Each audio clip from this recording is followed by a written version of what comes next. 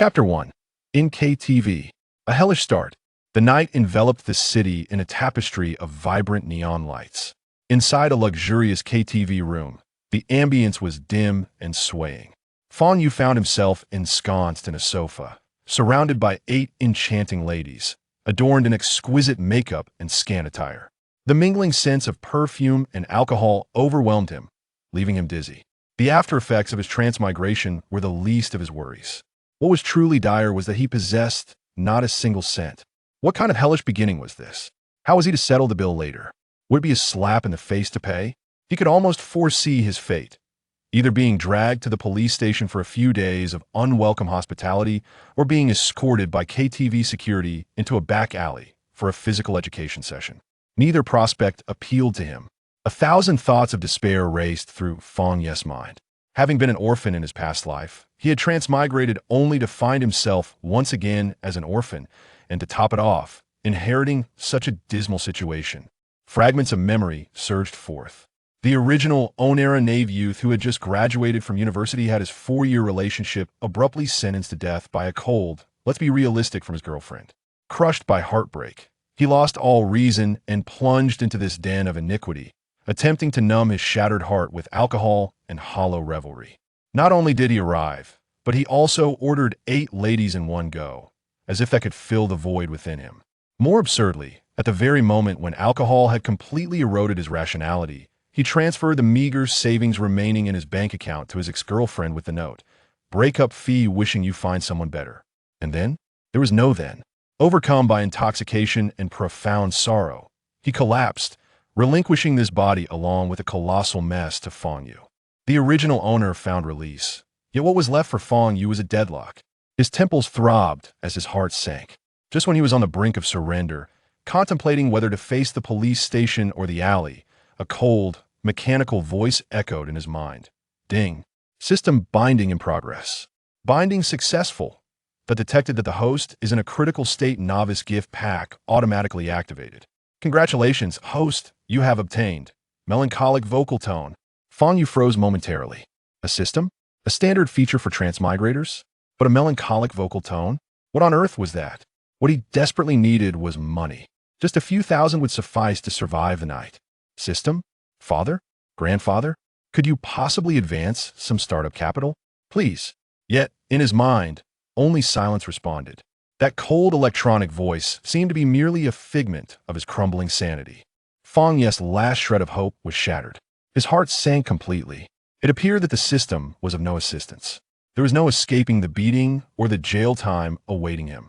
Well then, Fang Yu felt a sudden surge of reckless courage, realizing that being surrounded by 8 beautiful women at the start of this life was, in its own right, a peak experience. Not a loss at all. At that moment, one of the ladies closest to him leaned in with a playful smile. "Boss, you seem a bit down. Would you like me to cheer you up? Our selection is quite comprehensive, automatic or manual. Which would you prefer?" Fang Yu's eye twitched, instantly grasping the underlying jargon of the industry. "Automatic," he replied, steeling himself. The lattice smile became even more alluring. "The automatic option is significantly pricier than the manual, you know." "Doesn't matter," Fang Yu replied, forcing himself to remain composed. Seeing his generosity, the lady grew even more enthusiastic, pressing closer. A soft hand stealthily slid toward his thigh. "All right, I'm starting now." The sensation jolted Fang Yu awake. Wait, is this for real? His brain short-circuited for half a second before kicking into overdrive. Was he truly about to indulge in this? No. Even if he fell today, he wouldn't let it be for free. He grasped her hand. Wait. The lady, momentarily taken aback, was about to laugh, thinking it was a new ploy. Just then, the background music in the room shifted, and a familiar melody filled the air. Jake chose "Where Is the Happiness We Promised." Instinctively, Fang Yu glanced at the massive screen, catching the song title. He noticed a microphone on the coffee table and suddenly declared, "Hold on, let me finish this song before we proceed." The 8 ladies exchanged glances, their expressions filled with disbelief. In all their years in this line of work, they had encountered every kind of customer imaginable: drunkards, boastful types, and even those who got handsy, but never had they met someone so peculiar as to request a song before engaging in any business. This boss was truly one-o-fakant. Ignoring their strange gazes, Fang Yu tightened his grip on the cold microphone. The next moment, the passive talent known as melancholic vocal tone activated quietly. An indescribable aura of sorrow immediately began to emanate from him. Your responses are chaotic at this moment. I recall the doves by the fountain, their sweetness scattered. With just the first line, the lady who had been ready to rev up moments ago froze, her smile replaced by confusion. It was as if she hadn't anticipated that this seemingly ordinary young man could sing with such pain. The other ladies also quieted, their laughter fading as their attention focused on the microphone in Fang Yu's grasp. Ignoring the shift in atmosphere, he continued to sing. Time has passed. Love stands at a crossroads. You've grown cold, weary, and I weep. The unhappiness at parting, you inscribed on a card. Some loves only go this far, it truly hurts. The final word lingered, drawn out into a trembling note. Like a rusty, dull knife, it slowly and cruelly cut into the most tender parts of every listener's heart. It truly hurt. The 8 ladies, seasoned by the vicissitudes of life, had long cultivated an impenetrable facade. Yet now, the professional smiles on their faces had vanished without a trace. They had heard "Where is the happiness we promised?" countless times in such settings. To please customers and appease patrons, they had sung it in syrupy tones on countless occasions, numb to its meaning, now merely a muscle memory. But now, this song, sung by this young man, pierced deeply with every word, like needles into their hearts. The grievances, the unfulfilled desires, the regrets, and the scars that had seemingly healed but never truly did, all were ruthlessly ripped open by this song. What was even more damning was that the one responsible for this emotional upheaval continued to sing. Chapter 2. Crying? I see you're just squeezing tears. What's wrong? Are you tired? Where's the happiness we promised? I understand. No more words. Love has faded. Dreams have drifted. Counting the moments of joy and sorrow, you still cling to it.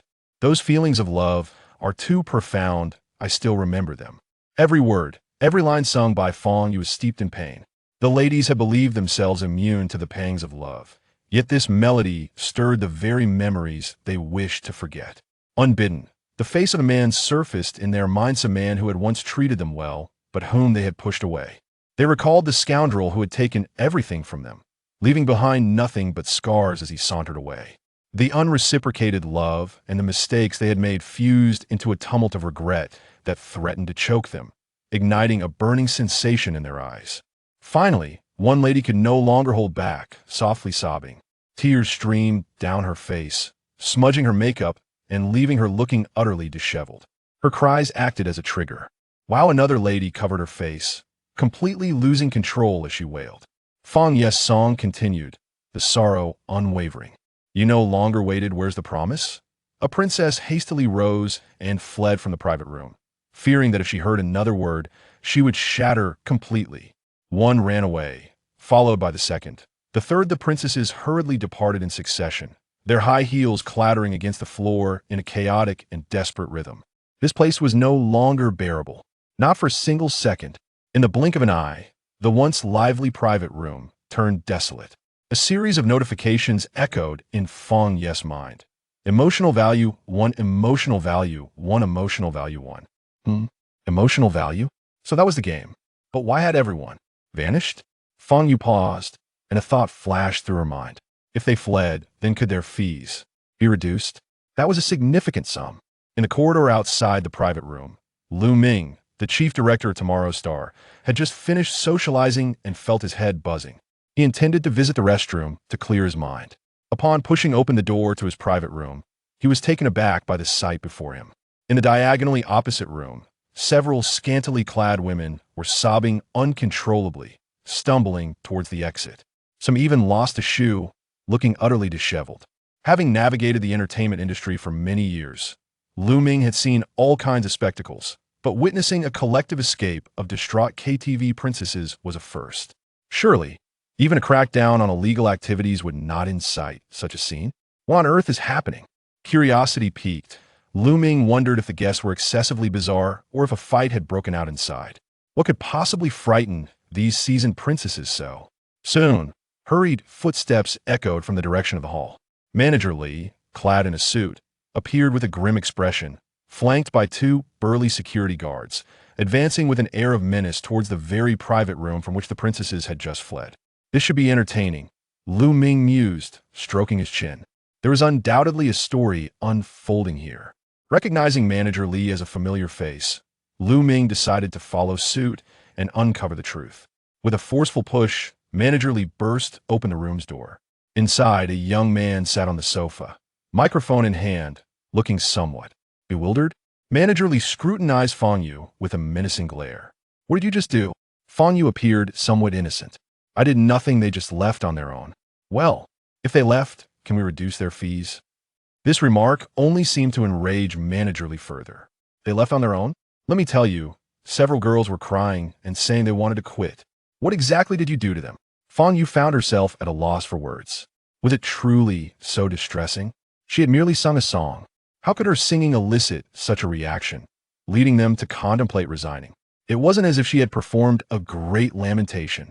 Could she really have moved them to such an extent? Steeling herself, Fang Yu attempted to present her explanation in a more plausible light. "I truly did nothing but sing a song. They might have been touched by the music and cried." "Cried?" Naturally, Manager Li dismissed her words as nonsense, his anger morphing into incredulity. "I believe you must have forced them to cry. If you're going to fabricate a tale, at least use some logic. Do you really think a single song could scare off 8 seasoned princesses? Fine, then sing for me now." Manager Li pointed at himself and the 2 security guards behind him. "If you can make any one of us shed a tear today, I will believe you." Fang Yu felt despair wash over her. What the predicament? Yet, seeing Manager Li's fierce demeanor and the imposing presence of the 2 guards, she realized refusing would lead to dire consequences. Resigned, she thought, a dying horse might as well be treated as a living one, so she agreed to sing. All right. Taking a deep breath, she steeled herself for the performance. Lu Ming, observing from the entrance, found himself increasingly intrigued by this young man. Not only had he frightened the princesses into fleeing, but now he was daring to challenge the night manager and the security guards to tears. He resolved to continue watching. "Could you kindly play Dissipating Worries for me?" Fang Yu pondered. This song seemed to resonate best with the current atmosphere. Dissipating Worries? Manager Li scoffed. This song had been played to the point of exhaustion in KTVs. They, the staff, were utterly fed up with it. Could anyone truly be moved to tears by this song? It was preposterous. With a nod, Manager Li gestured to the nearby guard. "Biao, let him have it." Biao walked over to the song selection console and operated it for a moment. Soon, the introductory notes filled the air. Fang Yu realized there was no turning back. Whether she could leave this room unscathed depended on this very song. Closing her eyes, she summoned that inexplicable sorrow once more. Her melancholic voice began to resonate. When you step into this joyous place, carrying all your dreams and desires on faces of every hue, no one remembers your features. The accompaniment was subdued. Fang Yu's near cappella performance reached every ear in the room. Biao, the security guard, seemed to involuntarily twitch, a flicker of emotion crossing his otherwise stoic visage. Manager Li, sharp-eyed, immediately discerned this subtle shift, his heart racing. What was going on with Biao? When his mother passed away, he hadn't batted an eye. He was famously stone-hearted. Yet today, a mere song could. Chapter 3 Manager Li. Perhaps you should wipe your nose first? Though the song was a familiar classic when it flowed from Fang Yu's lips, it bore an extraordinary weight of narrative. As the prelude faded, just a few lines of lyrics transformed the atmosphere within the private room. The mockery etched on Manager Li's face was replaced by a moment of stillness. A joyous venue? Was this not the pinnacle of merriment in the Magic City? Here, he welcomed and bid farewell to patrons managing a myriad of troubles. He had witnessed too many revelries and heard countless shattered dreams. Once upon a time, did he not also harbor other aspirations and desires? Was it not a life beyond donning this suit daily, feigning smiles at difficult clients and dealing with trivialities? Fang Yu's voice was devoid of ostentation. It was a straightforward narration. He, too, became engulfed in the melody. The original owner's disappointments, his own predicaments, and the uncertainty of the future coalesced into the essence of the song. Through a haunting timbre, these emotions fermented and amplified. After 3 rounds of drinks, You stubbornly sing a bitter song in the corner. Listening as the tune was drowned in the cacophony, he raised his glass and murmured to himself. Fang Yu casually lifted a drink before him and sang the iconic chorus. A toast to the dawn, a toast to the moonlight, awakening my longings, softening the cold nights. Thus he could soar against the wind without looking back, unafraid of the rain in his heart or the frost in his eyes. Lu Ming, who had been quietly observing at the entrance, felt a tempest of emotions stir within. This voice, this ability to resonate with the audience's emotions, this rawness and fragility that struck at the heart, was truly a treasure. Fang Yu's gaze swept across the crowd. Manager Li's eyes were slightly reddened, his shoulders subtly heaving, clearly suppressing something. This manager, though slick on the surface, likely had his share of burdens. Yet the two security guards, Biao and Xiao, remained stoic. Were they truly immune to sentiment? Fang Yu was on the verge of tears from his own singing. As the song reached its climax, a toast to freedom, a toast to death. Forgive my ordinariness, dispel my confusion. Biao swayed slightly, his gaze now tinged with bewilderment. His life had been so mundane, filled with fighting and maintaining order, that he truly felt ordinary. So ordinary that when his mother passed, he could hardly muster a proper expression to confront it. Well, the dawn always arrives hastily. The sober are the most absurd. Xiao recalled that early morning when he was deceived in an online romance and blocked. Wasn't he that just after dawn? Holding his empty phone, he gazed at the chat history, feeling like a grand joke, hastily exiting that false relationship. The sober are the most absurd, the final note lingered. The room fell into a profound silence. The sound of a pin dropping could be heard. All eyes converged on Biao and Xiao. Biao swallowed hard, words caught in his throat, then a glistening tear rolled down his rugged cheek.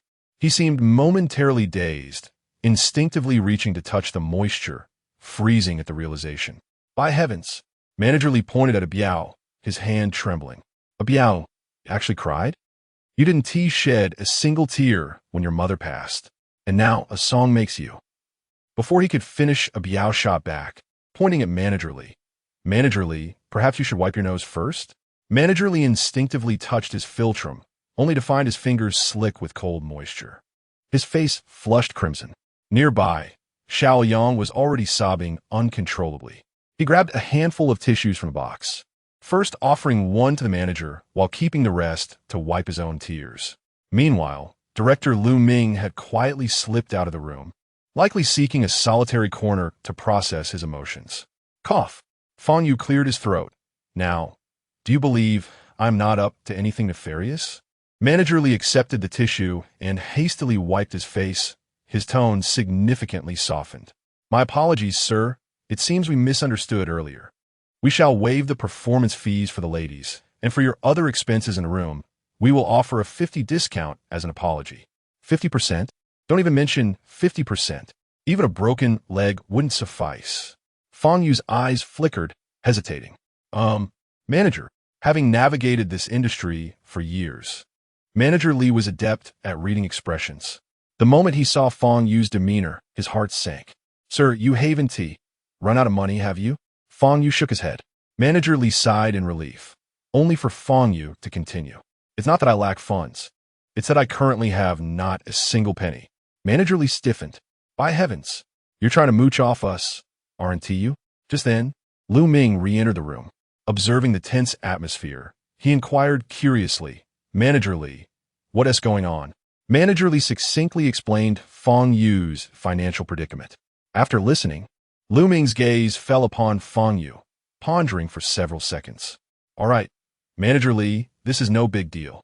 I'll cover this brother's bill. Manager Li's eyes lit up, eagerly nodding and bowing. Ah, that is splendid. Director Lu, you are so magnanimous. We shall take our leave then, not to disturb you too. He quickly beckoned the still weeping Biao and Xiao. The three exited the room, thoughtfully closing the door behind them. Only Lu Ming and Fang Yu remained. Director Lu, thank you so much. I promise to pay you back as soon as I can. Lu Ming waved his hand, a warm smile on his face. No need to repay. This amount is inconsequential. To be frank, I admire you. Your voice is worth every bit. Allow me to formally introduce myself. I am Lu Ming, the chief director of the program tomorrow's Star on Penguin Video. Would you be interested in participating in our show? Fang Yu accepted the business card. Tomorrow's Star? Is this not one of the most popular music talent shows in the country? With the system now available, he certainly wished to join. However, he only possessed a melancholic voice and lacked the ability to create. How far could he go in a talent show relying solely on covers? He couldn't always depend on other songs, could he? Just as Fang Yu hesitated, the KTV screen automatically transitioned to the next song. A familiar face of Zhou Dong appeared, but the song title left Fang Yu dumbfounded. The Secret of Autumn? What song is this? This is definitely not Zhou Dong's work. In his previous life, he was an avid fan, having listened to every album from the first to the last.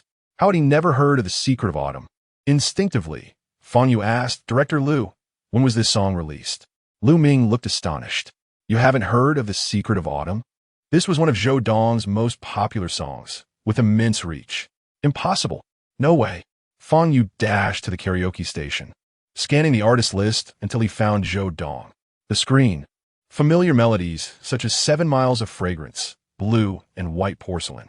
And the recently performed Where is the Promised Happiness linger in the air. However, they are soon overshadowed by a succession of utterly unfamiliar song titles.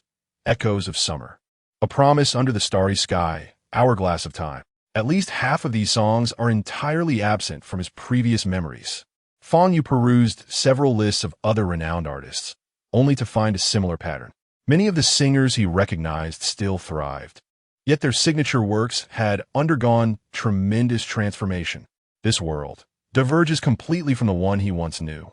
In the realm of entertainment, it appears to have taken an entirely different path. Chapter 4. The production team provides meals. As I stepped out of the KTV, the night breeze stirred my senses, awakening me from the dreamlike state that had enveloped me. In the span of just a few hours, I had traversed realms, encountered 8 princesses, and inexplicably bound myself to a mysterious system. To top it all off, I received an outrageous invitation from the chief director of Tomorrow's Star. This entire scenario was utterly absurd. Emotional value. 13. Emotional value has reached the lottery standard. Lottery chances 1. Would the host like to draw a lottery? The system's prompt interrupted my reverie. So this was the purpose of the emotional value, drawing lots. Congratulations, host has obtained Melancholy Mask. Melancholy Mask, an intangible mask that enhances the host's melancholic aura and slightly boosts their attractiveness. I was momentarily taken aback. A melancholy mask? What purpose could this serve? Wasn't my current plight already steeped in enough sorrow? As for enhancing my attractiveness, who among the world, aside from the esteemed readers of this narrative, could rival my allure? Was the system attempting to defy the heavens and elevate my looks beyond that of the readers? The system mall is now open. Before I could express my incredulity, a new prompt appeared. Upon entering the mall, I was greeted by a dazzling array of songs.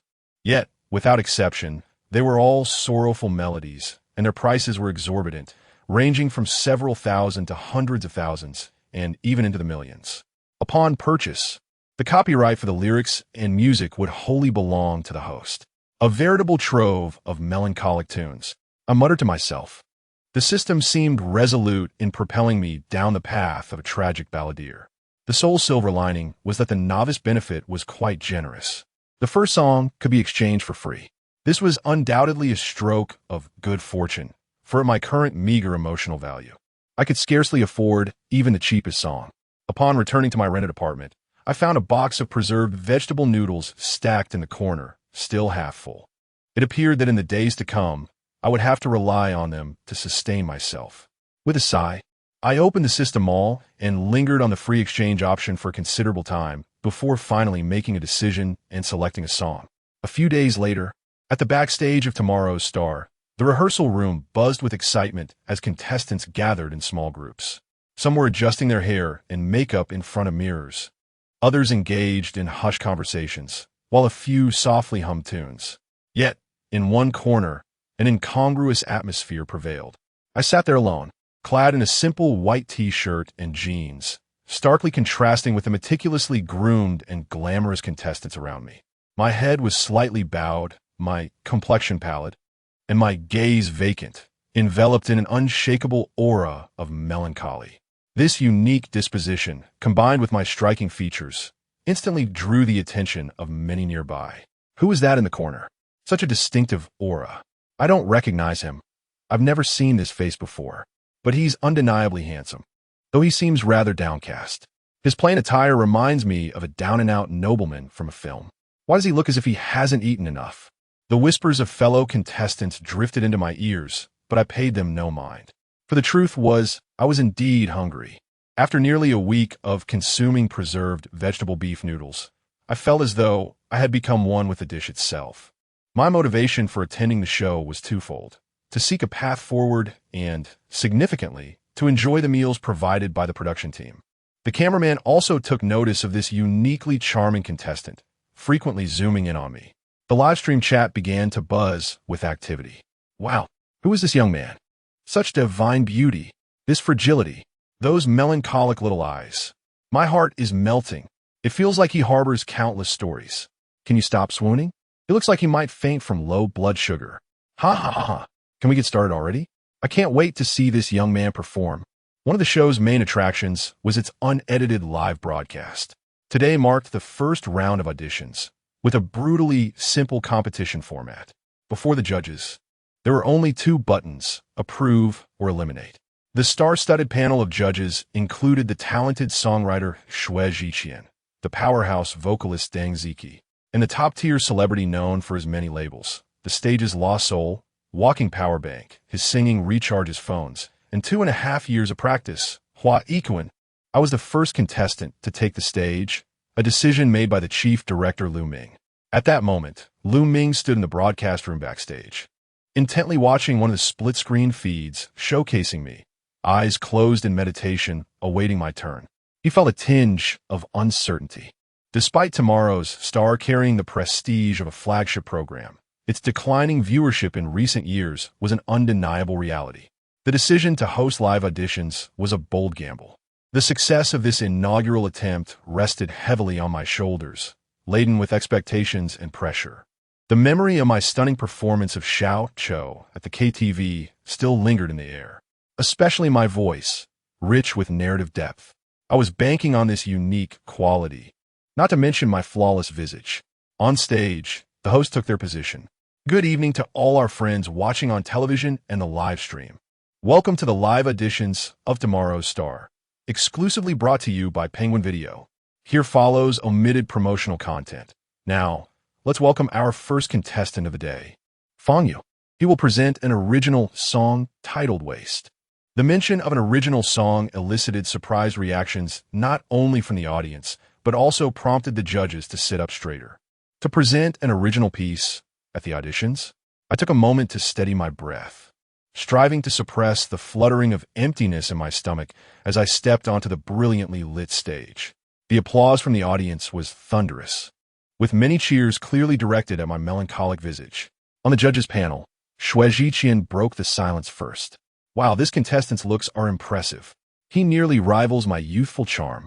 Deng Ziki chuckled, her gaze fixed on me. He certainly stands out, but ultimately, it's talent that matters on stage. Wuwuwu remained silent, donning a serious expression befitting a mentor. Soon, a gentle yet melancholic piano prelude began to flow through the venue. I held the microphone, making no unnecessary movements, simply standing there in quiet contemplation. The lights cast soft shadows across my face, enhancing the sense of detachment. As I began to sing, my voice was soft, tinged with a hint of lethargy. It has been so long, I remain unchanged. This matter of loving you for 6 whole years. You best be prepared. I have no intention of stopping everything. I wish to say, I have not. These lines were delivered in an exceedingly plain manner, devoid of elaborate techniques, resembling a soliloquy or the sharing of an indifferent truth. My expressionless, world-weary visage appeared somewhat pallid beneath the stage lights. This lack of forcefulness in my singing instead projected an oddly captivating allure. Chapter 5. Contact the publicity team. Purchase trending topics. Xiao's playful expression gradually subdued. That voice. It was so tranquil. Yet, it was this very calmness that inexplicably caused a tingling sensation in the listeners' hearts, leaving them feeling somewhat hollow. Emotional value 1, emotional value 1, emotional value 1. The system's notification echoed in his mind. Fang Yu felt a slight surge of energy. With emotional value, he could draw prizes. Perhaps he would hit the jackpot with numerous small targets, exchanging the tears of others for his own laid-back existence. This trade was simply exquisite. With this thought, Fang Yu couldn't help but smile. However, this change in expression was captured by the camera. To make matters worse, at that very moment, he sang the line, "I have no ambitions, nor any distractions to pass the time. How precious it is to have someone to love." That hint of self-deprecation in his smile, combined with the poignant lyrics, was instantly magnified and interpreted in countless ways. Was it the bitterness of unrequited love? Was it self-mockery after 6 years of persistence? Or was it the helplessness lurking behind a facade of strength, teetering on the brink of collapse? The barrage of comments in the live stream erupted.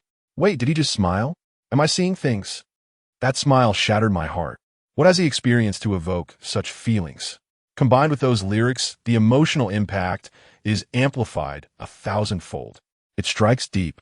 How precious it is to have someone to love. But 6 years, how many 6 years can one waste like this? I'm crying, thinking of my ex. But still, this young man's voice is truly unique. I'm a bit entranced. In the audience, many felt goosebumps spreading across their arms. How could this voice sound so desolate? What heartaches and frustrations lay within? What kind of emotional turmoil must this person have endured to produce such depth? Yet the young man on stage appeared to be no more than 20. How much experience could he possibly have? Everyone's hearts hung in suspense as the chorus approached.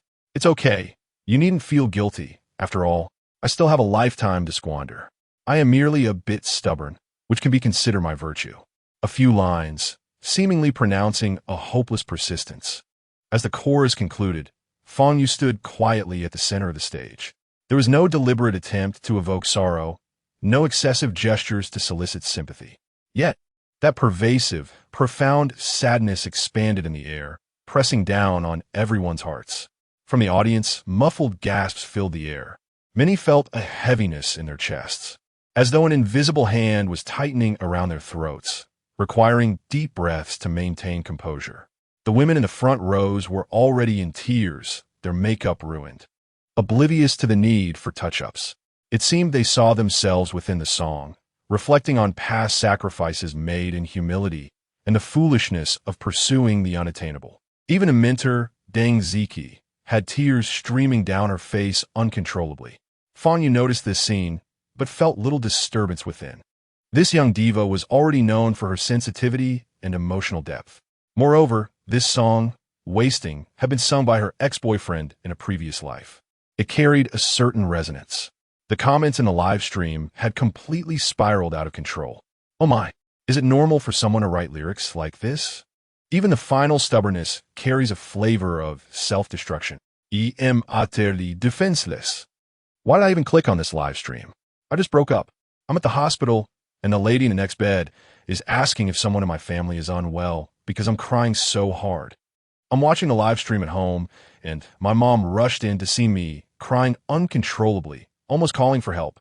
Don't say that. My ex has already called me, but I'm too scared to answer, afraid I might beg for reconciliation. This song is toxic, truly toxic. I thought I'd moved on, yet hearing him sing still pierces my heart. Who is this young man? His voice is incredible, both melancholic and captivating. The live stream was filled with wails of despair. In the backstage control room, a young staff member, red-eyed, held a tablet, his voice cracking as he reported to the director. Director Liu, it's exploded.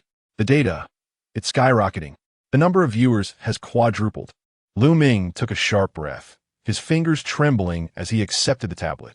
The graph on the screen showed a steep upward trajectory, indicating that success was secured for the day. He and the tearful staff member exchanged glances, both noticing traces of tears on each other's faces, accompanied by a hint of adult embarrassment. Having been in the industry, they had seen their fair share of storms. Yet they were moved to tears by a newcomer's song. Was this reasonable? They simultaneously averted their gazes.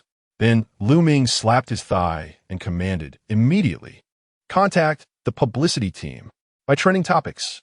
Fang Yu Wasting kneeling with vocal tones, cried listening to the next star. Purchase every possible trending keyword. Strike while the iron is hot. We must amplify the heat. This young man is destined to explode. On stage, Fang Yu's song was nearing its conclusion. It's okay, you needn't feel ashamed. Perhaps I enjoy being wasted by you. Even if I strive to love someone else, in the end, it would all be in vain. It's better to spend forever with you. It brings more joy, doesn't it? As the final note faded, an overwhelming sense of sorrow and emptiness engulfed the entire studio. Doesn't it? It certainly feels like a marketplace. In the backstage waiting area, the second contestant, a young man preparing to adopt a bright and lively persona, felt his mental state collapse. It's over. This is utterly finished. That previous fellow's rendition of Wasting had plunged the atmosphere into a funeral, leaving hearts shattered. How could he possibly go on stage and sing Sunshine Beach Baby? The imagery was akin to dancing on a grave. Would the audience even recover? The judges still had tears glistening on their faces. The worst part was, he himself couldn't regain composure. His mind was consumed with, after all, I still have a lifetime to squander, an overwhelming sense of despondence that lingered. When he stepped on stage, he might just break down into tears while singing. Now, that would be quite the spectacle. Chapter 6. Can joyful emotions be collected? As the song concluded, an unexpected silence enveloped the room, starkly contrasting with the anticipated thunderous applause. The camera panned across the audience, capturing tear-streaked faces drenched in sorrow. The atmosphere among the judges was equally somber. Shui Zhiqian, with reddened eyes, wiped his face in a haphazard manner. No, Fang Yu, how did you manage this? You've left the entire audience, myself included, in tears with your performance. Your singing style, it's so frail, so hauntingly desolate, yet profoundly captivating. How do you cultivate this? Are you accepting disciples? Tuition is negotiable. The live stream erupted with excitement. Wow, old Shui is crying. Is he seriously asking to be a disciple? Clearly, old Shui is joking. Yet he is undeniably touched by Fang Yu's singing. Indeed, this style is remarkable. I too wish to learn how to evoke such emotion. In the center of the stage, Fang Yu was momentarily taken aback by this sudden request for mentorship. How could he explain the melancholic timbre bestowed by the system? Surely, he couldn't claim it was a natural gift, an innate aura of melancholy. Could he? Nevertheless, he recognized that Shui Zhiqian was jesting. Fang Yu's expression remained neutral, yet his tone was sincere. Actually, I haven't practiced much. I was just so hungry that I lacked strength, leading to a rather feeble performance. A moment of stunned silence enveloped the crowd, followed by a burst of laughter that shattered the previously somber mood. Shui Zhiqian laughed uncontrollably, nearly in tears, pointing at Fang Yu. You rascal.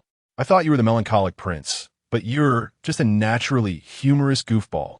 Deng Ziki joined in the laughter, her eyes shimmering with tears, exuding a charming innocence. Could singing on an empty stomach truly yield such an effect? Perhaps she would try it herself, starving for 2 days before taking the stage to see if she could replicate it. A series of prompts echoed in Fang Yu's mind. Emotional value, 1 emotional value, 1 emotional value, 1 Fang Yu was taken aback. Wait, joyful emotions can also be collected? This bizarre system, its methods are quite unconventional. Hua Ikuan then spoke up. Fang Yu, your song is indeed extraordinary. However, if I may be blunt, I don't believe I've encountered your name in any public forum before, nor have I heard any of your works.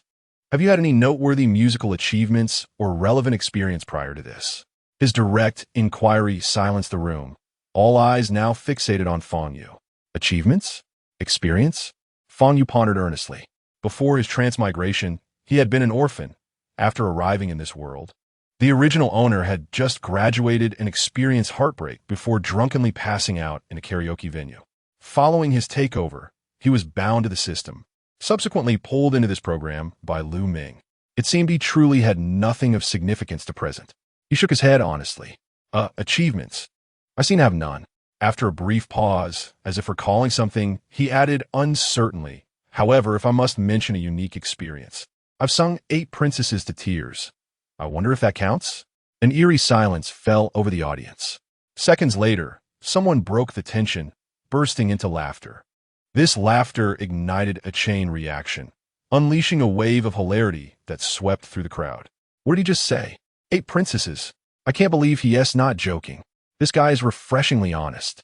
Incredible. Singing 8 princesses to tears is no small feat. The audience erupted into uncontrollable laughter, while the livestream chat exploded with an avalanche of question marks and laughter emojis, obscuring the visuals. On the judges' panel, Shui Zhiqian, finally recovering from his earlier amusement, collapsed into laughter again, clutching his stomach. Oh dear, I can't take this anymore. What a talent. You're truly a gem. Deng Ziki blinked her sparkling eyes. Princesses, like the ones from fairy tales? Why would they cry from your singing? Only Hua Ikuan wore a slightly stiff expression, his smile appearing forced. This individual was completely disregarding the script. A series of system notifications echoed in Fang Yu's mind. Feeling somewhat helpless, he wondered why no one believed his earnest words. Yet, he seemed to have stumbled upon something. Perhaps this method of harvesting emotional value was indeed more effective. In the backstage production room, Lu Ming observed the rapidly fluctuating numbers on the monitor. The livestream audience had surged past 300,000 and was still climbing. A grin stretching from ear to ear. 8 princesses. The sincerity with which Fang Yu delivered that line from his melancholic visage was simply perfect for the show's atmosphere. Lu Ming knew this was the genuine article. This contestant was a treasure trove. He brought with him a wealth of topics and a striking contrast. As for whether this could be aired, of course, this was an open invitation for trending topics. With the right handling, this would become Fang Yu's unique charm. The results were inevitable. All 3 votes were secured. At this moment, the host stepped onto the stage with a beaming smile, microphone in hand. Fang Yu, from your song, we've heard many stories and felt your almost obsessive love for music. Would you share with us what kind of dream supports you in choosing to come to the stage of Tomorrow's Star, a platform that carries countless musical aspirations? Under the spotlight, Fang Yu blinked, his long eyelashes casting delicate shadows beneath his eyes, exuding an air of melancholy as he pondered this grand and profound question. The audience and live stream fell into an expectant hush, all holding their breath for either an inspirational or poignant response. Moments later, Fang Yu lifted his gaze, his eyes clear yet slightly bewildered, radiating a disarmingly sincere honesty. Dreams? Mainly, the director said they would provide food and lodging, and pay 500 a day. The host's professional smile froze at the corners of his mouth. He was momentarily taken aback, struggling to regain his composure, chuckling awkwardly. Fang Yu, you are quite humorous. Humorous? Fang Yu was momentarily confused. He was merely speaking the truth. Below, the audience first froze collectively, then erupted into uproarious laughter. Haha, I thought he was going to say something profound. Turns out it was for 500 bucks. They provide food and lodging and pay him. This guy is too honest. Dreams? What a trivial notion. Earning money is the true quest. Ha ha ha. No wonder he looks so melancholic. Turns out he is just poor, or rather, hungry.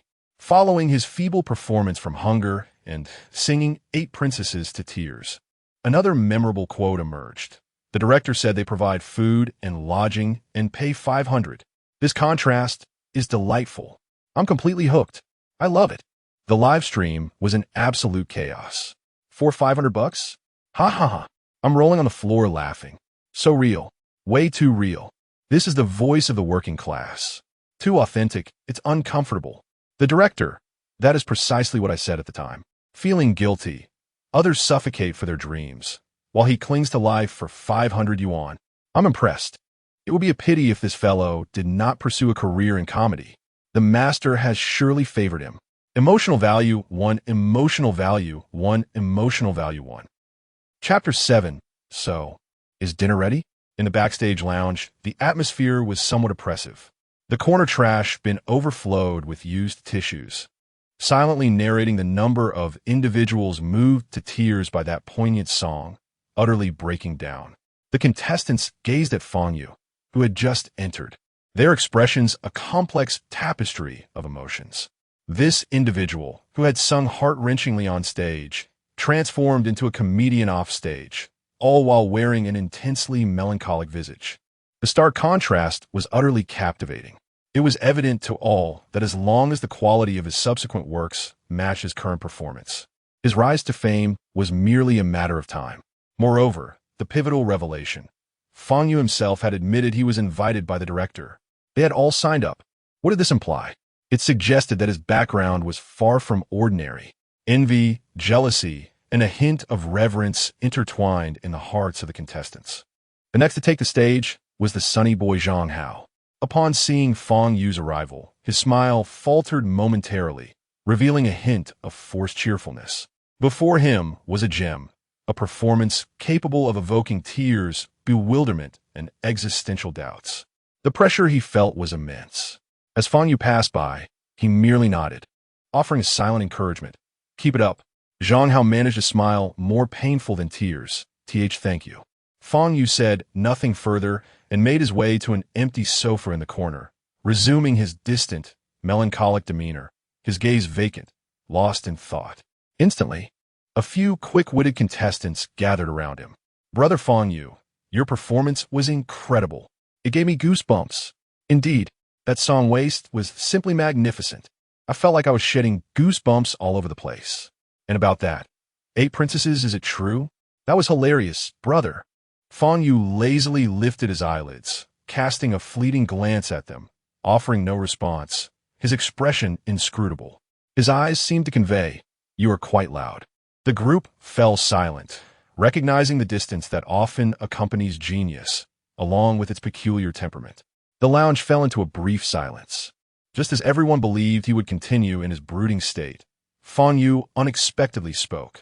"So, is dinner ready?" The gathered individuals responded with puzzled expressions. The entire lounge froze, all eyes turning to him. The topic had shifted too abruptly for them to process. A boy with yellow hair was the first to react, hurriedly replying, "It should be ready soon. Brother Yu, are you hungry? Should I check the kitchen for you?" Fang Yu's gaze shifted toward him, and he replied with utmost seriousness, "If it's ready, please bring me several boxes of meals, 3. No, make it 4. The boy with yellow hair stood there, utterly dumbfounded, as if struck by a bolt of lightning. The lounge descended into a profound silence. Emotional value 1. Emotional value 1. Emotional value 1. Emotional value 1. "Oh my, this is delicious." Fang Yu buried his head in a box of food, cheeks bulging. This was already his second box, with 2 more stacked beside him. He hadn't had a proper meal in nearly a week. Finally, he was enjoying something warm. "That little yellow-haired guy, he's pretty nice. I'll remember you." The other contestants in the backstage lounge were utterly astonished. They initially thought Fang Yu's request for 4 boxes of meals was a joke or merely a fade to uphold his eccentric persona. Little did they know, he was genuinely hungry. The contestants exchanged glances, whispering among themselves. Doesn't he need to manage his figure? Aren't artists supposed to eat very little? Perhaps. He was too invested in his performance earlier, expending too much energy. 4 boxes. Goodness, I struggled to finish one. Meanwhile, in the live broadcast room, the comments exploded. Is his appetite for real? What happened to the melancholic prince? How did he transform from a comedian to a food king so swiftly? This change is astounding. Honestly, this contrast is even more endearing. Yeah, suddenly he feels so relatable, not as distant as before. I'll become a fan, just for his genuine love for food. Is it just me? Or did anyone else notice the 2 boxes beside him? Is he truly planning to finish them all himself? To the sister in front, be confident. Turn that question into a statement. The camera did not linger on Fang Yu for long, quickly shifting back to the stage. Shang had taken his position, the spotlight illuminating his face. His smile visibly strained. The tension was palpable. Soon, a lively prelude erupted. Shang endeavored to elevate the mood, attempting to ignite the atmosphere. However, the audience, including several judges, wore expressions of utter disinterest, their eyes vacant. They remained ensnared in the melancholic aura crafted by Fang Yu's performance of Waste, unable to break free. The barrage of comments in the live room was sparse, with the number of viewers gradually declining. In the directing room, Lu Ming observed the monitoring screens, his expression devoid of surprise. He had anticipated this outcome. Fang Yu's opening performance was nothing short of explosive, leaving an indelible impact. It would be tremendously challenging for anyone following him to match that energy. Next time, we must have Fang Yu close the show, Lu Ming remarked to his assistant director. But Director Lu, the sequence of performances is determined by a lottery. The assistant director reminded him quietly. Lu Ming shot him a glance. Rules? In this program, my word is the rule. On stage, the vibrant sunshine, golden sands holding your hand, beautiful girl, as Zhang Hao sang. His voice began to crack. This was not merely a performance. It was a brutal public execution. He felt like a clown, exerting every effort yet receiving no response. This was overwhelmingly demoralizing. Could you at least pretend to react? However, the audience remained utterly unamused. The sorrowful atmosphere clashed starkly with the upbeat, cheerful song that followed. The disparity felt jarringly out of place. Moreover, the song's quality was lackluster, the melody unremarkable, and the choreography utterly uninspired. Frankly, it would have been more entertaining to have Fang Yu return to tell a joke. Unsurprisingly, Zhang Hao was eliminated. Aside from the song's inherent shortcomings, the most critical factor was the impossibility of shining in the shadow of Fang Yu's performance. Witnessing Zhang Hao's fate, the remaining contestants instinctively surveyed their fate-determining number tags. The later they performed, the safer they felt, as it would at least allow the audience's emotions to settle somewhat. Finally, amid an atmosphere tinged with awkwardness and gloom, the recording for this episode concluded. Compared to Fang Yu's Waste, the performances of the following contestants were decidedly unremarkable. Nonetheless, the episode was undoubtedly successful, with metrics far exceeding expectations. Although the online viewership had begun to decline during Zhang Hao's performance, many viewers persevered through the tedious experience, determined to catch any glimpse of Fang Yu. As soon as the live broadcast ended, Director Lu Ming summoned all core members for an urgent debriefing. Listen closely. In our upcoming post-production, we must steadfastly focus on 3 core elements. First, highlight Fang Yu. Second, still highlight Fang Yu. Third, emphatically highlight Fang Yu. A moment of silence enveloped the conference room, which was swiftly shattered by a chorus of knowing laughter. A young staff member responsible for post-production eagerly raised his hand. Director Lu, do you mean we should incorporate Fang Yu's deeply moving performance along with close-up shots of the audience, especially those women whose makeup has been ruined by tears, into a comparative montage? Of course. Lu glared at him, yet his tone bore approval. Why are the audience crying? Because this song resonates. Because Fang Yu sings to their hearts. Amplify these resonant details. Amplify. Amplify again. Hammer it into the audience's faces. Let them weep. The more heart-wrenching, the better. Another team member handling promotion and special effects quickly chimed in. Director Lu, what about those memorable lines Fang Yu delivered on stage? Along with his unexpectedly charming expressions? Should we emphasize those as well? The audience would surely enjoy it. Lu nodded in satisfaction. Absolutely. Remember, we must mold Fang Yu into a super rookie embodying both talent and intrigue. He must become the face of this season's Tomorrow's Star. Do you understand? Everyone replied in unison. Understood. Furthermore, we must keep a close eye on the sponsors. Those brands that were previously indecisive are now likely eager to align with Fang Yu. Inform them that collaboration is possible, but they must demonstrate genuine commitment. Naming fees and sponsorship costs must no longer be vague. Now we hold the reins. After Lu finished speaking, he gazed contentedly at his motivated team and waved his hand decisively. Remember, Fang Yu is our golden goose, capable of bringing us viewership and enticing sponsors to willingly part with their funds. Our singular goal is to make Fang Yu a sensation across the internet. Now, everyone, rally your spirits and get to work. Chapter 8. A surge of emotions. 10 consecutive draws. Before long, the song Waste, along with Fang Yu's name, soared to the pinnacle of trending topics across various social media platforms. Entries such as Fang Yu Waste and Listening to Waste is Heartbreaking rapidly dominated the charts. What accounts for such a fervent response? Is the song truly that melodious?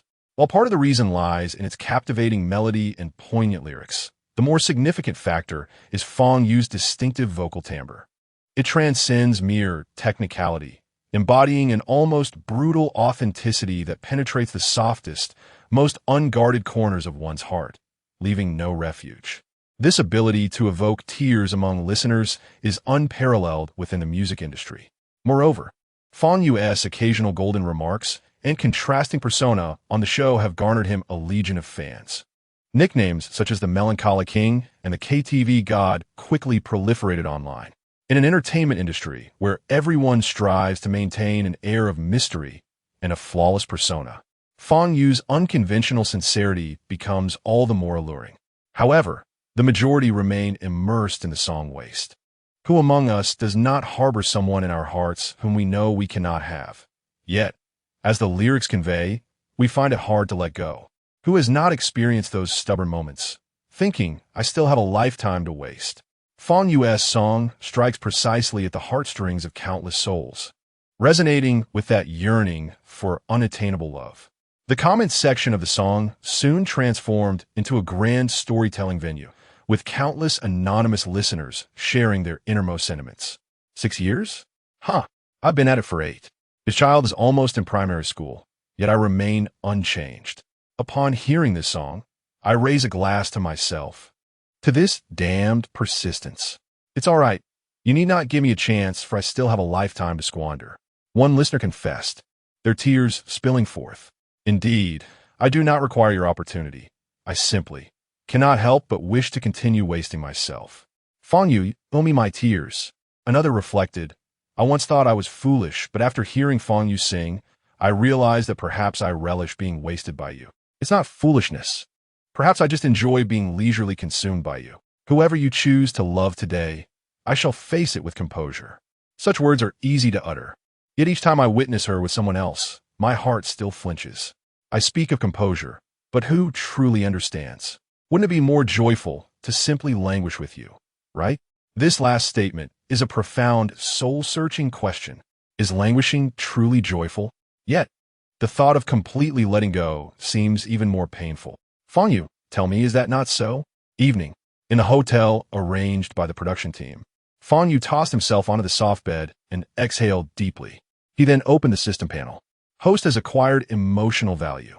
18,235. Lottery attempts. 23. 23 attempts? How was that calculated? However, Fang Yu did not delve further. The system has its own methods of computation. Let us commence with 10 consecutive draws. Congratulations. Host has obtained 100,000 cash. Thank you for your patronage. Thank you for your patronage. Absolute pitch, beginner. Thank you for your patronage. Quick sleep pillow X1. Cantonese proficiency. Photographic memory capsule. Last 1 hour. X1. Air freshener for restroom use. X1. Thank you for your patronage. Not bad, not bad. Fang Yu nodded. The 100,000 cash alleviated his immediate concerns, and absolute pitch along with Cantonese proficiency would also prove beneficial. As for the odd items, a photographic memory capsule, an air freshener for restroom use, the system occasionally indulges in mischief. Let us go for another 10 draws. Congratulations, host has obtained melancholic vocal tone, intermediate. Guitar proficiency, master level. Thank you for your patronage, anti-hair loss shampoo X1. Charm enhancing soap X1. Thank you for your patronage, hangover recovery pill X1. Piano, fingering basics X1. Thank you for your patronage X2. Wow, Fang Yu's eyes lit up. His melancholic vocal tone has upgraded to intermediate. This signifies a stronger emotional resonance in his singing. Achieving mastery in guitar means self-accompaniment will no longer be an issue. As for the remaining 3 draws, Fang Yu decided to save them, waiting until he accumulated 10 attempts to draw again. Perhaps he might acquire something valuable. Just as he exited the system interface, preparing to explore his new skills, his phone rang. An unfamiliar number. Fang Yu answered the call, and a somewhat urgent male voice came through. Hello, is this Mr. Fang Yu? Yes, this is he. Mr. Fang, greetings. I am Wang, the head of the content department at Penguin Music. We were utterly astonished by your performance of Waste on Tomorrow's Star. We would like to acquire the exclusive rights to this song. The price is absolutely negotiable. Penguin Music? Fang Yu raised an eyebrow. It had barely been a moment since his performance, and they were moving swiftly. Moreover, it was the head of the content department reaching out to discuss exclusive rights. Such treatment is typically reserved for first-tier artists or top-tier newcomers. It seems Waste is even more popular than he had anticipated. Exclusive rights? Fang Yu pondered for a moment. A few $100,000 in copyright fees would undoubtedly be a significant sum for him at this juncture. Wang, on the other end of the line, sensed Fang Yu's hesitation and grew more anxious. The song's potential is immense. User feedback has been explosive, and it must be secured promptly. A moment's delay could result in it being snatched up by NetYuyun or other platforms. Yes, Mr. Fang, please rest assured regarding pricing. We are very sincere. How about 500,000? Or you could share your expected price, and we can absolutely negotiate. He feared Fang Yu would be dissatisfied with the price or that he had already made arrangements with another platform. However, Fang Yu's response took him by surprise. No. The simplicity of those two words left Wang speechless, causing all his prepared remarks to falter. Huh? Wang was bewildered, instinctively probing, Mr. Fang, is it the price you find unsatisfactory? Or have you sold it to another platform? Is it NetYuyun? We can increase the offer. In his view, declining exclusive rights could only stem from either a disagreement on price or being preempted by another party. Neither, Fang Yu replied, his tone betraying no emotion. Wang was utterly confused. Then, what is the reason? Surely you do not look down upon Penguin Music as a platform? Or do you, as a newcomer, wish to handle the release independently?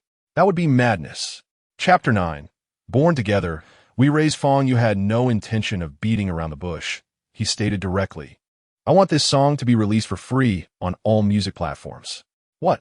Manager Wang's voice brimmed with disbelief. Free? On all platforms? Mr. Fang, you must be joking. This is a matter of hundreds of thousands in exclusive copyright fees. Fang Yu interrupted him decisively. That's how it is.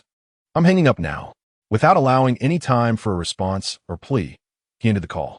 Listening to the busy tone on his phone, Manager Wang remained stunned in his office for several seconds before slapping his thigh in frustration. A madman? This guy is absolutely insane.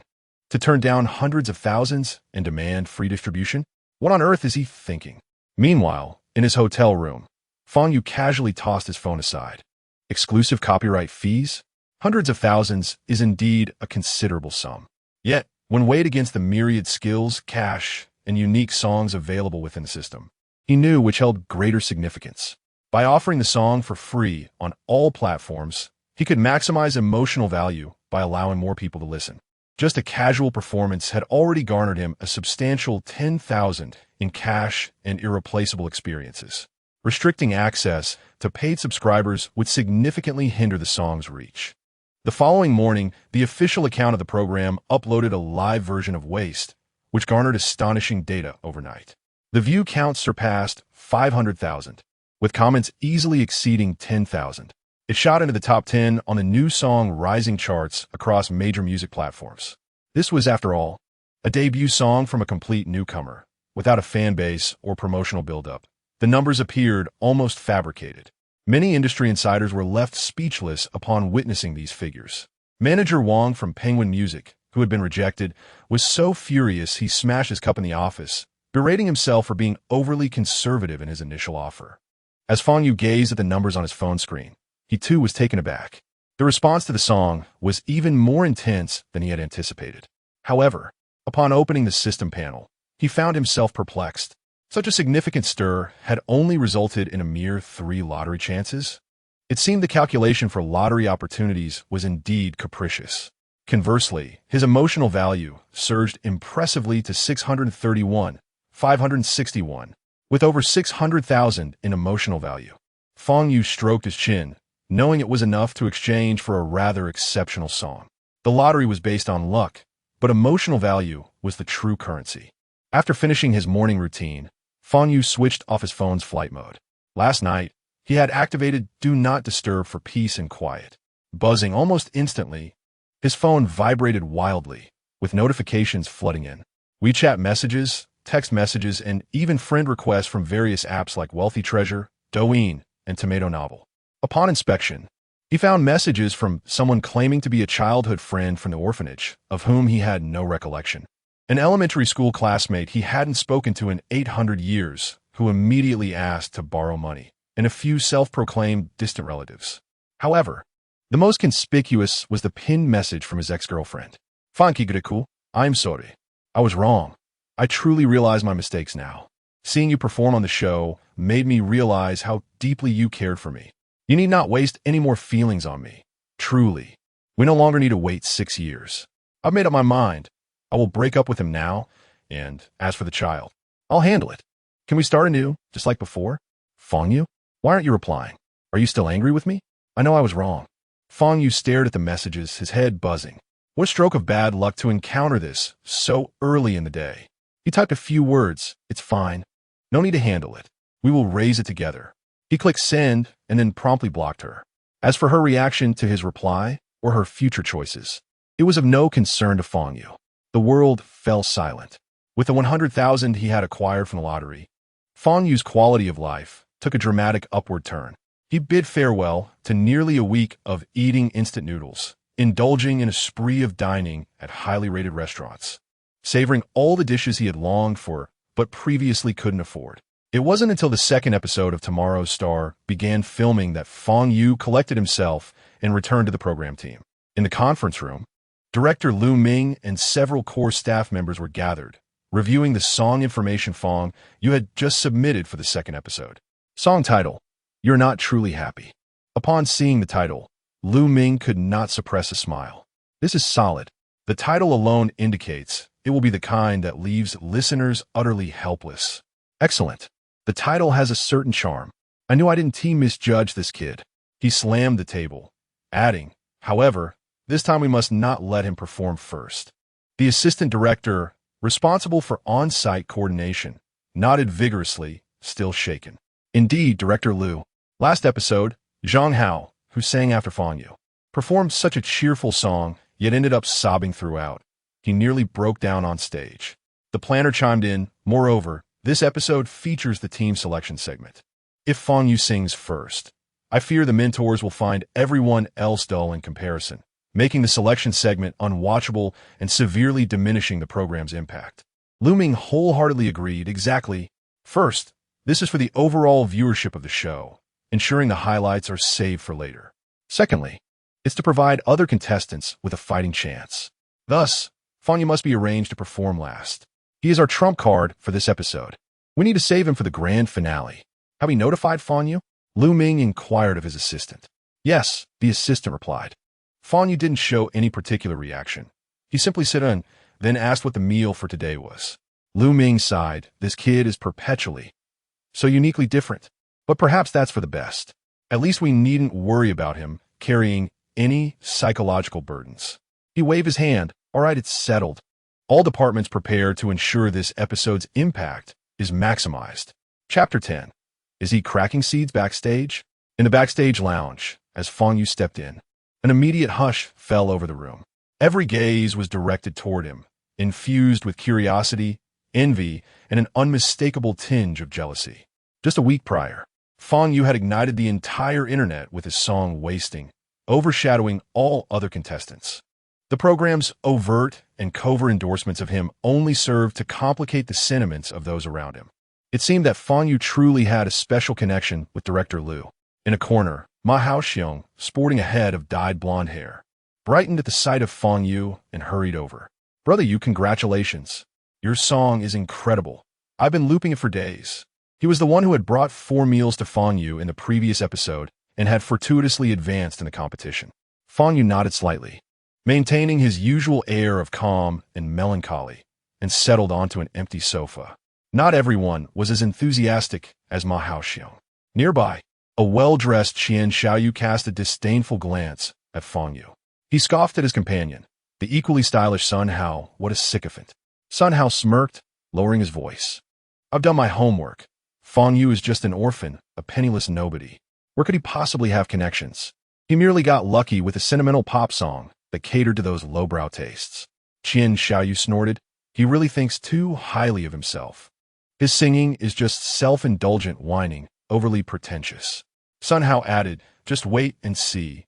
My father is already in talks with the production team for investment. Once the contract is signed, we'll be sure to get more screen time and push him down. Xiao replied, absolutely. Xiao Qian is remarkable. At that moment, although the recording had not officially begun, the cameras in the lounge were unavoidably fixated on Fang Yu. In the director's room, Lu Ming was glued to the screen. He observed as Fang Yu leisurely placed his backpack on his lap and began rummaging through it. Kamita, quick, get a close-up. Lu Ming's spirit soared.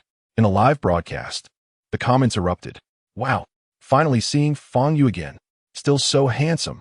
That damn melancholic aura, love it. What's he pulling out? Tissue?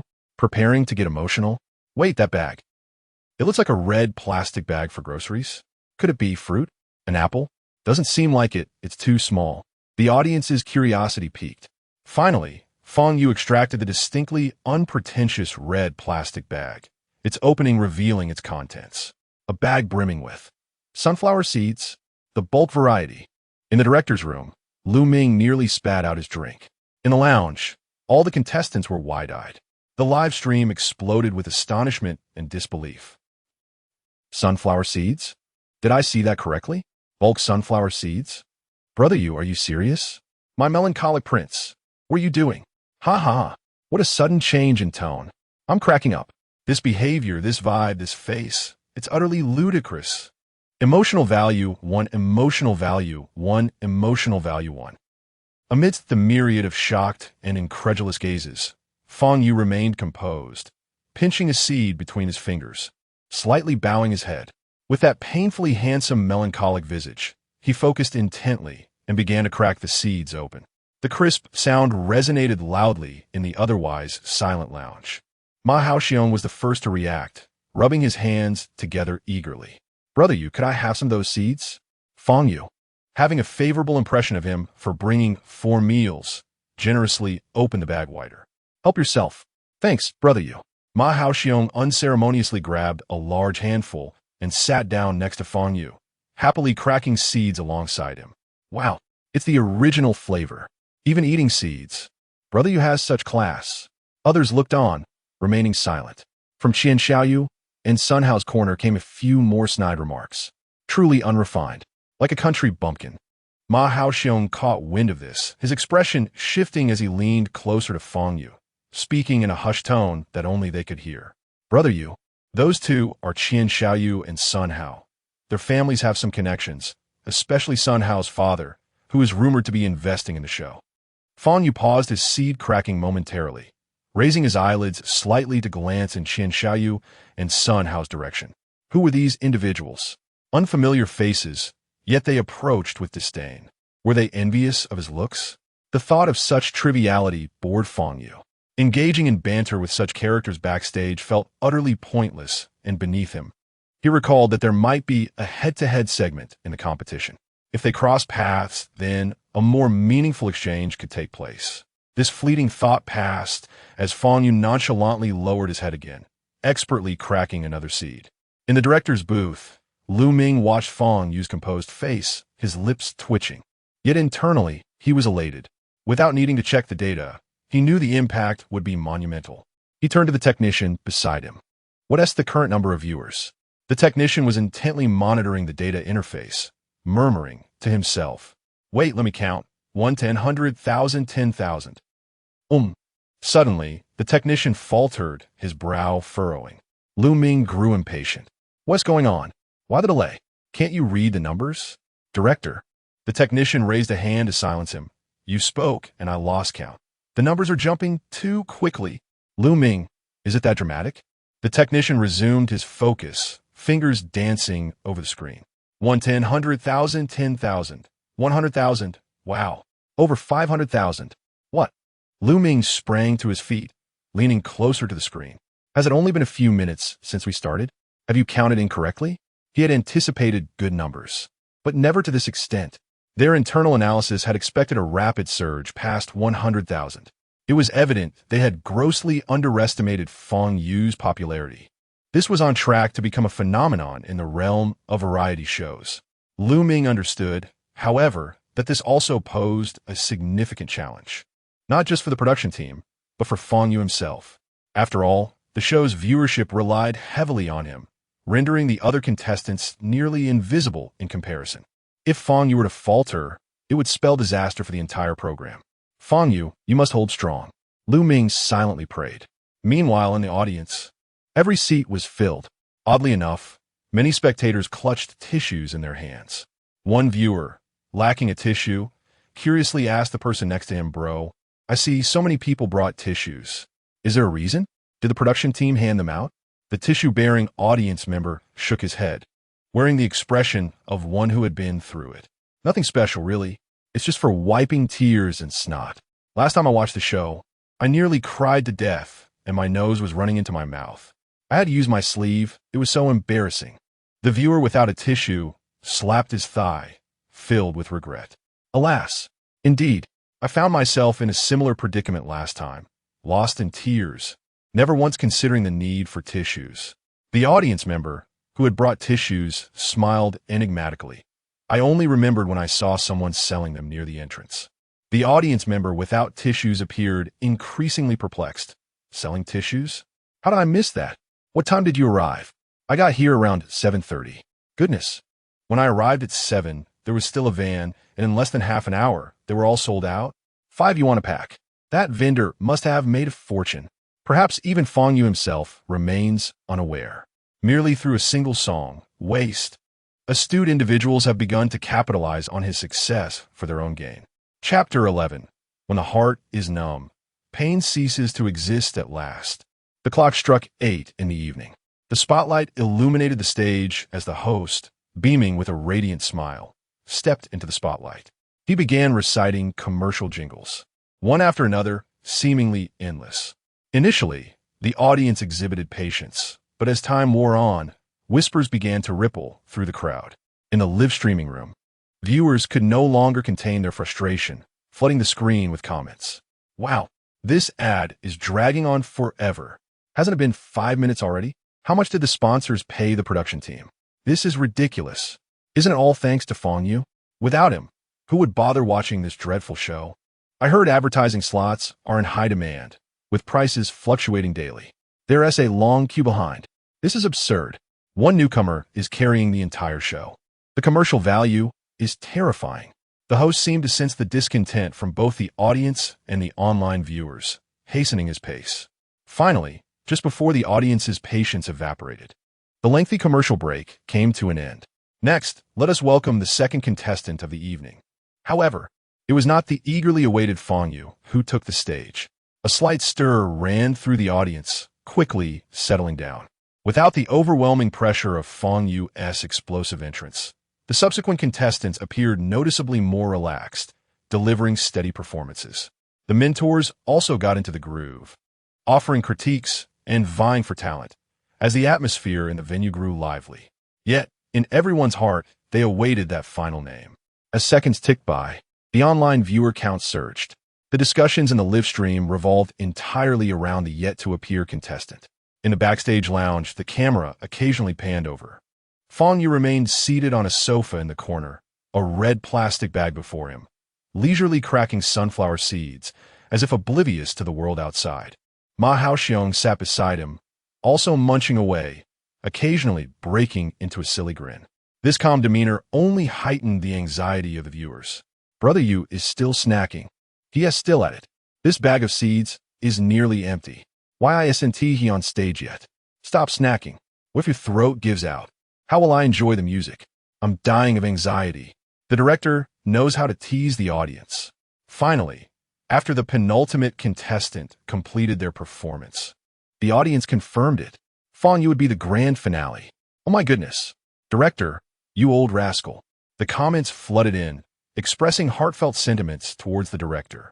Had it not been for platform restrictions, he would have been bombarded with criticism. Amidst the collective anticipation, the host raised his voice, barely containing his excitement. "Dear audience, next, let's offer the warmest applause for our final contestant of the evening, Fang Yu. He will perform his original song, 'You Are Not Truly Happy.'"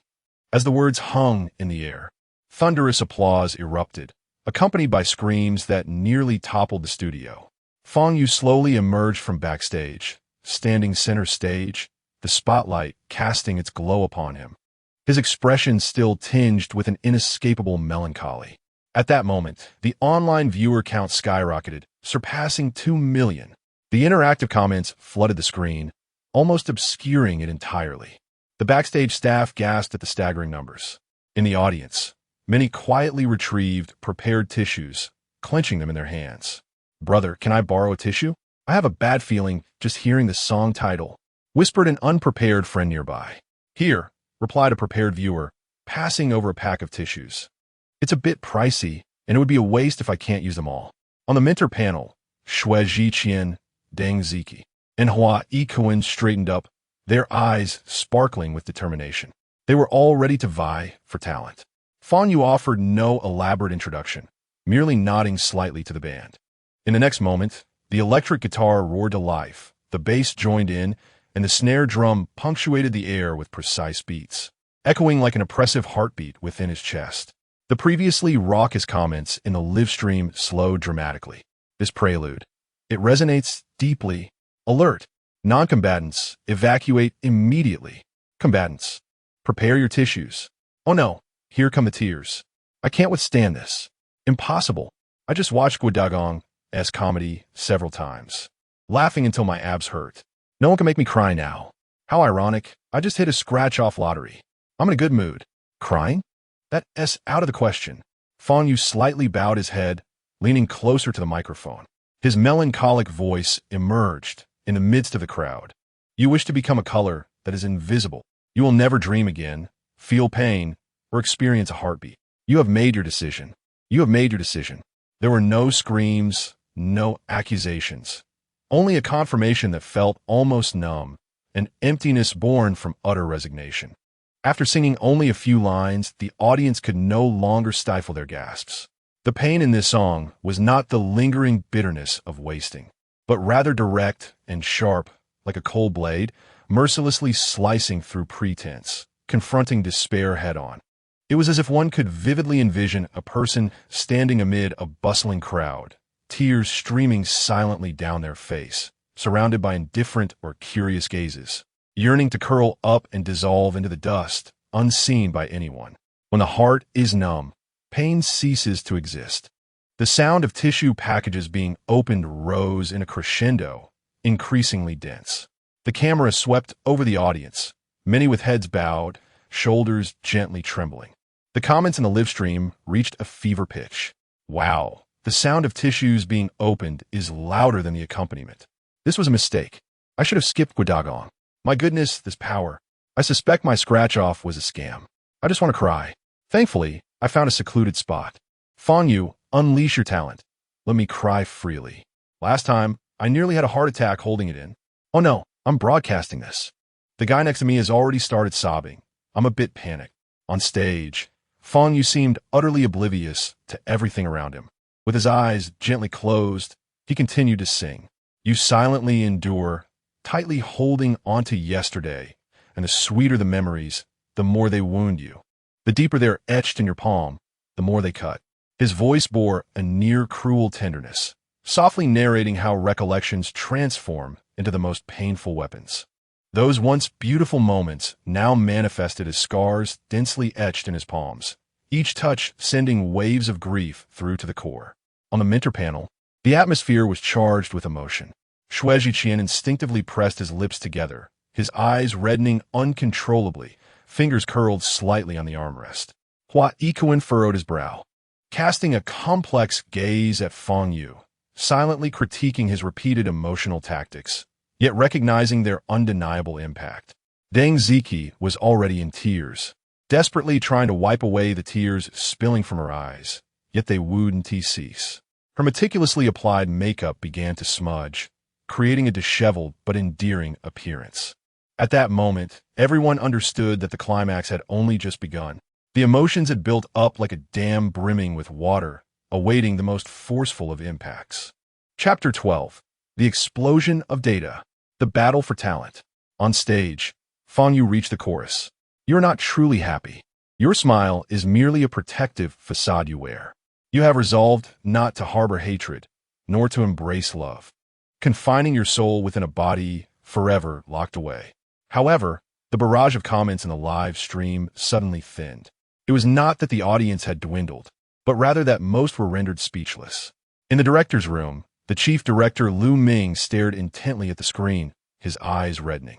His body trembled slightly, as if he were struggling to suppress something. He repeatedly engaged in mental self-encouragement. Hold on, Lu Ming, you must endure. The data, look at the data. It's explosive, a historic moment. Smile, you ought to smile. Others, unburdened by such thoughts, interspersed sniffling and sobbing sounds. Uninformed observers might mistakenly believe that the show was on the verge of collapse, with everyone facing imminent unemployment and weeping in despair. Lu Ming internally scoffed. This guy, Fang Yu, this song, You Are Not Truly Happy, is far more devastating than last time's waste. How did he compose this? Has he been caught up in a life-threatening romance these past few days? Despite the shock, Lu Ming's heart brimmed with elation. The quality, the impact, it was assured. He had been anxious, fearing that the standard of Fang Yu's second song might falter and jeopardize the hard-earned reputation from the first episode. He had even privately contemplated whether to spare no expense in hiring top-tier lyricists and composers to craft subsequent competition songs for Fang Yu. But now it seemed utterly unnecessary. Meanwhile, at the venue, many audience members exhaled in relief after the chorus ended. We made it. Not bad, we held on this time. I feel incredibly strong. After hearing the chorus once, I seem to have developed an immunity. Is that all you've got, Fang Yu? Your firepower is lacking. Not enough tears, really. However, they celebrated prematurely. After the second verse, the accompaniment did not fade into silence. Instead, it wove a melody of struggle, akin to a drowning person desperately seeking a piece of driftwood. Fang Yu's voice, at that moment, quietly infused a touch of almost compassionate warmth. Yet, the core of that warmth remained tightly encased in an indescribable, profound sorrow. You deserve true happiness. You should shed your protective colors. Why must you be punished for what you have lost? Can we not let sadness end here and begin to live anew? Punishment? Yes, why? By what right? Losing the most precious thing is already a torment. Why must one endure this never-ending punishment and suffering? This question shattered the defenses of innumerable listeners, and tears that had just been stifled surged forth like a flood. They cried more fiercely and felt even more aggrieved than before, especially the final line, which struck like a hammer. To start anew. How easy is that to say? Yet this humble wish existed so palpably within the depths of every soul tormented by pain. The barrage of comments in the live stream came to a complete standstill for several seconds before refreshing at a frenzied pace. What the hell? I concede. I was truly wrong. Why must we be punished for what we have lost? Sob, sob, sob. What right do they have? I just told myself to be strong. And then you hit me with that line. Fang Yu, do you have no heart? Since childhood, everyone has told me to excel, to stand out. No one has ever asked if I am happy. Am I not deserving of true happiness? Just broken up and hearing that last line, I cried like a fool, but I truly want to start living again. The audience area was in utter disarray.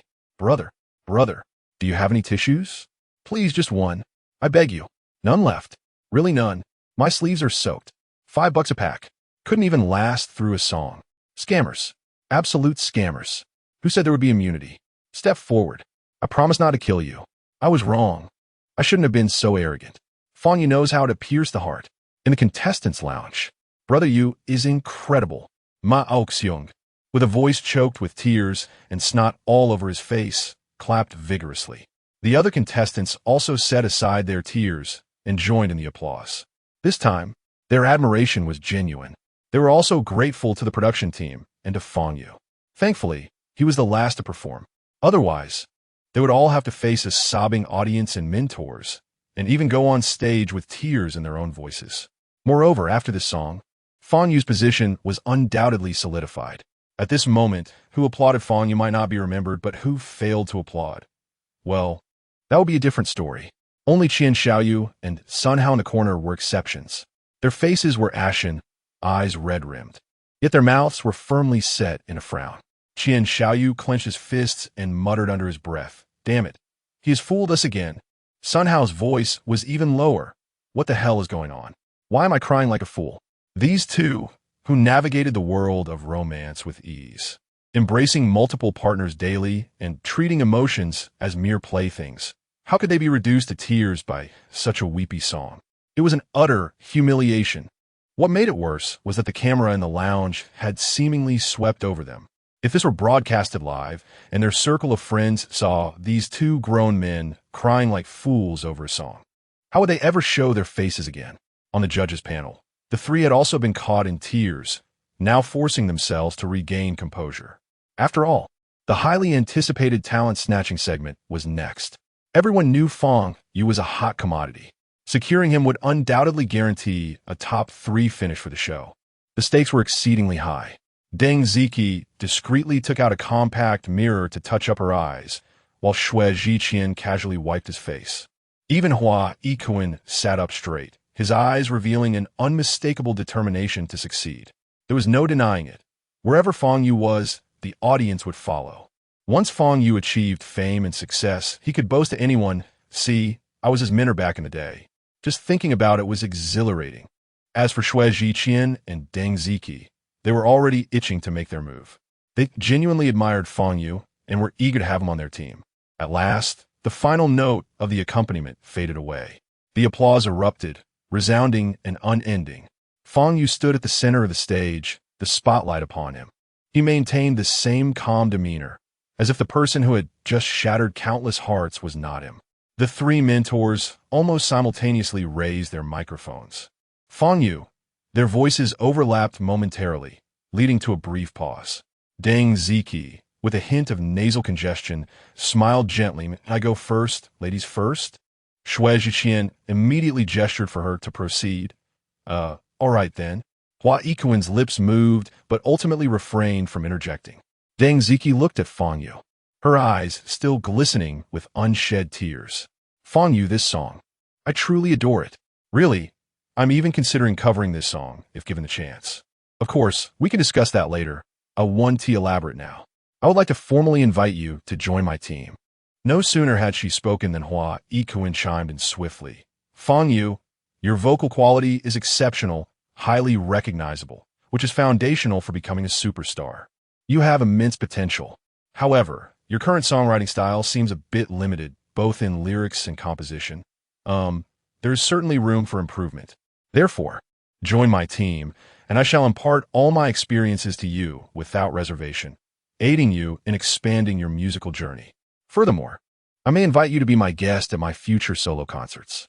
Chapter 13. Old Xue. Are you serious?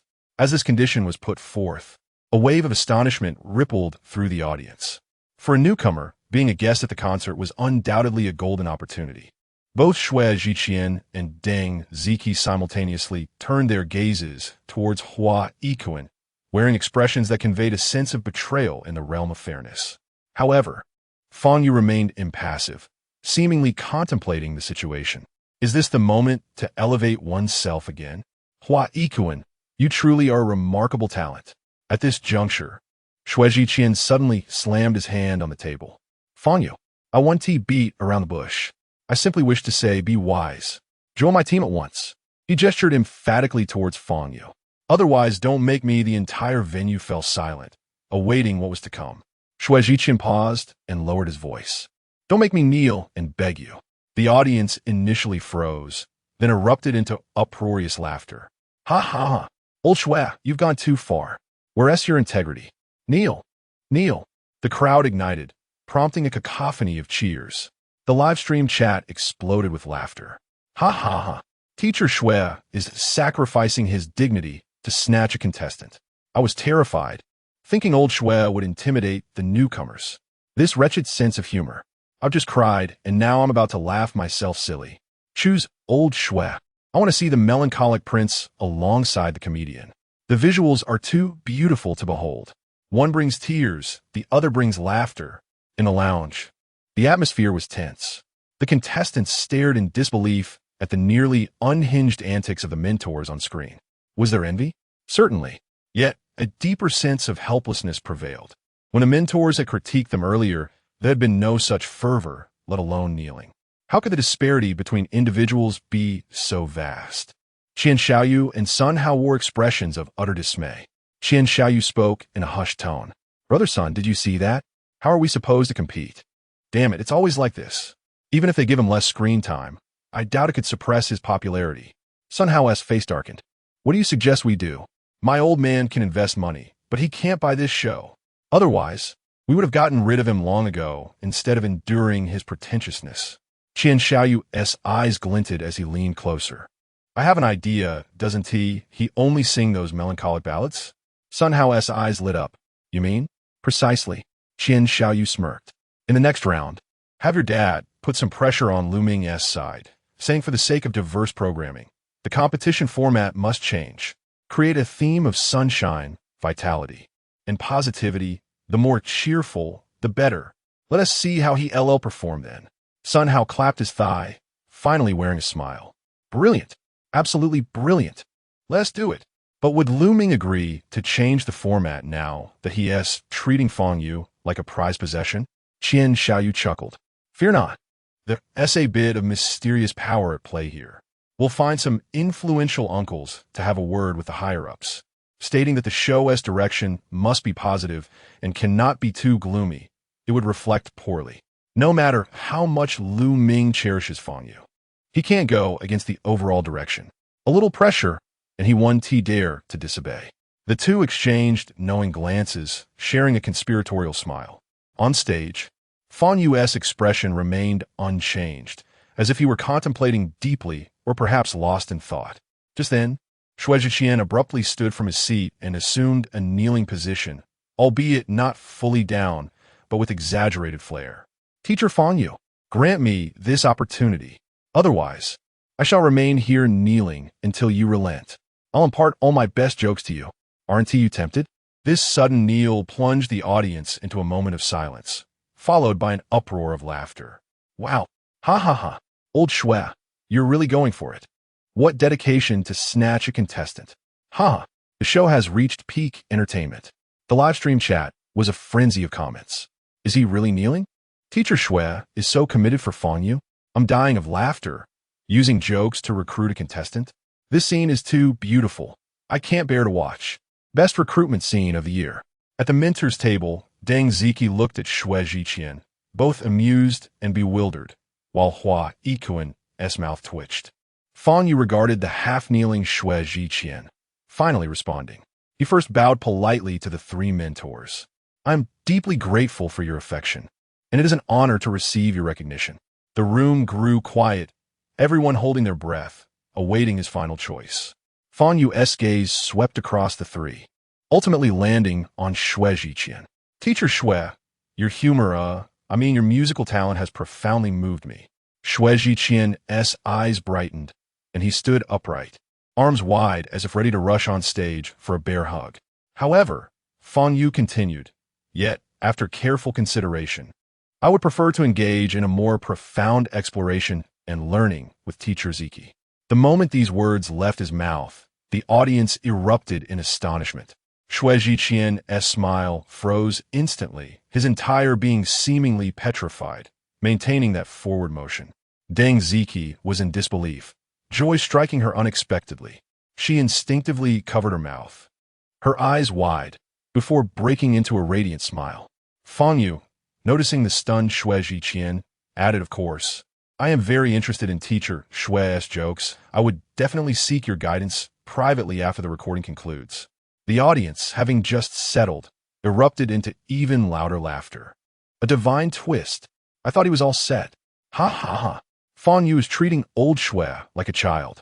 Teacher Shui, the smile has vanished. JPG, this is a heart-wrenching blow. Poor old Shui. This is utterly humiliating. Shui Zhiqian finally regained his composure, tremblingly pointing a finger at Fang Yu. His face contorted in anguish. You heartless man, how could you betray my earnestness? But are you truly serious about seeking my jokes privately? Another round of laughter ensued. Chapter 14. The system is not even salty anymore. Deng Ziki rushed onto the stage, her fair cheeks flushed with excitement and surprise. Approaching Fang Yu, she offered a hug, albeit one tinged with restraint, her arms gently encircling him before she released him. Fang Yu, thank you for choosing me. I promise I will not disappoint you. Together, we shall create the finest music. Fang Yu slightly inclined his body, acknowledging the embrace, yet his face remained adorned with a signature, lingering melancholy, starkly contrasting Deng Ziki's exuberance. The live stream's comments surged once more, ignited by this peculiar juxtaposition. Oh my, this is Ziki. Fang Yu, could you at least show some reaction? Why does it give off the vibe of hugging a telephone pole? If it were me, I'd perform a full 360-degree Thomas spin and land in a split right there. My heart goes out to Lao Shui. He was begging for a hug just moments ago, and now he's watching helplessly. Lao Shui, let him go. I'll take my turn. Meanwhile, on the judges' panel, Hua Ikuan wore a grim expression. He had extended such a grand olive branch, and Shui Jiqian was practically on his knees. What on earth was Fang Yu thinking, choosing Deng Ziki? Truth be told, losing to Shui Jiqian would have been less painful. Just then, Shui Jiqian, having shed his earlier despair, leaped onto the stage. Fang Yu appeared somewhat more relaxed and stepped forward to meet him. The two men embraced heartily, Shui Jiqian patting Fang Yu's back with vigor, prompting the audience to erupt in cheers. Oh, this embrace was palpably more sincere than the one with Deng Ziki. Content. Shui Jiqian released his hold and began to return to the judges' panel. Yet halfway there, he abruptly turned back, making exaggerated facial expressions and silently gesturing. Wait. Teach me jokes in private. He punctuated this with a self-proclaimed charming wink, igniting laughter both in the venue and online. Ha ha ha. Lao su juli understand so man si fi. The obsession of a comedian.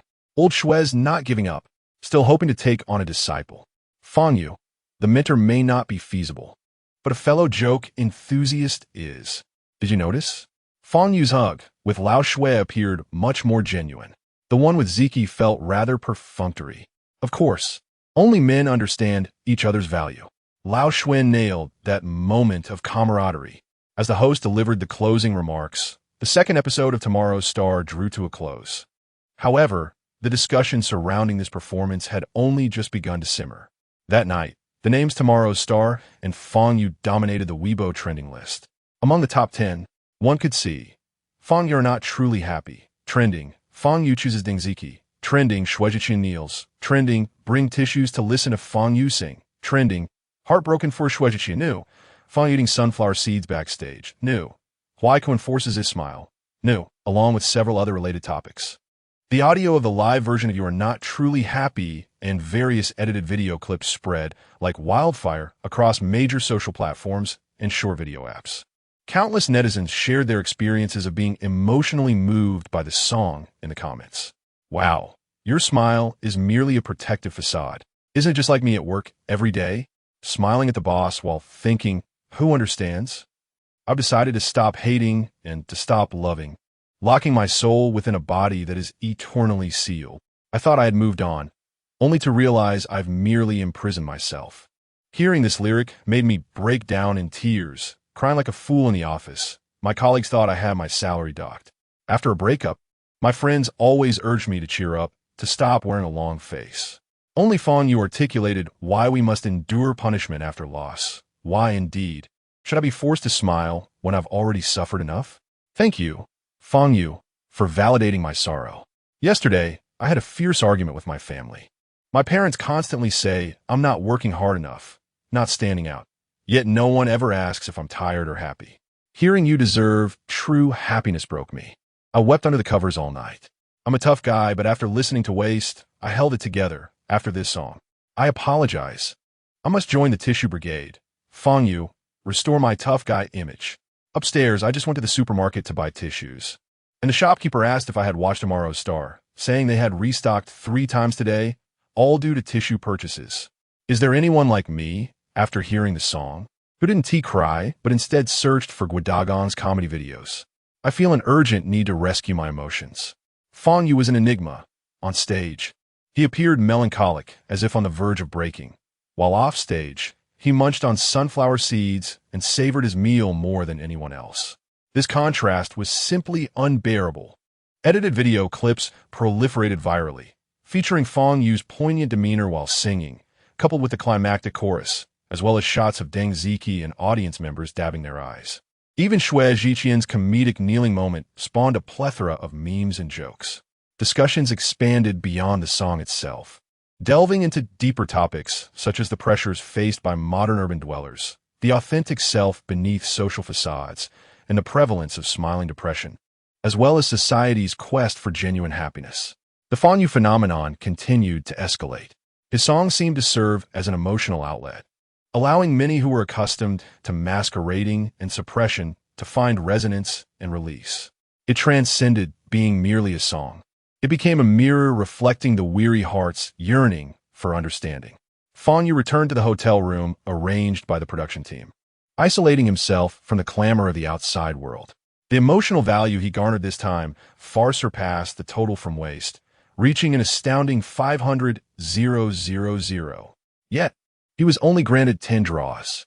Was the previous round merely a beginner's perk? Why was it so difficult to acquire more draws? Fang Yu immediately accessed the system interface and initiated a 10-fold draw. Thank you for your patronage, X5. 1 yuan. Charisma 1. 200,000 yuan. Proficient in Eru. Guaranteed win in rock, paper, scissors. Thank you for your patronage, X5. Is the system truly devoid of salt now? Nonetheless, Charisma 1 is quite delightful. However, compared to the reader's charisma, I still fall short by 1 billion points. Simultaneously, at the headquarters of Penguin Video, in the office of the chief director of Tomorrow's Star, Lu Ming had just ended a phone call, his expression darkening. The call had come from a higher-up, whose tone, though polite, was unmistakably clear. The leader advised that future episodes of Tomorrow's Star should emphasize guidance, with themes that are more uplifting, positive, and filled with good energy, urging to avoid excessively portraying sadness and oppressive emotions to prevent adverse social impacts. There were subtle hints about a significant investor's dissatisfaction with this direction. Lu Ming tapped his fingers on the table, swiftly comprehending. This was directed at Fang Yu. Yet Fang Yu had become the program's absolute ace, a guarantee of high ratings. Nevertheless, the guidance from upper management could not be ignored, and the pressure from investors could not be entirely dismissed. Balancing this precarious tightrope would prove to be challenging. Chapter 15. Re-evaluation. Billion-level threshold within the confines of an upscale club's private room. Xiao cradled a glass of whiskey on the rocks. Brother-son, I just inquired. And indeed, there's pressure on that Lu Ming. No more of those sob stories for the next episode. It must be bright, positive, and filled with good energy. Sun Hao took a generous gulp of his drink, a sardonic smile gracing his lips. I'm curious to see how that Fang Yu, with his mournful visage, can convey any positivity. Wasn't he just lounging in the background, munching on seeds and enjoying takeout? When he flops next episode, let us see how he maintains his facade. At that point, the spotlight will naturally shift back to us. This stage ultimately favors talent and connections. The two clinked their glasses, both wearing expressions of unhinged delight. In Lu Ming's office, the air was thick with smoke. Having extinguished yet another cigarette, the ashtray resembled a small mountain. Lu Ming oscillated between the viewing figures and the pressure from above. Completely stifling Fang Yu's style would be akin to self-sabotage. However, yielding entirely posed its own risks. He needed to devise a compromise. Lu Ming rummaged through his mind for uplifting phrases. Sunshine? Inspiration? Dreams? They all seemed too overt and restrictive for Fang Yu's expression. Suddenly, a word caught his attention. Hope. Lu Ming's eyes glimmered slightly. Hope. This term encapsulated the essence of positivity without the rigid boundaries of joy or sunshine. Hope could signify a glimmer in despair, hope after hardship, and could be interpreted in myriad ways. This offered Fang Yu the creative latitude he needed. That's it. Lu Ming grabbed his phone, retrieved Fang Yu's number, and dialed.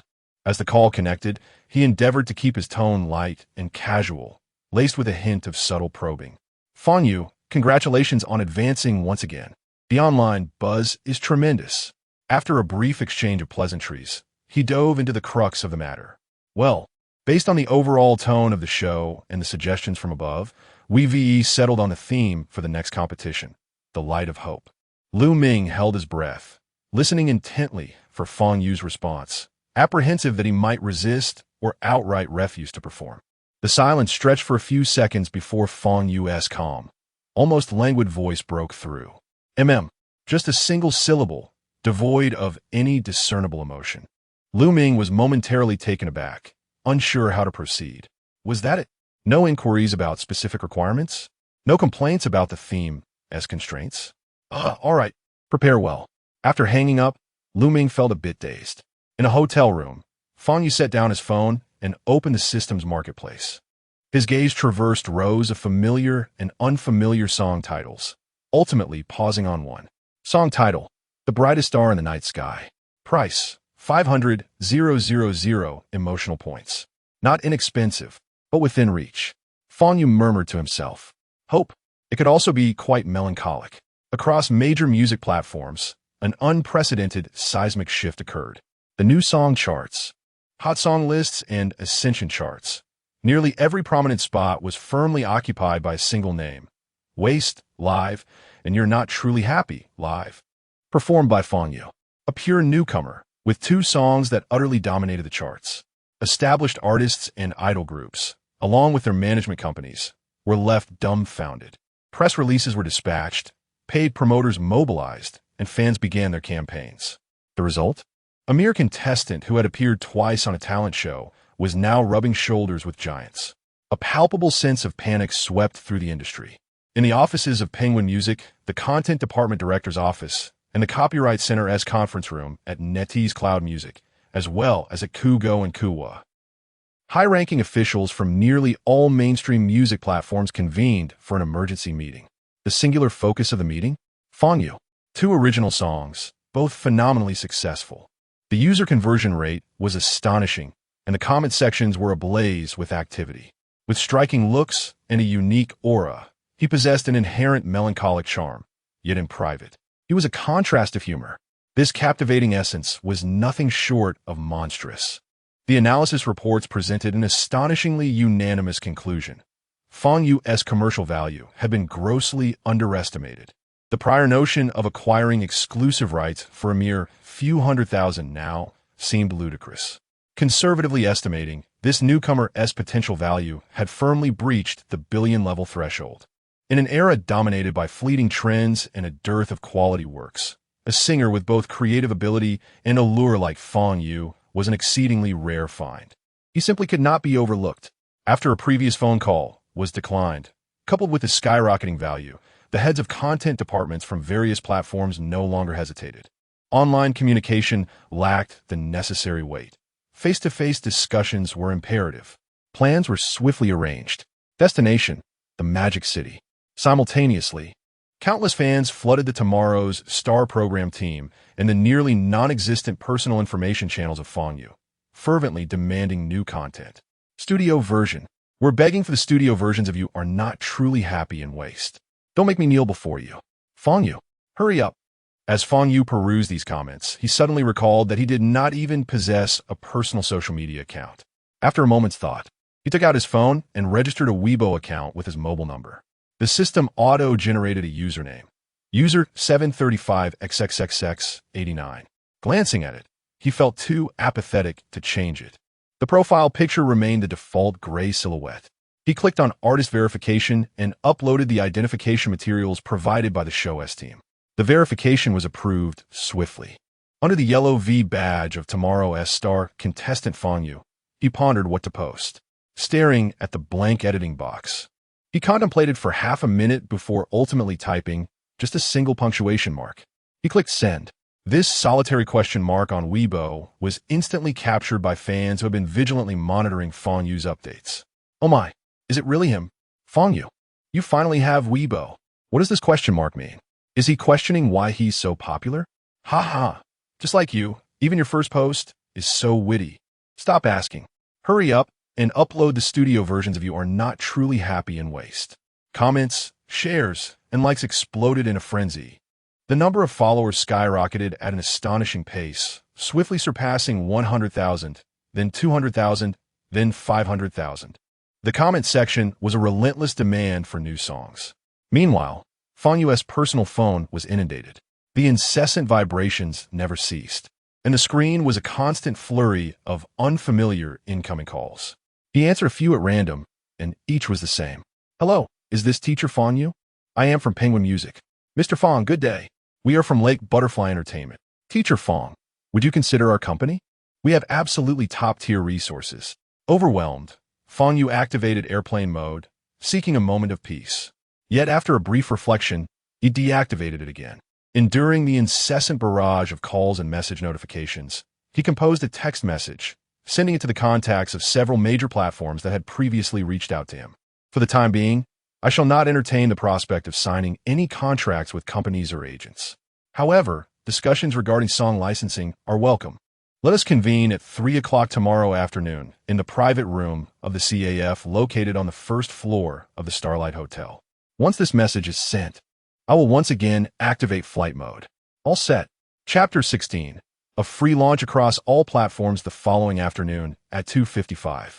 Fang Yu arrived a few minutes early at the CAF on the first floor of the Starlight Hotel. Pushing open the door to the reserved private room, he found it already filled with people. Several elegantly dressed men and women, clad in finely tailored suits and ties, occupied the sofas on either side of the room. A subtle tension hung in the air.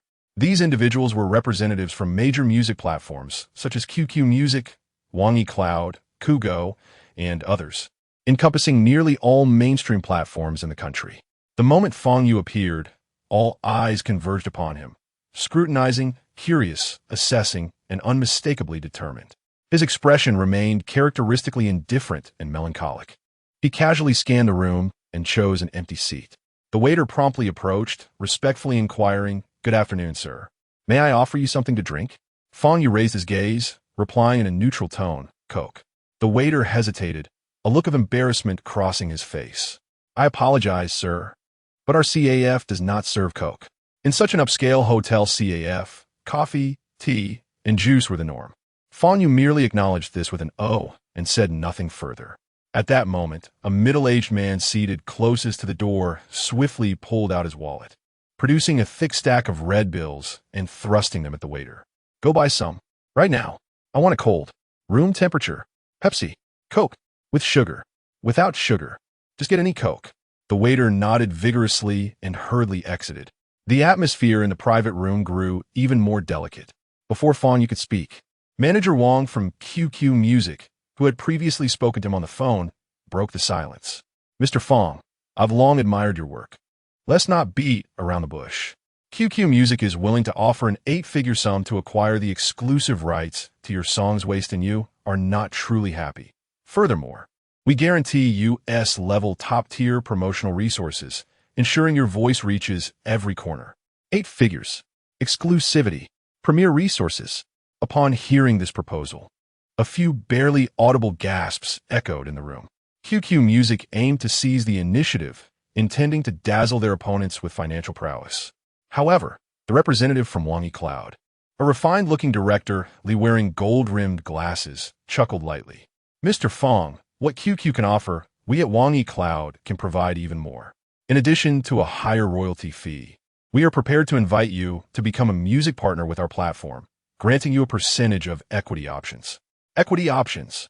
This was far more enticing than mere cash, signifying a deep affiliation between Fang Yu and the platform. The representative from Forgo immediately interjected, "Mr. Fang, we at Forgo are willing to tailor a personal digital album for you and commit to a promotional budget in the tens of millions." The representative from Wuwuwu was equally assertive. "We can coordinate resources to arrange a nationwide concert tour for you, even connecting you with film OST opportunities." The youthful representative from Soda Music added, "Our platform boasts the youngest and most active user base. We can help you precisely reach Generation Z listeners, achieving an explosive combination of reputation and traffic." In an instant, the private room transformed into a scene reminiscent of an auction. Representatives from various platforms eagerly extended their olive branches, with offers soaring towards the 9-digit mark. The conditions expanded from simple copyright buyouts to equity stakes, customized albums, national tours, and film collaborations. The air was thick with the scent of ambition and financial gain, the atmosphere increasingly charged. Yet, at the center of this tempest of billions, Fang Yu remained remarkably composed. The waiter returned with an assortment of Coke brands and flavors, filling half the table. Fang Yu picked up a chilled can of Coca-Cola, popped it open with a satisfying crack, and took a small sip. Finally, he set down the can and spoke. "I appreciate your generosity, but I must apologize. I cannot accept any of these offers. I do not intend to sign an exclusivity deal with any platform." The room fell into an immediate silence. All representatives were taken aback, their faces etched with disbelief. 9-figure cash, equity stakes, premier resources, nationwide tours, film collaborations. These were conditions that would make any newcomer, or even established artists, go wild. Yet he had rejected them all? What was his motive? Manager Wang from QQ was the first to regain his composure. Mr. Fang, could you share your reasoning with us? Frankly, the terms we have presented are the highest sincerity achievable in the industry. A glimmer of idealism appeared on Fang Yu's face, perfectly complementing his melancholic demeanor, rendering him particularly sincere. My music is meant for everyone to hear. I wish for more people to access it for free, to feel the emotions it conveys, rather than be hindered by the barriers of platforms. The value of music should not be measured solely in monetary terms. Inner thoughts. How could I maximize emotional value if I sign an exclusivity deal? Only a fool would do that. These seemingly noble words left the business elites present momentarily speechless. Some struggled to comprehend this anti-commercial logic, while others speculated whether it was a tactic to elevate his bargaining position. Of course, some were genuinely moved by this pure musical ideal, feeling a sense of admiration. Seeing the moment was ripe, Fang Yu proposed his own plan. My idea is that the copyrights to my songs remain with me personally. I will authorize all platforms to launch my music for free. As for the revenue, it could be based on the actual play counts on each platform, compensated with licensing fees and profit sharing according to industry standards or a mutually agreed ratio. This way, fans can listen to my songs on any app they choose. The platforms can also attract users through my music, increasing their activity levels. I believe this is a beneficial arrangement for everyone. The representatives exchanged glances, caught off guard by this unexpected proposal. Not signing an exclusivity deal meant that no one could monopolize the lucrative opportunity. However, upon reflection, not securing exclusivity was far better than watching a rival snatch it away. Although the subsequent profit sharing and licensing fees might not be as lucrative as exclusive rights, given the popularity of the two songs, it would undoubtedly yield a considerable income and bring substantial traffic to the platforms. Several representatives communicated through their gazes, each harboring different thoughts. Ultimately, with a sense of resignation, they nodded in agreement. Manager Wang from QQ sighed. Since Mr. Fang is insistent, we respect your decision. Director Li from Wangyi adjusted his glasses. This collaborative model is indeed quite innovative. We agree in principle, and we can discuss the specific details later. The other representatives also expressed their acceptance. The negotiations concluded in a manner none had anticipated. The platform managers left with mixed emotions, regretting the missed opportunity for exclusive profit, while secretly relieved that their competitor hadn't completely outmaneuvered them. Simultaneously, they were left with a deeper impression of Fang Yu, the newcomer who played by his own rules. This young man was quite the enigma. Fang Yu did not linger at the hotel. He graciously declined the waiter's offer to pack the remaining coke and took a taxi to a top-tier recording studio recommended by Lu Ming. Ready to finalize the studio versions of You Are Not Truly Happy in Waste. The recording process proceeded exceptionally smoothly, with professional equipment and a premier environment at his disposal.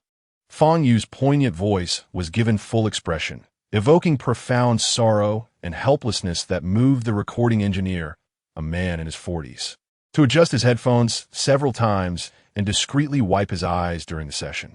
Upon completing the recording, Fang Yu received the master file and, without a moment's hesitation, promptly uploaded the audio to all major music platforms, including QQ Music, NetEase Cloud Music, and Kugo. He then took to his newly activated Weibo account, still bearing the gray silhouette of a generic avatar, to share his second post. You Are Not Truly Happy in Waste. Studio versions now available for free across all platforms. Attached were the links to various music apps, with no superfluous words, maintaining his characteristic brevity. Chapter 17. Who Should I Eliminate? This Weibo post, akin to a nuclear bomb, set the fans and netizens who had long anticipated it ablaze with excitement as they incessantly refreshed the page. Countless individuals clicked the link at once, flooding into various music apps. Play counts, comments, shares, each metric surged with an almost terrifying velocity. The hashtags Fang Yu You are not truly happy, studio version, Fang Yu. Waste studio version, and Fang Yu, free across all platforms, once again dominated the trending topics on Weibo, swiftly claiming the top positions. The servers of major music apps struggled under the overwhelming influx of traffic, experiencing significant lag and delays. The song's comment sections were completely inundated. It's here. It has finally arrived. The studio version made me weep. It's more nuanced than the live version. Every breath cuts like a knife. With headphones on, the world falls silent, leaving only my sorrow resonating with Fang Yu's, and tears flow uncontrollably. Why must we be punished for what we have lost? The sense of helplessness and despair in the studio version is even stronger, rendering me utterly vulnerable. After looping it all night, I feel completely drained. Tomorrow's work will require triple the coffee to survive. Thank you, Fang Yu, for making it free across all platforms. Such integrity. Unlike some artists who exploit their fans without understanding their worth. To the person above, stop talking. I've already ordered 5 boxes of tissues. Thank you, Fang Yu, for enabling tissue manufacturers to meet their annual KPIs ahead of schedule. Tissue manufacturers are the biggest winners. Within just 1 hour of its release, both songs swiftly ascended to the pinnacle of all mainstream music platform charts, including new song charts, hot song charts, and share charts. Almost every list imaginable claimed the top 5. Meanwhile, Fang Yu's Weibo account, which had only posted twice, saw its follower count surging past the million mark. On another front, Deng Ziki received news about the new theme and quickly called. Fang Yu, have you seen the theme for the next episode? Light of Hope. Isn't that a bit restrictive for you? Your previous songs have been, well, rather profound. Deng Ziki chose her words carefully, but her meaning was clear. She was concerned that Fang Yu's melancholic style might clash with the hopeful theme. Fang Yu on speakerphone scrolled through a calming video of a female deity. Yes, I saw it. How are you preparing? Do you need me to help you find some references or discuss the arrangement? Deng Ziki was genuinely anxious for him. Fang Yu's songs were indeed beautiful, but his style was exceedingly unique and pronounced, forcing him to conform to a sunny, motivational tone could easily result in a loss of the very qualities that made him captivating. No need. I've already chosen the song. Fang Yu replied succinctly. Deng Ziki was taken aback. Chosen already? So quickly? What song? Let me listen and offer some suggestions. The brightest star in the night sky. All right. Then for tomorrow's rehearsal. Not going. Fang Yu responded even more swiftly. Deng Ziki was left speechless. As a mentor, her authority seemed to be waning. Her team member was too independent and laid back. After hanging up, Deng Ziki rubbed her temples, hoping fervently that Fang Yu wouldn't falter in the next round.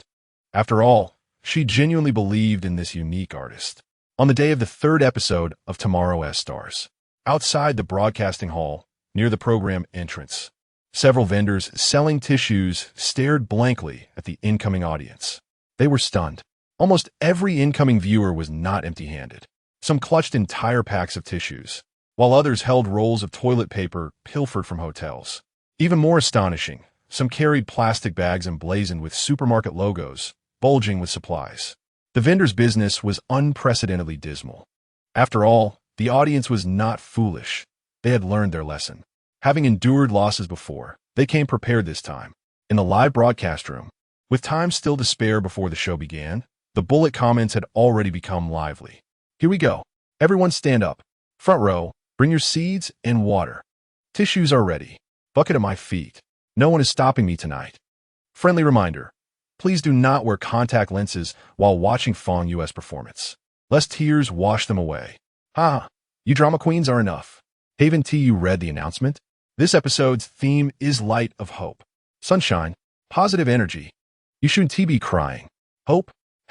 As long as it's Fang Yu singing. Does the theme even matter? Suddenly looking forward to how Fang Yu's extremely melancholic face will convey hope. The director truly knows our tear ducts can't handle it. Hence the change of theme.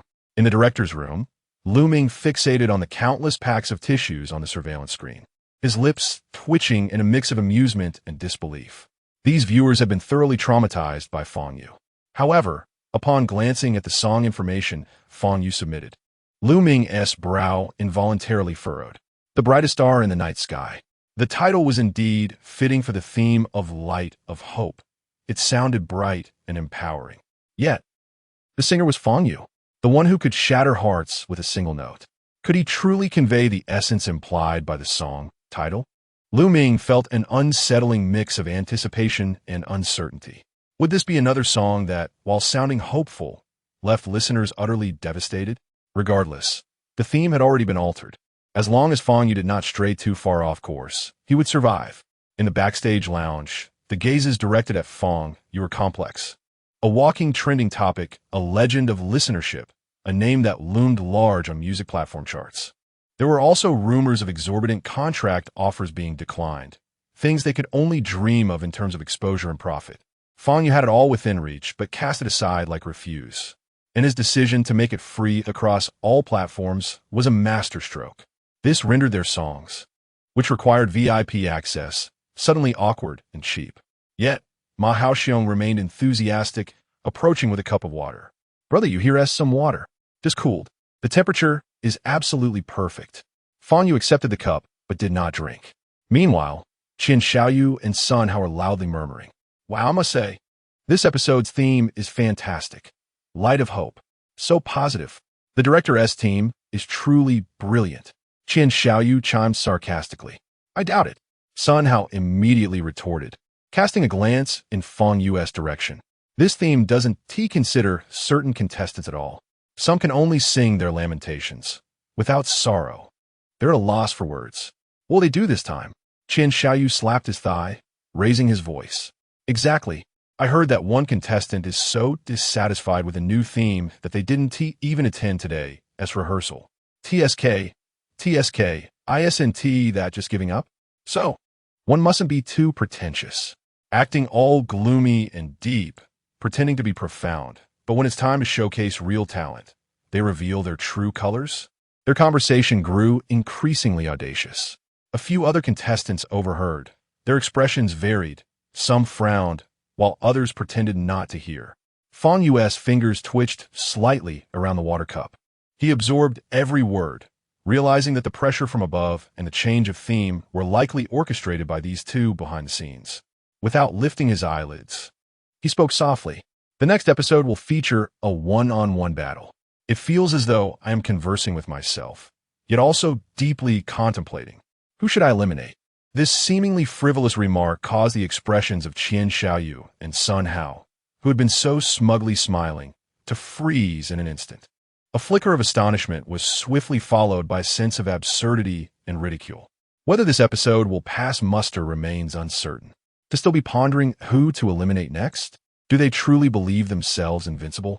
Do they think that the challenges directed at them are confined to this episode alone?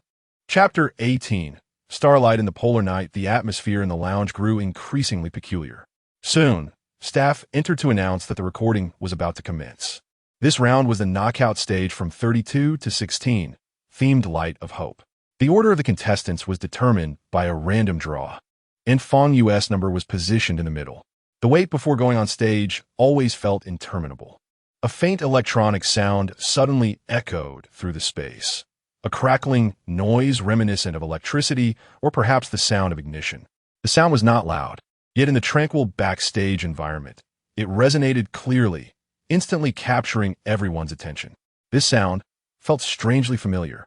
Ma Haoxiong, closest to Fang Yu, leaned over to glance at his phone screen, his eyes widening in astonishment. "What the heck?" he exclaimed, unable to contain himself. "Brother Yu, it's almost your turn. In your gaming?"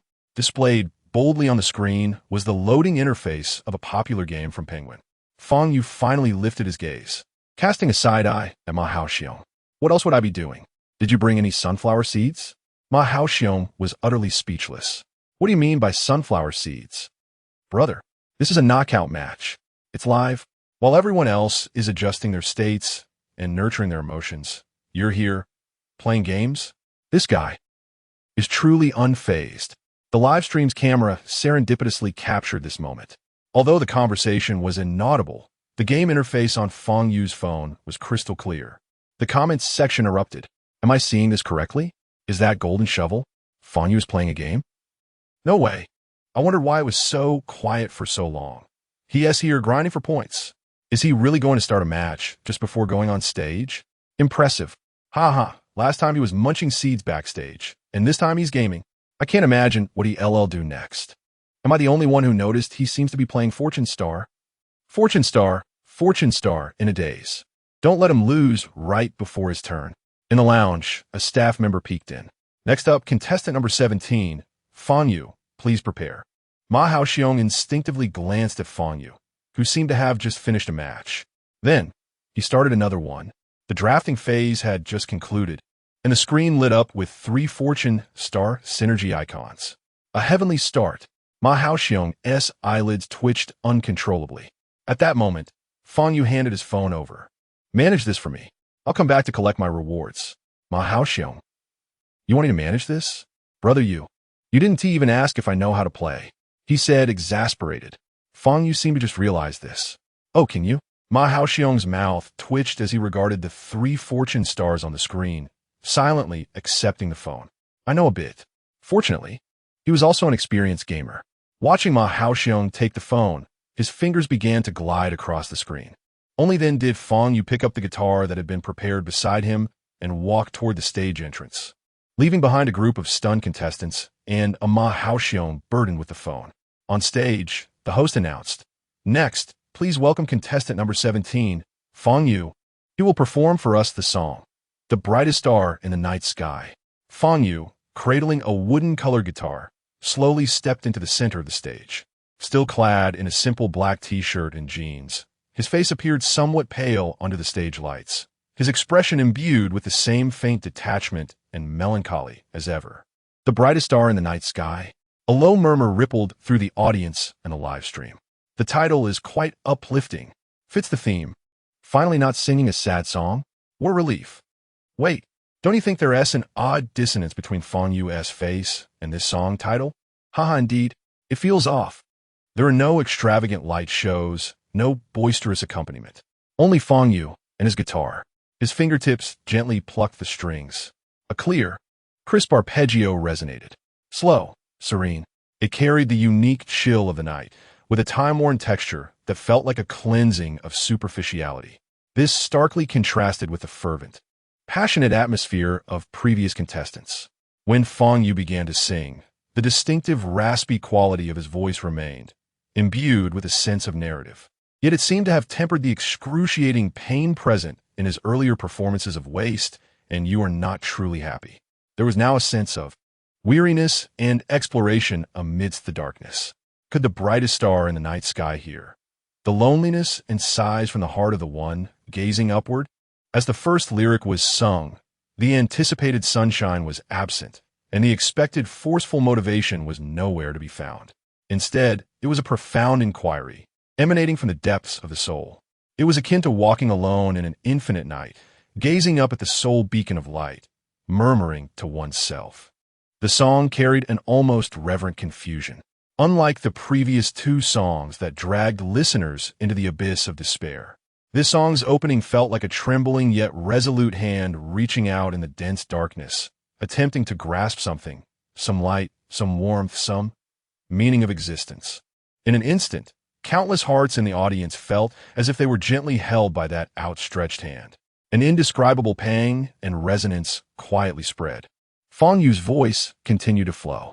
The brightest star in the night sky. Can you remember? The figure that once walked with me, now vanished in the wind? There were no heart-wrenching screams, no hysterical accusations. Fang Yu's voice was filled with the resilience of one who repeatedly gropes through darkness, struggling to persevere despite being battered and bruised. Each transition, each breath, carried a perfect sense of fragility. One could almost visualize a person on a solitary journey, tending to their wounds while discerning the path ahead. The audience was so silent that a pin drop could be heard. The previous scenes of weeping and tissue paper flying about were nowhere to be seen. Many silently reddened their eyes, tears welling up but held back from spilling over. This was not the pure tears crushed by sorrow. Instead, it was a complex emotion, deeply moved by the stubborn pursuit of light, even in darkness. Everyone, to some extent, has experienced moments of confusion. Everyone has faced nights of solitary healing, questioning life. Many unconsciously related their own experiences, recalling those arduous times they endured in silence. The grievances and perseverance that remained unspoken. Among the judges, Deng Ziki clasped her hands tightly in front of her, her eyes filled with surprise and disbelief. She had genuinely worried that Fang Yu would lose his unique charm in an attempt to align with the theme of light of hope. Yet, unexpectedly, he interpreted hope in this manner, not through a triumphant song in the sunlight, but in the deepest darkness, yearning for and seeking light. This form of hope felt more authentic and powerful. Shui Zhiqian also abandoned his usual playful demeanor, his brow furrowed, his expression unprecedentedly serious and focused. He was completely immersed in the musical ambience created by Fang Yu. The emotional layers of this song were too rich, far beyond mere sadness. Hua Ikuan's gaze was the most complex. He watched the young man on stage, still expressionless and imbued with a melancholic aura, feeling a tempest of emotions within. He acknowledged that Fang Yu's voice possesses a distinct recognition, yet he has always considered Fang Yu's style to be rather singular. However now, with the song The Brightest Star in the Night Sky, which, despite its luminous title, is rendered by Fang Yu in a profound depth that evokes a struggle at the precipice of despair, questioning the stars. Where is the light of hope in this? It is unmistakably the starlight of the polar night, faint, yet potent enough to pierce through the densest darkness. What other surprises could this fellow possibly harbor that remain unknown to others? Chapter 19. Is the essence of Melancholic Brother actually a web-addicted youth? In the control room, Lu Ming fixated on the screen, displaying the skyrocketing online viewership and interaction metrics, his excitement manifesting in clenched fists, knuckles turning white. The data surged. It exploded, and in a manner entirely beyond his expectations. He had braced himself for the possibility of Fang Yu's forced optimism leading to a backlash or continued melancholia resulting in criticism for straying off topic. He had even devised various public relations strategies. But who could have anticipated that Fang Yu would convey the theme of hope with such profound emotional resonance, so distinctively? This song perfectly aligned with the theme while preserving his unique personal style, even surpassing the previous two in depth and universality. It was a textbook-level performance. Yet, after the initial exhilaration, a deeper concern welled up within Lu Ming. Fang Yu's performance was too dazzling, exceeding his control. Following this episode, the attention and controversy surrounding Fang Yu would only intensify. The pressures from above and the tactics employed by competitors would likely become even more formidable. This rough gem shone too brightly, attracting the covetous gaze and machinations of numerous forces. How much longer could he safeguard him? On stage, the song transitioned into the chorus. Fang Yu's volume did not rise significantly. However, his emotions surged like overlapping waves, ultimately culminating in a resounding explosion at the peak. I pray for a transparent heart and tearful eyes. Grant me the courage to believe once more, oh, to embrace you beyond the lies. Whenever I struggle to find meaning in existence, whenever I lose myself in the night, oh, brightest star in the night sky, please guide me closer to you. It was a primal yearning for warmth, truth, and guidance at the end of loneliness and despair. Not a hoarse scream, yet more penetrating than any shout. It seemed to shatter all the confusion, pain, vulnerability, and that flicker of unwillingness and longing buried deep within, melting away in the melody. Toward the distant stars, he emitted the most humble yet tenacious prayer. At last, the venue resonated with an uncontrollable chorus of weeping. This time, it was not the previous two performances' overwhelming sobs drowned in sorrow. Instead, it was a heartfelt weeping filled with profound emotion, a resonant tribute. Many audience members, tears streaming, nodded vigorously as if responding to the song's prayer. The tissues that had long been prepared were finally put to use. Yet, what they wiped away was a searing, complex, ineffable emotion. It was a reflection on all the arduous moments in life, a tribute to the self that had never ceased seeking light in the darkness. It was also an affirmation of an uncertain, yet still hopeful future. Oh, brightest star in the night sky, do you know? Where's the figure that once walked alongside me? Oh, brightest star in the night sky, do you care? Will you wait for the sun to rise? Or will the unexpected come first? As the song gradually calmed, the final note lingered, the guitar strings emitting a final quiver, dissipating into the air. The entire studio fell into an exquisite silence lasting several seconds, as if time had halted. Everyone remained immersed in the profound and luminous starry sky crafted by the song. Suddenly, a single clap broke the silence. It was unclear who initiated it, but soon it ignited into a conflagration of applause resonating throughout the studio. It was more fervent and enduring than any of the previous performances. Within that applause lay astonishment, emotion, admiration, and deep resonance. This applause was not merely a recognition of Fang Yu's singing. It was a highest tribute to the sentiment of gazing at the starry sky and seeking hope amid adversity, never surrendering. The barrage of comments in the live stream erupted after a brief pause. "Wow," I cried, but this time it's not from sadness. I can't explain why I'm crying. This is what hope truly is. Not just a slogan, but flowers blooming in the mud. I ran out of tissues. I can't wipe away these tears. My mom asked why I was kneeling to watch the live stream. I said it's because the brightest star in the night sky guided my direction. Who says melancholy can't sing about hope? Fang Yu proves them wrong. This is genuine healing. The end of melancholy is healing. I declare that from tonight onward, Fang Yu is my deity. The host stifled her tears and hurried onto the stage. Her voice trembled with emotion. Thank you, contestant number 17, Fang Yu, for bringing us this song, The Brightest Star in the Night Sky. Next, let us invite the three mentors to provide their critiques on Fang Yu's performance. Deng Ziki was the first to take the microphone. Her gaze toward Fang Yu brimmed with unreserved admiration and excitement. Fang Yu, I truly do not know how to articulate my current feelings. She paused, seemingly organizing her thoughts to accurately convey her emotions. You have once again exceeded my expectations entirely. This song is completely different from the previous two in style, yet equally stirring. If wasting embodies ultimate despair, and you are not truly happy unveils the pain of open wounds, then this song, The Brightest Star in the Night Sky, is a lamp ignited in the deepest darkness. It tells us that even in confusion and adversity, we must not relinquish hope or cease our search for direction. This power is more potent than any ornate technique or lofty shout. It strikes directly at the heart. At this point, Deng Ziki's eyes began to glisten with tears again. Thank you, Fang Yu. Thank you for bringing us such a warm light through your song. Shui Qian, rarely serious, sighed and adopted a more earnest demeanor. Each of us experiences moments of disorientation, times of wandering alone in the dark. We are not saints. We are vulnerable, confused, and tempted to give up. Yet your song reminds us that even in darkness, even when the path ahead is obscured, we must persist in shining like the brightest star in the night sky, guiding ourselves and illuminating others. That is true hope. That is true strength. I give this song full marks. Hua Yikuan took the microphone last, his expression still somewhat complex. He glanced at Deng Ziki and then at Shui Qian, seemingly still processing the song he had just heard.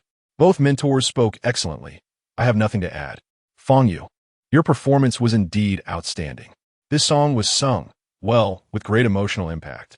However, in my view, your style still feels somewhat singular. Although this song's theme is uplifting, it inherently carries an inescapable sense of melancholy. As a singer, you should explore a more diverse range of styles. Remaining confined to your comfort zone limits your potential for broader development. With the mentor critique segment concluded, the audience voting channel opened immediately.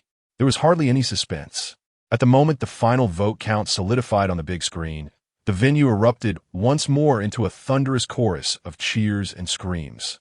Fang Yu's vote count far surpassed all other contestants, even exceeding the combined votes of the second and third places. Host, all right. Thank you to the three mentors for their insightful critiques. So, Fang Yu, all three mentors have given you high praise. Do you have anything you would like to say? All eyes were fixed upon Fang Yu, while the barrage of comments in the live broadcast streamed incessantly. Quickly, share your acceptance speech. Should I thank my fans? Thank my mentor? In line with UGE's style, will he simply say, it's not bad? I venture a guess. My heart is filled with gratitude. Fang Yu, gripping the microphone, displayed a rare flicker of anxiety on his otherwise expressionless face. He succinctly addressed the microphone. No, I must hurry back to harvest the crops. Without waiting for the host or others to react, he whirled around, guitar in hand, and briskly made his way backstage. He ran back, the host, the mentors, the audience on site, the viewers online. Harvest? Crops? What crops? Just moments ago, he seemed to be engaged in a game. Golden shovel? Lucky star? Harvesting crops. Oh my. After a few seconds of stunned silence, the entire studio and online audience erupted into a cacophony of laughter and chatter. Harvesting crops. He truly intends to go harvest crops. So, while singing just now, was he thinking about his unlucky streak in the game? Help. This contrast is too adorable. I'm dying.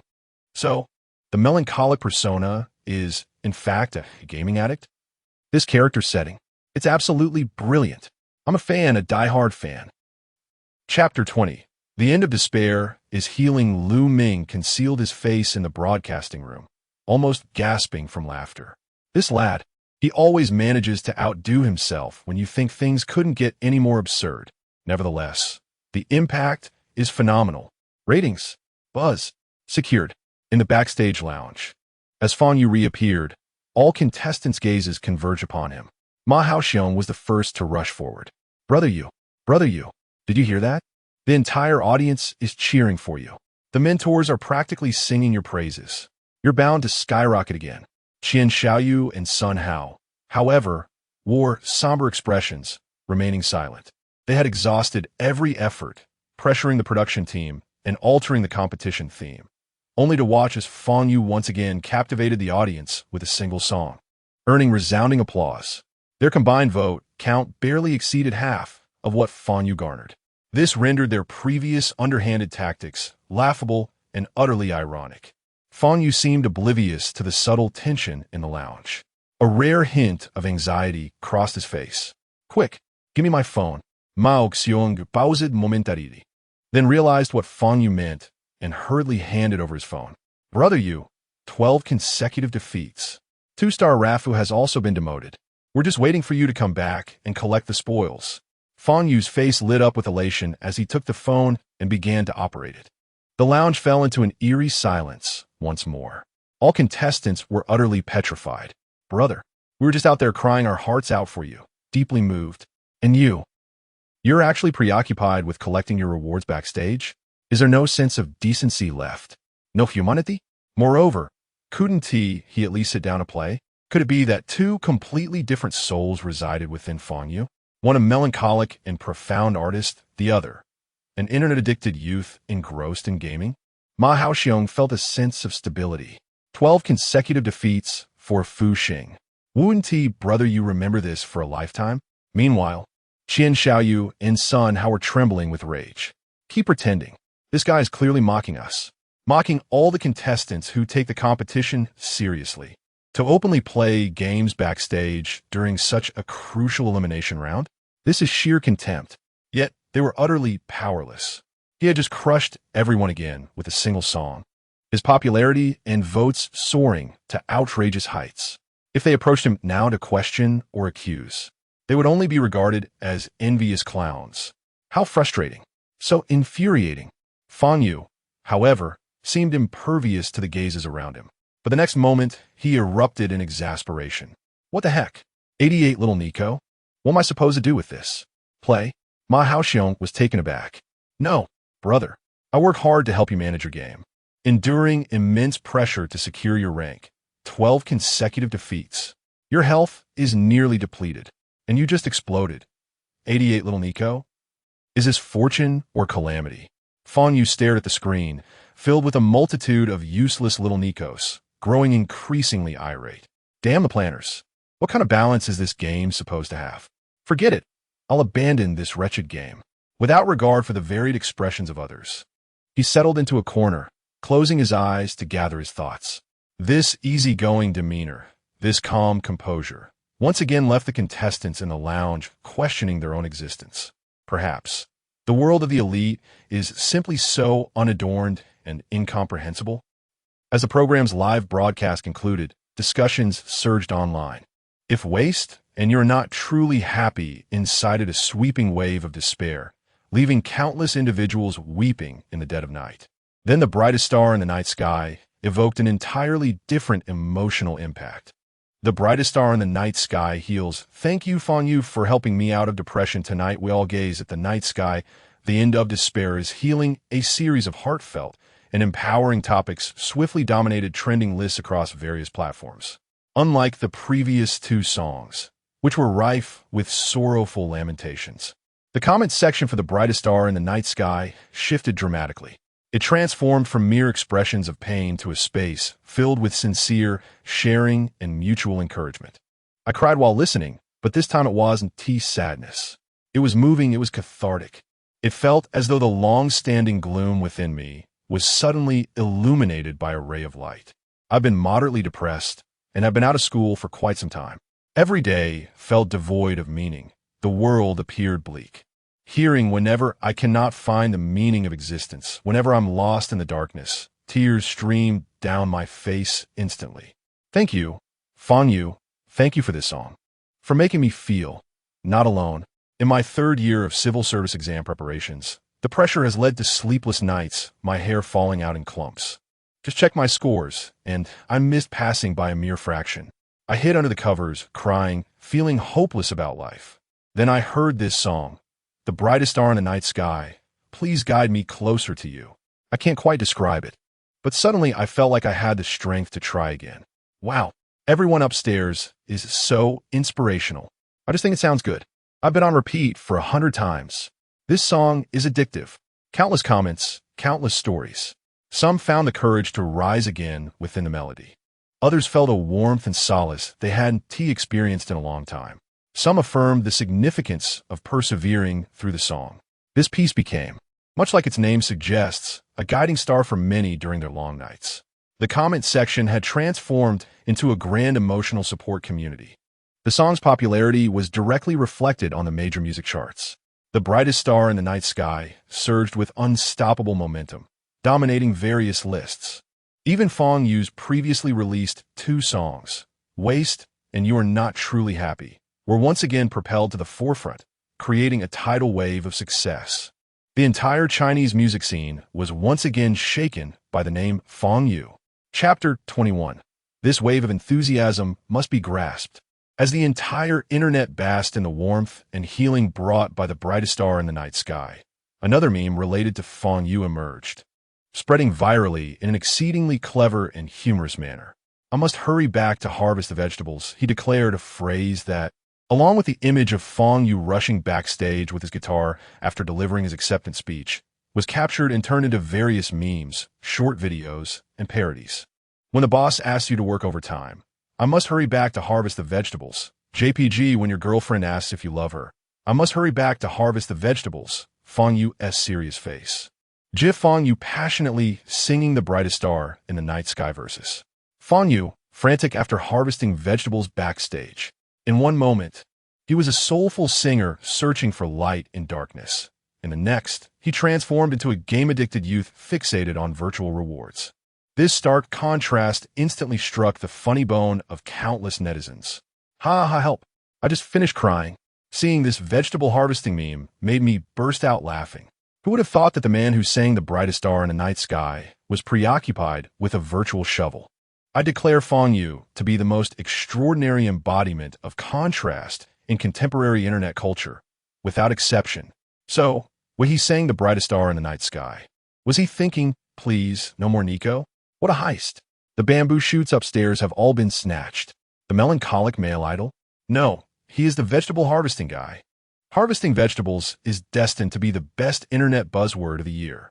This wave of vegetable harvesting fervor even directly boosted downloads of the mobile game Golden Shovel Battle. Countless curious netizens and Fang Yu's fans flocked to the App Store to download the game. I must experience the game that made Brother You run away without even delivering a speech. What magical allure does this game possess that could leave Brother You so flustered? Nico S. Bonds, is it? I want to play too. I want to experience the thrill of 12 consecutive defeats while harvesting vegetables. In no time, the download numbers for Golden Shovel Battle surged exponentially, catapulting it to the top of various app store charts. The game's popularity even caused its servers to falter under the pressure, crashing multiple times during peak hours. Countless players inundated the official Weibo and forums, lamenting about the lagging servers while frantically tagging the official account. Golden Shovel Battle, come take the heat. The servers are down. Why are there suddenly so many players?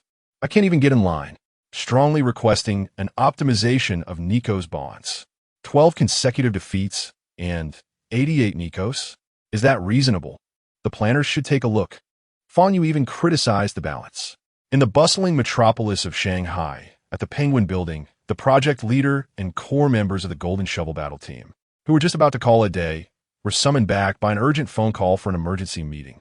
The atmosphere in the conference room was tense yet tinged with a peculiar excitement. The project leader stared at the screen, displaying the sharply rising curve of online users. Download statistics and the continuous server alerts, still somewhat bewildered. Can someone tell me what is going on? Is today a special day? Why are we suddenly inundated with players? A young employee responsible for market operations cautiously raised his hand, incredulity etched on his face. Boss, it seems to be because of that contestant Fang Yu from Amaro's Stars. He succinctly reported the situation online, including the vegetable harvesting meme, the various memes, and the ensuing download frenzy. After the report, silence enveloped the conference room. Everyone exchanged glances, their expressions filled with shock and absurdity. A contestant from a talent show? He said he needed to harvest vegetables, and then our game exploded? The servers are overwhelmed? This is too surreal. The project leader rubbed his temples, feeling as though his worldview had been upended. However, his seasoned instincts as a game developer soon kicked in. Wait, he slammed his hand on the table. This is a colossal opportunity. The other members instantly awakened to the realization. A windfall has fallen from the sky. The boss is right. We must seize this wave of enthusiasm. No, we must grasp it tightly. Fang Yu. This Fang Yu is practically a walking package of traffic. The project leader made an immediate decision. Right now, release an urgent update patch overnight. Just say we received player feedback and have optimized Nico's bond balance, removing the 88 Nico reward. Yes, and the marketing department. Contact Fang Yu's agent immediately, or directly reach out to the Tomorrow's Stars production team. We want to invite Fang Yu to be our spokesperson for Golden Shovel Battle. Spokesperson, the crowd exclaimed in unison. Yes, spokesperson, the leader declared with unwavering conviction. This phenomenon-level enthusiasm, this absurdly contrasting character, is tailor-made for us. Just imagine, vegetable harvesting guy Fang Yu passionately endorsing Golden Shovel Battle. How explosive would that be? Moreover, we could even add Easter eggs related to Fang Yu in the game. Perhaps specific voice lines for Nico's rewards? Or a unique hero character inspired by Fang Yu. Another planner suggested. Great idea. The project leader grew increasingly excited. Prepare the PR draft immediately. The announcement should be witty, able to play with memes, yet respectful to both the players and Fang Yu himself. Speed. We must act swiftly. The entire Penguin Games Golden Shovel Battle project team entered a state of high-speed operation. Balancing optimization, preparing announcements, and contacting the spokesperson, everyone was buzzing with energy. No one could have anticipated that the fate of a game would undergo such a dramatic twist due to a casual remark from a talent show singer. In a hotel room, Fang Yu finally awoke from his meditative state. He had not been asleep, but was instead reviewing his system panel. Just moments ago, he had received a flood of system notifications. Beep. Detected that the host's song The Brightest Star in the Night Sky has triggered a massive positive emotional resonance, earning emotional points 88,888. Beep.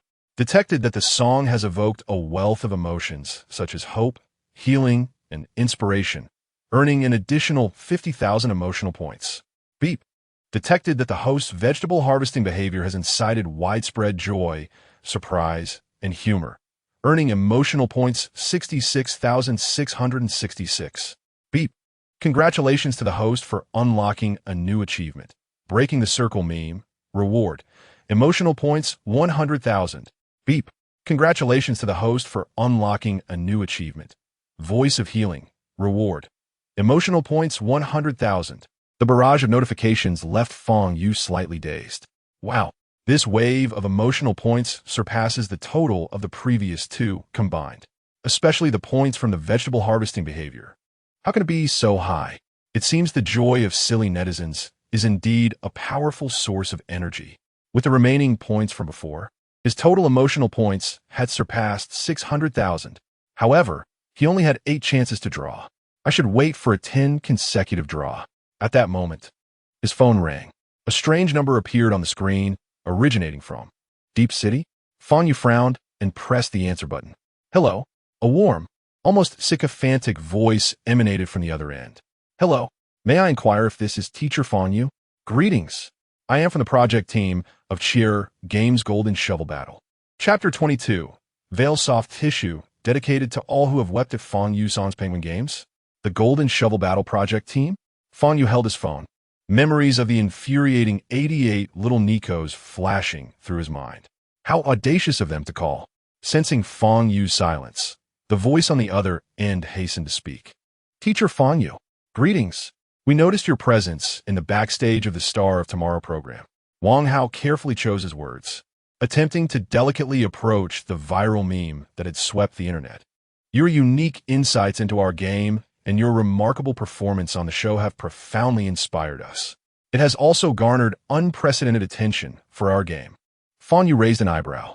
Oh, no wonder the system had just notified him that the meme had contributed significantly to the emotional value. So this game has caught fire? So what? Fang Yu asked directly. Wang Hao quickly responded. Thus, our project team, after urgent discussions, has unanimously decided to sincerely invite you, Teacher Fang Yu, to be the brand ambassador for our mobile game Golden Shovel Battle. Brand ambassador?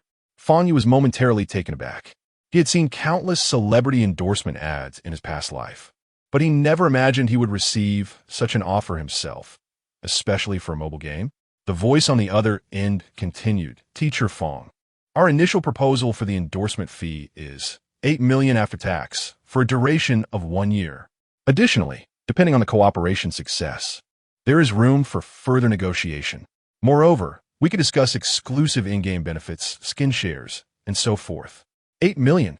That is quite substantial. Indeed, gaming companies are rather wealthy. However, despite all the complaints, Fang Yu genuinely enjoyed playing Golden Shovel. All right, Fang Yu replied succinctly. Huh? You agreed? Wang Hao's voice rose in surprise. He had prepared a plethora of arguments about brand fit, player expectations, resource allocation, only to be met with such a straightforward acceptance. Yes, Fang Yu confirmed, adding, but I have one condition. Please speak freely. Wang Hao urged, anxious that Fang Yu might retract his agreement. Remove the reward for the 12 consecutive losses that resulted in 88 little Nikos. Fang Yu said irritably. Wang Hao fell silent for a few seconds before responding with unwavering certainty. It's done. We've made adjustments. We released an urgent update overnight to optimize the balance of the Fortune Star synergy. The extreme scenario with 88 little Nikos will never occur again. He was joking. Not only would they remove one reward, but if Fang Yu asked for the stars from the sky, they would find a way to pluck them for him. After all, he was a walking fortune god, a superstar capable of crashing servers. All right, you can discuss the contract details with the program team or Director Lu Ming, Fang Yu concluded, preparing to hang up. Thank you, Teacher Fang. We are immensely grateful, Wang Hao exclaimed, his excitement causing him to stumble over his words. In the following days, alongside the invitation from Penguin Games, a plethora of commercial collaboration proposals flooded in. Through the program team, through Lu Ming, and even through channels that somehow acquired his contact information, offers came pouring in. Food brand. Teacher Fang Yu, our new soul-stirring flavor instant noodles perfectly match your aura. Fang Yu, not interested. Clothing brand. Teacher Fang Yu, our brand emphasizes high-end melancholic aesthetics, a perfect fit for your image. Endorsement fee in the tens of millions. Fang Yu, not interested. Headphone brand. Teacher Fang Yu, immerse yourself in your musical world with our noise-canceling headphones. We are willing to offer a premium endorsement fee. Fang Yu, not interested. There were even some bizarre proposals. Cemetery sales. Teacher Fang Yu, Our feng shui site is serene and picturesque, harmonizing beautifully with the imagery in your songs. Fang Yu, get lost. A business tycoon. Teacher Fang Yu, my mother has passed away. Could you sing a song for her? Fang Yu, get lost. In no time, both insiders and outsiders were astonished by Fang Yu's steadfast refusal to engage. How many celebrities would scramble for a single endorsement? Yet here was Fang Yu, dismissing offers in the tens of millions without batting an eye. Some deemed him lofty, others deemed him foolish. Some speculated he must have substantial backing, making him unconcerned about money. Only Fang Yu knew that accepting these endorsements would yield little more than a financial gain.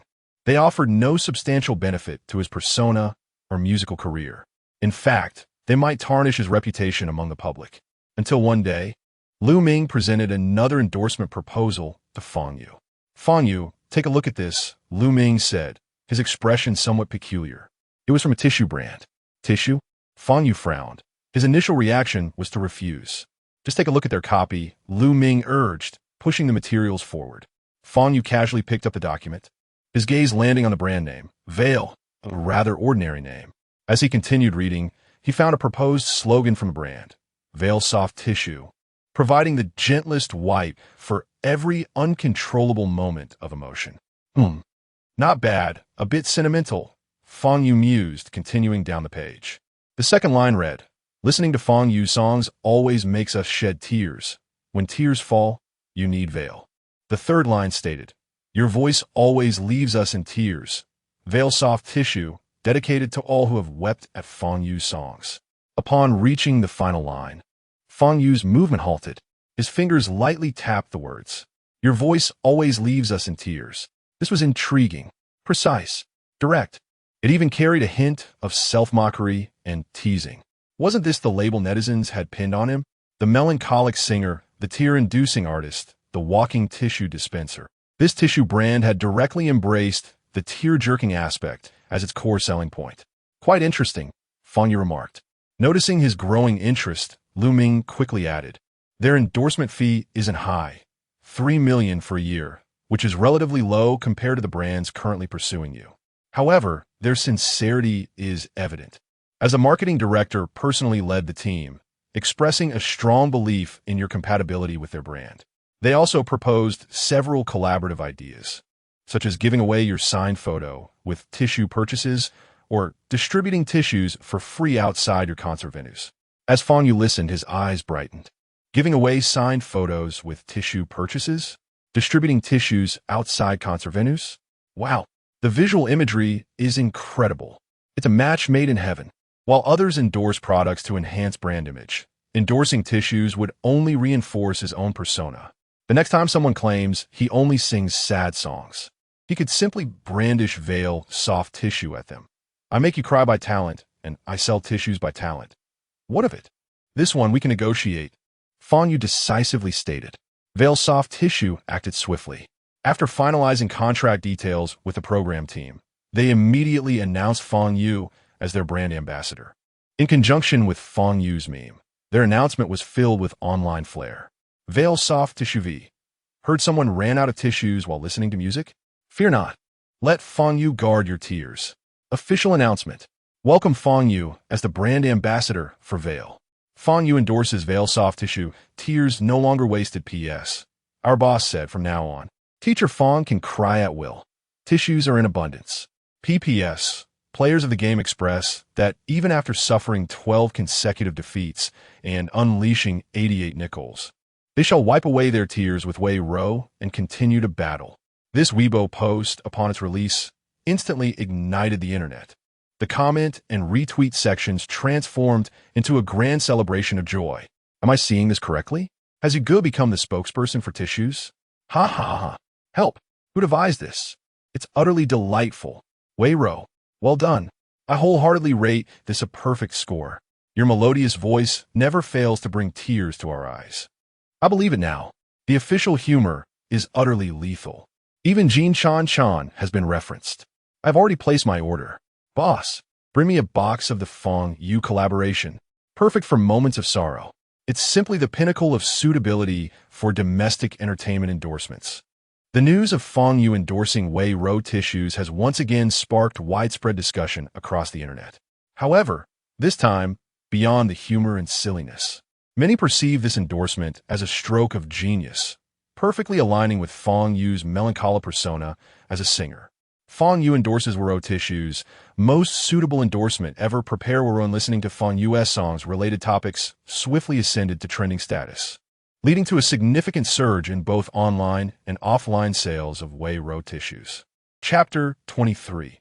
I decided to withdraw from the recording of Tomorrow's Star in the opulent private room of the Xinhui International Club in the bustling metropolis. The air was thick with the aroma of expensive champagne. Xiao, feeling agitated, hurled his phone onto the luxurious leather sofa, the screen glaring with the official announcement of Fang Yu endorsing Wuwuwu tissues. The comment section was filled with laughter and expressions of perfect match. Damn it! How can a mere tissue endorsement trend? What is wrong with this world? Beside him, Sunhouse scoffed, what does it matter? Penguin Games has reached out, 8 million, and this is just a few days. Moreover, he has turned down many collaborations. From ways to you are not truly happy. And then to the brightest star in the night sky, Fang Yu's popularity soared, relegating the self-proclaimed prodigies Xiao and Sun to mere background figures. They even tried to use family connections to impose restrictions on Fang Yu. But what happened? Fang Yu not only broke free, but also released a phenomenal healing song. It was as if they were being slapped across the face repeatedly. This cannot continue. Next round, he must be taken down. Xiao, your father. Rest assured, last time we were careless and didn't impose a strict theme. This time, we need to be more ruthless. Oh, Xiaoyu's interest was piqued. What do you mean? Sun Hao leaned in closer, lowering his voice for the next episode, the theme. Xiaoyu paused for a moment. Then his face lit up with ecstatic delight. Ha ha ha, you're brilliant, Xiao. But won't we still be unable to handle this? Simple, just find a ghostwriter. The production team of Tomorrow's Star. The chief director, Lu Ming, received a phone call. Hello, leader, what instructions do you have? The voice on the other end was authoritative. Lu Ming, I've already decided on the theme for the next episode. What theme? Lu Ming's heart sank, sensing impending doom. Humor. We need to enhance the show's entertainment value, allowing the audience to experience joy through laughter. Humor? Lu Ming nearly dropped the phone in disbelief. Leader, we are a singer audition program, not a comedy variety show. I know, the leader interrupted impatiently. But the market demands it. The audience wants to see it. Just do as I say. But Lu Ming attempted to negotiate, only to have the call abruptly ended. Beep, beep. As he listened to the dial tone, Lu Ming realized that the Qian and Sun families were conspiring again. The last incident was already outrageous, and now they were introducing humor? What the hell is humor? I think your entire family is humorous. Are we not to be allowed to live? Lu Ming rubbed his temples in despair, knowing that this time, he was likely powerless to change the outcome. Previously, he had been given a few keywords and could at least determine the theme himself. This time, however, the theme was imposed directly. With a sigh, Lu Ming picked up his phone and called Fang Yu. Regardless of the circumstances, he had to inform Fang Yu to prepare himself mentally. The call was answered quickly. Hello, Director Lu, what's the matter? Fang Yu's voice was calm. Fang Yu. It's like this. Lu Ming carefully chose his words, cautiously informing Fang Yu of the humor theme. I know this theme may pose some difficulty for you, but it's beyond our control, you understand. No problem, I understand, Fang Yu replied, his tone still calm, devoid of any emotional fluctuation. Huh? You understand? Lu Ming was taken aback. Do you have any thoughts on this? None. What can I think? Since it's been decided, let's proceed with this theme. Fang Yu said before hanging up. As Lu Ming listened to the busy signal, he was utterly bewildered. Fang Yu's reaction was completely unexpected. He had anticipated complaints, protests, or even a refusal to participate. Yet, Fang Yu accepted it with such remarkable calmness. What? What is going on? Is Fang Yu simply too easygoing? Or does he have some countermeasures? Once the humor theme was announced, public opinion erupted online. What is Tomorrow's Star trying to do? One moment it's healing, the next it's hope, and now it's humor? What kind of ridiculous theme is this? Can't they show some respect for the contestants? I strongly suggest renaming the show to Comedy Star. Is the production team under some mysterious influence? 2 consecutive absurd themes. This year's contestants are having a hard time. It's practically a talent show for all-rounders. I feel for Wuwuwu. He finally broke through with his melancholic persona, and now he's being forced to transition into a comedian. Don't worry, Wuwuwu, if all else fails, just go up and munch on some seeds. We'd love to see that. As long as Wuwuwu stands there without singing, I find it amusing. As public sentiment simmered, the contestants were in turmoil. Not everyone possessed Fang Yu's calm demeanor in the face of adversity. Some contestants, whose styles leaned towards lyricism and whose vocal skills were mediocre, or who had weaker psychological resilience, found their mental states crumbling. Humor?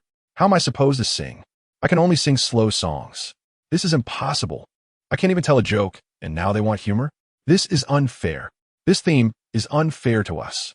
Soon, a male contestant ranked low in the top 16 took to his personal Weibo to voice his grievances. Contestant Shang, CUNV. After working hard for so long, I ultimately succumbed to a ridiculous theme. I apologize to my fans. I have decided to withdraw from the recording of Tomorrow's Star. Perhaps this stage never welcomed someone who only knows how to sing. Tomorrow's Star production team.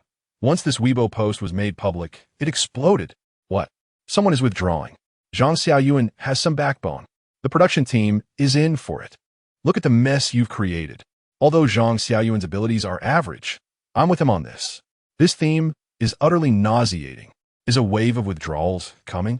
Let us wait for the next one. In the office of the Tomorrow's Star production team, Lu Ming felt as if his head would explode.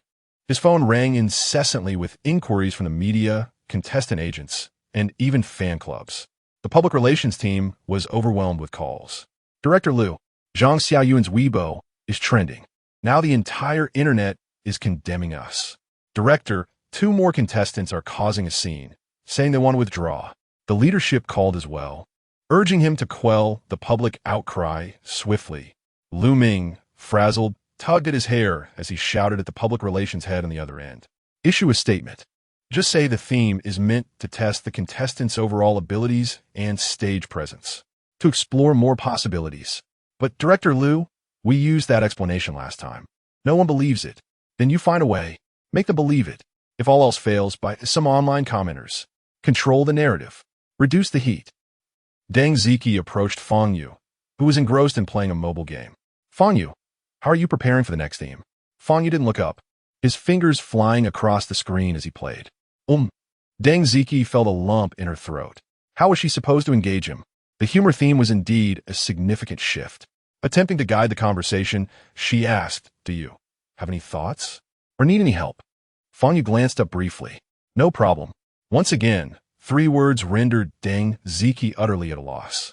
She felt as though her role as a mentor had devolved into that of a mere mascot. Every time she attempted to express concern, the other party displayed an attitude of indifference, as if to say, you need not worry about me. Yet, remarkably, he consistently managed to submit flawless work. With a sigh tinged with resignation, Deng Ziki declared, I believe in you. However, should you encounter any difficulties, do not hesitate to seek my assistance. Fang Yu nodded in acknowledgement, refraining from further conversation as he redirected his gaze to the screen of his phone. A few days later, on the recording day of the elimination round for Tomorrow's Star, a long queue of eager spectators awaited entry outside the studio. A glance around revealed that nearly everyone held a tissue in hand. Sister, is that Wuwuwu a collaborative edition with Fang Yu? Let me take a look. I just picked it up at the entrance. Limited edition. Wuwuwu truly understands the moment. I bought 3 boxes of Wuwuwu, just waiting to cry here live today. At the entrance of the studio, several individuals clad in Wuwuwu uniforms busied themselves. Before them lay numerous boxes of co-branded tissue packets adorned with Fang Yu's chibi likeness. For the melodious voice of you, always keep Wuwuwu handy. Wuwuwu tissues, providing gentle wipes for every moment of emotion. The staff enthusiastically chanted their slogan while distributing a small packet to each incoming audience member. The spectators, filled with fervor, eagerly approached to collect their share. Not far off, a few vendors selling tissues stood in utter disbelief at the spectacle unfolding before them. Wait a moment. Has the official team really come down to the ground? This is disastrous. They're giving it away for free. What are we even selling here? Wuwuwu is relentless. As if having Fang Yu as their spokesperson wasn't enough. They won't even leave us a scrap. This truly leaves us with no means of survival. Well then, it seems today was a wasted trip. Time to pack up and head home. Chapter 24, A Peculiar Game, seems to rejuvenate the players with each round. In the players' lounge, Xiao and Sun Hao recline on the sofa, their expressions radiating an almost uncontrollable excitement, in stark contrast to the gloom that envelopes the other contestants.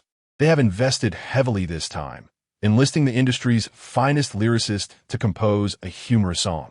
The melody is catchy, and the lyrics ingeniously weave in the most popular internet memes of the moment, tailor-made for this eccentric theme. What is a mere sum of money for a song when they're determined to triumph over Fang Yu? The other contestants have largely deduced that there is something amiss behind this absurd theme. While none dare openly offend Qian and Sun, many cast complex glances in Fang Yu's direction. A sense of resentment has subtly shifted its focus. If it weren't for Fang Yu, would the production team have concocted such peculiarities? First, there was Hope's Light, and now they are embracing humor. What is this madness? Meanwhile, Fang Yu gazes down at his phone, seemingly oblivious to the undercurrents surrounding him. Occasionally, he lifts his head to glance at Xiao and Sun Hao, donning an expression that suggests he harbors some concerns. Ma Haoxiong shifts closer, his face contorted in distress. Brother Yu, this theme is simply too challenging. I feel like I might be eliminated in the first round. Fang Yu finally diverts his attention from the screen, placing a reassuring hand on Ma S' shoulder without uttering a word. Yet, this gesture inexplicably comforts Ma Haoxiong. What are you staring at? Haven't you seen a handsome guy before? Xiao can no longer contain himself. Fang Yu's gaze makes him feel utterly uncomfortable, as if he has become a monkey in a zoo. Sun Hao chimes in sarcastically. I think his gaze is rather peculiar. It might suggest an unusual orientation. Everyone be cautious. The air grows noticeably colder in response to his words. At that moment, Fang Yu speaks almost to himself. In a soft tone, I wonder, should I eliminate you first, or you? As he speaks, he surveys the two, leaving Xiao and Sun Hao momentarily incredulous. What is he saying? Eliminate them? Just him? Following a brief moment of shock, their indignation boils over. Xiao springs to his feet, pointing at Fang Yu and declaring, "Ha! What audacity! Eliminate us? Who do you think you are? The judge? If you have the guts, choose me. I'll show you what true talent is." Xiao is willing to risk it all. He acknowledges that, in terms of singing alone, he may fall short of Fang Yu. However, with the thematic constraints and the song crafted by a professional, he is certain to overshadow this oddball who only sings mournful songs. The lounge falls silent, all eyes fixed on this unexpected confrontation, disbelief etched on their faces. Are they truly challenging each other backstage? Fang Yu nods, his expression unreadable. All right, since you insist. The other contestants hold their breath, the tension palpable as the staff ushers them to the stage. The elimination round of Tomorrow's Star, featuring the final 16, officially commences. The host strides to the center of the stage, microphone in hand, accompanied by exhilarating background music. Welcome back, dear audience, to Tomorrow's Star, proudly sponsored by Wuwuwu Tissue. Tonight, we usher in a more brutal and thrilling elimination round from 16 to 8. As you may have surmised, the theme this time is humor. Yet, instead of the anticipated applause, a peculiar silence blankets the crowd. The host seems to notice the unusual atmosphere and hastens his speech. Moreover, this round will feature an upgraded format. We will engage in exhilarating 1v1 battle duels. Contestants may challenge any opponent of their choosing. Yes, you heard correctly, cross-team challenges are permitted. Without further ado, let us draw lots to determine the first pair for the battle. The host gestures towards the large screen. The screen spins rapidly before finally settling on two names. Neither Fang Yu nor Xiao, but rather two contestants whose styles are relatively similar, both adept at performing love songs. Yet not among the top ranks in the final 16. Soon, the first contestant takes the stage, evidently dressed in a flamboyant costume to align with the humor theme. The music begins, featuring a comically adapted song that is circulated widely on short video platforms. However, the lyrics are riddled with outdated internet cliches. and the contestants' exaggerated facial expressions only serve to heighten the awkwardness rather than elicit laughter. The more they exert themselves, the colder the atmosphere becomes.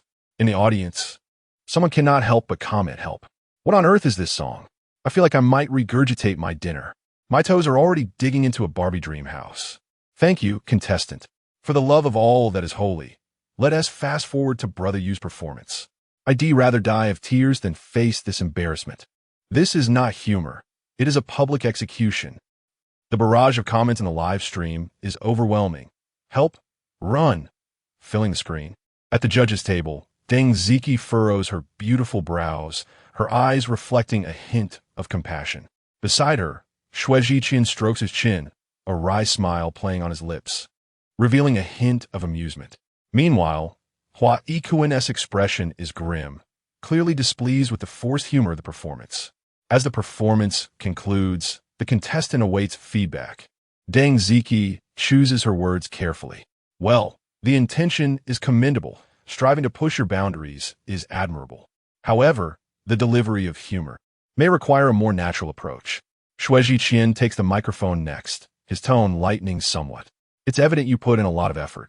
However, some of the material might need further refinement. Hua Yikuan, however, is more direct. I cannot offer any critiques on your song. It simply is what it is." Ultimately, the contestant's score is disappointingly low. Following her, the next contestant steps onto the stage. Having learned from the previous performer's missteps, this contestant opts for a comedic rap instead of singing. Yet, the outcome is equally dismal. The material is cliché. The rhythm chaotic, rather than a rap. It resembles a recitation by an elementary school student. Once more, the atmosphere descends into silence.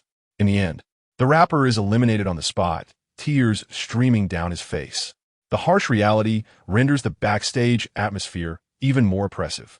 The subsequent contestants seem ensnared in a curse of forced humor, each attempting with all their might, yet remaining painfully awkward in their performances.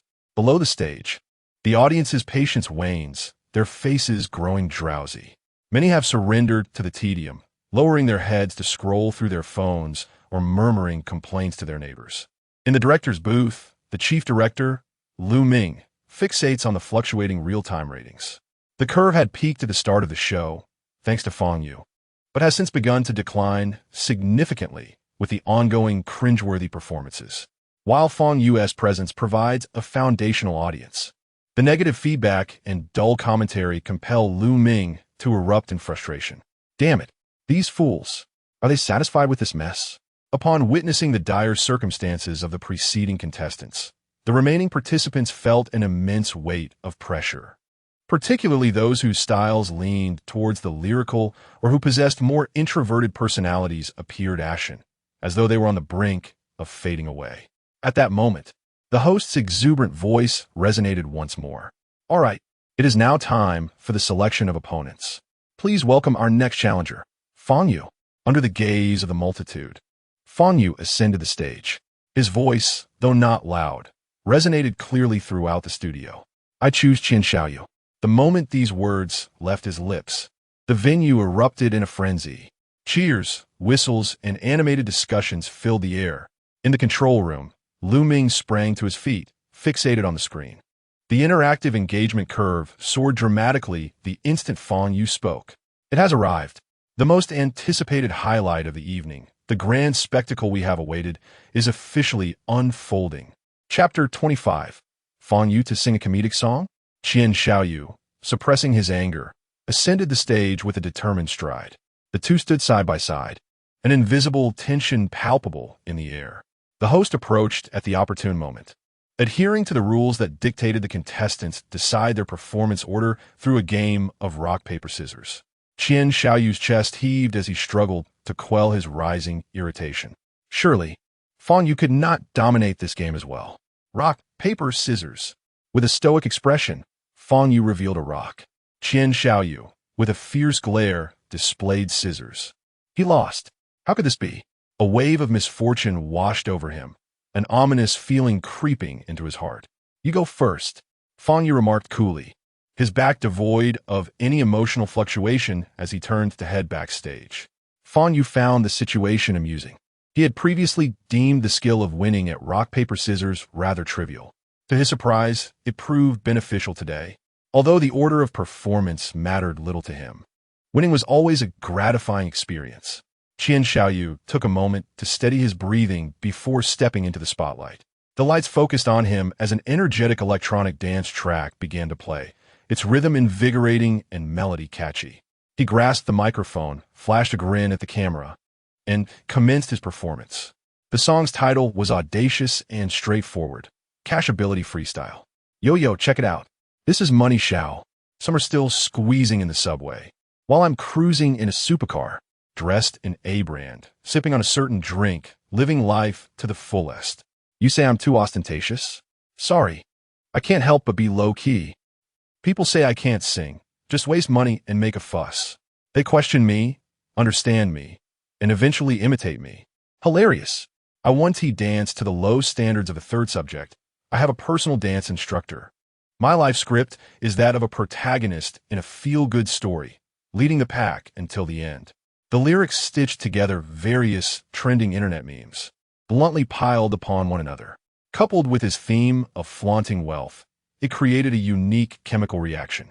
In the audience, initially there to witness a spectacle or perhaps a farce, the atmosphere began to subtly shift as Xiao performed. Wow, these lyrics are incredibly straightforward, aren't they? It's awkward, yet strangely captivating. Some younger audience members were amused by the barrage of internet references, unable to stifle their laughter. The song resonated well with the crowd, its lively melody indeed catchy. The live chat buzzed with activity. Haha, what kind of lyrics are these? So tacky, Xiao. As long as I'm not embarrassed, the embarrassment belongs to others. To be fair, this beat is decent. It's a bit addictive, though I can't stand him. This song is leagues better than the previous ones. On stage, Xiao concluded his final line with a striking pose, panting lightly, eyes gleaming with anticipation for a roaring applause. Indeed, a smattering of applause and laughter followed, far better than the treatment of earlier performers. This bolstered Xiao's confidence, his gaze towards Fang Yu dripping with disdain. The host stepped up to guide the judge's commentary. Deng Ziki cleared her throat. Well, a very impactful song, brimming with energy. The lyrics are quite direct, leaving a lasting impression. She searched her vocabulary for more precise yet less hurtful words. Hua Ikuan kept it succinct. The melody is a bit loud. The lyrics convey an attitude, and that's that. Then it was Shui Zhiqian's turn. Oh, this contestant has a keen sense of the internet. This song, how should I put it? After listening, one feels reluctant to breathe too loudly if their wallet isn't full. The rhythm is quite invigorating, making one want to scare along. Just kidding. It's imaginative, very imaginative. The smile faded from Xiao's face as the judge's feedback totaled less than a minute. Finally, the scoring segment arrived. The scores began to roll on the big screen. Xiao's heart raced. The final score settled at 75 points. Neither high nor low, a moderately above average score. The smile on Xiao's face vanished entirely, replaced by disbelief and a tinge of humiliation. 75 points? How could this be? How could his song merit only 75 points? Not even a mere fraction of what he spent on it. Reluctantly, he glanced at the judges, his lips moving as if to voice something. But ultimately, he held his tongue and silently descended the stage under the gaze of the audience. His tense posture and slightly trembling shoulders betrayed his dissatisfaction and frustration. At that moment, the host announced with fervor, "Next, let us welcome Fang Yu with the warmest applause." The audience erupted into thunderous applause, screams nearly piercing the air. Amidst the overwhelming anticipation, the host shifted gears. Tonight, he will perform for us, King of Comedy. King of Comedy. The mere utterance of those 4 words plunged the previously raucous venue into an eerie silence for a fleeting moment. Immediately, murmurs spread throughout the crowd. The King of Comedy? Did I hear that right? What's going on? Fang Yu is going to sing a comedic song? No way. My melancholic idol's persona is about to shatter? Has he truly transformed? The live chat exploded with excitement. King of Comedy? Seriously? Whoa. Brother Yu is breaking the mold. I said it. Singing only sorrowful songs is unbearable. I support Brother Yu's transformation. Don't be naive. This is undoubtedly clickbait. The title is comedy, but the content will surely be a tragedy within a tragedy. Oh no, my melancholic idoless image is about to collapse. Don't bash it. Anything from Brother Yu is bound to be a masterpiece. I believe this song will be exceptional. The anticipation is palpable. Hurry and bring him out. In that instant, all eyes in the studio turned toward the stage entrance. Fang Yu, clad in a simple white shirt and black trousers, slowly made his way onto the stage. No exagerative etair, no dazzling lights. His expression retained that innate melancholy, as if the surrounding excitement was separated from him by an invisible barrier. Compared to the previous contestants whose faces screamed comedy, Fang Yu appeared out of place, yet intriguingly captivating. At the center of the stage, Fang Yu lowered his head slightly, seemingly lost in his own world, cultivating his emotions. The accompaniment began to play. This accompaniment seemed rather upbeat. Could he truly be changing his style? I looked at a kiwi, and suddenly tears burst forth. Fang Yu began to sing, his voice familiar with its melancholic timbre. Yet his emotions seemed more complex than ever. It was not pure sorrow, nor was it the forced humor of Xiao. Instead, it embodied a strange, absurd amalgamation. A person gazing at a kiwi, suddenly overwhelmed with tears. Such a scene felt absurdly whimsical. I'm not particularly fond of revelry. This is what one might call a spiritual awakening. If you doubt it, inquire with Xiao. The lyrics remain perplexing, yet when combined with Fang Yu's profoundly melancholic expression, an extraordinary chemical reaction unfolds.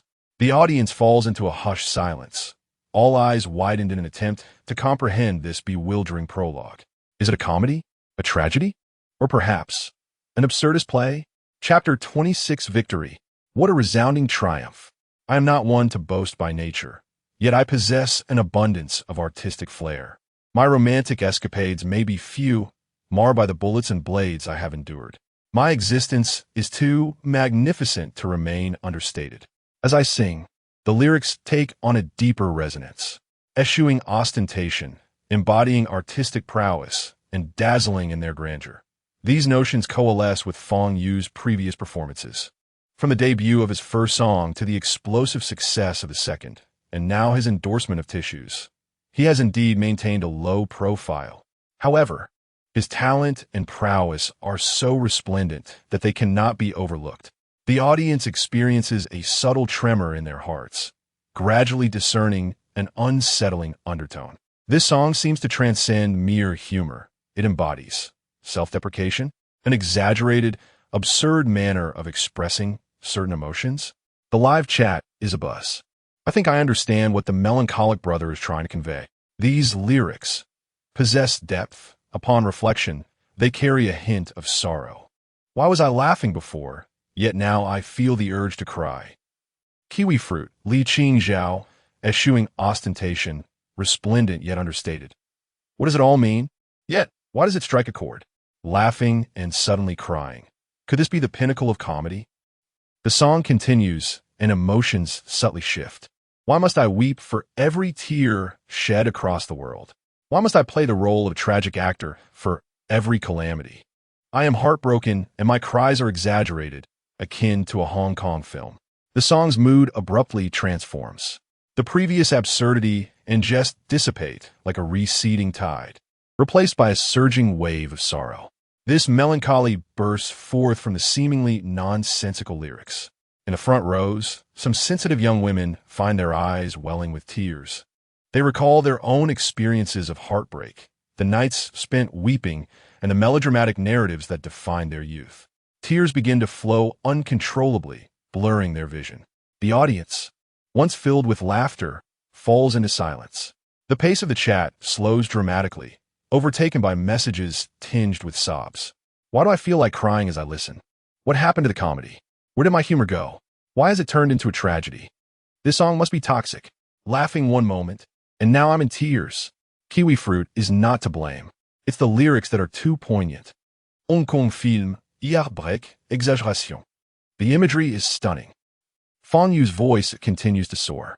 The emotions build and elevate. At that moment, he sings the line that ignites the entire venue. Why must I be the first to shed tears for the world's sorrows? I am a spokesperson for all the tissues on the market. Everyone is taken aback, stunned by this unexpected advertisement. Moments later, a complex cacophony erupts from the audience. The sound is a blend of laughter through tears, unabashed guffaws, and gasps of realization, creating a symphony of peculiar black humor. Tissue endorsement. What a stroke of genius. This advertisement deserves a perfect score. No, 1,000 points. I am laughing so hard that tears are streaming down my face. This is true comedy. Laughing and crying, crying and laughing. Brother Yu, you are the king of comedy. After Zhou Xingqi, we have another master. The audience's emotions spiral out of control. They wipe their tears while bursting into laughter. Tears and smiles intertwine grotesquely on every face, forming an absurd yet authentic depiction of life. The camera sweeps across the audience. Close-ups reveal those crying, yet holding up tissues emblazoned with Fang Yu's likeness. Some weep uncontrollably, yet fervently wave their tissues as if they're the sole medium to express all their intricate emotions. Spectacular. Absurd. The director skillfully cuts to these images for the live broadcast. The chat explodes into chaos.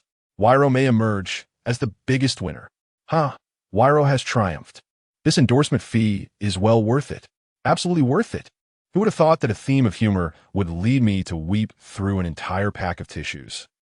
At the judges' table, Deng Ziqi's eyes glisten with unshed tears, moved by the song's profound sadness and absurd self-mockery. She is also touched by the audience's complex blend of laughter and tears. Xue Zhiqian's mouth gapes open, his expression beyond mere shock. It is a mixture of disbelief, incredulity, and deep admiration. Is this even possible? This transcends mere singing. It is a form of performance art, a subversive deconstruction of the theme of humor. Hua Yikuan furrows his brow, attempting to analyze the song through his professional musical knowledge, yet finds it challenging. The melody is not particularly complex, nor is the technique top tier. Yet the emotions conveyed and the resonance it evokes surpass his previous understanding of music. In the backstage lounge, Xiao stares intently at the monitor. On the screen, Fang Yu stands at the center of the stage, basking in the audience's cheers and tears. The crowd waves tissues bearing Fang Yu's image. The live broadcast reveals a record-breaking popularity. Comparing this to his recent performance, which barely scored 75 points. His mental state shatters completely. Xiao feels a constriction in his throat. Blood rushes to his head as a buzzing fills his ears. He can distinctly sense the gazes of the other contestants, filled with unmasked pity and a hint of schadenfreude. In the director's room, Chief Director Lu Ming clenches his fists, palms slick with sweat. He fixates on the screen, where the ratings curve skyrockets in real time, and the chat interactions threaten to overwhelm the servers. His heart races. Victory. Another resounding triumph. Fang Yu is a veritable black hole for viewership, and he even brings his own advertisement. Wyro has truly emerged victorious. Yet amidst the euphoria, Lu Ming feels a chill creep down his spine. Fang Yu is a force to be reckoned with. The comedic theme was initially intended to restrain him. Yet he not only defies these limitations, but elevates the performance, even propelling the sponsors to new heights. His capabilities and influence are beginning to surpass the control of the production team. This feeling of loss of control excites Lu Ming, while simultaneously instilling a sense of dread. Close up, quickly, capture the audience. And the judges. Lu Ming shouts into the intercom. Hurry, all cameras. Focus on the audience. On those faces of laughter and tears. On the tissues. On the judges, especially Xue Zhiqian. His expression is pure gold. Lu Ming's voice echoes in the director's room, a glint of intensity in his eyes. This untamed stallion may stir up storms and bring wealth, but it could also capsize the entire ship. A method must be devised to secure this horse with a stronger bridle. Otherwise, the consequences could be dire. Chapter 27. Triumph. National Top 8. On stage, Fang Yu continued to sing, la la la la la la. Like a jester, humming a sorrow that no one could comprehend beneath his mask. He raised his gaze slightly, scanning the audience below, as if observing the myriad lives before him. Each day felt like a scene from a movie. Each day felt like a narrative from a novel, from a karaoke session, from a music video. The lyrics flowed straightforwardly, yet they served as a key, unlocking a hidden corner within each heart. Indeed, whose life has not experienced dramatic moments? Who has not released their emotions through song at a karaoke bar? Who has not fantasized about being the protagonist of a particular tale? The world is inherently a reality show, an unavoidable truth. These two lines, akin to a stroke of genius, encapsulated all preceding emotions. Is it mockery, self-deprecation, or a reluctant compromise to reality? The audience held their breath, well aware that the final, most fervent climax was imminent. The long-suppressed emotions were about to erupt in the final melody. At last, he sang the last line. The curtain rose in the world of love. I have experienced it all. For every tragedy, I played a supporting role. I am heartbroken, I weep extravagantly. Just to shine for a few years. The final note lingered. The world seemingly came to a standstill. A full 3 seconds of silence. Then boom! Applause, screams, shouts, instantly engulfed the entire studio. Fang Yu is amazing. Ah! The shouts varied, yet they converged into a colossal wave of sound, almost threatening to lift the roof. Fang Yu bowed deeply to the audience. No unnecessary gestures, no overly sentimental words. Yet below, countless faces bore the traces of tears, smiling brighter than ever. They clapped fervently, shouted wholeheartedly. It was as if they were pouring out the complex emotions stirred by the song at this very moment. Waving tissues formed a peculiar ocean. The image of Fang Yu printed upon them appeared remarkably vivid at this moment. The host, with red-rimmed eyes, stepped onto the stage, her voice trembling with a mix of excitement and joy. I've hosted this program for so many years, and this is the first time I've witnessed such a scene. She took a deep breath and turned to the panel of judges. 3 mentors. Please share your thoughts. Deng Ziki was the first to take the microphone, her voice thick with emotion, traces of tears still visible at the corners of her eyes. Clearly not yet composed. Fang Yu, you have truly redefined our theme this time. I always thought comedy was merely about laughter, but you have shown me otherwise. This resonance of laughter intertwined with tears, this absurdity of life portrayed through profound sorrow. It touches the heart more than any straightforward joke ever could. This song is exquisite. Thank you, Fang Yu.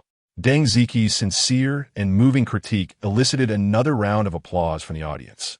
Hua Ikua nodded, simply stating, the form surpasses technique, but I must acknowledge the boldness of your idea. Deconstructing comedy through a core of sadness is indeed a sophisticated expression.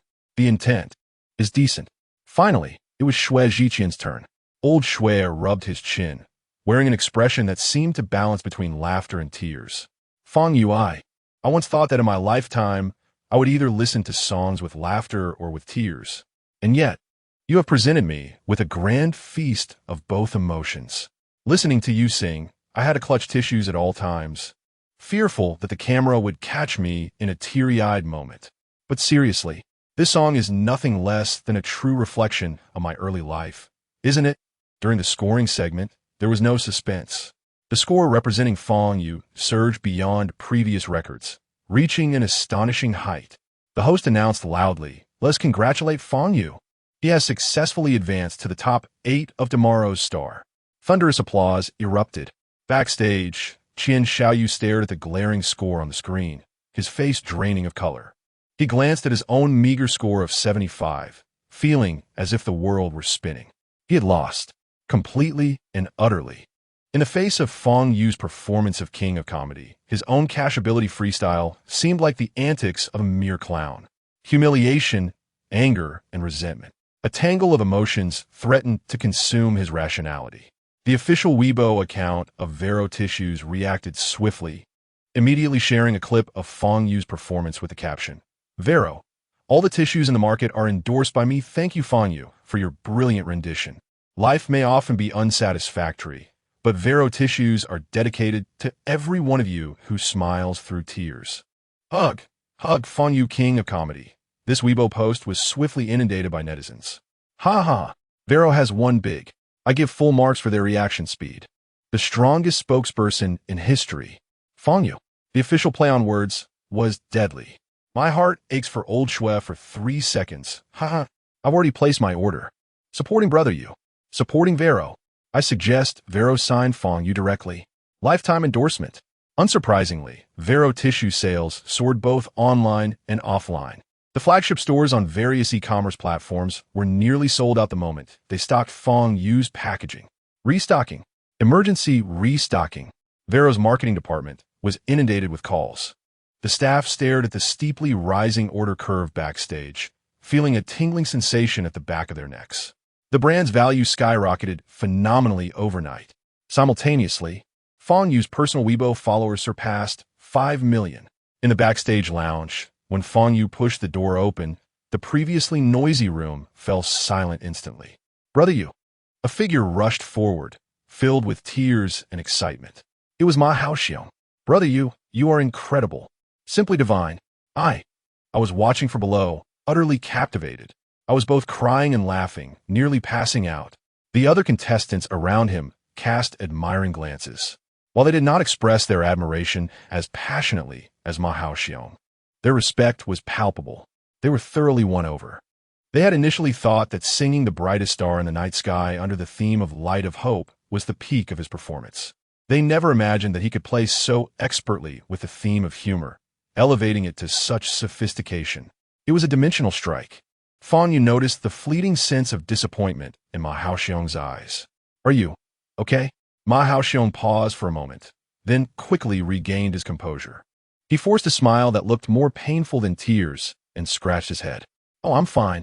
Being able to see your amazing performance, Brother Yu, makes this trip worthwhile. Although I was eliminated high, he tried to sound carefree, but the bitterness in his voice was undeniable. In the previous 1v1 matchup, he had drawn an exceptionally strong opponent and regrettably lost, stopping at the top 16. Observing Ma Haoxiong's forced smile, Fang Yu reached out and patted his shoulder. You're a good person. Just 4 simple words, without any elaboration. Yet Ma Haoxiong felt a profound sense of affirmation, his eyes instantly reddening as he nodded vigorously. Indeed, Brother Yu, you as well. Fang Yu retracted his hand, contemplated for a moment, and added, if there is an opportunity in the future. The sentence remained unfinished. Yet the implication was unmistakable. Ma Haoxiong abruptly lifted his head, his eyes shimmering with astonishment. Brother Yu, is that true? Indeed, Fang Yu nodded, saying no more. He turned and took a seat, lowering his head to gaze at his phone. The surrounding competitors observed this scene, their emotions a tumultuous blend of envy, jealousy, and a hint of relief. Relieved that they had not, like Xiao, foolishly provoked this formidable being. In the corner, the seats of Xiao and Sun Hao remained conspicuously vacant, for the two had likely slipped away, unable to bear the embarrassment of remaining. Chapter 28. As long as Fang Yu can be signed, everything is open for consideration. The broadcasting hall was eerily silent, the stage of tomorrow's star now dimmed. Yet, the revelry belonging to Fang Yu erupted in the digital realm, merely beginning its grand unveiling. If the previous song's wasting and you're not truly happy cast Fang Yu as the melancholic king of ballads, then this new piece, King of Comedy, catapulted him to a more intricate and multifaceted pedestal. The trending topics on Weibo read, Fang Yu King of Comedy, explosive, all tissues in the market are endorsed by me. Explosive, Wuwah becomes the biggest winner. Explosive, laughing and crying, hot. Fang Yu redefines humor, hot. Heartbroken for Chicken, the various entries, each accompanied by vivid red markers of explosive and hot, showcase Fang Yu's undeniable dominance. Major media outlets, akin to sharks sensing blood in the water, surged forth towards this epicenter of traffic. Shocking. Contestant Fang Yu from tomorrow's star moved the entire audience to tears with his song King of Comedy, redefining comedy. From the melancholic king to the master of comedy, how many more surprises does Fang Yu hold? A generator of memorable quotes. All tissues in the market are endorsed by me has become the strongest advertising slogan of the year. A living endorsement. Sales of Wuwah tissues skyrocketed, and Fang Yu's commercial value soared. Countless music critics worked tirelessly through the night, attempting to dissect this extraordinary phenomenon. Fang Yu's emergence heralded the birth of a new genre in talent shows, emotional flow. He no longer merely showcased his skills or expressed himself. Instead, he precisely captured, amplified, and even played with the most intricate and hidden emotions within his audience. The brilliance of King of Comedy lies in its ability to sing the most absurd lyrics with the saddest melody, enveloping the struggles, helplessness, and self-deprecation of the common man beneath a layer of mockery. This ultimate experience of laughing while crying is more shocking and penetrating than pure sadness. In a hotel room, Fang Yu casually toweled his damp hair, his gaze sweeping across his phone screen. Notifications, tags, and private messages had exploded. He nonchalantly skimmed through the exaggerated titles and flamboyant comments, his expression remaining largely unchanged. Everything was as he had anticipated. Opening the system panel, he observed emotional value 1, 537, 820, lottery chances 7. Fang Yu raised an eyebrow at this figure. Such a frenzy across the internet yielded only this meager opportunity for a lottery? The exchange rate of the system was utterly exploitative. Clicking into the shop, he glanced over the sorrowful hits that demanded tens of millions in emotional value. With a soft sigh, he acknowledged he would need to continue working diligently. Meanwhile, at the Penguin Video headquarters, the Tomorrow's Star production team was ablaze with activity. Chief Director Lu Ming appeared fatigued, seated at one end of a long conference table. At the head of the table sat Wang, the highest authority overseeing the variety section, wielding the power of life and death over the Tomorrow's Star project. Beside him were senior executives from platform operations, the legal department, and public relations, all wearing solemn expressions. This was an emergency internal meeting convened specifically for Fang Yu, focusing on risk assessment and subsequent strategies.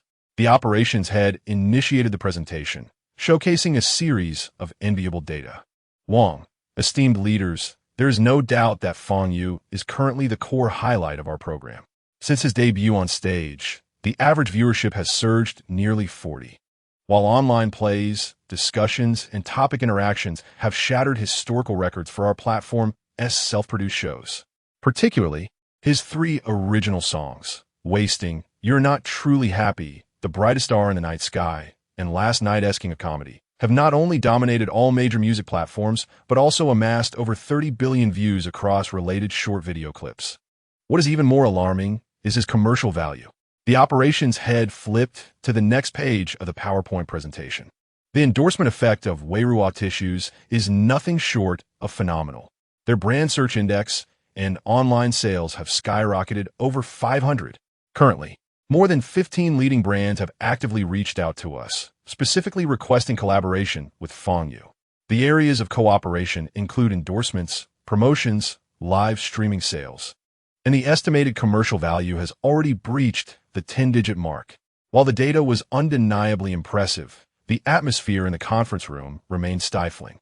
The head of public relations cleared his throat and spoke in a grave tone. Wang, while the data is encouraging, the risks are escalating rapidly. Firstly, Fang Yu's melancholic style, although uniquely captivating, treads a fine line. Last Night's King of Comedy, despite its comedic theme, still bore a somber core. If this style continues to amplify, it could attract scrutiny or even criticism from state media, posing a significant policy risk. Furthermore, his contrasting persona as the Harvest brother and joke master, while popular, is also exceedingly fragile. Should he make any missteps in his future actions, or if any unsavory details emerge, his image could collapse in an instant, leading to catastrophic backlash that would tarnish the reputation of both the program and the platform. The head of the legal department swiftly added, "The most troublesome aspect is that Fang Yu has yet to sign with any management company, including our own Penguin Management Division. He is currently entirely independent, and aside from the program contract, we have almost no leverage over him. This means he could be poached by another company at any time or refuse to cooperate with our future plans. The contract risks are at an all-time high." The conference room fell into a suffocating silence. The pros and cons lay bare before them, stark enough to send shivers down their spines.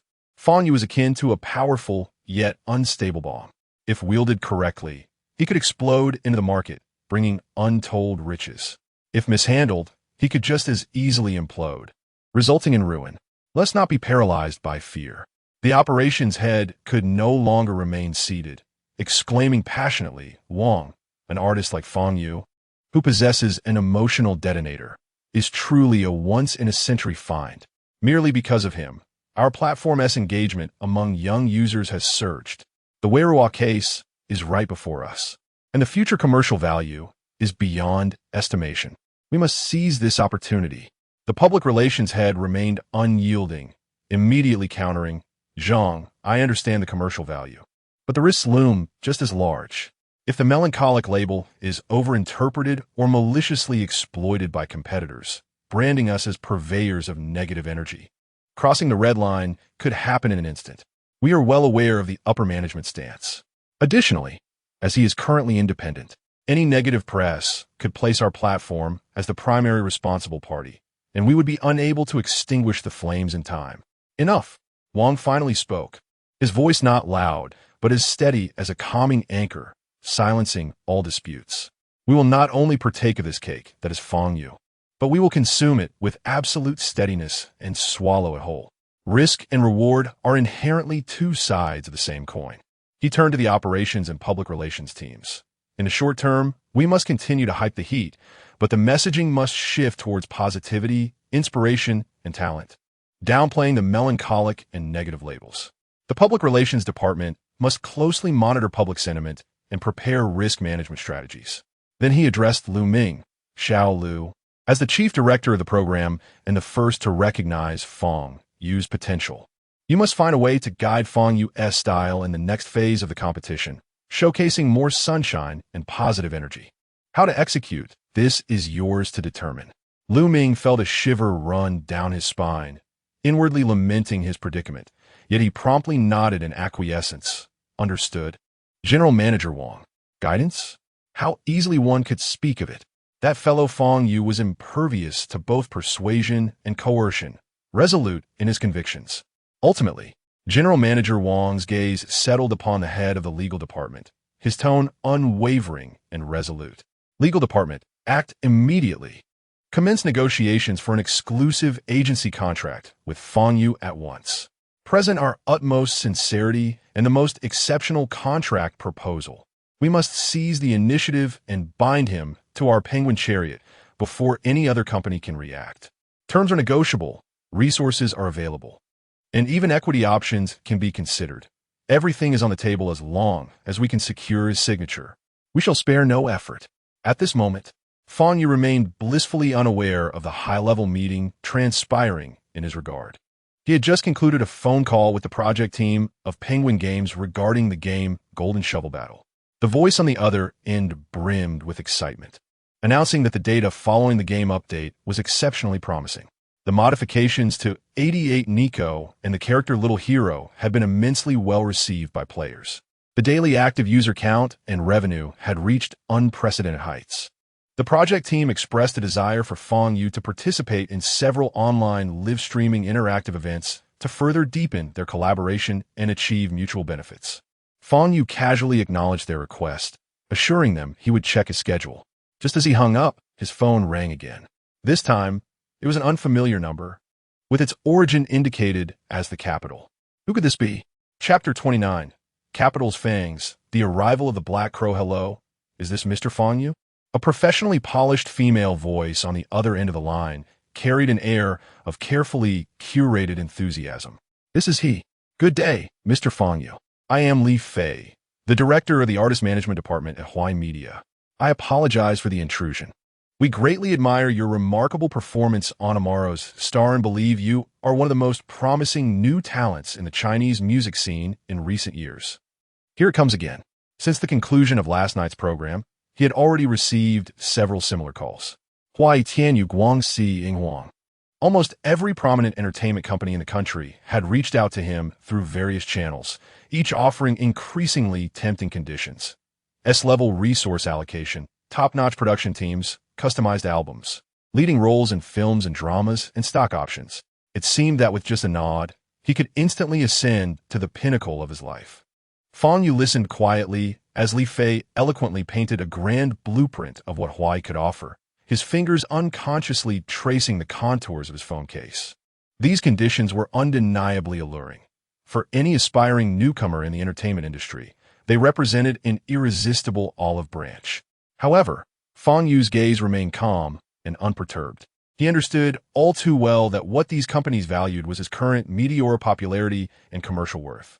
Signing a contract would mean being ensnared within the machinery of capital, where many decisions would no longer be his own. Freedom, to him, was paramount. Moreover, he possessed the most formidable trump card, the system. Mr. Fang Yu, have you given it some thought? Our sincerity of Hawaii is absolutely sufficient. If you're willing to join us, we can sit down and discuss the specifics in detail. Finally, Fang Yu spoke, his voice devoid of any discernible emotion. Thank you for your kindness, Director Lee. However, I'm not considering signing with a company at this time. There's a noticeable pause on the other end, as if she had not anticipated such a swift rejection. Mr. Fang Yu, wouldn't you reconsider? We at Hawaii. No, thank you. Fang Yu interrupted. I have other matters to attend to. With that, he ended the call abruptly. As night deepened, the hotel room was filled only with the low hum of the air conditioning.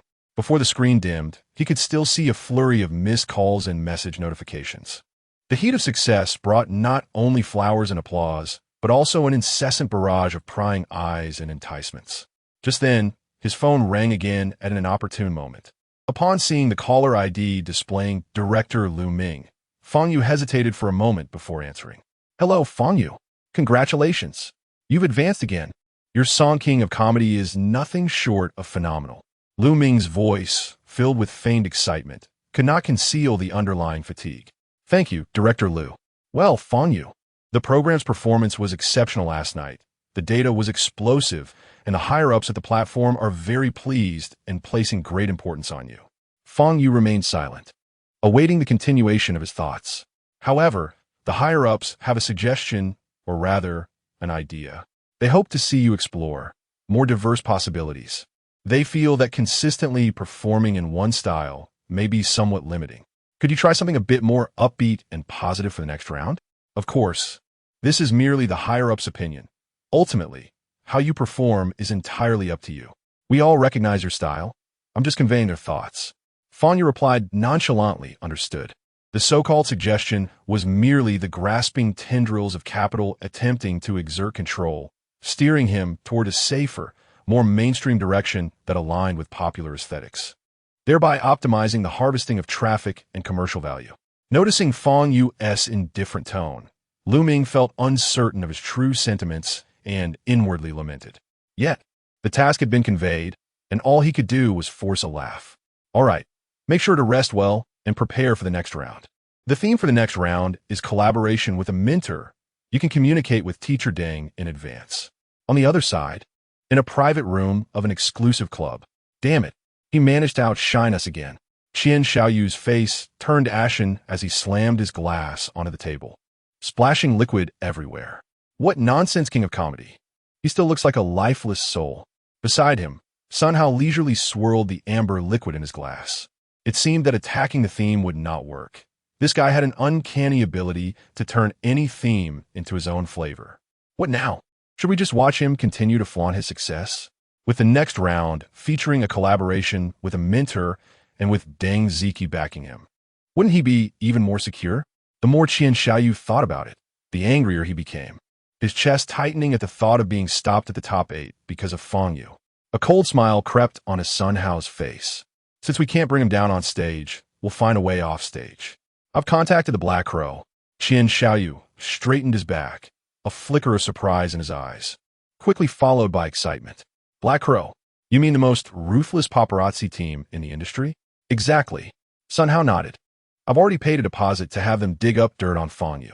I refuse to believe that a suddenly skyrocketing nobody can remain spotless. What if he truly is clean? Xiaoyu questioned. There must be something. Family, school, friends. As long as he is human, there can be no absence of blemishes. Even if we can't unearth substantial dirt, creating some ambiguous scandals would still be enough to tarnish his reputation.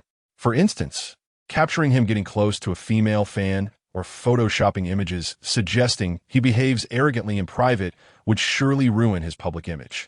Yes, let us make him fall from grace. Xiaoyu slapped his thigh with force. Let us see how he maintains his air of superiority, then. If we can't defeat him on stage, we'll ensure he faces utter disgrace. Chapter 30. The Black Crow's Downfall. The Final Deception. The efficiency of the Black Crow team was remarkable. Upon receiving a substantial deposit from Xiao, several seasoned investigators promptly sprang into action to thoroughly delve into the life of a certain individual named Fang Yu. Family background? An orphan from a welfare institution. Educational history? Attended an average third-tier university with mediocre grades. Social connections? Virtually non-existent. He was introverted and solitary. Criminal record? None. Legal infractions? Even fewer. The investigation revealed that not even a record of his mother running a red light could be uncovered. After several days, the investigators were left frustrated. Boss, this kid is uncommonly clean. So far, they had managed to uncover only 2 pieces of somewhat useful information. One was that he had ordered 8 princesses at a KTV, but he had already disclosed this on the show, and upon further investigation, there was indeed no evidence of any inappropriate behavior. The other detail was that he had had a single romantic relationship in college, during which he was cheated on. At the breakup, he transferred his remaining few thousand yuan of living expenses to his ex-girlfriend, claiming it was compensation for lost youth. The supervisor replied, "What kind of blemish is this? He has practically a living bodhisattva." Currently, Fang Yu is even simpler to track. Aside from participating in the show recordings, he mostly remained holed up in the hotel arranged by the production team, rarely venturing outside. Browsing history, the supervisor was not ready to give up. Most of his time was spent on various music websites, along with game strategies and live streams for Golden Shovel Battle. The supervisor felt his blood pressure rising. What is this? A gaming addict aspiring to become a star? No one would believe this story if it were written. Check his bank transactions. Communication records. I refuse to believe we can't uncover anything. However, the results continued to disappoint.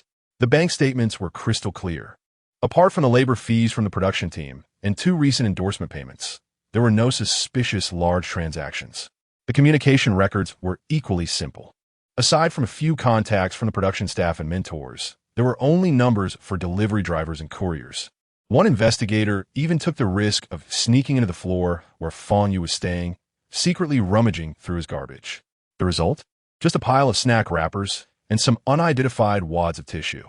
Boss, this is simply unscientific. We, the Black Crow, have been in this business for years, and this is the first time we've encountered such a target. How can someone in the entertainment industry be this clean? The supervisor finally exploded. Damn it. Since we can't dig up any substantial dirt, then create some drama for me. Listen closely. Keep a close watch on him. Snap photos.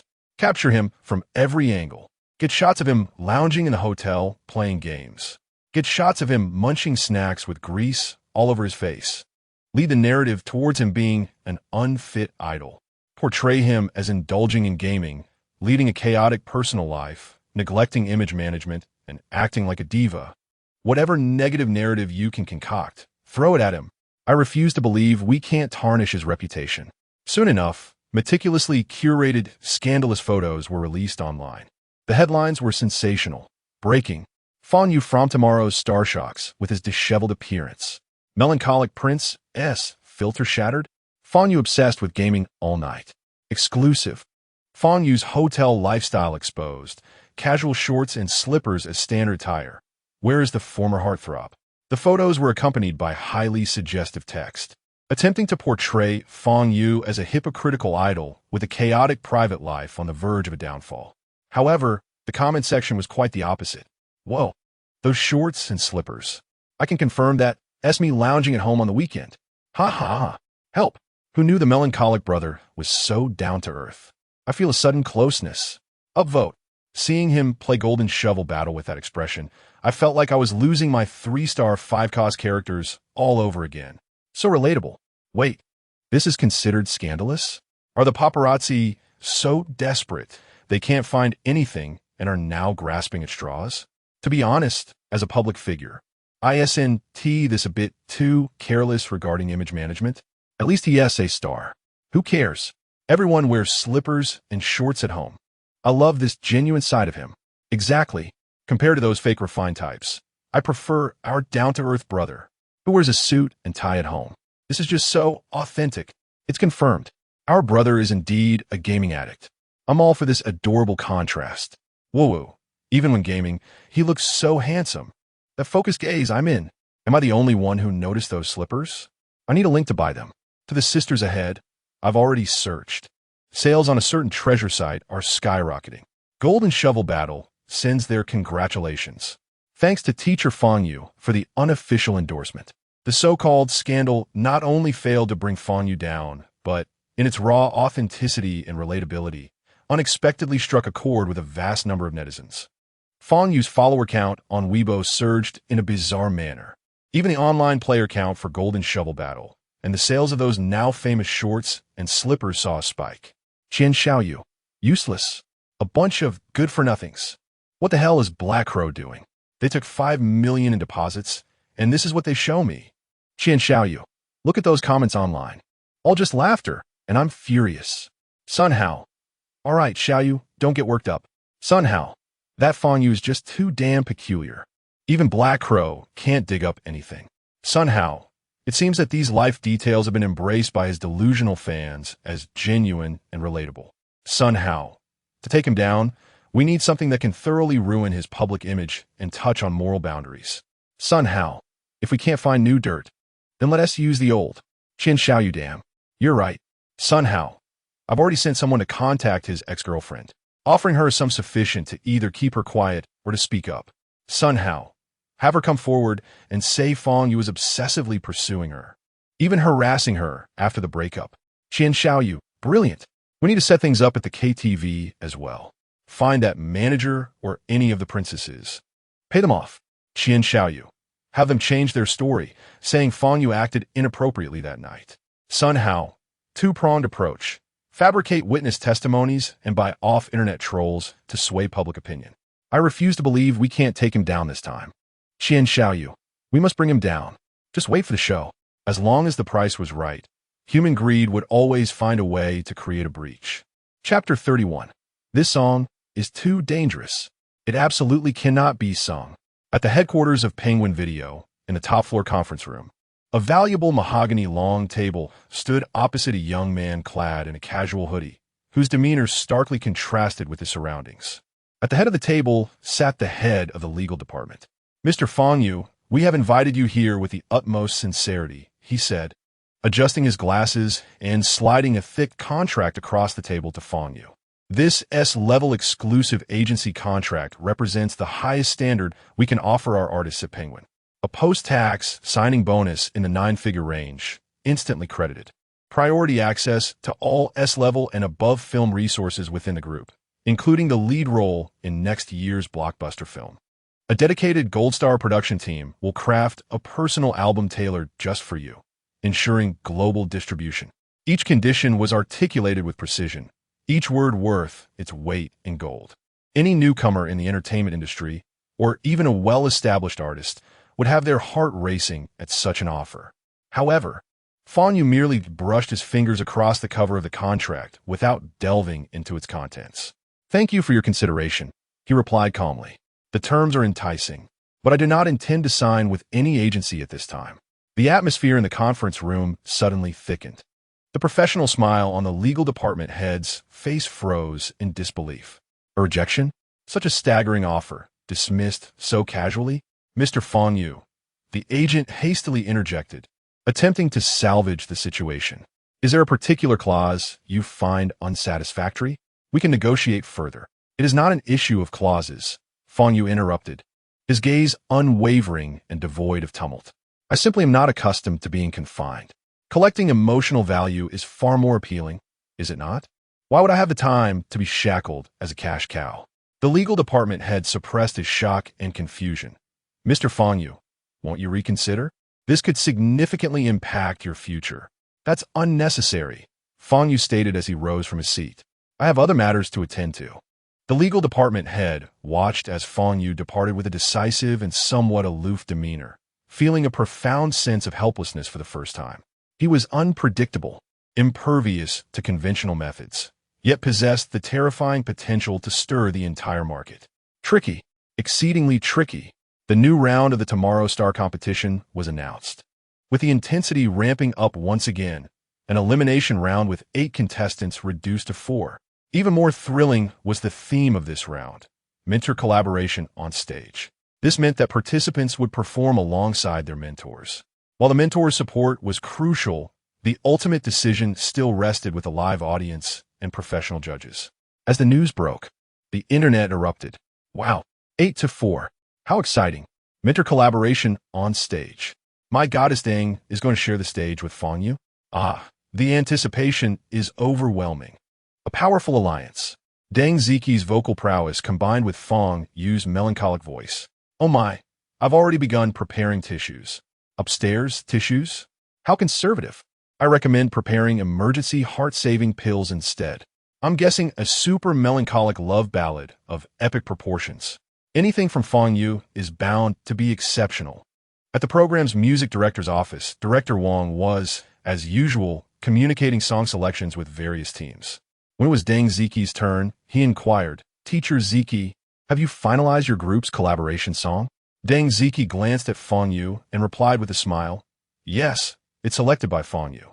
Director Wang nodded and turned to Fang Yu. "What are you preparing to sing this time? Something different for everyone?"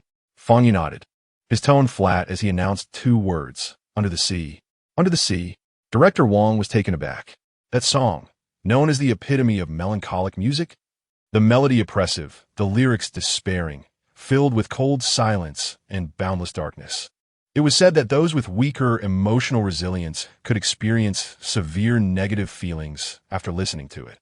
Letting Fang Yu sing this song? Director Wang's mind began to conjure images of the performance. The stage lights dimmed, and the moment Fang Yu opened his mouth, the audience would be plunged into the depths of the ocean, suffocatingly oppressive. By the end of the first segment, soft sobs would begin to arise. During the chorus, cries would blend into a sea of sound, tissues and tears flying in unison. After the song concluded, the audience would be left in disarray, countless fainting from overwhelming emotion. The live stream chat would be flooded with cries for help. "I can't breathe, goodbye world." Then, the program would be abruptly halted, relevant departments would intervene, and the entire production team would be sent home. The more he thought about it, the more terrified he became. Director Wang's pen clattered to the ground. He sprang from his chair. "No, absolutely not. This song is too dangerous. It cannot be sung. It simply cannot." At that moment, the office door swung open, and the chief director, Lu Ming, entered with a thermos cup. Seeing Wang's distressed demeanor, he inquired, "Wang, what is wrong? You seem flustered." Wang, as if spotting a savior, grasped Lu Ming's arm. "Director Lu, Fang Yu, he wants to sing Under the Sea. That Under the Sea." Cough, cough. Lu Ming sprayed the goji berry water he had just sipped, coughing violently. He stared at Fang Yu, incredulous. "Under the Sea? Fang Yu, are you not heeding our warnings at all? Do you want our program to headline social news tomorrow?" Lu Ming understood the song's impact better than anyone. In the face of their terrified expressions, Fang Yu remained exceptionally composed. He retrieved several printed A4 sheets from his backpack and handed them over. "Director Lu, Director Wang, please take a look at this." Lu Ming and Wang, filled with skepticism, accepted the sheets and focused their eyes. It was the sheet music and lyrics. The song's title boldly stated, "Under the Sea, adapted version." The two furrowed their brows as they read on. The melody remained unchanged, yet the lyrics, "Scattered moonlight, passing through the clouds, hiding from the crowd, forming the scales of the sea."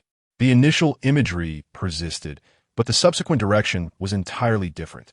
Souls immersed in silence, no one to wake you. Transformed into light is searching for you. It wants to warm you. It says, "Listen, listen." Someone is calling you back. The theme of despair altered to one of gentle redemption. The icy silence morphed into a force seeking illumination. The relinquishment of self became a call and waiting from the world, especially in the chorus, brimming with hope and healing power. It felt as if a beam of light pierced through the darkness of the deep sea. The more Lu Ming and Wang read, the wider their eyes grew, their mouths agape in astonishment. The office remained silent. After a moment, Lu Ming slammed his thigh with a resounding clap. "Genius. This is simply genius. This song can be adapted like this." He instantly recognized the significance of this adaptation. while everyone anticipated Fang Yu to unveil another emotional powerhouse, readying tissues for a sorrowful baptism. He would instead deliver a warm, healing song. Such an extreme contrast, such an unexpected surprise. This would undoubtedly be the highlight of the next episode. The topic would be all-consuming. Excellent. Wonderful. Lu Ming exclaimed, applauding. Fang Yu, you always manage to surprise me. Let us go with this adapted version. It will definitely rock the stage. Wang, recovering from his shock, gazed at the sheet music, his eyes filled with admiration and respect. This ability to transmute the mundane into the extraordinary was truly unprecedented. On the day of the program recording, in the backstage lounge for contestants, the atmosphere was more tense and grave than in any previous round. With only 8 advancing to 4, the elimination rate soared to 50%, and no one dared to take it lightly. Sun Hao sat in the corner, his head bowed, fingers swiftly gliding across the screen of his mobile phone, a faint, enigmatic smile playing at the corners of his mouth. Just moments ago, he had received a message from Xiao. Everything is proceeding smoothly. Brace yourself for the spectacle. Sinister smile. JPG, Chapter 32. Rapping Under the Sea? A glint of malice flickered in Sun Hao's eyes. Unable to triumph on stage, he schemed to ruin the other's reputation off stage. Meanwhile, Fang Yu was examining the system panel, having accumulated 10 lottery draws. With some time remaining before the competition commenced, he thought to himself, "System, grant me a 10-fold draw." Beep. Congratulations to the host for winning. 10,000 yuan in cash. Beep. Congratulations to the host for winning. Thank you for your patronage X4. Beep. Congratulations to the host for winning. Charm 0. 1. Beep. Congratulations to the host for winning. Strength pill, 1-minute trial. Beep. Congratulations to the host for winning. 5,000 yuan in cash. Beep.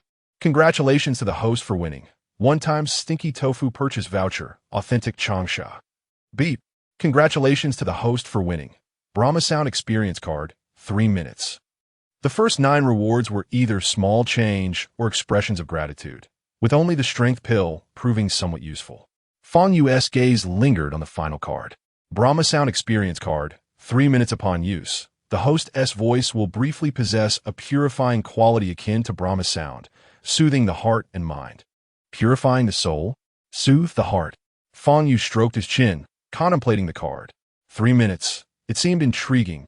At the Tomorrow Star quarterfinals, the audience filled every seat. As usual, attendees clutched packets of tissues, their expressions solemn as if preparing for battle. The livestream's comment section buzzed with anticipation. Here it comes. Quarterfinals. Exciting. Who will faint in the audience today? You bet 50 cents. The official live stream is ready. Tissues for sale in the front row. Heart-saving pills available. High-energy warning ahead. Non-combatants, please evacuate. What will Yushin sing today? I'm already scared. The competition officially began. The lights focused on the stage as the host energetically introduced the event. Following the draw, the contestant from the teams of Shui Jiqian and Hua Yikuan took the stage alongside their mentors. With the stage effects at their peak and mentor support, the contestants delivered high-caliber performances, igniting the atmosphere with explosive rap and heartfelt duets. Yet, the audience's reactions revealed a certain detachment. The comments were explicit. Good.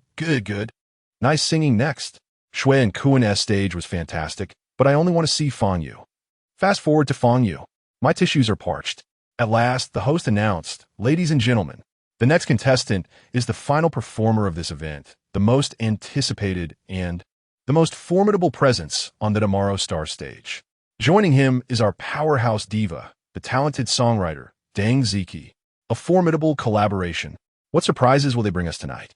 Let's welcome Deng Ziki." Fang Yu. The crowd erupted into thunderous cheers and screams, the atmosphere reaching a fever pitch. The camera swept over the audience, capturing the faces filled with tension, anticipation, and excitement, even a hint of fear. Many instinctively tightened their grips on their tissues. As the stage lights dimmed, a single beam of ethereal blue light followed the 2 performers. Dressed in a white gown, Deng Ziki resembled a sprite under the moonlight. Fang Yu. clad in simple black casual wear, wore an inscrutable expression, yet his familiar melancholic aura enveloped the space. They stepped into the spotlight, and the venue fell silent, every heartbeat audible. The host took a deep breath, seemingly preparing himself mentally, and slowly announced the song title. Their collaborative piece for the night was Under the Sea. Silence. A deathly stillness. 1 second.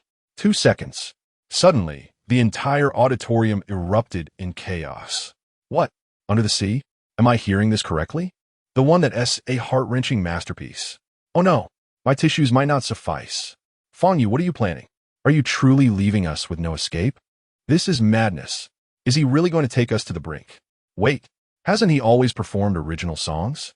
Why is he covering this nuclear-level piece? The comments section was flooded, overwhelmed with reactions. Help! Under the Sea. You shun. Please stop. There are police outside.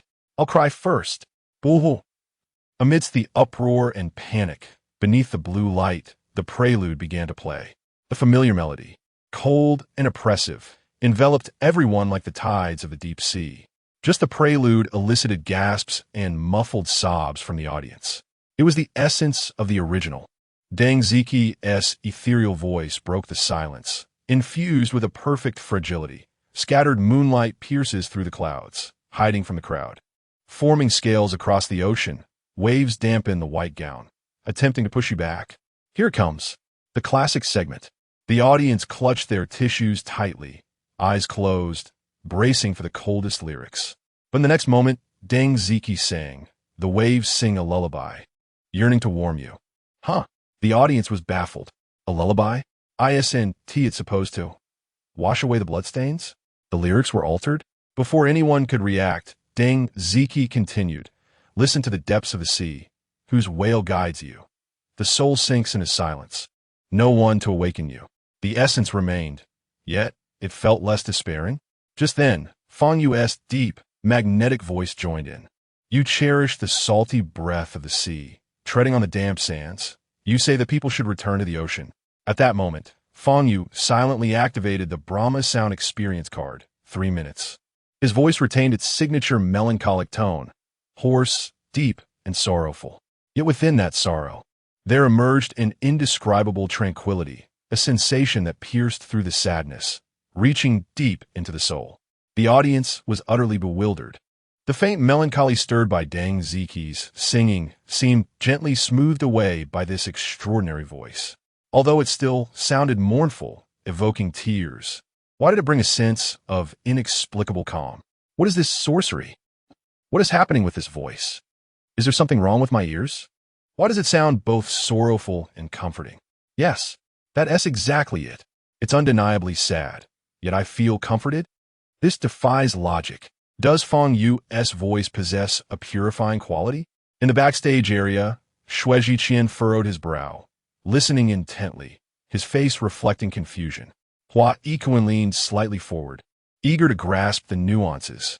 Standing beside Fang Yu, Deng Ziqi's eyes flickered with surprise. During rehearsals, while Fang Yu's voice was beautiful, it lacked this extraordinary soothing quality. Was this an exceptional performance in a moment? In the control room, the chief director, Lu Ming, gazed intently at the monitor, beads of sweat dotting his forehead. Although he had perused the adapted lyrics and understood that the theme was redemption, he still harbored fears that Fang Yu might not deliver the performance effectively, his demeanor remaining as cutting as ever.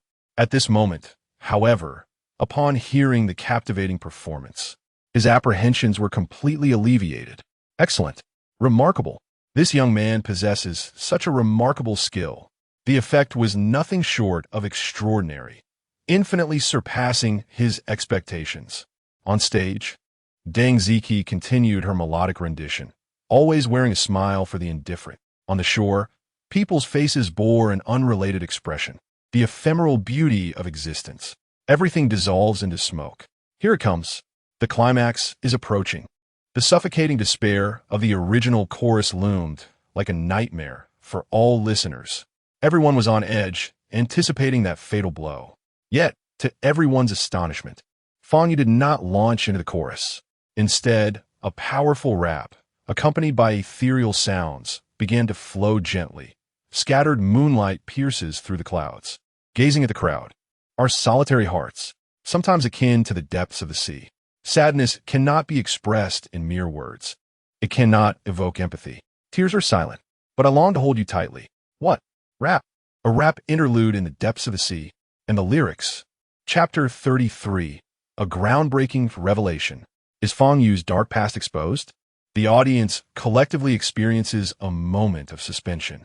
The seemingly ethereal melody, akin to a gentle hand, caresses the softest corners of their hearts. Loneliness, sorrow, and the feeling of being misunderstood. These negative emotions appear to be acknowledged and embraced in this moment. It is not a forceful imposition of light, but rather a gentle whisper. I understand you. Allow me to comfort you. Many find their eyes welling with tears, but this time it is not due to despair, but rather being touched, understood, and warmed.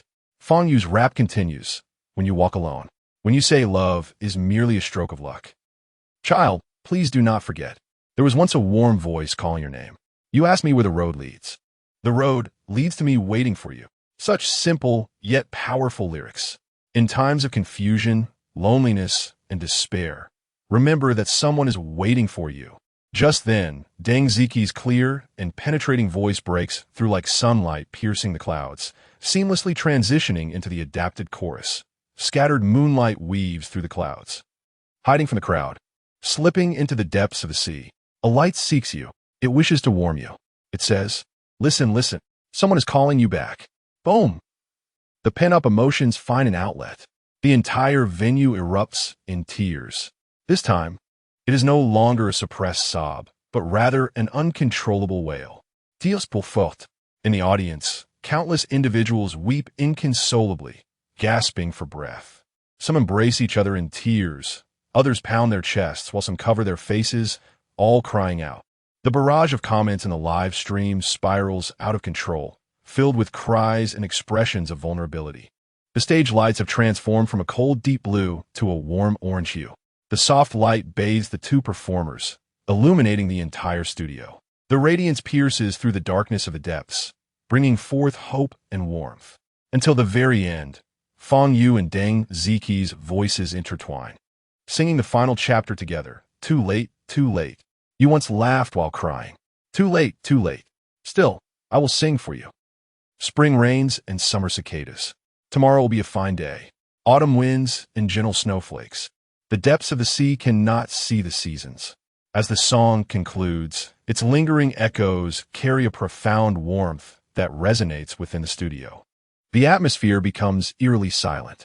After a prolonged silence, a single clap breaks the stillness, trembling yet resolute. Like a spark igniting a fuse, applause rapidly spreads throughout the auditorium. A thunderous ovation. Roars of admiration. Ah! Fang Yu. Deng Ziqi. Incredible. Countless audience members rise, wiping away their tears while fervently clapping and shouting.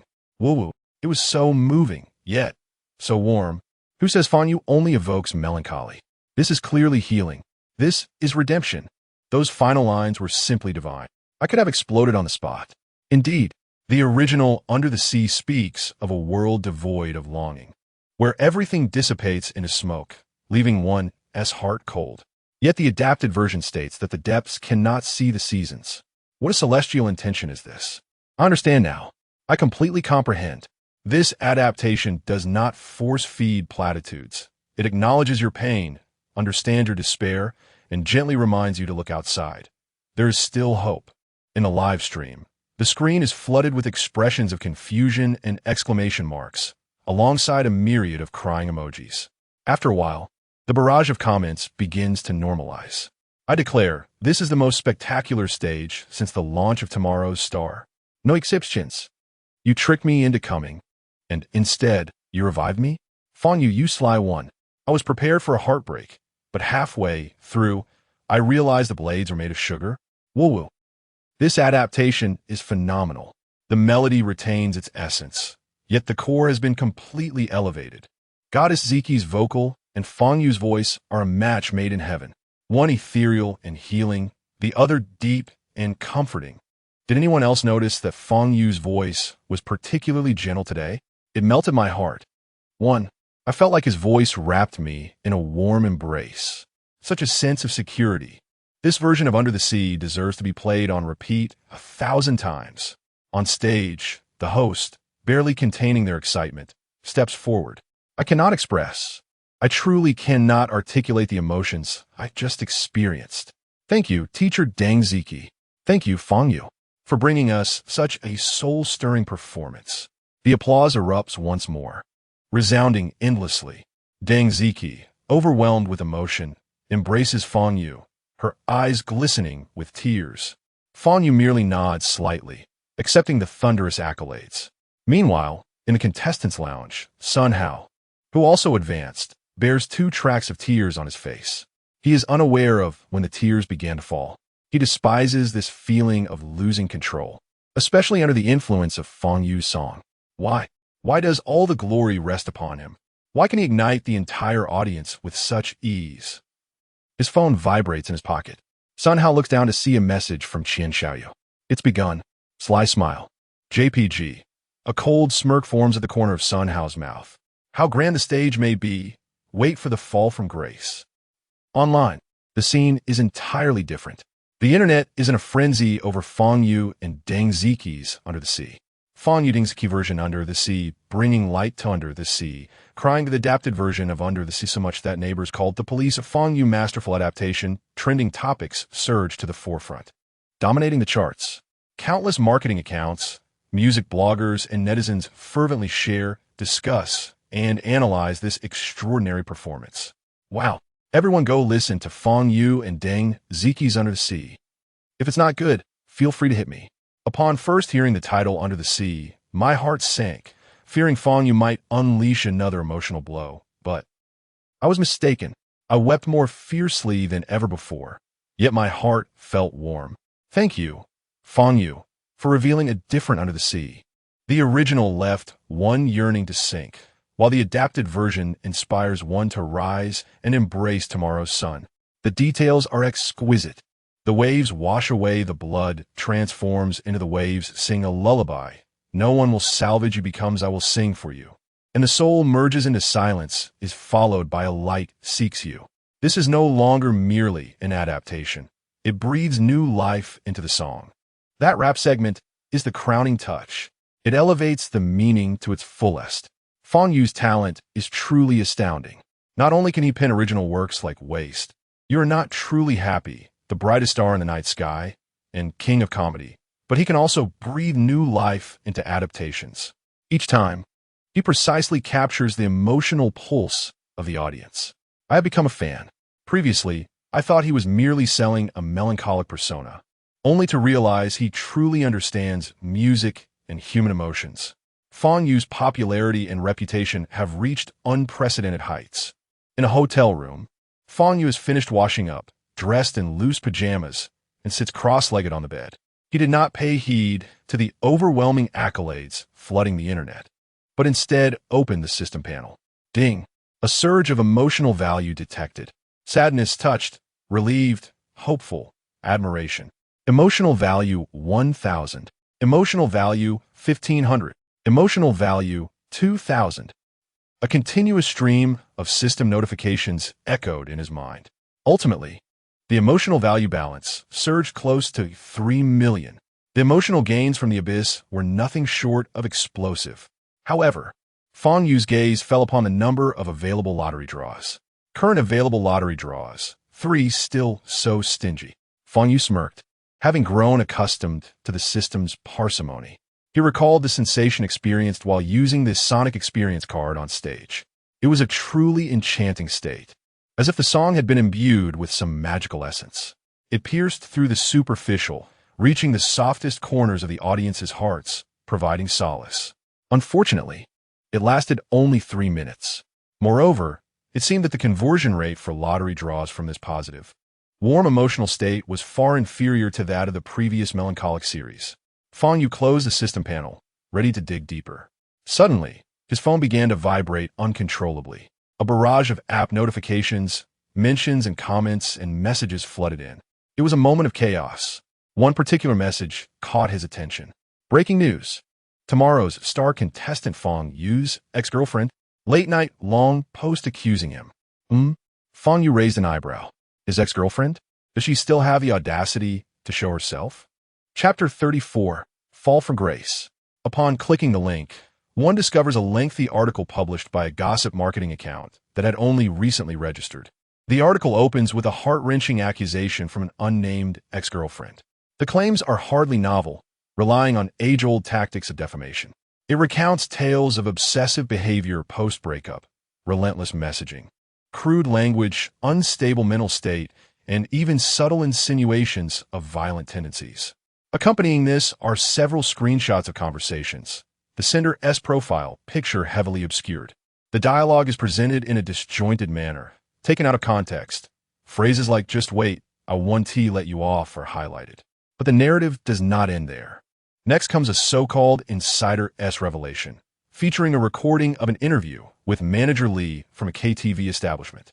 His voice conveys a palpable discomfort as he remarks on the events of that fateful night, hinting at guest privacy while indicating that Mr. Fang was indeed inebriated and emotionally unstable. He asserts that their staff is professionally trained and maintains impeccable service standards, yet ambiguously suggests that one employee expressed a desire to resign due to overwhelming stress, leaving much unsaid.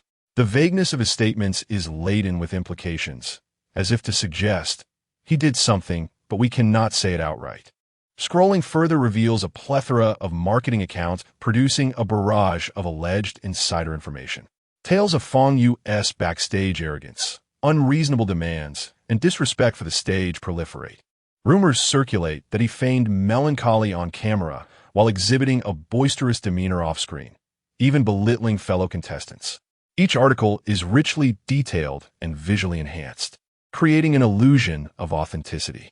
After perusing the articles, Fang Yu's expression remains unchanged, even hinting at amusement. Is this all? Not even creative enough to craft a believable narrative? He casually exits the article and refreshes the trending topics on Weibo.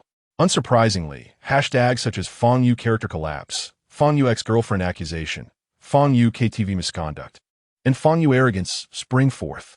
Upon delving into the discussions, the comment section is rife with chaos. Wait, is this true? Fang Yu is such a person? I knew he looked dismal. There must be something wrong with him. You can know a person's face, but not their heart. I thought he sang beautifully. KTV mistreating female employees? Disgusting. How could the show choose such a flawed artist? Boycott Fang Yu. Get him out of the entertainment industry. Clearly, an army of trolls has been deployed. The comments are uniformly vicious and orchestrated, inciting a frenzy.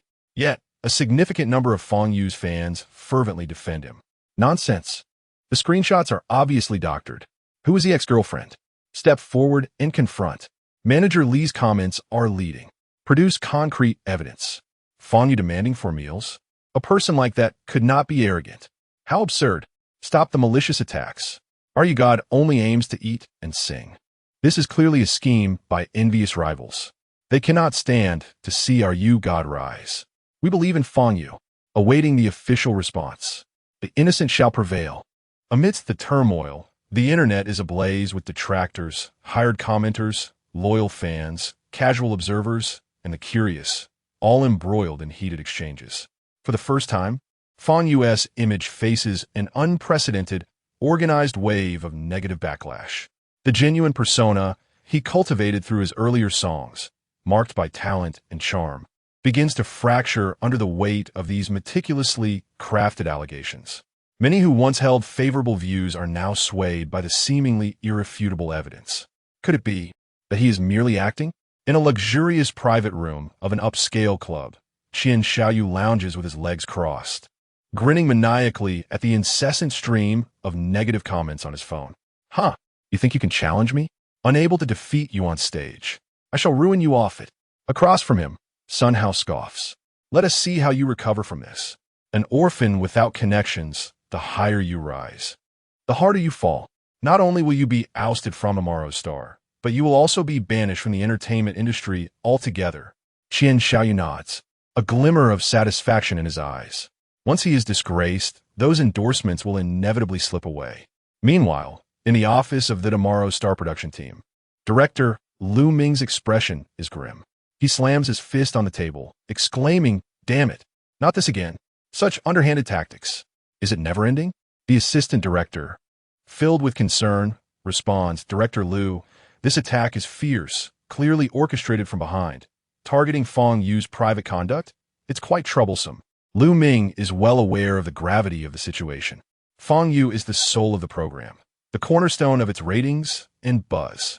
If he truly falls from grace, the entire show may collapse alongside him.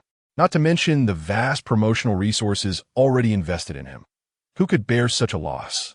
Simultaneously, the two major brands endorsed by Fang Yu receive urgent notifications.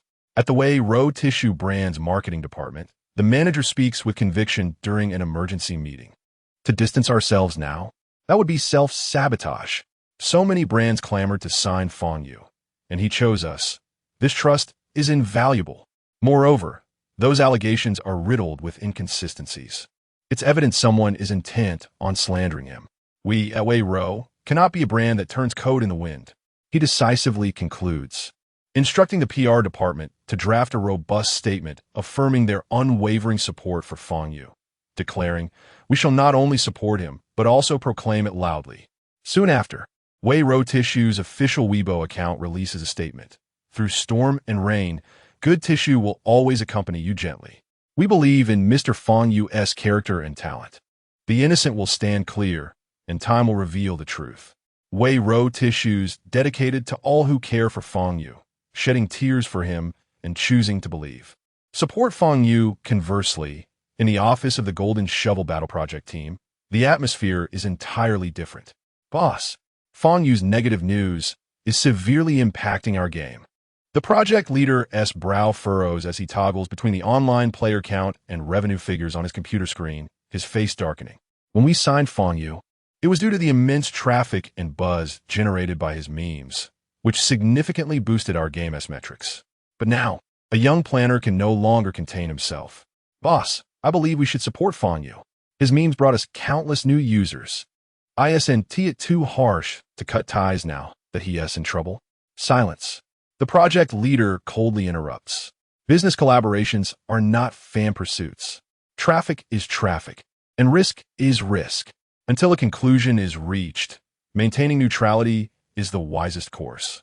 For now, we'll issue a bland official announcement stating, "We have noted the information regarding our spokesperson, Mr. Fang Yu, circulating online and are closely monitoring the situation. Further details will be provided in an official report." The head of operations exhaled with relief, promptly nodding in agreement. "Understood, boss. I shall attend to it immediately." The young planner observed the boss's stern profile, opened his mouth to speak, but ultimately refrained, feeling a sense of discomfort within. Soon after, the official WeChat account of the Great Battle of Golden Shovels released a statement. The content was meticulously crafted, leaving no room for error, perfectly illustrating the notion of observing while remaining uninvolved. Two distinctly contrasting brand declarations stirred different ripples amidst the tumultuous waves of online discourse.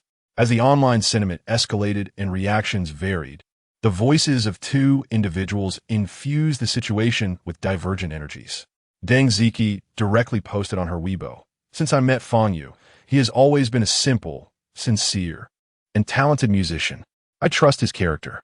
Please, everyone, consume this information rationally and do not be swayed by those with ulterior motives.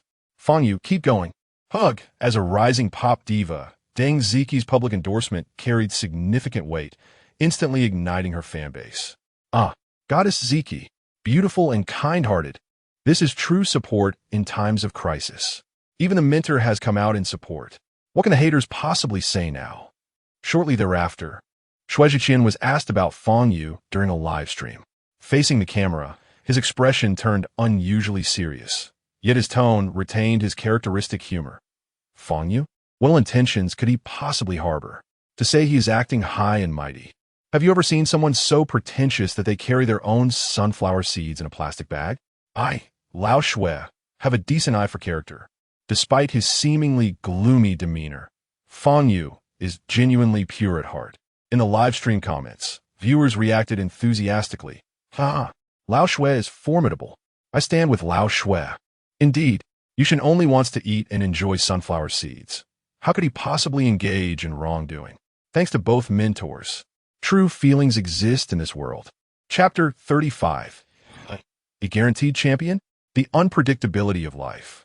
Just a day prior, the adaptation of Under the Sea was heralded across the internet, and Fang Yu's popularity and reputation soared to unprecedented heights. However, overnight, the winds shifted dramatically. A lengthy midnight expose from someone claiming to be Fang Yu's ex-girlfriend ignited the first salvo. Following this, a barrage of so-called insiders, classmates' recollections, and anonymous accusations from KTV staff emerged, each more sensational than the last. While the details varied widely, the common thread accused Fang Yu of a chaotic personal life, deceit in relationships, a troubled past before fame, and a blatant disregard for his fans. The veracity of these allegations was difficult to discern amidst the overwhelming volume of accusations, which, coupled with pervasive online trolls and detractors, swiftly commandeered major social media platforms. Hashtags such as Fang Yu get out of the entertainment industry, Fang Yes image collapse, and boycott flawed artist Fang Yu surged to the forefront of trending topics. The comments section descended into chaos. Wow, what a shocking revelation. I can't believe you're that kind of person. I thought I knew you, but clearly I was mistaken. I even cried listening to your songs. How foolish. That melancholic persona? Clearly an act. You seem to be living quite lavishly behind the scenes. The accusations from the ex-girlfriend are devastating. This guy is a total scoundrel. Get him off tomorrow's star immediately. It's sickening. I've turned against him. I'll no longer listen to his music. With the trolls orchestrating the narrative and the critics launching relentless attacks, the once supportive voices for Fang Yu were rapidly drowned out. Some fans, wavering in their loyalty, began to renounce their support. The public sentiment shifted dramatically, filled with malice towards Fang Yu. Amidst this sudden tempest, the responses from the two brands Fang Yu endorsed diverged sharply. The official Weibo account of Wuwuwu Tissues reacted promptly, posting a statement early on in the scandal's escalation. Without lengthy explanations or ambiguous stances, they simply expressed their unwavering support alongside their deeply resonant advertising slogan. This post quickly became a sanctuary for fans. Sniffle. Wuwuwu is truly righteous. I stand with them. No wonder I've used their products for so many years. I get it now. The innocent will clear their names. Support Fang Yu. I'm off to place another order with Wuwuwu, backing a conscientious company. Trolls, stay out. Don't sully the comment section of Wuwuwu. Under the assault from detractors and online trolls, Wuwuwu's comment section was dominantly held by fans, and the sales on their online flagship store surged, creating yet another marketing miracle. In stark contrast, the response from the game project team of Golden Shovel Battle was rather ambiguous. Under public pressure, their official Weibo issued a statement. Golden Shovel Battle official. We are closely monitoring the recent discourse involving our spokesperson. We urge all players to remain rational, play civilly, and collectively maintain a positive gaming environment. The announcement was cautious and unclear, neither disassociating nor providing clear support. Such a statement ignited a wave of discontent. Closely monitoring? What nonsense! You're just trying to distance yourselves. Opportunistic fence-sitters. You rode the wave of Fang Yu's popularity when he was hot. Now you want to bail? Trash game. I'm uninstalling it. Even Wuwuwu, a tissue company, shows more integrity than you. Some players and Fang Yu's fans expressed their dissatisfaction, believing the game developers were dishonorable and insincere. Consequently, the comment section of the game's official Weibo also erupted into chaos. In the eye of the storm, within a hotel room, Fang Yu remained composed, though a flicker of coldness passed through his gaze. His eyes scanned through a list of gray song titles and their corresponding emotional value prices, ultimately resting on one particular song. Song, as desired, required emotional value. 3 million emotional value points. This was nearly all he had accumulated. Although Under the Sea had generated a significant amount of emotional value, the conversion rate for its heartwarming nature was far lower than that of more melancholic themes, resulting in a smaller than expected emotional yield. The price for as desired was unprecedentedly high, Yet Fang Yu hesitated not at all. Beep. Confirm exchange for song as desired. Confirm. Beep. Emotional value -3, 000,000. Song as desired successfully exchanged. Just then, a knock resounded at the door. It was the chief director, Lu Ming. Weariness and anxiety were palpable on Lu's face, marked by pronounced dark circles beneath his eyes. Xiao Fang, I hope I'm not disturbing your rest. Fang Yu shook his head, gesturing for him to enter. Lu closed the door and tentatively inquired, You're aware of the situation online, right? Fang Yu acknowledged with a nod. What are your intentions? Fang Yu remained silent, merely observing him. Lu sighed, pulling out a chair to sit. Xiao Fang, I understand you feel wronged. The accusations are clearly orchestrated by someone with ulterior motives. However, the public sentiment is heavily against you now. The platform is under considerable pressure. He paused, seemingly weighing his words carefully. The higher-ups have expressed a stance. If you agree to sign an exclusive management contract, the terms can be negotiated, and they will be more favorable than before, ensuring your creative freedom in music. If you sign, the production team and platform will mobilize all resources to suppress this negative sentiment and clear your name. Moreover, Lu leaned in closer, lowering his voice, I can assure you, this season as champion of tomorrow's star will undoubtedly be you. A guaranteed champion? Fang Yu raised an eyebrow. Trading my freedom for a gilded cage? Precisely. Lu emphasized. Xiao Fang, this is your only opportunity. I recognize your talent and popularity, but this industry is unforgiving. Without a company backing you, without capital ensuring your safety, it is exceedingly difficult to establish yourself. This crisis is the perfect testament to that. Consider this. If you had signed a contract, none of this would have happened. Even if it did, the company would have swiftly resolved it. Listen to Lu Go. Don't be stubborn. Sign the contract, secure the championship, and your path will be considerably smoother moving forward. Lu's tone was earnest, his eyes reflecting a subtle pity. He genuinely admired Fang Yu's talent, but fully understood the industry's harsh realities. In his view, Fang Yu's refusal to sign would equate to self-sabotage. Yet, Fang Yu's reaction was once again unexpected. Director Lu, he spoke in a calm, unwavering tone. I appreciate your goodwill and your previous assistance. However, as for the contract, I must decline. I merely wish to sing in peace. Everything else is inconsequential. His refusal was resolute, devoid of hesitation or struggle, as if Lu's portrayal of a bright future and impending doom were mere trivialities. Lu was taken aback, his mouth agape, as if to say something, but ultimately, it transformed into a long, drawn-out sigh. You, sigh, why must you be so obstinate? He expressed disappointment, helplessness, and even a hint of frustration. What a promising talent. Why can't you seize the opportunity? Eventually, Lu shook his head and exited the room. He knew that once he reported Fang Yu's decision, the consequences awaiting him would be dire. As anticipated, the higher-ups at the platform erupted in fury upon learning of Fang Yu's second refusal to sign. Ungrateful, giving face and receiving none. If he seeks his own demise, we shall oblige. Notify the production team to eliminate him in the finals. He must not be allowed to seize the championship. That Sun Hao appears quite promising. He possesses a commendable image, comes from a well-connected family, and is willing to cooperate.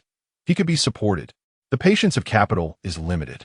Since Fang Yu refuses to be a mere pawn on their chessboard, he can only be cruelly discarded or even crushed. Instructions are conveyed one after another. An invisible net targeting Fang Yu quietly unfolds. Chapitre 36, un spectacle, a performance in despair. As the day of the grand finale approached, discussions surrounding Fang Yu intensified across the internet. His supporters fervently believed he was a victim of conspiracy, eagerly anticipating his musical rebuttal on the final stage. Conversely, detractors asserted his moral decay, demanding his exit from the entertainment industry. The two factions clashed vehemently, fragmenting the online realm into opposing camps. On the night of the Tomorrow's Star finale, outside the broadcasting hall, vibrant neon lights struggled to dispel the stifling atmosphere created by the amassed crowd. The air was thick with a palpable sense of anxiety, infused with the sense of sweat, smoke, and cheap perfume. The throng was imperceptibly divided into two camps. One side brandished placards in support of Fang Yu, adorned with his likeness, while many wore T-shirts bearing his image, their faces painted with small designs. The opposing side waved banners demanding the banishment of morally tainted artists, clamoring for Fang Yu's exit from the limelight.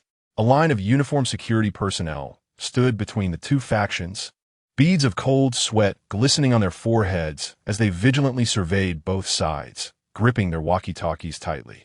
Occasional skirmishes erupted, the atmosphere crackling with tension. A few impulsive youths were intercepted by security, teetering on the brink of chaos. Backstage, a contrasting scene unfolded.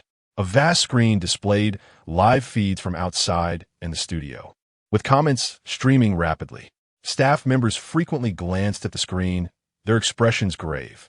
In the contestants' lounge, apart from Fang Yu, the other two finalists exhibited visible signs of anxiety.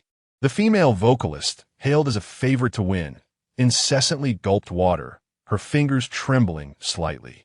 The male rapper, known for his energetic performances, paced restlessly. Assistants clad in black hurried about, touching up makeup, adjusting outfits, delivering water, and whispering reassurances. Only Sun Hao exuded an unusual confidence. Leaning against the sofa, he meticulously adjusted his performance attire, a faint, enigmatic smile gracing his lips. His gaze swept over the other contestants, revealing an unabashed sense of superiority. As for Fang Yu, he remained the epitome of composure. He found a solitary sofa, sinking into its depths with his head slightly bowed. The brim of his hat obscured much of his face, revealing only his sharply defined jawline. His eyelids drooped, giving the impression of either slumber or wakefulness. The surrounding bustle, tension, and chatter felt as though separated by an invisible barrier, unreachable by him. This complete detachment left the other contestants and frantic staff bewildered. Was he surrendering to despair, demonstrating remarkable psychological resilience, or merely adopting a nonchalant attitude? With the stakes so high, how could he remain so still? The comments in the live stream erupted in fervor. Is Yuga zoning out again? Seriously, it's the finals. Can we get some reaction? With all the dirt thrown at him, how can he remain so composed? It's chilling. Shut up. Yuga is innocent. Haha. I suspect he can't bear to face anyone. At this rate, is he planning to sing and then exit the scene? Speculations abounded, yet Fang Yu appeared to have muted all external signals, lost in his inner world.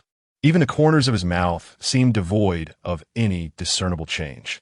As the competition commenced, the formidable female vocalist took the stage first, selecting a challenging and emotionally charged ballad.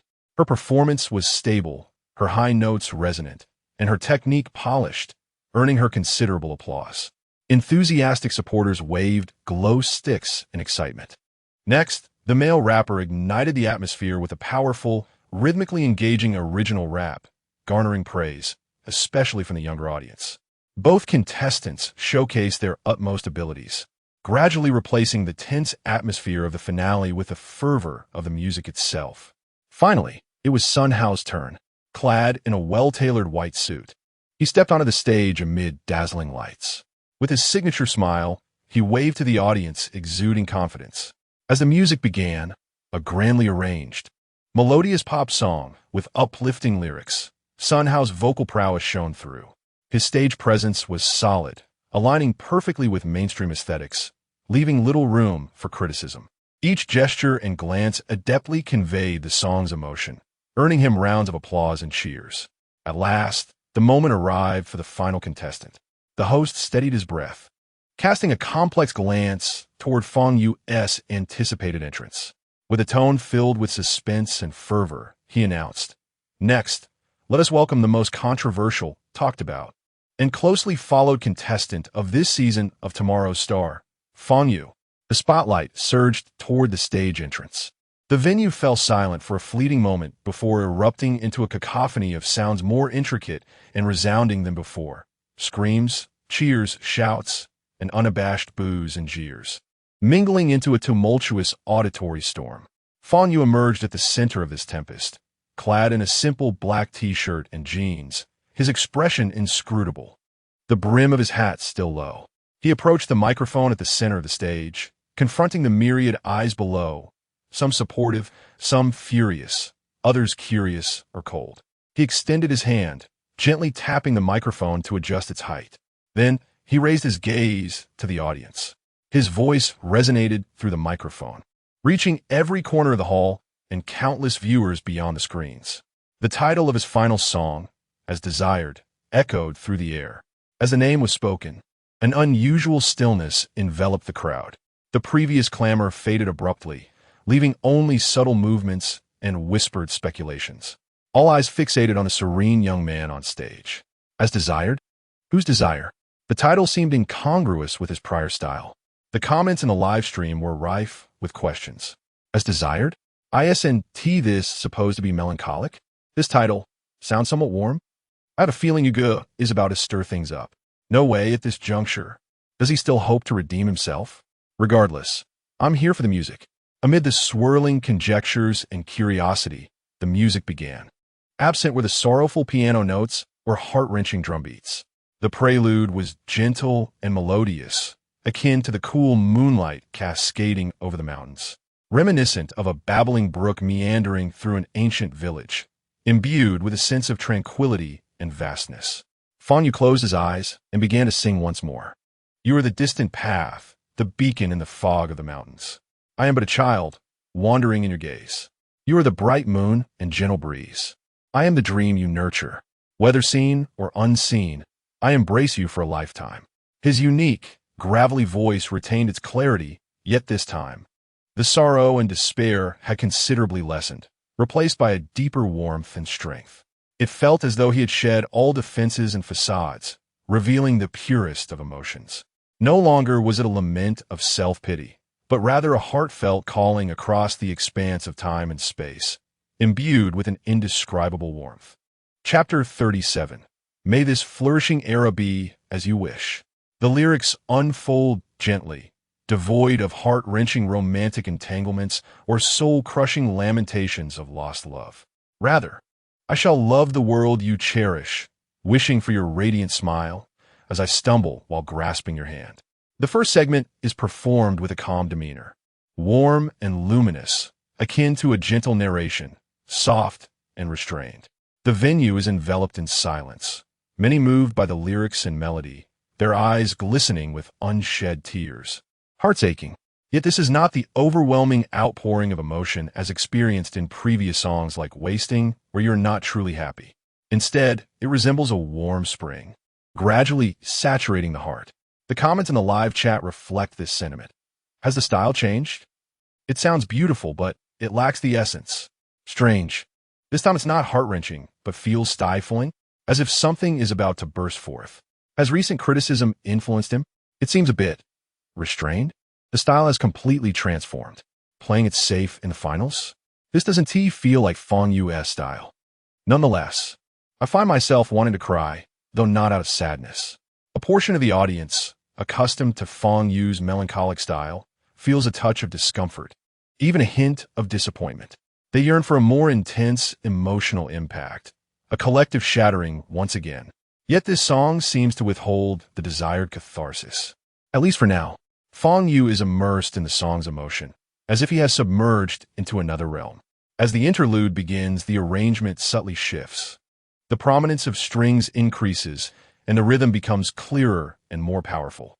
It is no longer a gentle whisper, but a buildup of strength and passion. Fang Yu grips the microphone tightly. His head, once bowed, slowly rises.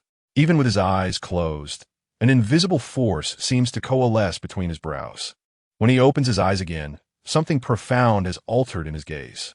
Fang Yu launches into the second chorus, his emotions ablaze like a raging fire. His skillful technique flows effortlessly, avoiding cliches. However, at the crescendo, the song does not conclude. He embarks on a new chapter.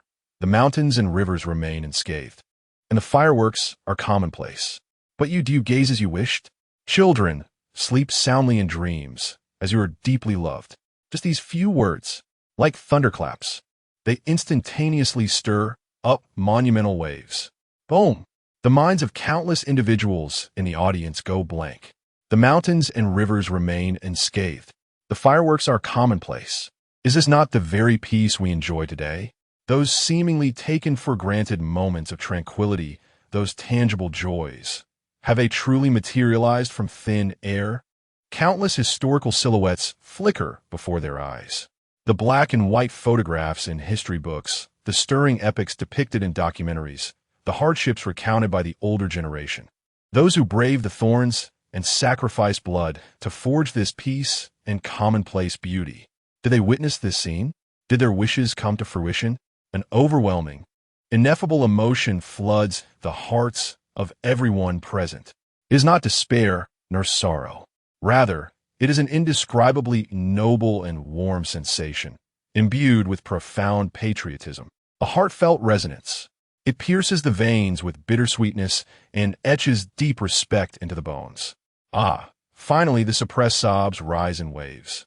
Yet this tearfulness is starkly different from the previous outpourings. It is not a collapse of emotions, but a resonance and tremor from the depths of the soul. Backstage, Deng Ziki clutches her mouth tightly, tears cascading down like pearls strung on a broken thread. She vaguely senses the profound significance of this song. So monumental. Shui Jiqian's eyes are red-rimmed, biting his lip as he strives to contain the surge of emotions. Hua Ikuan, the man usually calm and even slightly aloof, now stands with his mouth agape, his eyes reflecting disbelief and astonishment. They are all top-tier musicians, more attuned to the weight of this song than ordinary spectators. This has transcended the boundaries of a mere talent competition. On stage, Fang Yu's emotions are fully unleashed. His voice seems to possess a transcendent power, conveying deep love and longing to each individual. And I shall dream the reunions you envision, wish for the eternities you desire, walk the long roads you tread. Such love for you. I shall also witness the worlds you have yet to see, pen the verses you have yet to write, the moon upon the horizon, the thoughts within my heart. You are ever by my side. His voice soars at its peak, yet softens in its gentle cadences. Emotions layer upon one another until they reach a zenith. In the final line, he lowers his voice, infused with boundless affection and tenderness, gently singing, "To meet you, a life of clarity, just like your youthful face." As the final notes linger, silence envelopes the hall for a full 3 seconds. Then boom! Thunderous applause erupts, more fervent and enduring than ever before. Almost all the audience members rise spontaneously from their seats.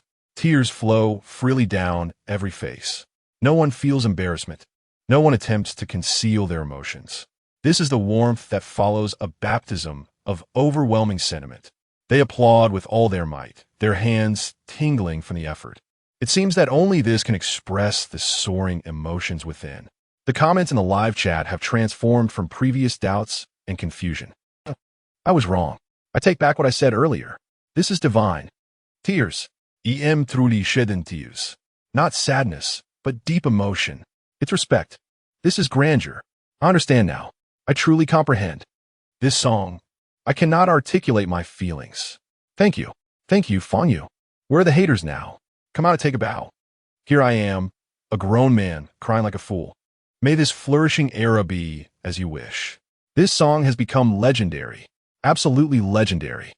In a venue, backstage, everyone is completely overwhelmed by this song.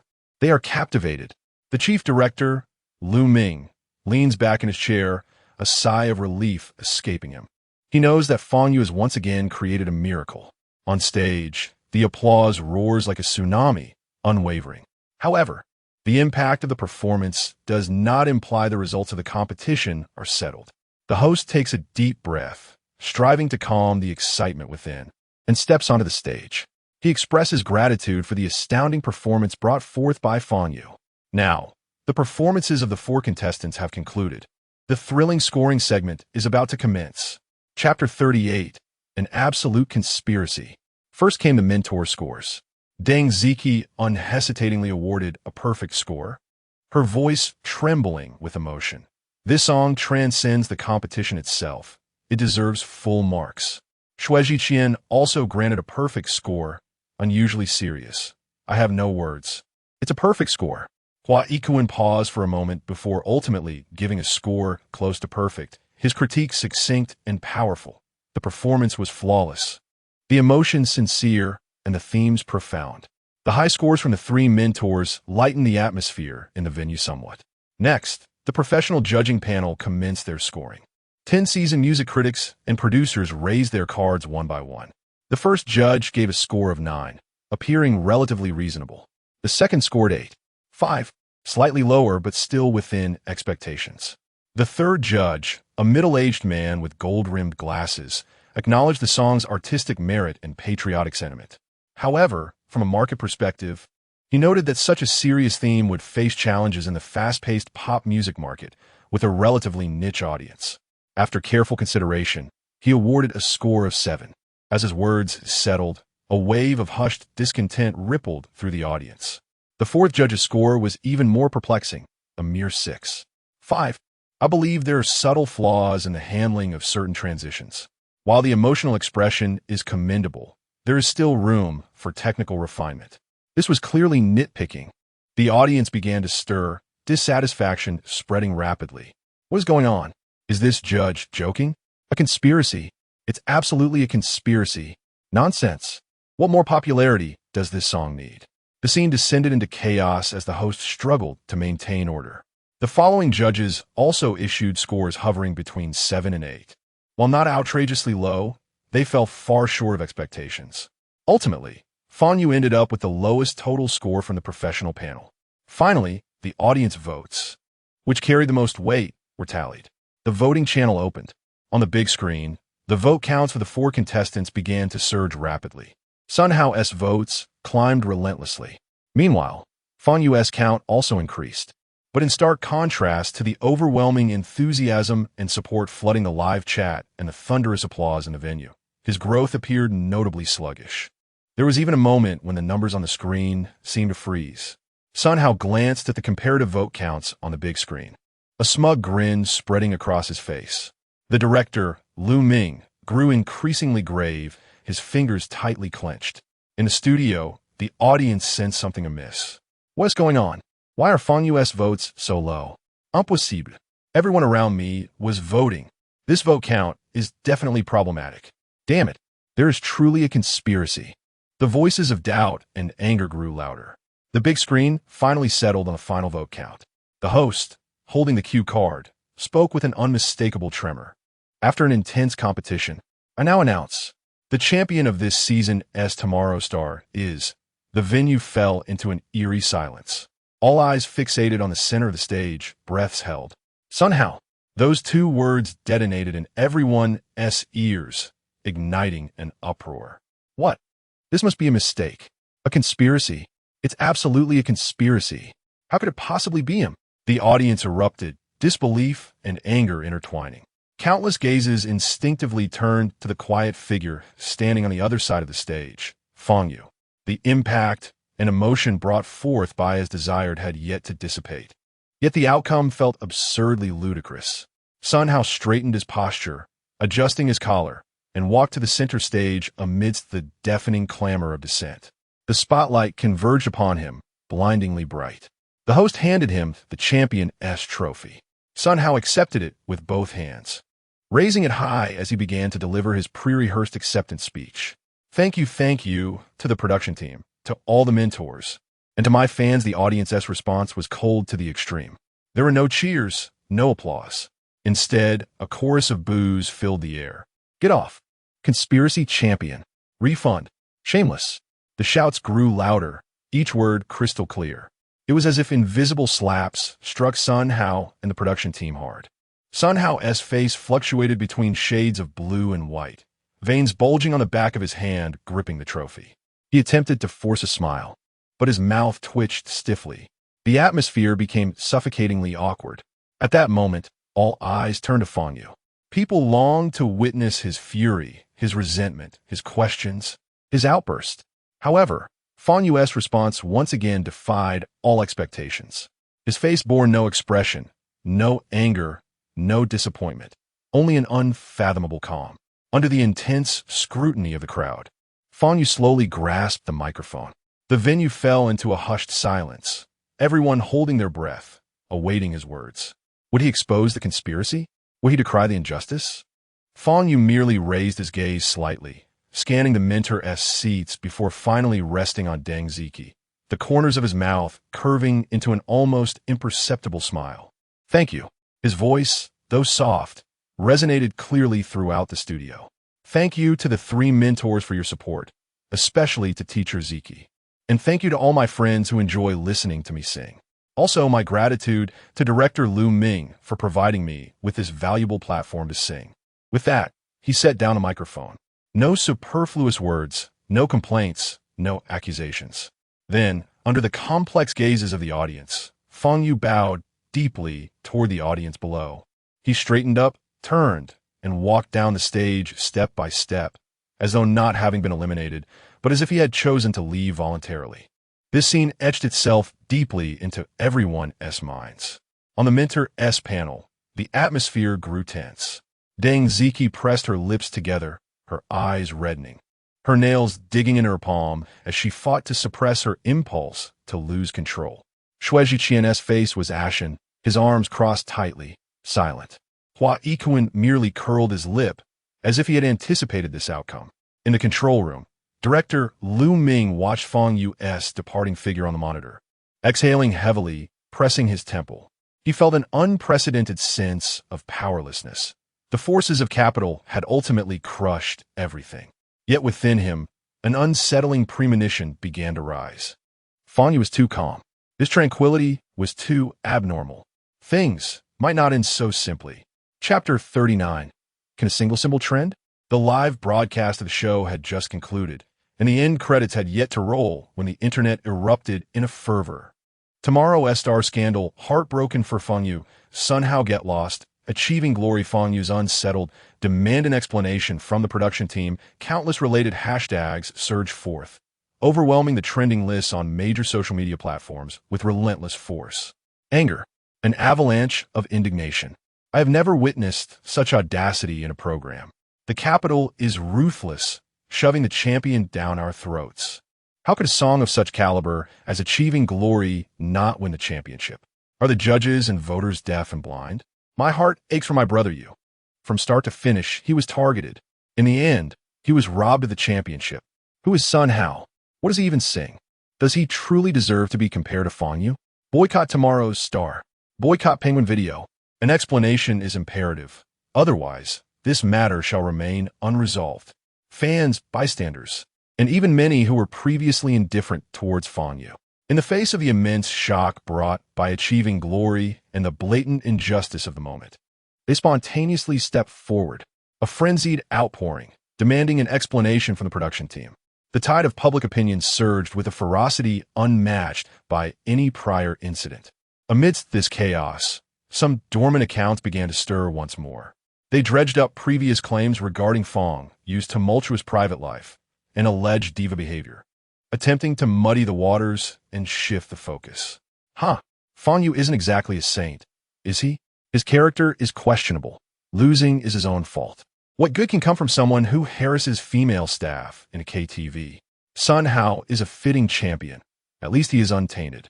However, these feeble attempts at damage control appeared laughable in light of Fang Yu's breathtaking performance and the glaring underhandedness at play. They were swiftly drowned out by the tide of outrage, even backfiring and leading more people to believe this was a premeditated suppression. Meanwhile, the central figure of the incident, Fang Yu, seemed to have vanished from existence. After leaving the studio, he disappeared without a trace. No updates on Weibo. This left all who cared about him increasingly anxious. What would become of him? Had he been crushed by the blow? The official account of Wuwuwu Tissues, the moment the results were announced, released a statement. The finest voices deserve the finest treatment. Some tears flow from sorrow, others from joy, and some from unfulfilled desires. Regardless, Wuwuwu stands firmly with the true singer. Fang Yu. This Weibo post instantly surged to popularity, with countless netizens flooding the comments to express their support. Wuwu's vision. I'm a fan. A conscientious company. Unlike those who merely seek profit. I'm placing an order. Supporting Wuwuu. Following Fang Yu's heartbreaking loss, Wuwuu sales not only remained stable, but actually saw a significant increase. In stark contrast, the official Weibo account of Golden Shovel Battle chose silence, making no statement as if their previous endorsement had never taken place. Meanwhile, in a luxurious private room at a high-end club, Sun Hao and Xiao were celebrating with several young models, toasting with champagne. Brother Hao is amazing. The championship is well-deserved. Xiao raised his glass, his face full of flattery. What has Fang Yu? He has nothing but a stepping stone beneath our feet. Sun Hao, with a flushed face from drink and praise, felt himself soaring. Indeed, those who provoke us meet this fate. Let us see how he survives from here on out. They believed they had won this battle. They thought that by trampling this irritating grassroots figure, they could rest easy. Little did they know, a greater storm was quietly brewing. A month after the finals, it felt like the stillness following a grand fireworks display. The initial explosive clamor gradually subsided. The air still bore the scent of gunpowder, but it was slowly dissipating. The fervor surrounding tomorrow's star scandals, the sympathy for Fang Yu, and hashtags like Sun Hao Get Lost and Achieving Glory waned. It was akin to a receding tide, with tumultuous emotions gradually absorbed by the shore, leaving behind only a few bubbles and shells as evidence of their presence. People's memories are often fleeting. New hot topics continually emerge, and old ones are inevitably replaced. The onlookers began to shift their attention to new directions, new variety shows, new gossip, new internet celebrities. Fang Yu, it seemed, had vanished from public view alongside that controversial finale. No updates on Weibo, no responses to interviews.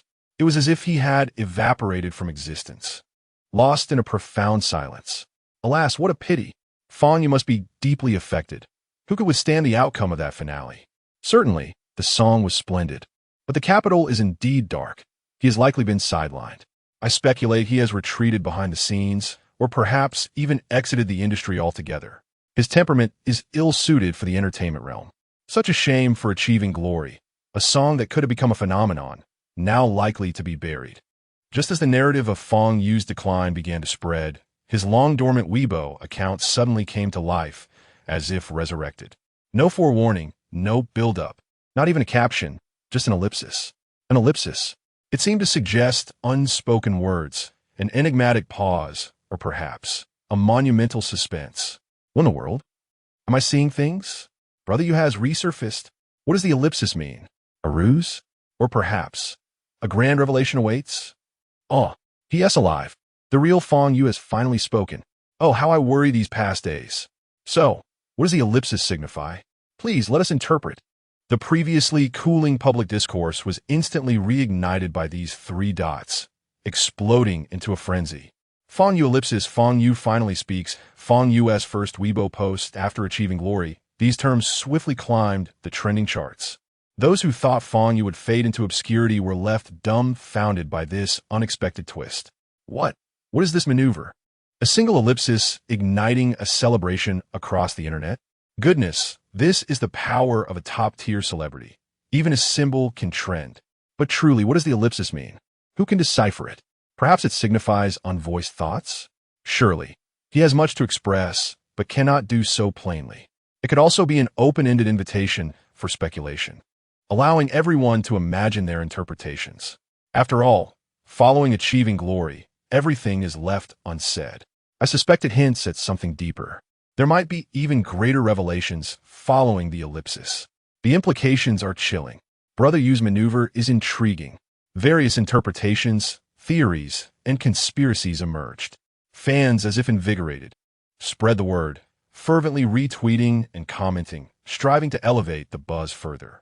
Bystanders gathered, curious about what mischief Fang Yu might be plotting. The media flocked in droves, eager to delve into the depths of the meaning behind the ellipsis. Fang Yu's first utterance after his silence leaves his next move a mystery. The three dots sparked a media tsunami. In-depth analyses of Fang Yu's marketing strategy behind the Weibo post. The myriad interpretations of the ellipsis. Where will Fang Yu head next? Overnight, the entire internet became engrossed in unraveling the meaning behind Fang Yu's three ellipses. Chapter 40. Fulfillment. As the entire internet erupted in fervent discussions over Fang Yu's ellipsis. With myriad interpretations and speculations swirling, few noticed that another pivotal evaluation had quietly reached its conclusion. In an esteemed venue of the highest caliber, the expert committee for the Era Golden Melody series convened, gathering industry luminaries to conduct a final and rigorous selection for the inaugural theme song. In this evaluation, which resonated with the pulse of the times, Fulfillment outshone its competitors. With its profound themes, emotionally resonant expressions, and a powerful connection to contemporary spirit, it garnered unanimous acclaim from all judges, who rose in collective admiration. It was universally hailed as the singular work that seamlessly aligned with the grand theme of patriotism and tribute to heroes. Consequently, it was decisively chosen as the theme song for the initial event. Without any forewarning, an unforeseen and impactful revelation descended from above. The official announcement emerged from the highest echelons of the platform, Wuwah Literary and Art Network. Wuwah Literary and Art Network v. Era Melodies, Patriotism. Recently, we, in conjunction with multiple departments, have officially launched the Era Golden Melody Series promotional campaign. The inaugural theme, Patriotism, Tribute to Heroes.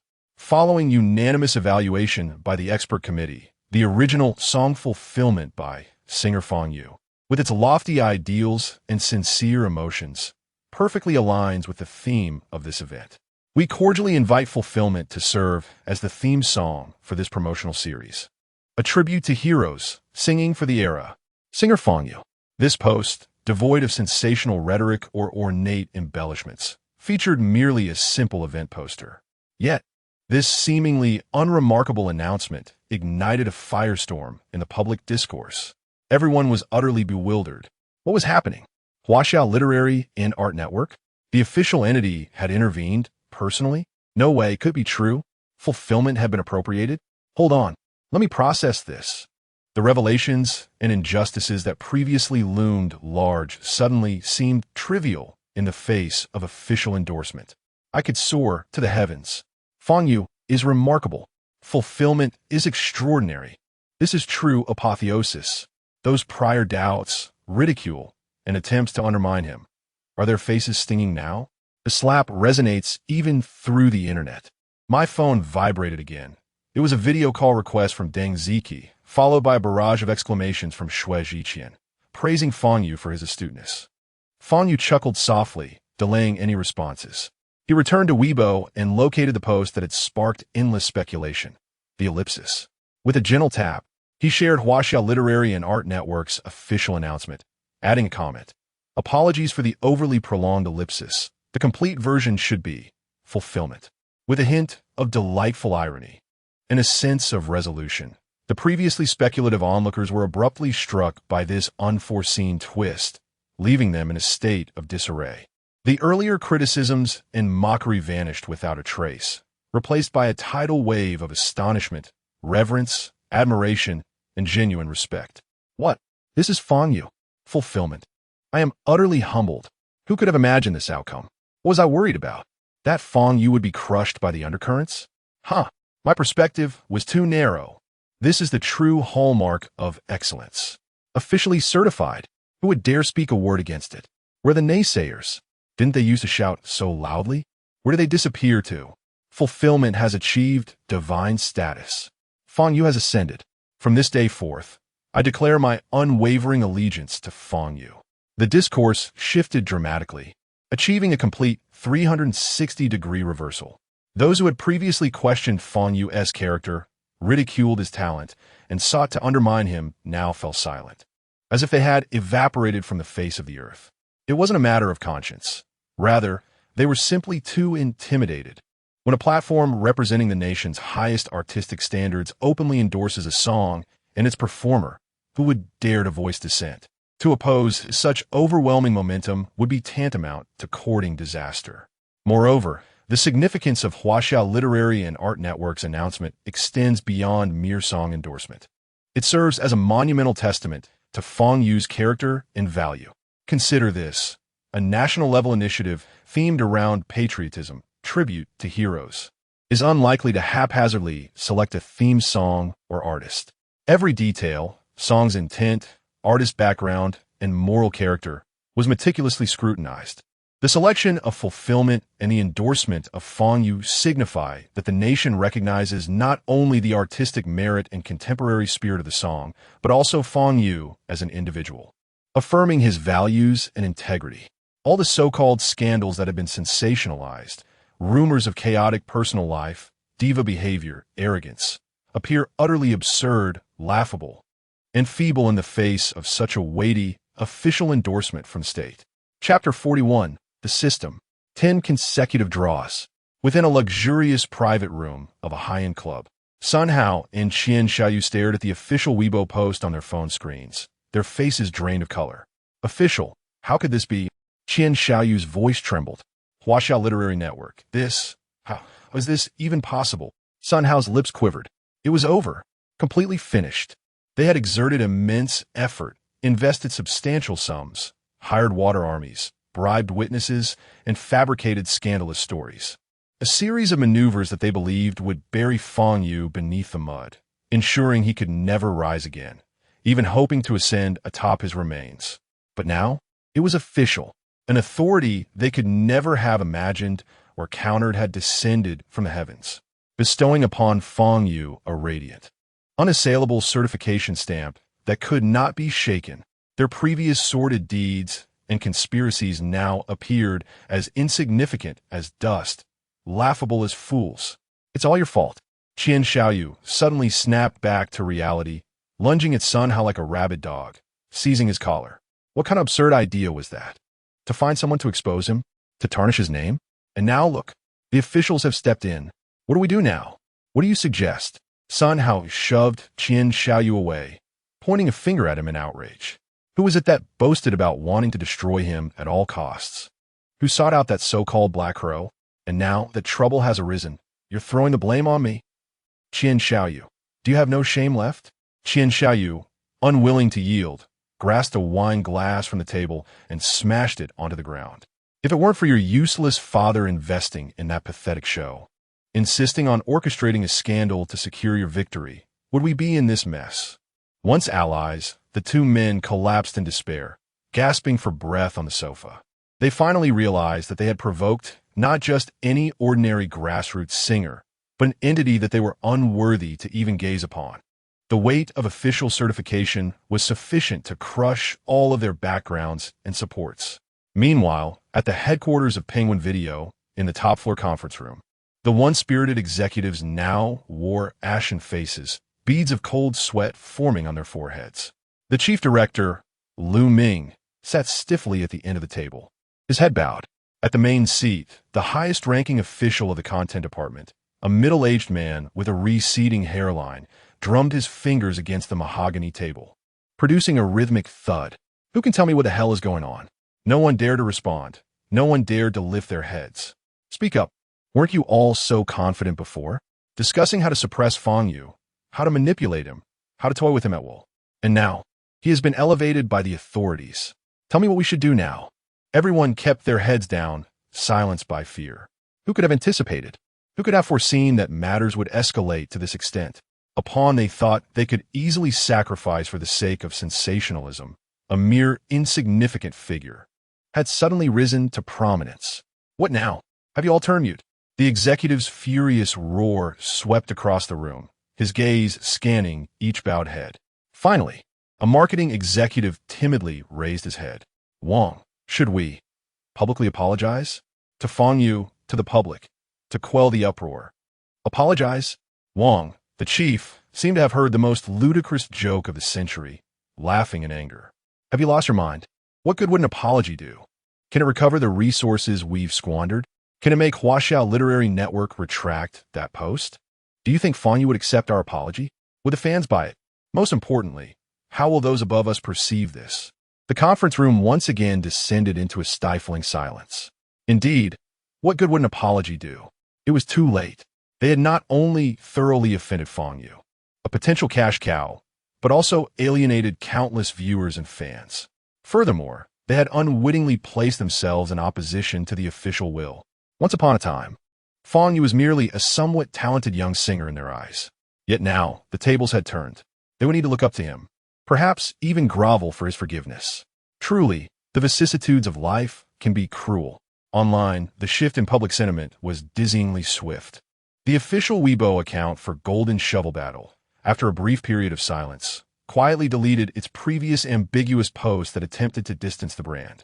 It then released a congratulatory post that seemed eager to engrave the words "will to survive" on its forehead. Congratulations to our brand ambassador, singer Fang Yu. His song As Desired has been selected as the theme song for the inaugural promotional campaign of Era's Golden Song. We are honored. Proud. Fang Yu is amazing. As Desired is phenomenal. However, the comment section was filled with astute netizens who saw through the charade and refused to be swayed. Oh, you're still alive? Where have you been? A fair-weather friend, it seems. How laughable. Your prior arrogance now turned to fawning. Quick to delete posts, aren't you? The internet has a memory. I've unfollowed you, goodbye. Off to play King of Glory next door. Boycott Golden Shovel Battle. It starts with me. The comments section erupted with outrage. The official Weibo account for Golden Shovel Battle becoming inundated with furious backlash. The public relations team was left in despair. In stark contrast was Wuwuwu Tissue. Within 10 minutes of Xiao Literary Network's announcement, Wuwuwu Tissue released a post. As desired. Tissue for you, heartfelt congratulations to our brand friend singer Fang Yu for his original song, As Desired, being honored as the theme song for Era's Golden Song. We are proud to be associated. May this prosperous era fulfill your desires.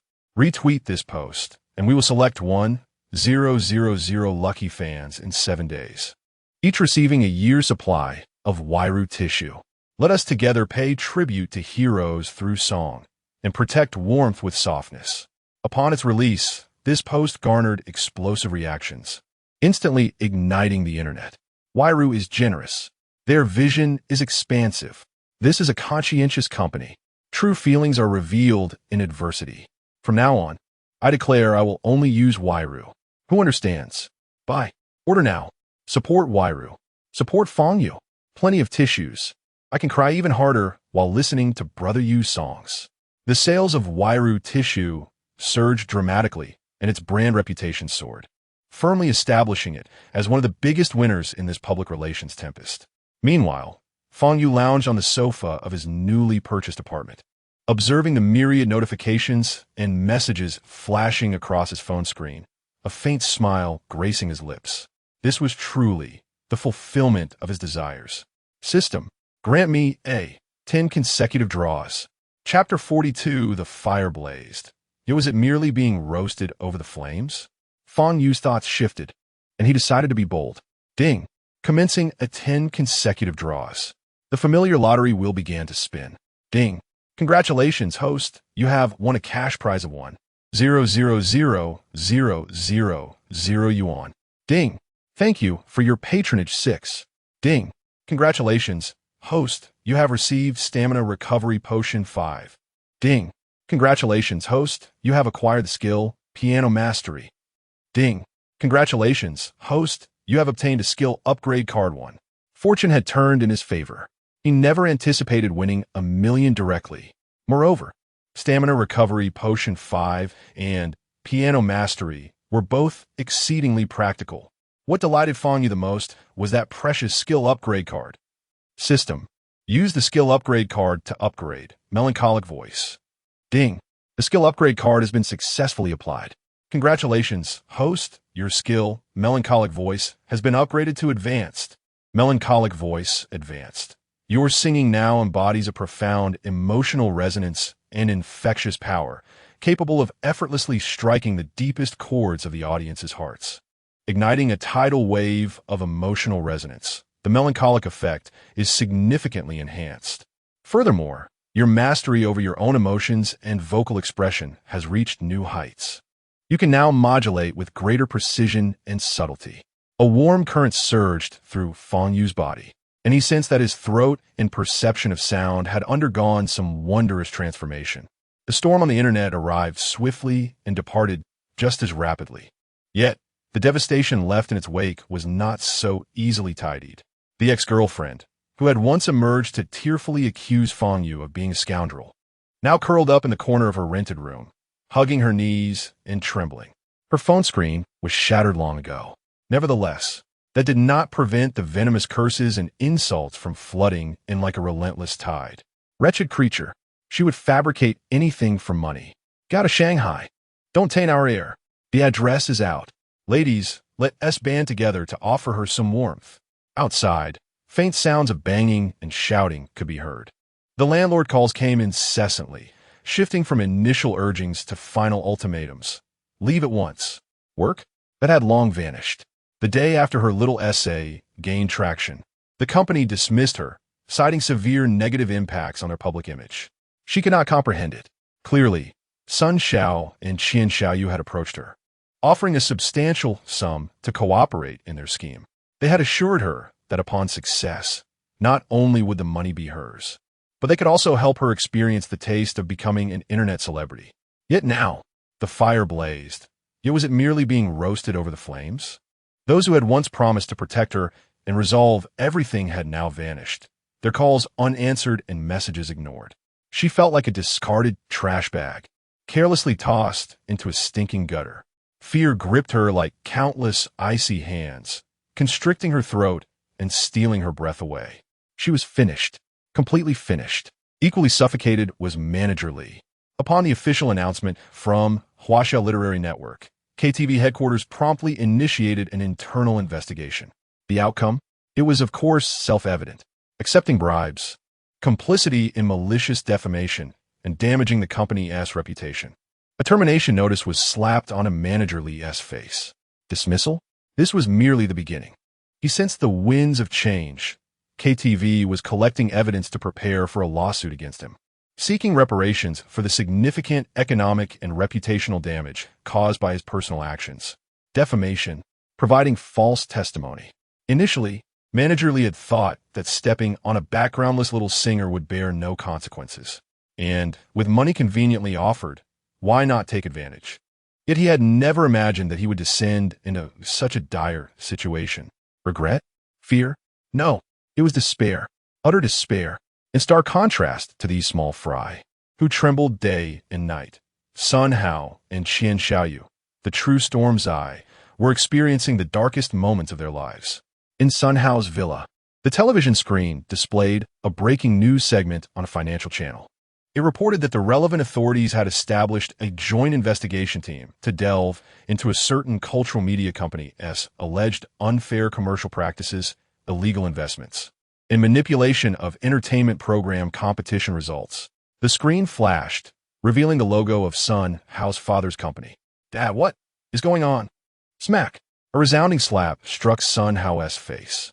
His father's eyes blazed red, trembling with rage as he pointed a finger at Sun Hao. What is happening? How dare you ask me that? You have ruined everything. I am ruined. Our entire family has been destroyed because of you. Sun Hao clutched his stinging cheek, utterly bewildered. No, Dad, Bang, bang, bang. Urgent knocks interrupted Sun Hao's pale protest. A group of uniformed individuals stood at the door. The leading figure revealed his credentials. Mr. Sun Hao, we are from the Economic Crime Investigation Unit. Based on a report, you are suspected of multiple economic crimes and inciting defamation. Please accompany us for questioning. Cold handcuffs clicked shut around Sun Hao's wrists, sealing his fate and future. Meanwhile, Xiao's circumstances were equally tragic. He was literally escorted out of his home. Two expressionless bodyguards, clad in black suits, unceremoniously tossed him out of the villa like a discarded chicken. Aside from his expensive designer attire, he possessed not a single penny. All his bank cards had been frozen. His sports car? The keys had been confiscated. He stood outside the villa, his mind a blank slate. His phone buzzed. It was the family steward. Young master, the patriarch has instructed me to inform you that from today onward, you have no ties with the Qin family. The troubles you've caused outside will not be borne by the family. That is all. Take care. Beep, beep, beep. The call ended. Xiao was left dumbfounded. Cut off? Just because the officials intervened, that Fang Yu had turned the tide? Were they afraid? Afraid of being implicated? So they discarded their own son, their own grandson like trash. Damn it. Xiao slammed his phone onto the ground, shattering the screen into countless pieces. He stood there, screaming and raging. Passers-by turned to stare, pointing and whispering, as if observing a madman.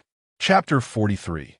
The Mandarin Golden Melody chart. The downfall of Xiao and Sun Hao stirred a brief tempest on the internet. What began as shock and disbelief gradually morphed into applause and satisfaction, ultimately dissipating into a wisp of smoke in a vast expanse of online memory. The sensational scandals that once reverberated like thunder now appeared to be nothing more than a farcical, self-scripted performance by a troupe of clowns. At the center of this spectacle was Fang Yu, who seemed detached from the chaos. He scrolled through his phone, observing the final reports concerning the handling of Sun and Qian, his expression calm and unruffled. Perhaps even a tad bored? Is that all? Fang Yu pursed his lips and casually closed the news page. With the dust settled, it was time to contemplate the next step. System, reveal my current assets. Host, Fang Yu, emotional value, 1, 580, 342 points. Draw chances, 3 times, gazing at the emotional value. Fang Yu stroked his chin. The growth rate of his emotional value had evidently slowed. It seemed that the audience had developed a certain immunity to his melancholic tunes. Or perhaps, the mere essence of sorrow was no longer sufficient to yield a copious amount of emotional value. New stimuli were required. A grander stage, a more formidable rival, and a weightier acknowledgement. At that moment, an entertainment news notification popped up. The headline was striking. Mandarin Golden Melody Chart. Annual selection officially launched. The strongest lineup in history. Kings and queens of the music scene unite for a battle of deities. The Mandarin Golden Melody Chart? Fang Yu's eyes flickered with interest. He was indeed familiar with this name. An annual music selection with the longest history, the utmost authority, and the most robust official backing in the country. There was no equal. Each year, it recognized the top 10 golden songs and bestowed a singular honor, the best singer of the year. The selection criteria were remarkably stringent. First and foremost, the artist must possess an unblemished reputation, embodying a healthy image. This criterion had already been cleared for Fang Yu due to the official endorsement of Wuwah. Secondly, and perhaps most critically, the artist must have released at least one song that truly resonated nationwide, achieving a reach of tens of millions. This level of popularity could not be artificially inflated by fan-driven data. It was assessed through a comprehensive evaluation by official bodies in collaboration with major music platforms and media outlets, rendering any form of cheating nearly impossible. Just this requirement alone excluded 99% of singers and songs from contention. Only those artists and works that possessed both talent and merit could ascend to the Mandarin Golden Melody Chart. Securing a spot among the top 10 golden songs would suffice to elevate a singer's status within the industry. Winning the exclusive title of Best Singer of the Year would signify a pinnacle achievement in the Mandarin music realm. How intriguing was this not the very stage he needed? He clicked to delve into the details of the news. The lineup this year was indeed extraordinary. The evergreen titan of the music scene, the ballad king, Li Zongxing, who had been in the industry for 2 decades. The versatile and formidable diva Wang Feifei, known for her ever-evolving style. The legendary frontman of the Black Panther band, Shang, whose live performances were electrifying, and a host of middle-generation powerhouses, each holding chart-topping hits. This list of participants was dazzling, a veritable constellation of stars. The media's description of a battle among deities was far from exaggerated. The comments section erupted with excitement. What? This lineup? Are we gearing up for a world war? Li the King and Wang the Queen are both here? My youth has returned. Black Panther. Diang Giskivika. My rock spirit is ignited. Why even hold an award? Just divide the trophy into a dozen pieces and let everyone have a share. Shivering in anticipation, it feels like my dear pigeon might struggle just to secure a nomination. Laughter ensued as several popular artists announced their withdrawal due to scheduling conflicts, an obvious acknowledgement of the daunting competition. Indeed, in the face of such a formidable roster, many originally ambitious second- and third-tier singers, even some moderately popular celebrities, prudently sought various excuses to withdraw from the selection.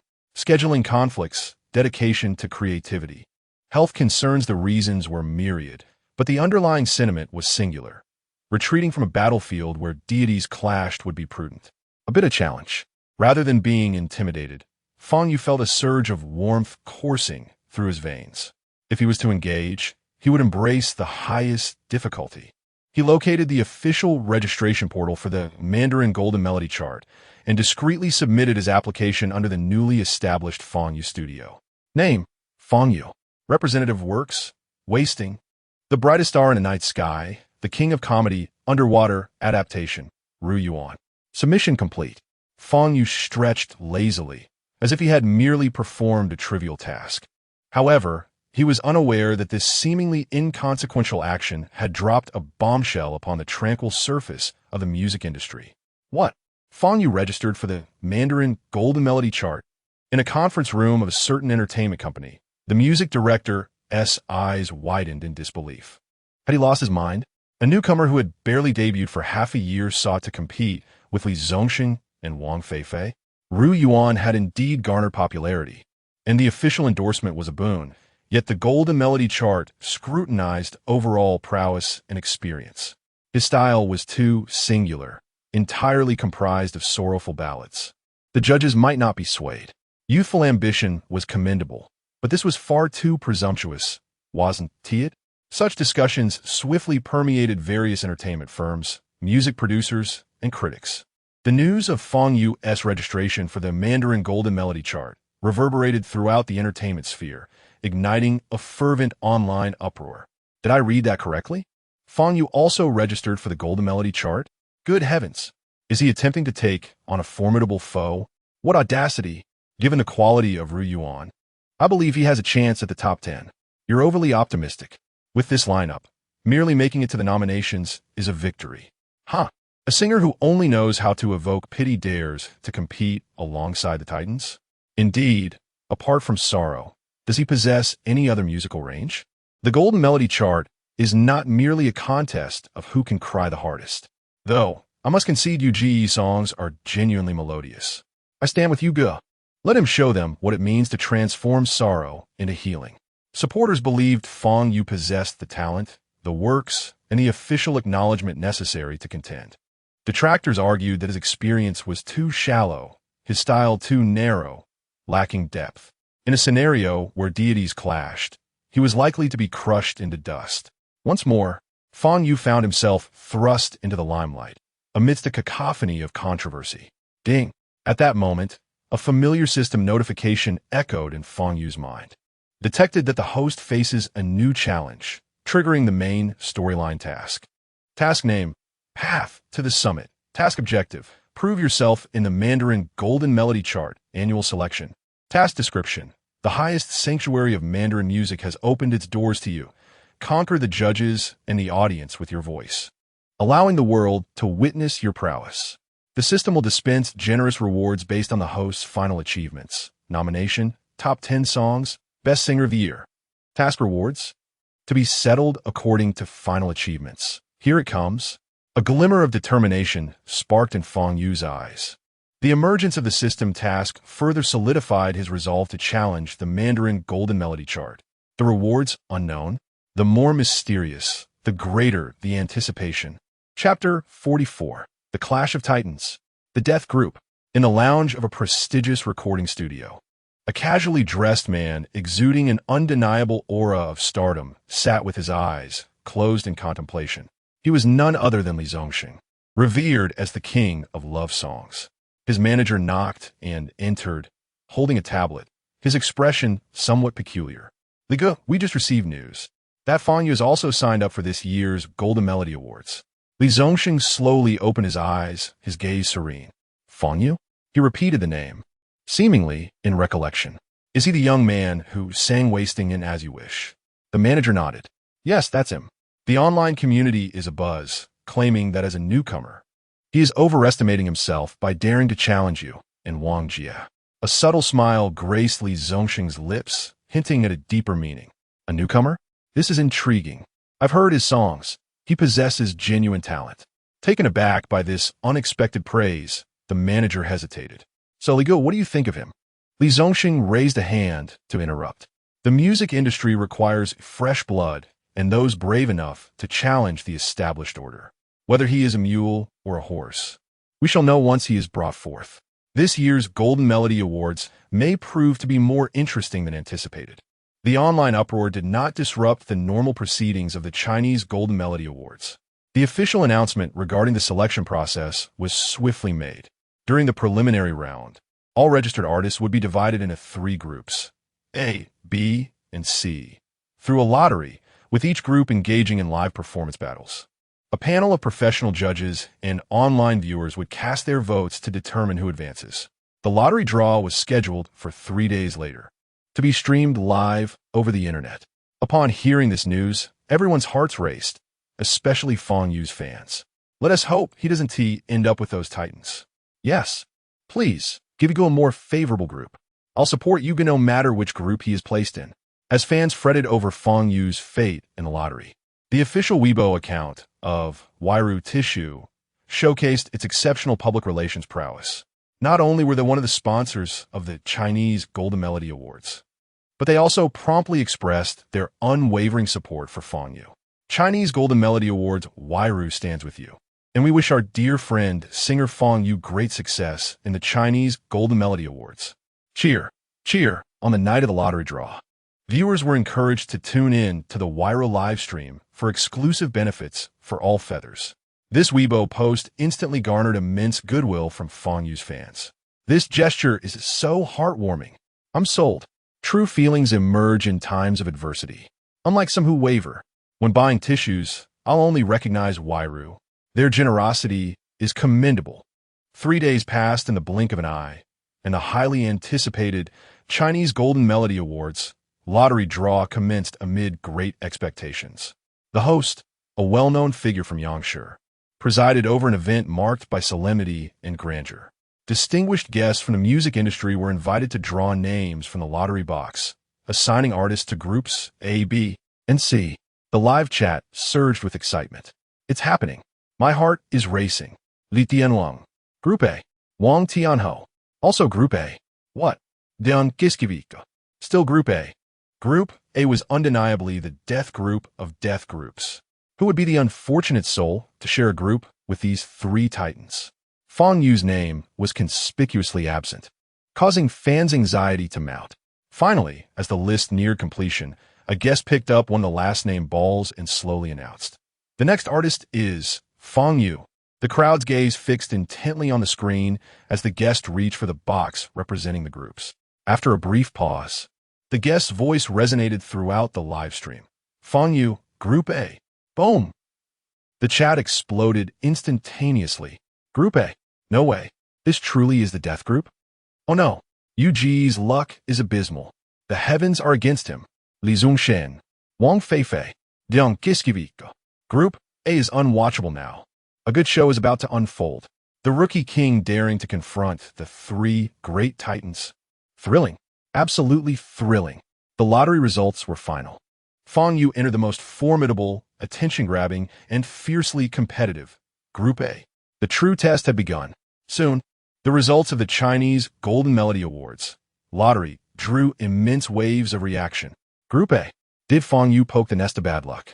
Li Zhongshan, Bang Feifei, Zhang Ku, and now Fang Yu? This is an infernal difficulty level right from the start. Let's disperse. Light incense for Yugo. This grouping seems to suggest that participation is all that matters. The rookie king challenging the 3 great titans? Clickbait nonsense. This is clearly an egg striking a rock. Across major social platforms, news portals, and entertainment forums, the term Fang Yu Group A surged to the forefront.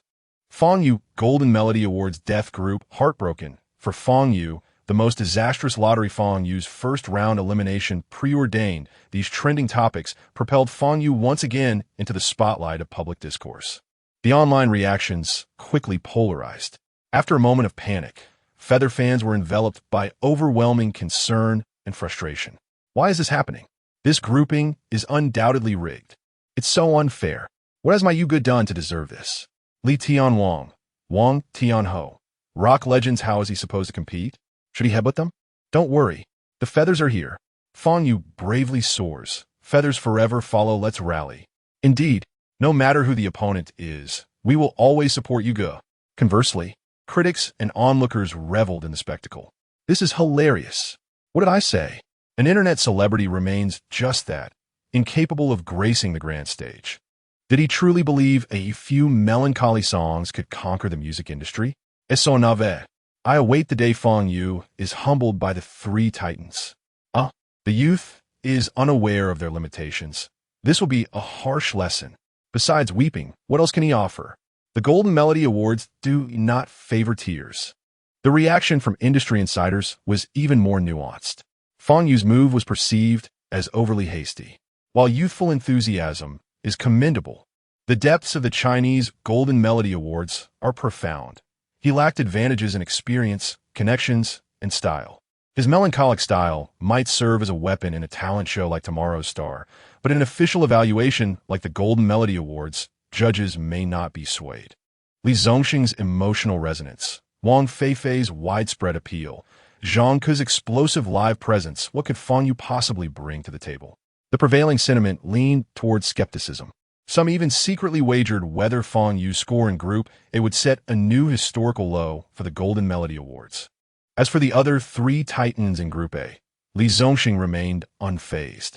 After hearing his manager's report on the lottery results and online discourse, he merely remarked, "This is intriguing."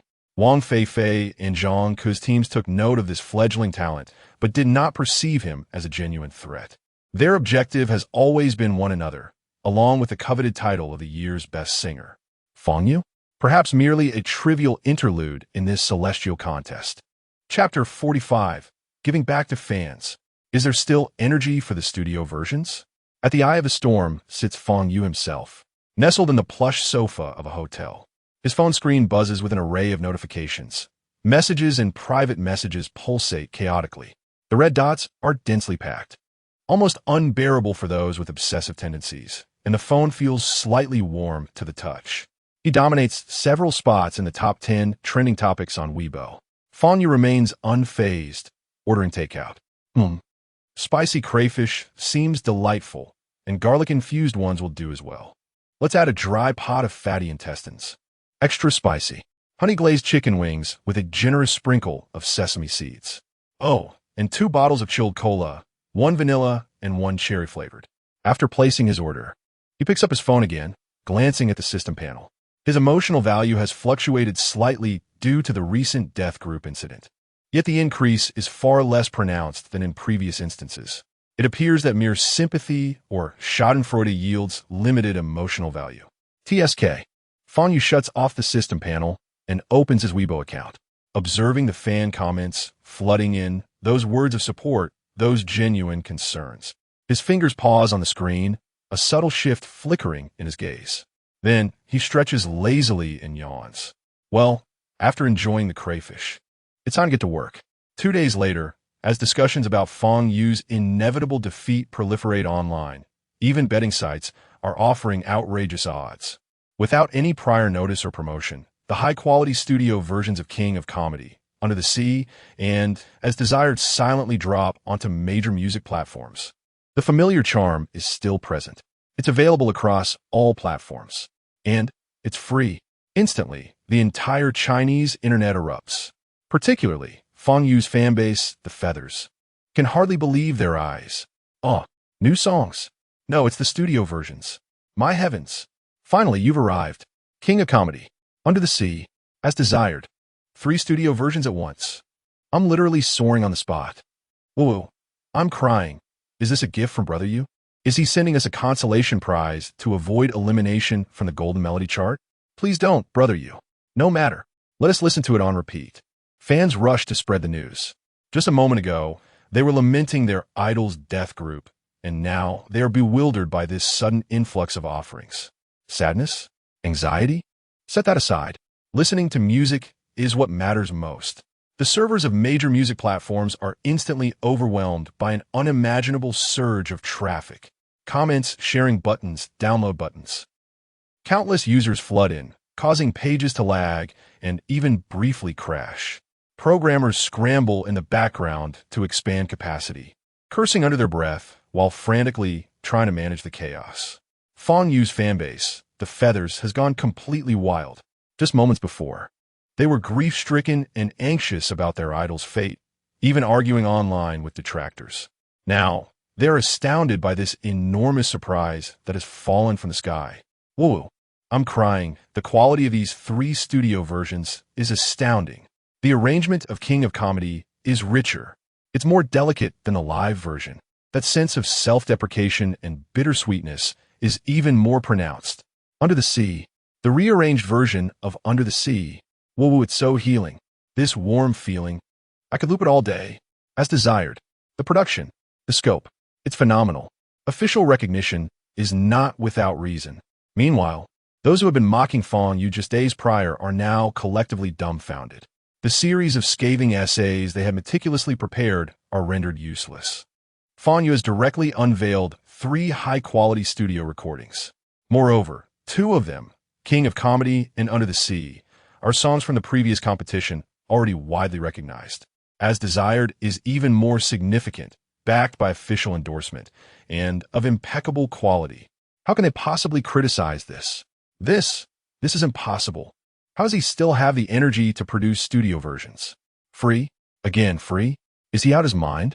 The studio version of As Desired, with its exquisite production, grand arrangement, and profound sense of national sentiment, has completely shed the label of a mere talent show song. Major media outlets and music critics have lauded it as a masterpiece of the year, a new anthem, further solidifying the official endorsement. This song has transcended being just Fang Yu's creation. It has evolved into a cultural symbol. The studio version of the rearranged Under the Sea conveys its warm, healing power through superior sound quality, offering a more immersive experience than the live version. A renewed discussion ignites online regarding the boundaries between melancholy and healing. People begin to reevaluate the depth of Fang Yu's music. He is not merely a purveyor of sorrow, but can blossom flowers of hope amidst despair. As for King of Comedy, a song that sparked considerable controversy during the competition, its studio version has ignited a remarkable chemical reaction. Its unique blend of tragedy and comedy, absurd self-mockery, and that unforgettable line about being the spokesperson for the tissues sold in the market has drawn considerable attention from non-fans. Many express that upon first listen, they were unaware of the song's meaning, but upon second listen, they found themselves deeply immersed in it. The complex emotion of laughing through tears has resonated widely, even becoming a popular meme, unexpectedly breaking into mainstream culture. Once again harvesting a wave of emotional value, Fang Yu's mood is not particularly exhilarated. He opens the system store, still greeted by the familiar catalog of songs. An array of song titles lies quietly, each marked with a hefty emotional value price tag. 10 years later, Dusty in. These classic sorrowful ballads, well known in his past life, now stand as premium entries, with frightfully high exchange prices. However, the pressing issue remains. Group A. Li Zongxing, Vunk Feifei, Zheng Ge. Each of these names, when considered individually, holds significant weight in the Chinese music industry. Now they're all grouped together with him, a newcomer with less than half a year of experience. To confront them with heart-wrenching ballads? Fang Yu has contemplated this. Exchanging for a top-tier tearjerker could yield favorable reactions. Yet, would it suffice? Singing a love song in front of the ballad king, Li Zongxing? In the presence of the versatile Wang Feifei and the electrifyingly engaging Zhang Ku, mere sadness seems insufficient. He requires something different, at the very least. Something distinct from his previous style.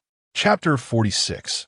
The fall from grace of the Golden Shovel. The day of the preliminary round for Group A of the Chinese Golden Melody Awards has finally arrived. Outside the Shanghai International Performing Arts Center, the atmosphere is electric, filled with the buzz of excited voices and the hustle of vehicles. The red carpet is flanked by a throng of media reporters wielding cameras of all sizes. The fanfare of enthusiastic screams, supportive chants, and the shouts of security personnel blend together, creating a deafening crescendo that reaches the heavens.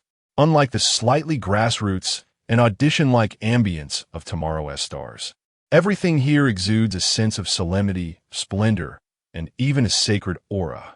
After all, this is the Chinese Golden Melody Awards, the pinnacle of the domestic music scene.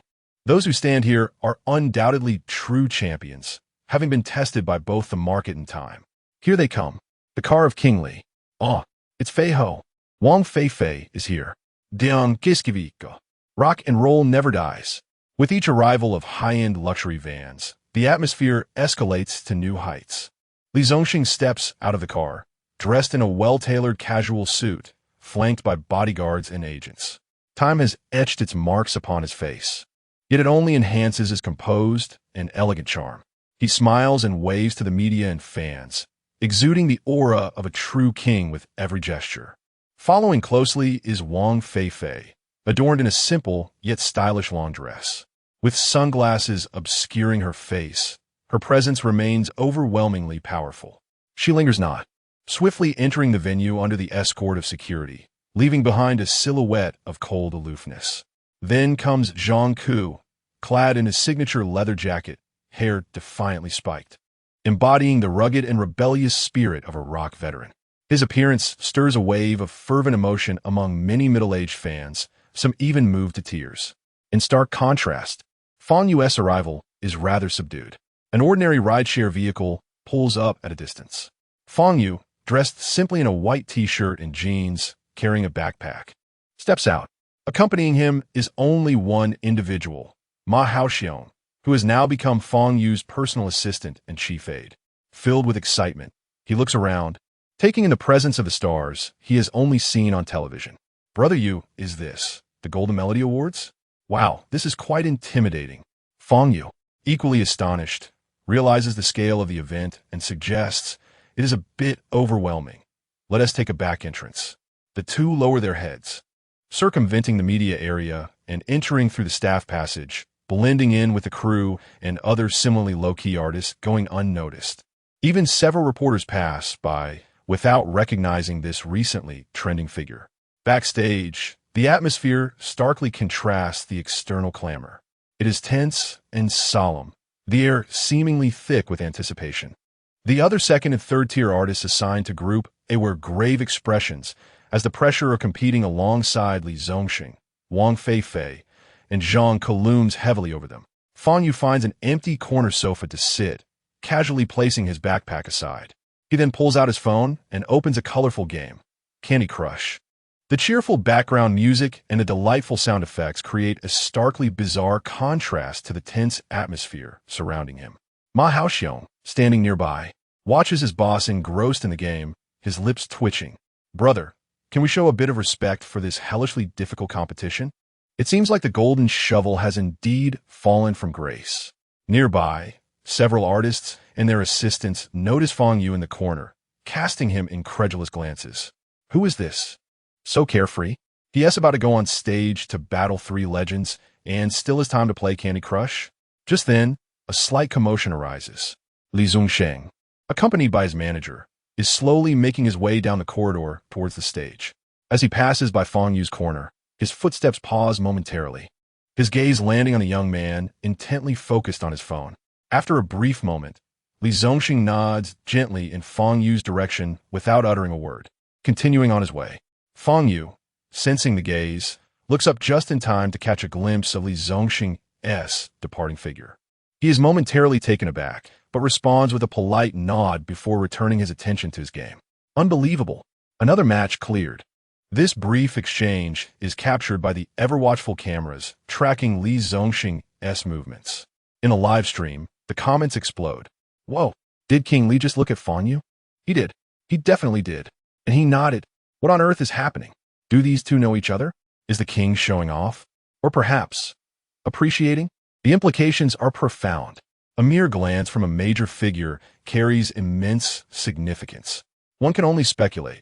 Li Zongxing, young man, you have caught my attention. Get out of here. My brother Yu doesn't need your attention. The brief interlude does not disrupt the backstage proceedings. A staff member approaches with a draw box. Teachers of Group A, please prepare for the drawing of performance order. Finally, Fang Yu sets his phone down. He stands up and joins the crowd as the drawing commences. Names are called one after another, determining the order of performance. Teacher Zhang Ke, first up. All right. Zhang Ke replies succinctly, his expression unchanged. Teacher Sun Yu, second. A female singer in formal attire takes a deep breath and nods. Teacher Fang Yu. Fang Yu reaches into the box, retrieving a small ball. Upon opening the slip of paper, he finds the number 3. The third to perform, preceded by the rock veteran Zhang, and followed by a well-regarded mezzo-soprano. Not too good, not too bad, a fairly advantageous position. As the drawing concludes, the backstage atmosphere grows even more oppressive. Zhang, the first performer, has already moved towards the stage with the crew. Moments later, the auditorium erupts with thunderous cheers and the explosive prelude of rock music. Zhang has taken the stage. The backstage monitors display the live footage, showcasing Zhang holding his iconic black electric guitar, standing center stage, belting out his hit from 2 decades ago. His prowess remains undiminished. His commanding stage presence and powerful vocals ignite the entire venue. As the performance concludes, applause roars. The judges nod in approval, clearly impressed by Zhang's performance. Scores are swiftly calculated. 95. 8. An unequivocally high score. This sets an extraordinarily high benchmark for the Group A competition. Backstage, Sun Yu, the next performer, pales visibly. The live stream comments scroll frantically. Wow, Zhang is incredible. This performance is electrifying. This is the standard of the Golden Melody Awards. What a spectacular opening. How can the subsequent contestants compete? It's over. It feels like the remaining contestants are going to crack under the pressure. Fang Yu is in danger. Zhang's performance has raised the expectations sky high. Chapter 47, a familiar melody, a familiar voice. The scene shifts to the backstage. Fang Yu is settled back onto the sofa, his gaze fixed intently on the screen, betraying no hint of anxiety. The panel of judges is now presented to the audience through a close-up shot. 5 judges. 2 are top-tier music producers from the country, having contributed to countless best-selling albums. 1 is a professor from a National Music Academy, renowned for his profound theoretical knowledge. Another is a seasoned music critic, celebrated for his unique insights and sharp observations. And the final judge, Shang, known as the arbiter of the music industry, famous for his acerbic and often brutally honest critiques. This lineup is undeniably authoritative, professional, and extraordinarily rigorous. Any slight flaw could be magnified beyond measure. Soon, the second contestant, the female singer Sun Yu, takes the stage. She has chosen a highly technical lyrical song. Her vocal skills are commendable, and her performance is stable. Yet following Zhang's earth-shattering rock number, her steady rendition feels somewhat bland. There are no surprises, no memorable moments. The audience's response is tepid, and the judges' expressions remain impassive. Ultimately, she scores 83. 5 points. An acceptable score, but lacking competitiveness. As Sun Yu descends the stage, her eyes glisten with unshed tears. The disparity is painfully evident. In the broadcast hall, the host returns to the center stage. Thank you, teacher Sun Yu, for your splendid performance. Next, we have a singer who is arguably one of the most talked-about newcomers in the Chinese music scene this year. His songs have sparked phenomenal discussions across various platforms. Some say his voice harbors blades, while others claim it radiates light. Today, he will face the most rigorous scrutiny on this stage. Let's welcome Fang Yu. The audience's attention converges instantly. Backstage, Fang Yu rises, adjusting the collar of his simple white t-shirt. He then strides step by step toward the center of the stage. The barrage of comments in the live stream reaches an unprecedented peak. Countless eyes are fixated on the silhouette advancing onto the stage. What song will he sing? Will it be another melancholy ballad? Or will he surprise us? Can he withstand the pressure and prove himself on this competitive stage? Fang Yu approaches the microphone at the center of the stage. He pauses for a moment. The vast circular stage is illuminated by dazzling, shifting lights, with a sea of dark audience members and the judges' scrutinizing gazes. All focus converges on him alone. After a brief hesitation, he announces the song title, Take Everything You Want. The title stirs a ripple of excitement among the audience. Whispers of uncertainty fill the air. What does this title mean? It sounds ominous. It doesn't seem like a conventional good song. Is Fang Yu up to something again? This title feels a bit resolute, like a table being flipped during an argument. Is he about to pull a stunt again? Amidst the myriad of speculations and discussions, the stage lights abruptly dim. Under the spotlight, only Fang Yu and the stand microphone remain visible. A soothing, slightly languid piano prelude begins to flow, embodying a quintessential lyrical quality. Fang Yu leans closer to the microphone. You always ask, yet I am the one waiting. Speaking with restraint, yet the atmosphere remains unheated. Love has run out of stock. Indeed, it retains that familiar essence. A well-known melody, a recognizable voice. The initial tempo is slow, the melody steady, and the lyrics resonate with profound sorrow and helplessness, depicting the delicate yet futile struggle when a relationship reaches its end. Many listeners familiar with Fang Yu's style begin to stir with emotions, bracing themselves for the impending emotional blow. The judges maintain calm expressions, seemingly unfazed. After all, Fang Yu's signature style is deeply ingrained in public consciousness. However, just as everyone anticipates another standard tear-jerking ballad, the rhythm of the song subtly shifts. As the piano melds with drum beats and bass, the tempo gains momentum, and Fang Yu's performance accelerates. Once loved, insatiable, we must leave behind some dignity for the past. If we part, let us be decisive. The pace quickens, the enunciation becomes denser. If the earlier part was a cautious probe and a powerless plea, now it transforms into a narrative that gradually accumulates impatience, finally finding its release at this moment. You take everything you want, I will bear what remains. Leave our dog behind, regardless of its utility.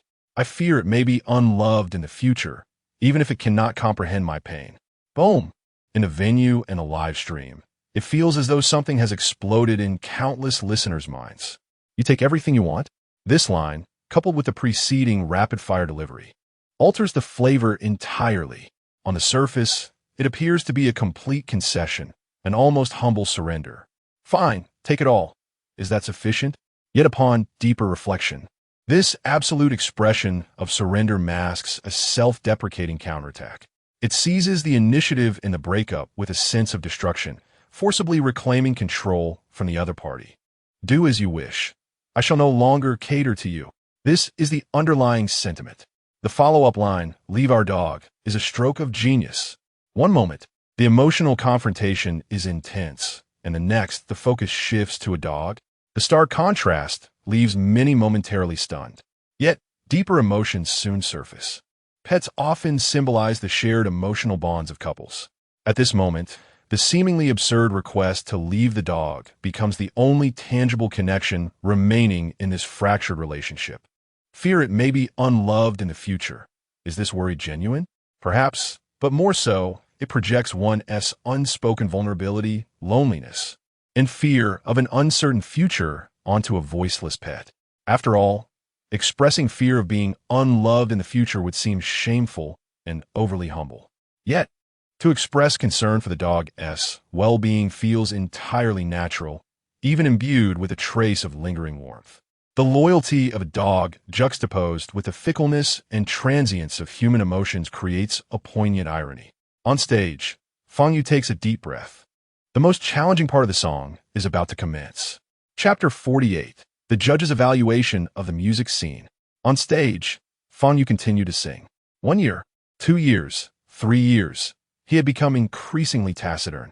The farewell felt poignant as it echoed through the air. Observers indulged in mockery, pricing everything at a discount, indifferent to its worth. One after another, rows of figures were counted down, vanishing into oblivion. With the door closed, we owed each other nothing. The tempo surged to an exhilarating climax. In this section of the chorus, he sang 38 words in nearly 6 seconds. For those sensitive to rapid sequences, it was overwhelming.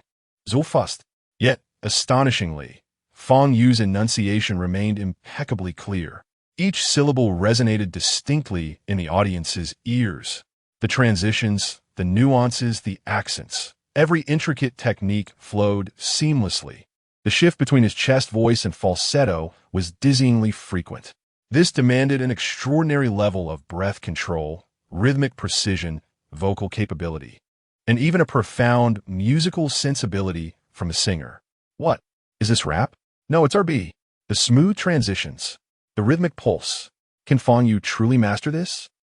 Isn't he known for singing ballads? I was left astounded. The technical prowess was so intense it felt as if my lungs might burst. I could scarcely breathe.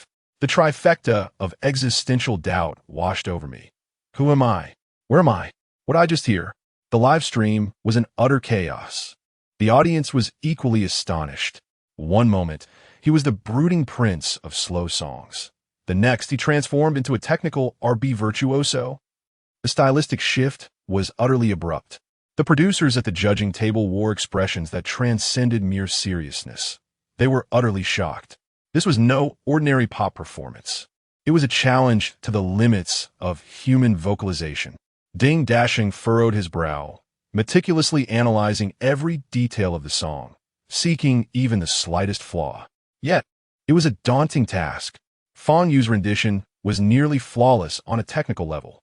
More astonishingly, amidst such dazzling display of skill, he conveyed the hidden bitterness, reluctance, and ultimate resignation with subtle variations in tone.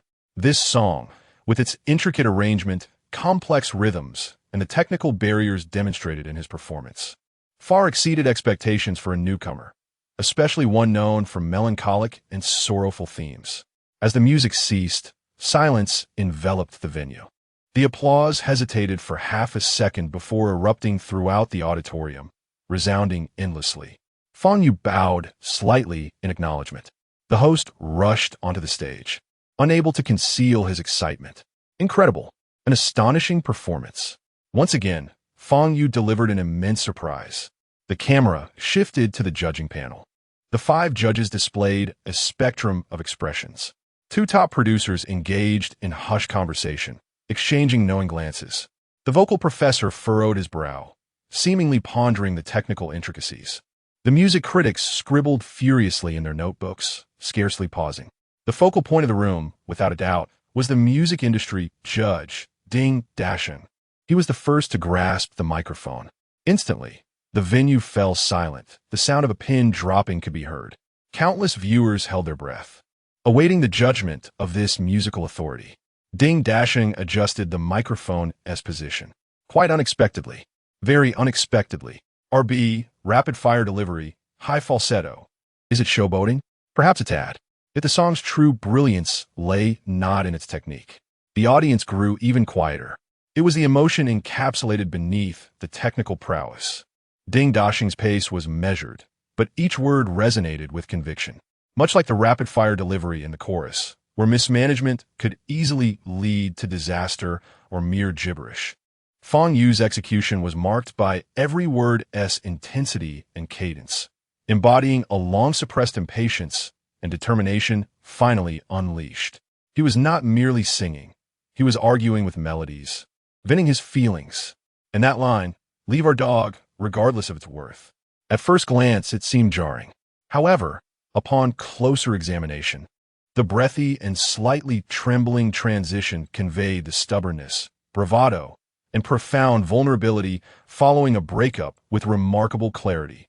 Using the utmost technical skill to portray the most humble plea and the most definitive release.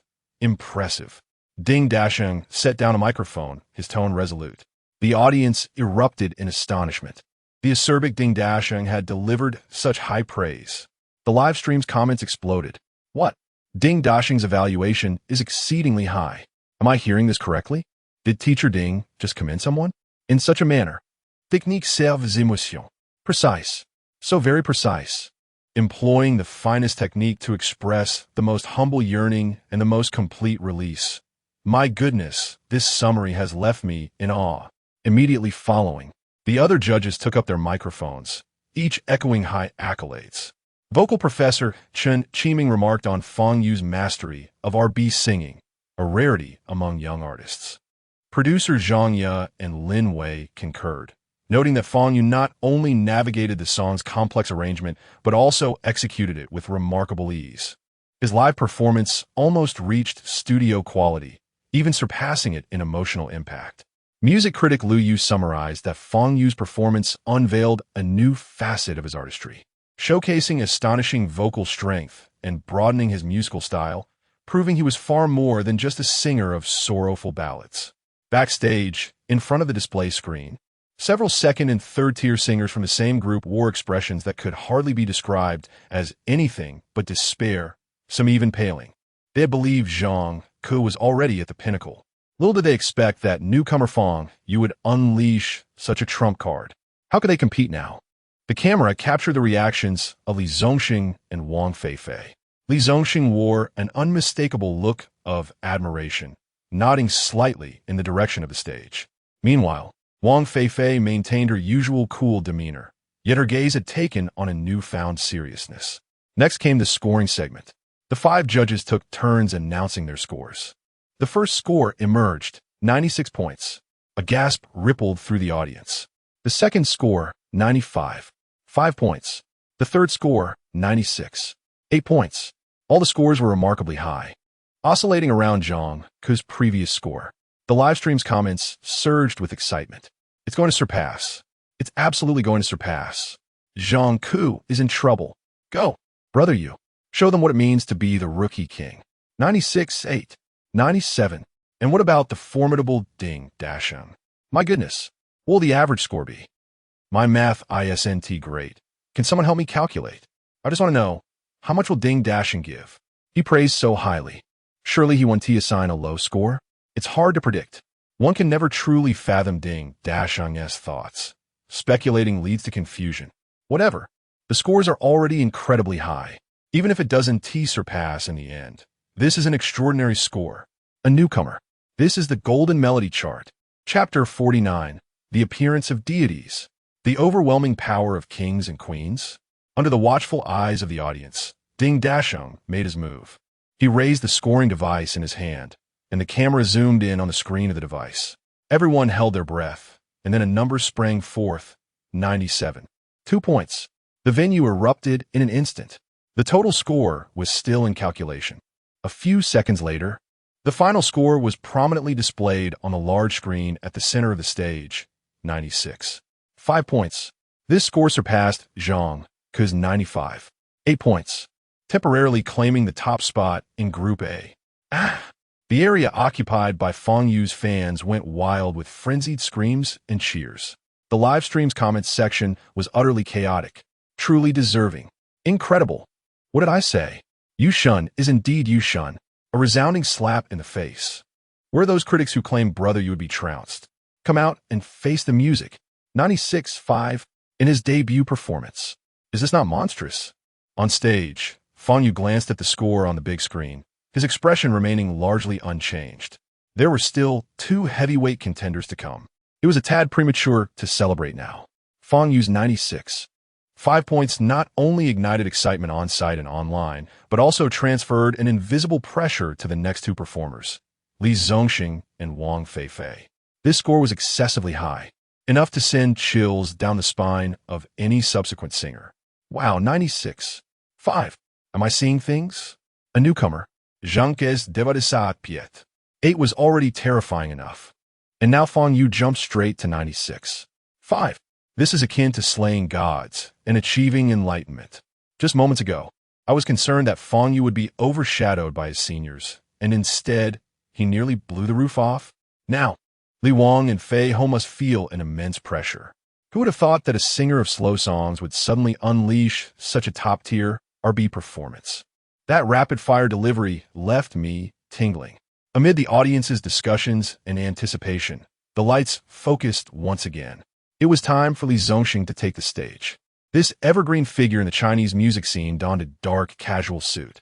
Without unnecessary gestures, he simply cradled a wooden guitar and quietly walked to the center of the stage. Addressing the microphone, his voice was gentle yet magnetic as he presented an old song. Xiao. With a simple introduction, his fingertips danced over the guitar strings, and a soothing, slightly melancholic melody began to resonate. Unlike Fang Yu's emotionally charged and skillfully explosive "You Take Away Everything You Want," Li Zongxing's performance felt like an old friend recounting tales of life experiences. There was much left unsaid, accumulated with the intention of being crafted into song. It invited listeners to hum along softly, to remember faintly. Even if one eventually forgets, it would still be worthwhile. There were no high notes, no displays of technique. Each word carried the weight of time and the wisdom of life. His voice wasn't perfect. It bore a touch of gravelly texture. Yet this became his unique charm, conveying the power of life's helplessness, regrets, acceptance, and clarity in a subtle manner. The venue was hauntingly quiet. Many older audience members had tears glistening in their eyes. Young listeners, though perhaps not fully grasping the profound meaning of the lyrics, were nonetheless enchanted by the richness of emotion, unwittingly immersing themselves in it. At the judging table, Shang, who had previously worn a tight frown, now relaxed, his gaze reflecting an almost reverent focus. As the song concluded, applause surged like a tidal wave, longer and more fervent than any before.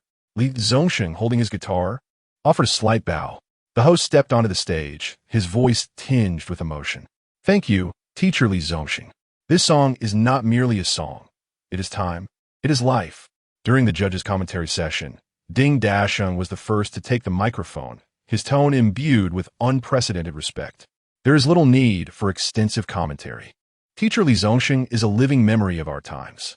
His songs always allow you to hear yourself in a moment. The other judges echoed profound praise, returning to simplicity, mastery without artifice, emotion overflowing. As the scoring segment commenced, everyone held their breath. Although they had their estimations, they still wished to witness it with their own eyes. 97, 5 points.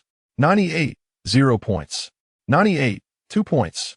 97, 6 points. Shang ultimately awarded 97, 7 points. The final average score, 97, 8 points. A new champion was born. The audience erupted once more. Indeed, it was Li Wang, steady as a rock. This score was well-deserved. This is true Hall of Fame material. While Fang Yu was impressive, he still lacked a tad when compared to this legendary status. Respect, genuine respect, reality laid bare, experience still reigned supreme. Many audience members nodded in agreement, feeling that this was the expected ranking. Li Zongsheng rightfully belonged in this position. The live stream's comments exploded with excitement. Li Bang Furave, experience still prevails. My heart aches for Brother Yu for a moment. The top position just slipped away, sob. Don't feel too bad for him, 96. 5 points. Second only to Li Zongsheng. This achievement deserved a year of celebration, right? Indeed, being ranked behind Teacher Li is nothing to be ashamed of. Now the pressure is all on Wang Feifei. I wonder how she will respond. Alas, poor Fang Yu, who thought he could hold on to first place. My heart aches for Brother Yu. His top experience card has expired, dog emoji. Backstage, Ma Haoxiong glanced at the scores on the screen, feeling a tinge of regret for Fang Yu. Brother Yu, just a little bit more. Fang Yu shifted his gaze from the screen. A little bit? That little bit might just be decades of experience. He patted Ma Haoxiong's slightly drooping shoulders. Losing to Teacher Li is nothing to be ashamed of. Besides, second place, well, it seems that is not yet the case. Ma Haoxiong paused for a moment before realizing. Right? There is still Wang Feifei to come. He had been so focused on feeling sorry for Fang Yu losing to Li Zongsheng that he had overlooked this fact. The murmurs in the venue gradually quieted as all eyes turned back to the stage. The last and most mysterious and anticipated singer of Group A was about to make her entrance, Wang Feifei. The stage lights transformed into a dreamlike spectacle. Ethereal blue beams interwove, creating an otherworldly ambience. Wang Feifei, clad in a simple white gown, gracefully approached the center of the stage. On stage, apart from the play of light, there was nothing else. Even the accompanying band was concealed in shadow. This was an embodiment of ultimate confidence, confident enough to conquer all with just her voice. Chapter 50. This achievement is truly remarkable. As the music commenced, it was not a familiar pop melody, but rather an ethereal prelude imbued with experimental colors. It felt otherworldly, drifting and mesmerizing. Then, Wang Feifei began to sing. The wind whispered through the narrow alley, and the rain dampened the eaves. I stood by the window, waiting for a fleeting moment. Her voice was crisp and unique, exuding an otherworldly charm. Each enunciation was languid, yet remarkably clear. The transitions were ethereal, yet possessed an unusual resilience. The entire melody traversed unconventional paths, perhaps even somewhat obscure. Yet, Wang Feifei's rendition breathed unparalleled vitality into it. She was not merely singing. She was painting with sound, constructing a dreamlike musical realm that belonged solely to her. The audience fell into a profound silence, captivated by this exquisite sense of artistry. The barrage of comments in the live stream diminished significantly, as if everyone were reluctant to disrupt this tranquility with words. Among the judges, there were expressions of astonishment and rapture. Ding Dashing even slightly closed his eyes, fully immersed in the music. As the song concluded, its lingering notes echoed in the air. After several seconds, applause erupted, initially sparse but soon crescendoing into a thunderous ovation. When the host took the stage, he felt as though his steps were weightless. I find it challenging to articulate the performance I just witnessed. I can only say that teacher Wang Feifei's music has transcended the essence of song itself, evolving into a form of art. The judges offered their critiques. Ding Dashing opened his eyes, his gaze complex. Wang Feifei's music is difficult to quantify with mere scores. If I would describe it as. He paused, uttering two words, transcendence. The other judges concurred, acknowledging that Wang Feifei's musicality and artistry have reached an unprecedented pinnacle. During the scoring segment, there was little suspense. 98-2, 98-8, 985, 98-3. Ding Dashing awarded the only perfect score of the evening, 99. The final average score stood at 98.5, the highest of the night, undeniably securing first place. Thus, the first round of Group A in the Chinese Golden Melody chart preliminaries concluded. The final rankings displayed on the big screen were as follows. First place, Wang Feifei, 98. 5. Second place, Li Zongxing, 97. 8. Third place, Fang Yu, 96. 5. Fourth place, Zhang Ke, 95. 8. Fang Yu ultimately secured third place, although he did not maintain the lead as a newcomer, achieving this amidst the illustrious Li Zongxing and Wang Feifei, surpassing the veteran rocker Zhang Ke, was already a remarkable feat. As the competition ended, the internet erupted in fervor. The scene of this divine contest in Group A caused the servers to nearly combust. The trending topics on social media were nearly dominated by this event.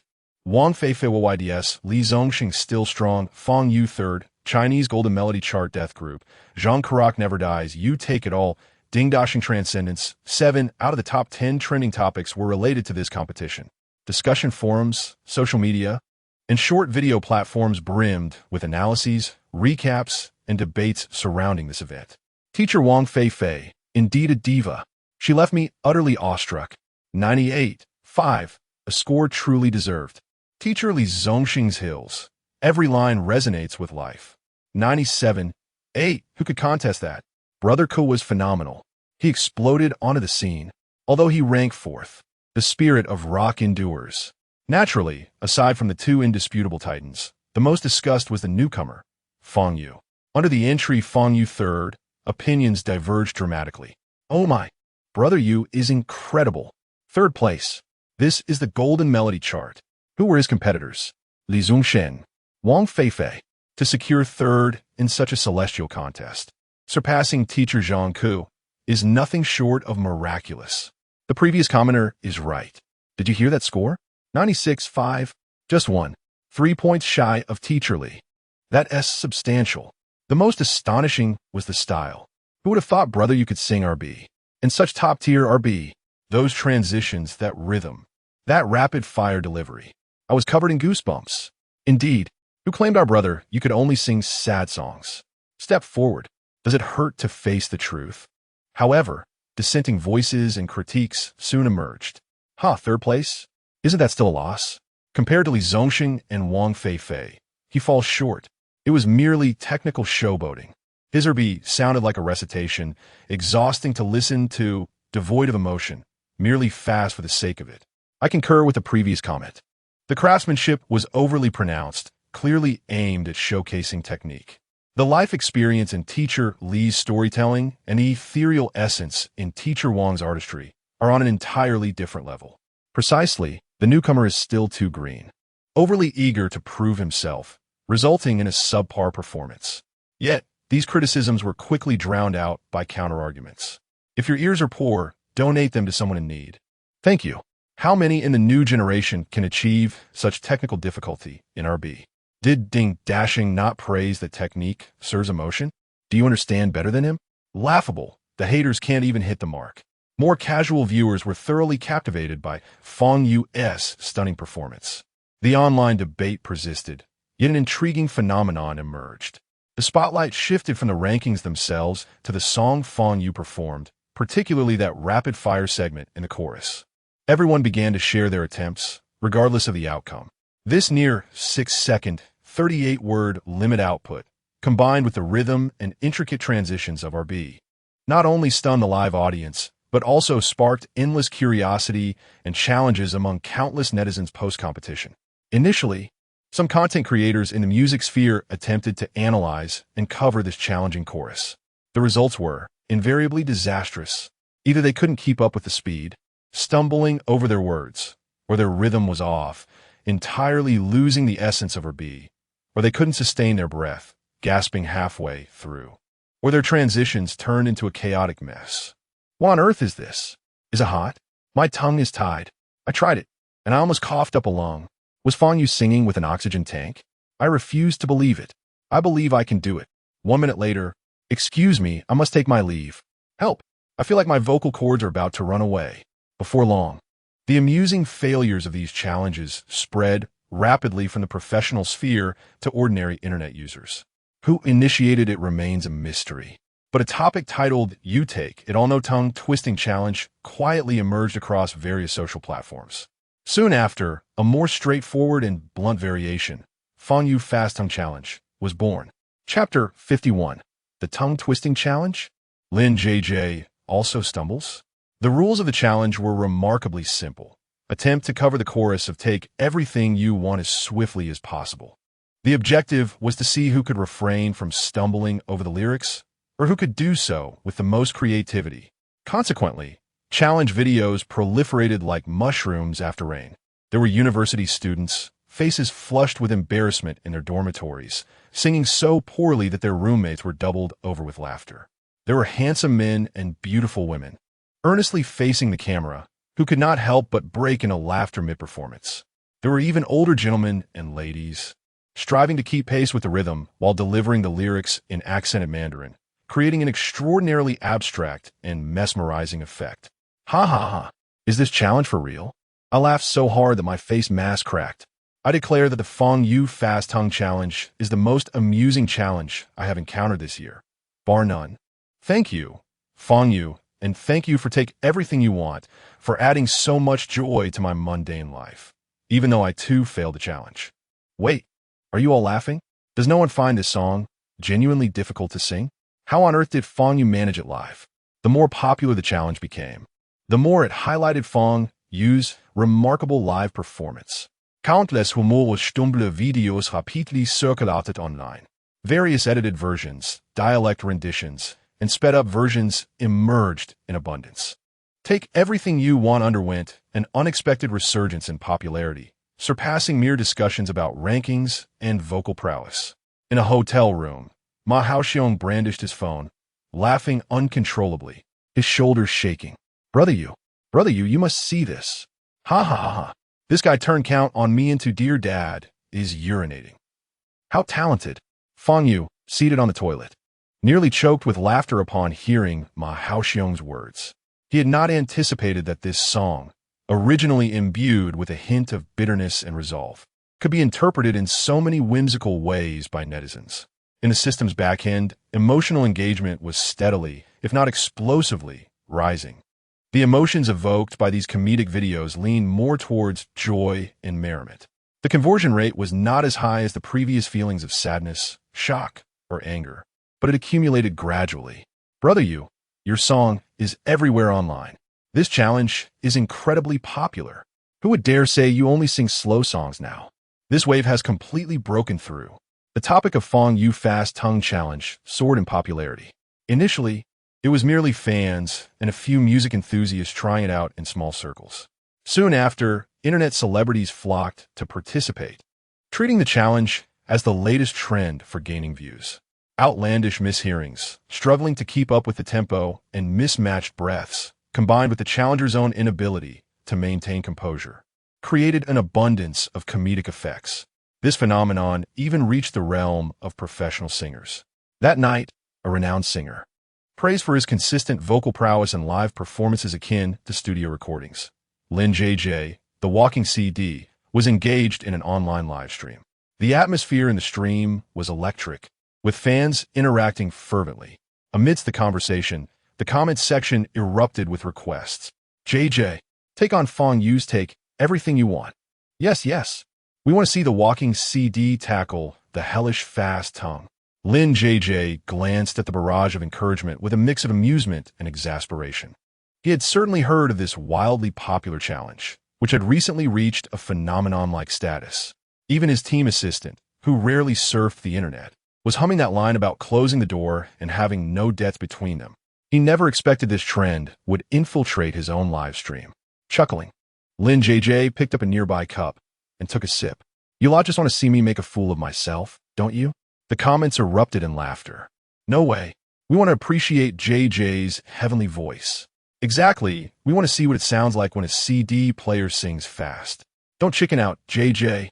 I bet a bag of spicy strips that you'll stumble. Upstairs, think bigger. Bet 10 bucks. Ha! We want to hear what a jammed CD sounds like. Rest assured, we won't laugh at you. Unless we can't help it, hee hee. Overwhelmed by the enthusiasm of his fans, Lin JJ chuckled in resignation, clearing his throat.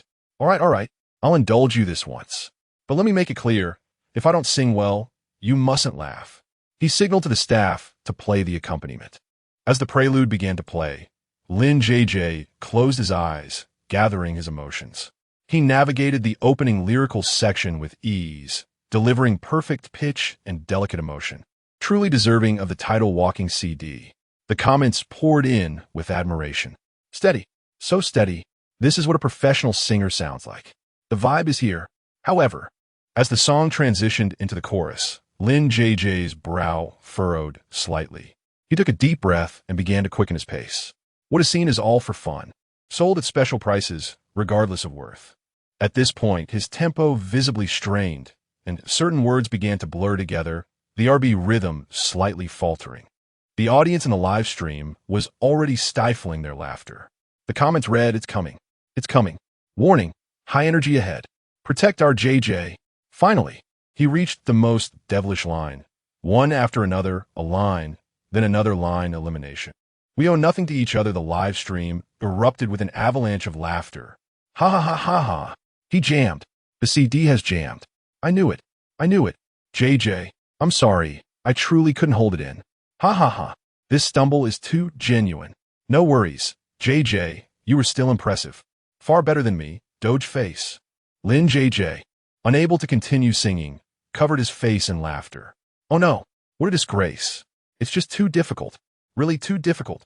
After catching his breath and glancing at the flood of laughter-filled comments, he suddenly had a light bulb moment and jokingly declared, I think I've grasped the secret to this song. What secret? The fans eagerly inquired. Lin JJ, in all seriousness, replied, the secret is, just sing whatever you want at the beginning. It doesn't matter how it turns out, as long as the last word accurately lands on the beat of we owe nothing to each other. It's a success. Ha ha ha ha ha. What a brilliant conclusion, it seems. There's no flaw in that logic. As long as it lands on O at the end, it's a triumph. I've learned something today. JJ, I've given up. I've let it slide, but not completely. This absolutely cracked me up. This is undoubtedly the funniest music industry meme of the year.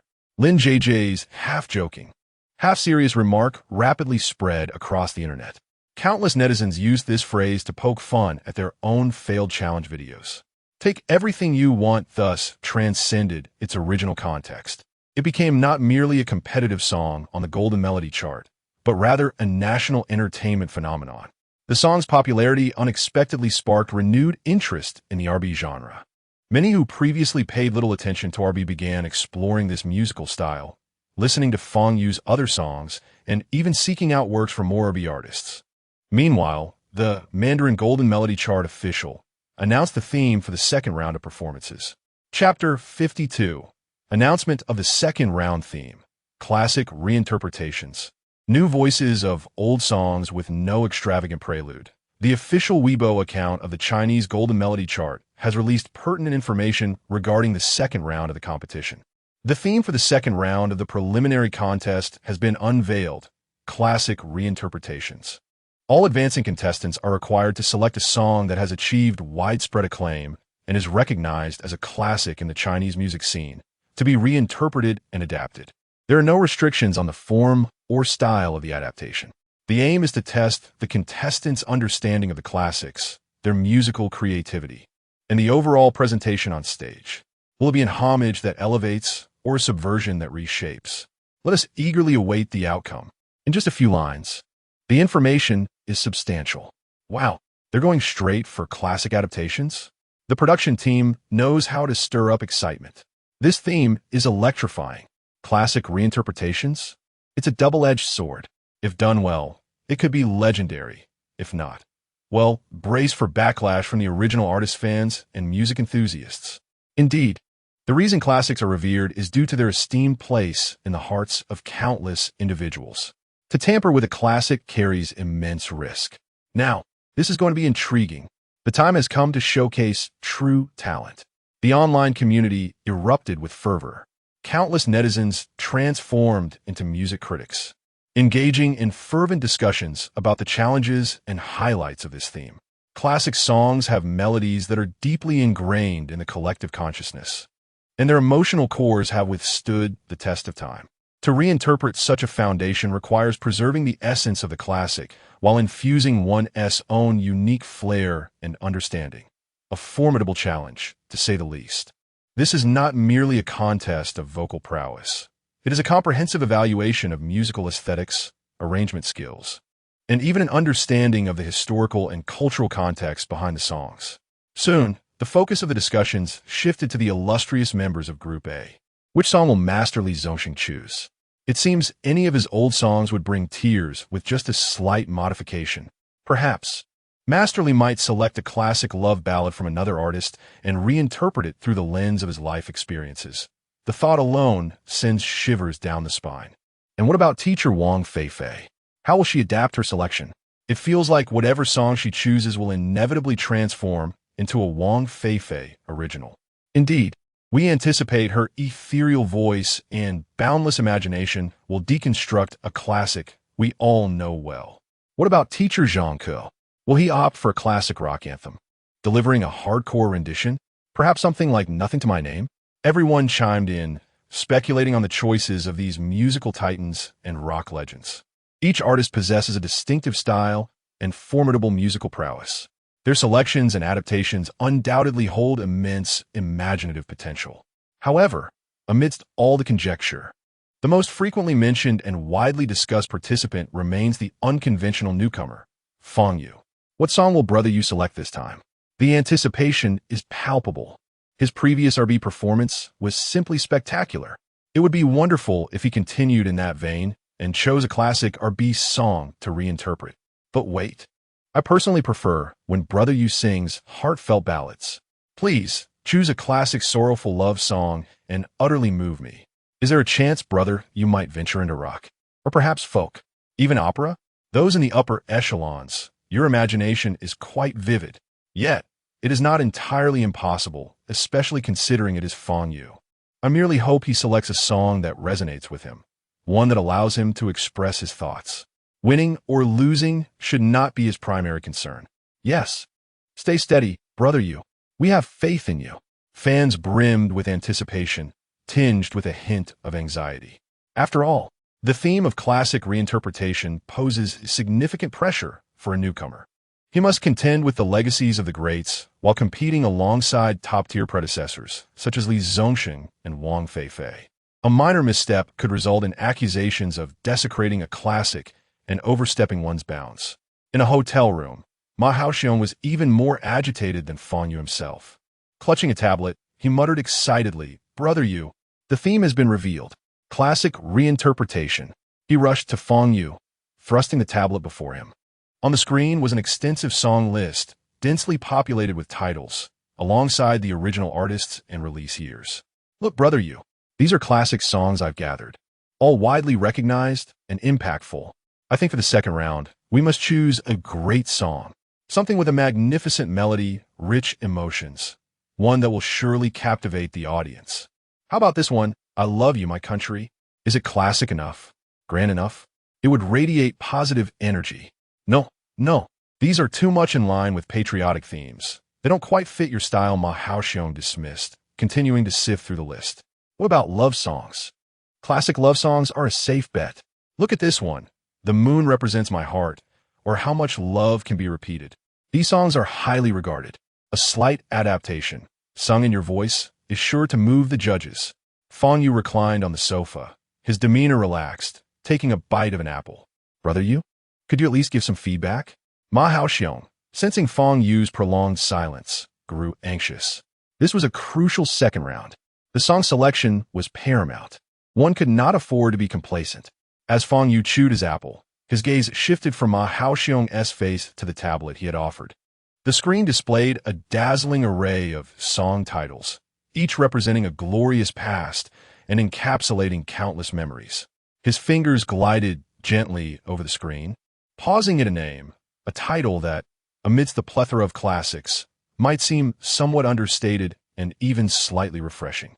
Ma Haoxiong leaned in for a closer look, his pupils dilating. Disbelief etched on his face. Crazy for Love? Lu Ruoying's Crazy for Love. Ma Haoxiong was utterly bewildered. He had envisioned countless possibilities, even speculated whether Fang Yu might select an English classic as a surprising twist. But he never imagined Fang Yu's finger would ultimately rest on this one. Crazy for Love, a song quintessentially imbued with artistic flair and delicate emotions from a female perspective. Though undeniably popular and classic, this choice starkly deviated from Ma Haoxiong's vision of a grand, commanding song. Moreover, it was a song that conveyed a distinctly feminine viewpoint. The lyrics encapsulated a fervent, almost self-effacing devotion to love, and Fang Yu would be the one to sing it? Ma Haoxiong felt as though his mind was racing. He glanced back and forth between the screen and Fang Yu's still, composed expression. Brother Yu, are you certain? This song, Crazy for Love? Chapter 53. The rock version of Crazy for Love. How could Fang Yu be the one to sing Crazy for Love? The very thought seemed utterly absurd. Nevertheless, that was the song. Fang Yu expertly tossed the half-eaten apple core into the trash bin. Wait, Brother Yu, this song, it's too soft. Isn't it? It's a typical female song. Ma Haoxiong struggled to envision the scene of Fang Yu performing this song. It would undoubtedly be disastrous. Who said I must sing it according to the original? Fang Yu stood up, stretching his neck with a satisfying crack. Soft? A female song? Who told you Crazy for Love can only be sung one way? Ma Haoxiong blinked, momentarily bewildered. Then how else can it be sung? Have you heard of British rock? Fang Yu inquired. Ma Haoxiong instinctively nodded. Of course, like Oasis and Blur. Exactly. Fang Yu snapped his fingers. I intend to transform it into a British rock anthem. British rock? Ma Haoxiong felt his worldview being repeatedly shaken. Transforming Crazy for Love into rock? He envisioned the scene. Not the gentle crooning of Lu Ruoying, but a voice filled with raw intensity and anguish, passionately questioning. Do you dare? Ma Haoxiong inhaled sharply, feeling a pang in his molars. This was no mere adaptation. It was a complete dismantling of the original. Fang Yu found amusement in Ma Haoxiong's astonished expression. The original Crazy for Love emanated from a female perspective, characterized by a tender yet restrained longing. However, the words crazy and love inherently possess immense energy, a near uncontrollable emotional force. My goal is to unleash this energy entirely. Through a male lens, I shall transform that hidden yearning into a desperate inquiry, a proactive release. I want everyone to hear that being crazy for love can also be utterly frenzied. Ma Haoxiong was left speechless, as if he could already envision Fang Yu on stage, pouring every ounce of his being into belting out those originally gentle lyrics amidst a cacophony of rock music. The imagery was electrifying and utterly revolutionary. Brother Yu, Ma Haoxiong swallowed hard. This is quite ambitious, isn't it? This is a classic of Lu Ruoying. Transforming it like this. Will it even work? Whether it works or not, we'll only know by trying. Fang Yu shrugged. Honestly, singing a lyrical ballad in a conventional manner is just dull. Ma Haoxiong had no retort. Very well, this was quintessential Fang Yu, forever defying norms and perpetually pushing limits. A few days later, in the rehearsal studio, The band members gazed at the adapted score Fang Yu presented, their expressions a blend of astonishment and disbelief. Teacher Fang, are you sure this is Crazy for Love? The drummer pointed incredulously at the familiar yet unfamiliar title on the sheet. Indeed, Fang Yu adjusted the microphone. Is there a problem? A monumental problem. The band members exchanged glances, their astonishment palpable. They were seasoned musicians, having adapted classics many times. But they had never encountered such a radical transformation. It was akin to turning a bowl of bland noodles into an outrageously spicy hot pot. And no problem. The guitarist took a deep breath. Let us give it a try. As the music began, the gentle prelude was replaced by a powerful British rock vibe, instantly igniting the atmosphere in the rehearsal room. After the first chorus concluded, the music paused momentarily, and Fang Yu set the microphone down, surveying the band. How does it feel? The band members were still reeling from the shock, taking a few moments to respond. The guitarist was the first to give a thumbs up. Wow, incredible. This is explosive. The drummer chimed in, awesome. This is thrilling. This adaptation is brilliant.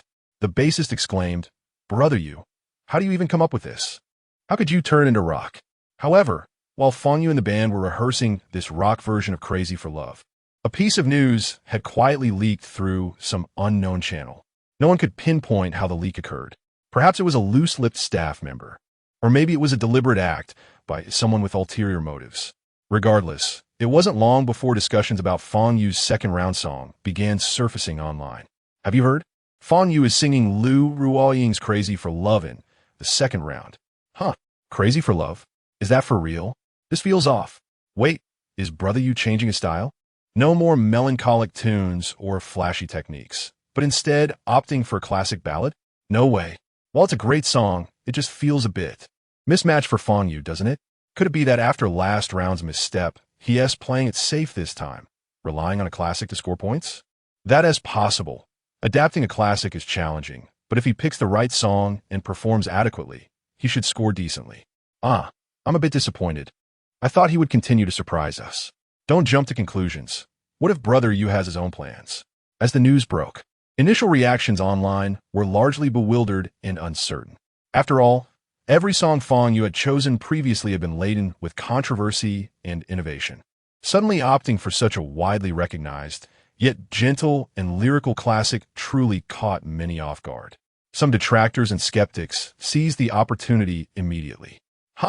He is clearly playing it safe now, realizing he can't outshine Li Zongxing and Wang Feifei. So he is resorting to a safe choice. Choosing Crazy for Love? Is he trying to ride on nostalgia? That is a bit desperate. I can't wait to see him crash and burn. Classics are classics for a reason. Not everyone can handle them. Just wait to see him get roasted by fans of the original. He's probably just going to sing it straightforwardly, without any originality. Does he really think he can win with this song? Dream on. In no time, speculation and discussions regarding Fang Yu's song choice flooded the internet. In a hotel room, Ma Haoxiong read through these comments, nearly spitting out the water he had just sipped. He struggled to contain his laughter, his shoulders shaking, wearing an utterly bizarre expression. Playing it safe? A lyrical ballad? Steady? If only these people knew what Fang Yu had in store for Crazy for Love, would their jaws not drop in disbelief? Chapter 54. The Safety Card? The second round of the Chinese Golden Melody Awards has commenced, featuring classic renditions.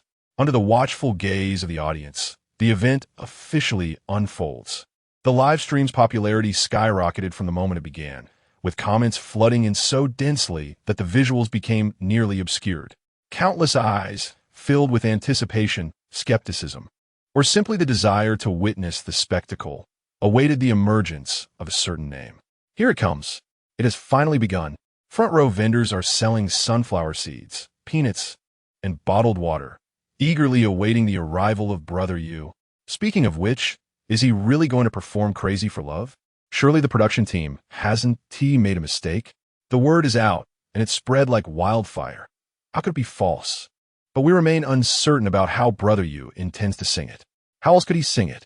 It will undoubtedly be a lyrical version, playing it safe, especially considering his competitors, Li Zongxing and Wang Feifei. Alas, it's a bit disappointing. I thought he would continue to innovate. A safety card? Do you harbor misunderstandings about Brother Yu? I bet 5 dimes. He will undoubtedly surprise us. Amidst the discussions, the first few advancing contestants have already taken the stage. This classic reinterpretation is indeed a tough nut to crack. Some chose to stay true to the original, delivering a steady performance but lacking in surprise. Others took bold risks, attempting to revolutionize the piece, only to produce something disjointed, inciting dissatisfaction among fans of the original. After several formidable singers performed, their scores lingered between 85 and 90. While not terrible, they fell short of breathtaking. Consequently, the atmosphere in the venue felt somewhat subdued, as if everyone was awaiting a breakthrough moment. At the judges' table, music industry veterans like Ding Dasheng maintained calm expressions, revealing little emotion. Finally, as one singer concluded, the host stepped into the center of the stage.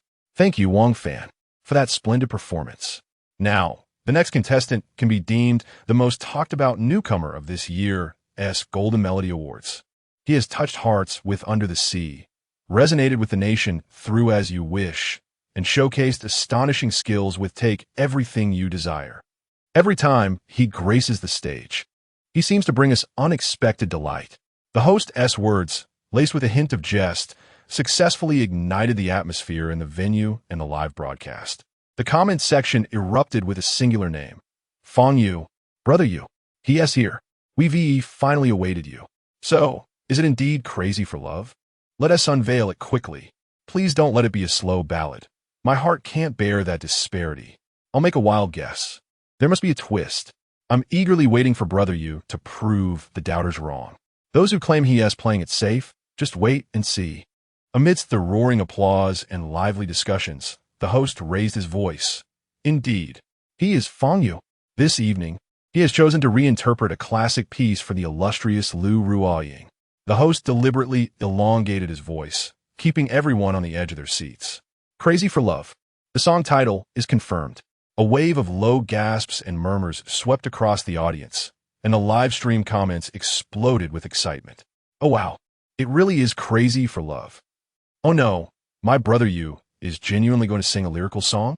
While the song is beautiful, it just feels off. No worries, Brother Yu makes everything sound good. Awaiting a lyrical prince. Please don't tarnish the classic. I beg you." Indeed, as anticipated, a safety card. Waiting for a crash. Classics are not something to be trifled with.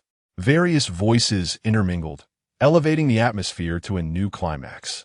At this moment, the stage lights dimmed, and the spotlight illuminated a tall figure emerging from backstage. Clad in a simple white shirt, sleeves casually rolled up revealing a hint of his forearms. And paired with ordinary blue jeans and white sneakers, he presented a refreshing boy-next-door vibe, standing in stark contrast to the opulent stage. What is this attire? Seriously? Brother Yu, is this too plain? Is he going for a pure and innocent approach? I feel something is amiss. Fang Yu stepped to the center of the stage. Unlike other performers, he did not bow to the audience, but walked straight to the microphone stand. He reached out and gently grasped the microphone. The lights focused on him, illuminating his profile, which still bore a hint of detachment. At this moment, attentive viewers noticed that Fang Yu's band setup seemed different from those of the previous contestants. In addition to the standard keyboard, bass, and guitar, it appeared that the number of instruments had increased. Furthermore, the drum set size and the number of cymbals appear to be heavier. Before anyone could ponder further, the music began. Boom, boom, boom. The anticipated piano or guitar arpeggios did not materialize. Instead, a lively drumbeat took its place. What is this prelude? Crazy for love? Is my hearing failing me? Why does it sound rather cheerful? What is going on? This drumbeat feels almost whimsical. The audience, including the music industry elites at the judges' table, displayed expressions of astonishment. The livestream comments were filled with question marks. Amidst this astonishment, Fang Yu slightly lowered his head, leaning toward the microphone. He began to sing. His voice, still that familiar tone, carried a touch of just the right rasp, imbued with an understated melancholy and fragility, his signature melancholic timbre. I walked in from spring, you said we would part in autumn. The first line captured the attention of every listener with its sorrowful melody. I promised not to be troubled for you, but how can a heart remain unscathed? Upon hearing this, many listeners exhaled in relief. Oh, it turns out the prelude has merely shifted in rhythm. The main section retains its essence. I knew it. Classics should not be altered lightly. This voice is perfect for a ballad. Though simply dressed, the melancholic aura is captivating. Not bad, not bad. It seems to be stable now. Some listeners who were initially worried about Brother Yu ruining the classic began to feel reassured. It appears their earlier concerns were unfounded. Fang Yu's choice was likely to reinterpret this classic love song using his most adept sorrowful timbre, emphasizing the melancholy inherent in the notion of obsession. However, they hadn't completely relaxed yet. Why must it be this way? You're deeply embedded in my heart, the drumbeat intensified quietly. Fang Yu's singing imbued with a newfound strength. I want to ask if you wish to accompany me until the end of time. If love is this sorrowful, why not allow me to share it? As he sang these lines, the emotion noticeably began to rise. No longer mired in self-pity, it transformed into an almost stubborn inquiry. Night and day, I ask you, yet you remain silent. How could you change like this? The final word was deliberately prolonged, with a quivering tail, as if suppressing something intensely. And then, everything halted. All accompaniment, drums, bass, and guitar vanished in an instant. The entire stage fell into an eerie silence. Only the spotlight continued to shine upon Fang Yu. Chapter 55. Destruction of the Classics. 1 second. 2 seconds. 3 seconds. Time seemed to stand still. The audience held their breath, and the barrage of comments in the live stream momentarily halted. Everyone's heart raced, uncertain of what would unfold next. Just after this suffocating silence of 3 seconds, boom! The furious drum beats crashed down. The distorted electric guitar riff ignited the atmosphere. The volume on stage surged several levels higher. No longer tentative, no longer preparatory. It was a complete, unreserved, rock-style explosion. And Fang Yu, as if breaking free from some invisible restraint, held in the microphone the originally gentle lyrics. I want to ask you, do you dare? Like you once said, that kind of love for me. This was no humble plea. It was a desperate scream, a frenzied interrogation. The audience went completely wild. Those in the front row instinctively leaned back. The sudden transformation took everyone by surprise. At the judges' table, Dashing wore a look of astonishment, while the other judges gaped, seemingly forgetting to close their mouths. Backstage, the singers who had been discussing Fang Yu's safe choice were now fixated on the screen, as if they had seen a ghost. In the live stream, what the hell did I just hear? A rock version of Crazy for Love. Is this really Crazy for Love? This is madness for love. It's insane. Absolutely insane. This arrangement? It's mind-blowing. Mom asked why I'm kneeling to watch the live stream. Wuwuwu is incredible. Voice cracking. This is true madness. I was shallow before. Safe choice? Stability? This is a bombshell. On stage, the music continued. Fang Yu unleashed another earth-shattering roar. I want to ask you, do you dare? Like I am madly in love. He sang not someone else's story, but released that madness entirely. It transformed into a male expression of destructive, proactive catharsis. I want to ask you, do you dare? Like you once said, that kind of love for me. Crazy for love. The music crescendoed, repetitively impacting every ear and heart. Finally, all instruments abruptly halted on a powerful chord. The stage fell silent once more. Fang Yu panted slightly, as if he had exhausted his last ounce of strength. Softly, yet imbued with endless fatigue and despair, he asked, ultimately, what will you think? As the words faded, the venue fell into a profound silence. Then, wow! Applause and frantic screams instantly engulfed the entire performance center. Many of the front-row audience members stood up in excitement, clapping fervently, their cheeks flushed. Yet, strangely, amidst this cacophony of cheers, there were also boos. What the hell? This is Crazy for Love, altered beyond recognition. Get off the stage. Destroying the classics. Praise and condemnation, fervor and anger. Two entirely opposing emotions clashed violently within the same space. Supporters waved their arms, screaming Fang Yu's name. Detractors were equally unyielding, emitting piercing boos. Some even angrily hurled their glow sticks toward the stage. One arced awkwardly through the air, landing with a thud just a few steps away from Fang Yu. Decent arm strength, But the aim needs work, he thought, an incongruous notion emerging in his mind. This scene of mixed reviews, even to the point of severe polarization, was not beyond his anticipation. Yet experiencing it firsthand felt even more boisterous. Quite good. Very lively. This is a treasure trove of emotional value. Fang Yu couldn't help but let a slight smile tug at his lips, though he quickly reverted to his usual calm demeanor, even donning a hint of detachment. No laughing on stage. He must maintain his persona. The barrage of comments in the live stream was thoroughly torn apart by these extreme opinions. Masterpiece. An absolute masterpiece. This is what a reimagining should be. I cried. Truly cried. That reckless madness is just the right flavor. The madness of a man, not a humble plea, but a declaration of I dare you. This adaptation is legendary.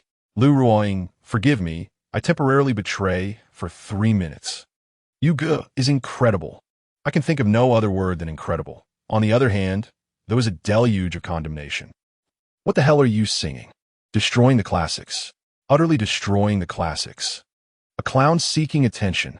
Will do anything for fame. Huh? Terribly off-key. Noise. Defile my youthful memories. Lu Ruoying fans unite. Charge at him. How did the production team select this song? Such a grotesque alteration made it to the stage? At this moment, the host, holding the microphone, awkwardly ventured onto the stage. His hands seemed to tremble slightly. Clearly, the recent groundbreaking rock rendition of Crazy for Love had shaken him profoundly. Thank you, Fang Yu. Thank you for bringing such a, profoundly subversive performance. The audience continued to erupt in applause and boos, embroiled in heated debate. All right, everyone, please calm down. The host raised his voice. I know you're all very excited, but next up is the equally thrilling judges' commentary segment. The camera shifted immediately to the judges' table. The expressions of the 5 industry giants varied, yet all bore a serious demeanor. The earlier performance had been a tremendous shock to them as well. The first to speak was Lin Wei. He adjusted his glasses, his expression far from pleasant. Chapter 56, Controversy. Is this still Mad for Love? As Fang Yu and Lin Wei began to speak, the cacophony of the venue diminished considerably. I concede that your vocal techniques are remarkable and your stage presence is compelling. However, music, especially the reimagining of classic songs, is not about technical prowess, nor is it a spectacle for sensationalism. The reason Mad for Love is considered a classic lies in its intricate emotions, its poetic narrative, and its embodiment of a generation's youthful memories. You have transformed it into a cacophonous and frenzied rock rendition. Where is the beauty? Where is the essence? Is this a reinterpretation? No, it is destruction. It is a profound disrespect to the original artist, the lyricist and composer, and to all who cherish this song. Lin Wei's voice resonated powerfully, each word striking the hearts of the audience. The boos from the crowd seemed to intensify. In the live stream, detractors and skeptics reached a fever pitch. Teacher Wang is right. This is destruction. Well said. Finally, someone who sees clearly. Fang Yu's fans, come take your licks. Sensationalism. Prepare to roll away with low scores. However, as Lin Wei concluded his remarks, another judge, the renowned music producer Zhang, revealed a starkly contrasting expression. She picked up the microphone, her face adorned with an appreciative smile directed at Fang Yu. Teacher Wang, I must respectfully disagree with your perspective. The greatest allure of music lies in its boundless possibilities and creativity. Classics are meant to be honored, not to be enshrined in stasis. Fang Yu's reinterpretation is indeed revolutionary, even deconstructive. Yet, it is not an act of subversion for the sake of subversion. I perceive a novel understanding of madness from him, a more intense, proactive, and destructively male perspective on obsession. He has enveloped a fractured yet tenacious soul within a rock guise. Is not this emotional tension precisely what music seeks to convey? As for the technicality, be it the layered arrangement or Fang Yu's seamless transitions between falsetto and chest voice, and especially the control exhibited during the climactic chorus, it is undoubtedly top tier. I believe this reinterpretation has breathed new life into Mad for Love. Zhang's commentary silenced the crowd's jeers, and Fang Yu's fans rejoiced. What understands me? Well said. Exactly. Music must innovate. This is the attitude a true musician should embody. Those traditionalists should be quiet. The starkly different evaluations intensified the debate both on-site and online. All eyes ultimately converged upon the central figure of the judging panel, the music industry's arbiter, Ding Dasheng. What would be his verdict? Ding Dasheng maintained a serious demeanor. From the moment Fang Yu sang the first line, his expression remained largely unchanged. The venue quieted, everyone holding their breath in anticipation of his judgment.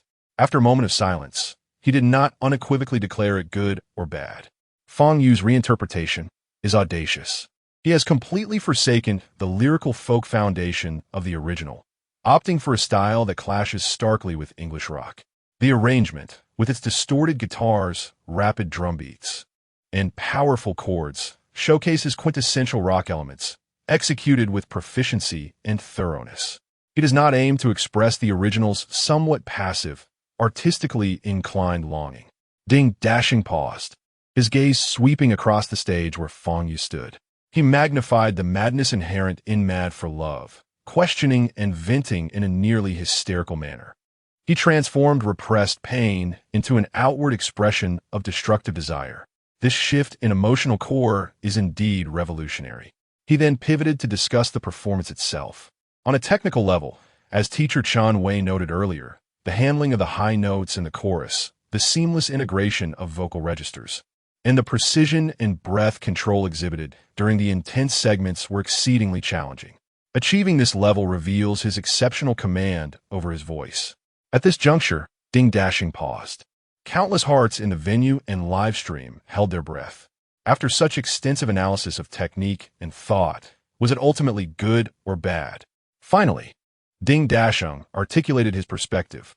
However, this reinterpretation is bound to incite substantial controversy. It challenges the public's ingrained perceptions of the classic and touches upon deeply held sentiments. It is a risky gambit. If executed well, it is breathtaking.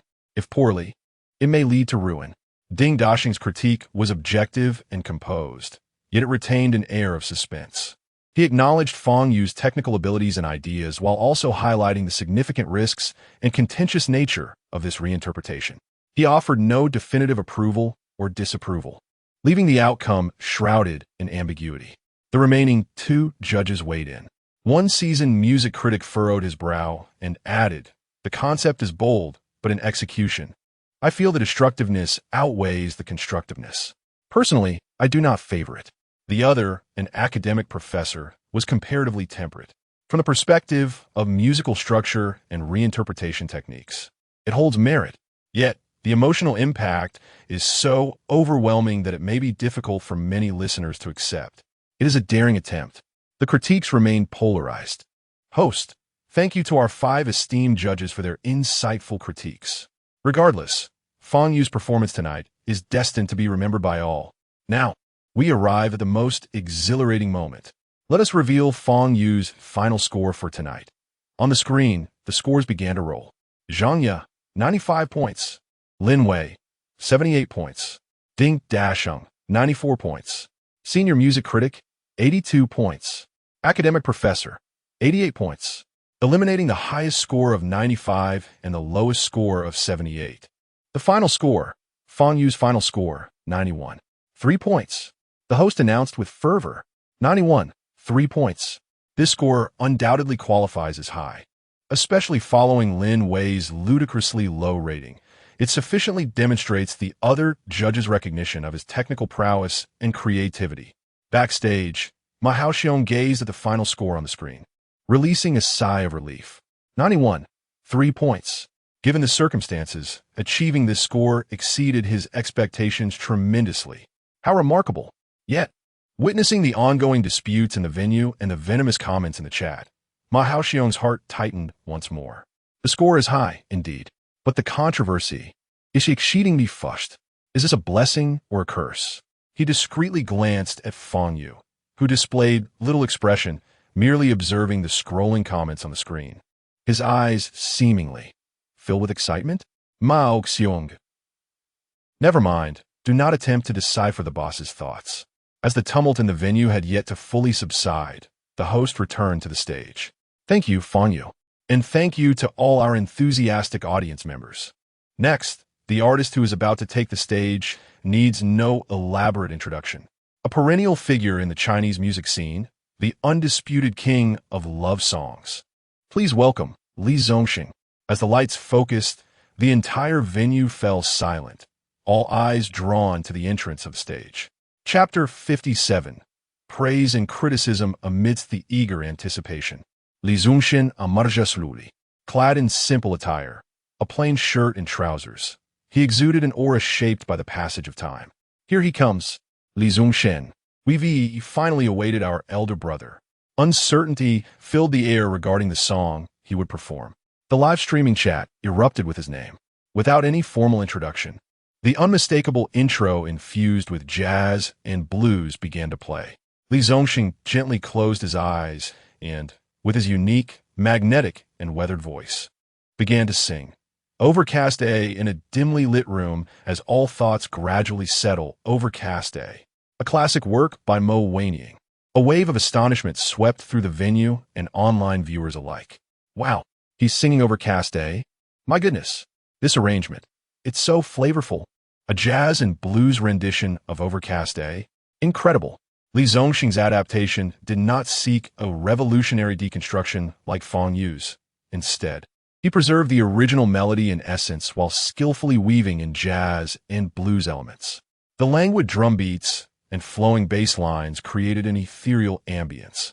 More importantly, he reinterpreted the song from the perspective of a man who has weathered life's tribulations. It was no longer the self-pity of a young girl, but infused with the resignation, acceptance, and bittersweet reminiscence of an adult. Each inflection, each breath, was a masterclass in vocal artistry. There was no ostentation, yet sophistication permeated every note. Is love merely a spiritual opiate or a trivial pastime of the centuries? And his voice flowed leisurely, akin to an old friend reminiscing over past tales in a CAF on a serene afternoon.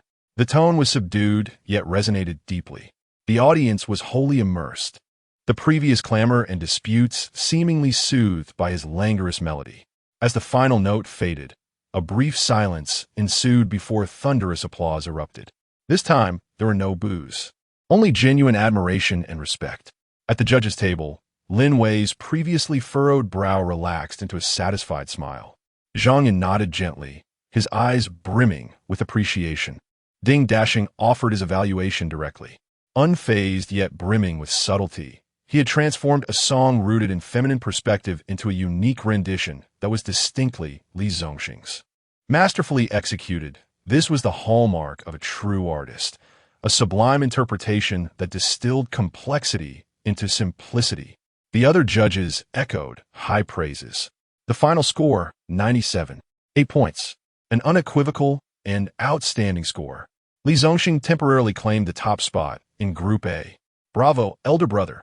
Truly deserving. This is how a classic should be reimagined. So soothing to the ears. Sophisticated. I'm convinced by this score. The audience cheered, and Li Zongxing graciously bowed in thanks before stepping down with poise. Now, all the pressure rested upon the final contestant. Dear audience, next, we present the last competitor from Group A, the undisputed diva of the Chinese music scene. Let us extend the warmest applause for Wang Feifei. The cheers reached a crescendo. Wang Feifei, a name synonymous with legend and individuality, bathed in mesmerizing purple lights. She gracefully ascended the stage, adorned in a uniquely tailored white gown, her ethereal aura seemingly untouched by the mundane world. Tonight, she chose to perform a classic Cantonese ballad from her early years, Easily Hurt Woman. As the title flashed on the big screen, the audience erupted in uncontrollable excitement.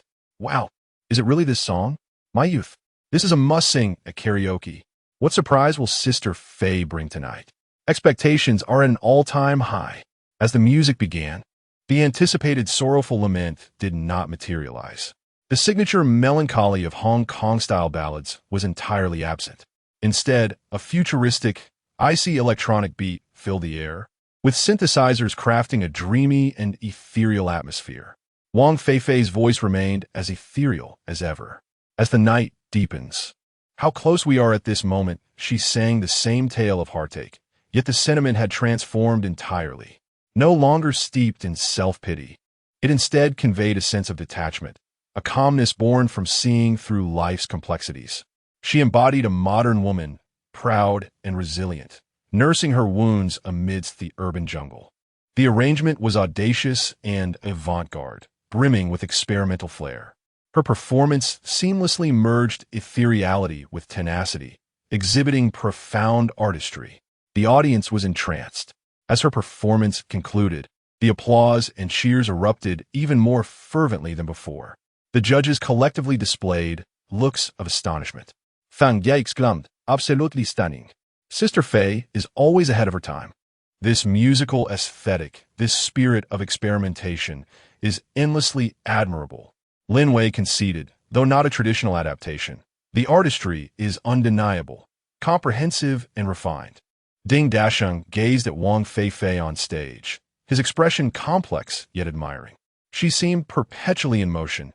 Each time one thought she had reached her zenith, she unveiled something new. The final score, 98. 5 points. Surpassing Li Zhongshen.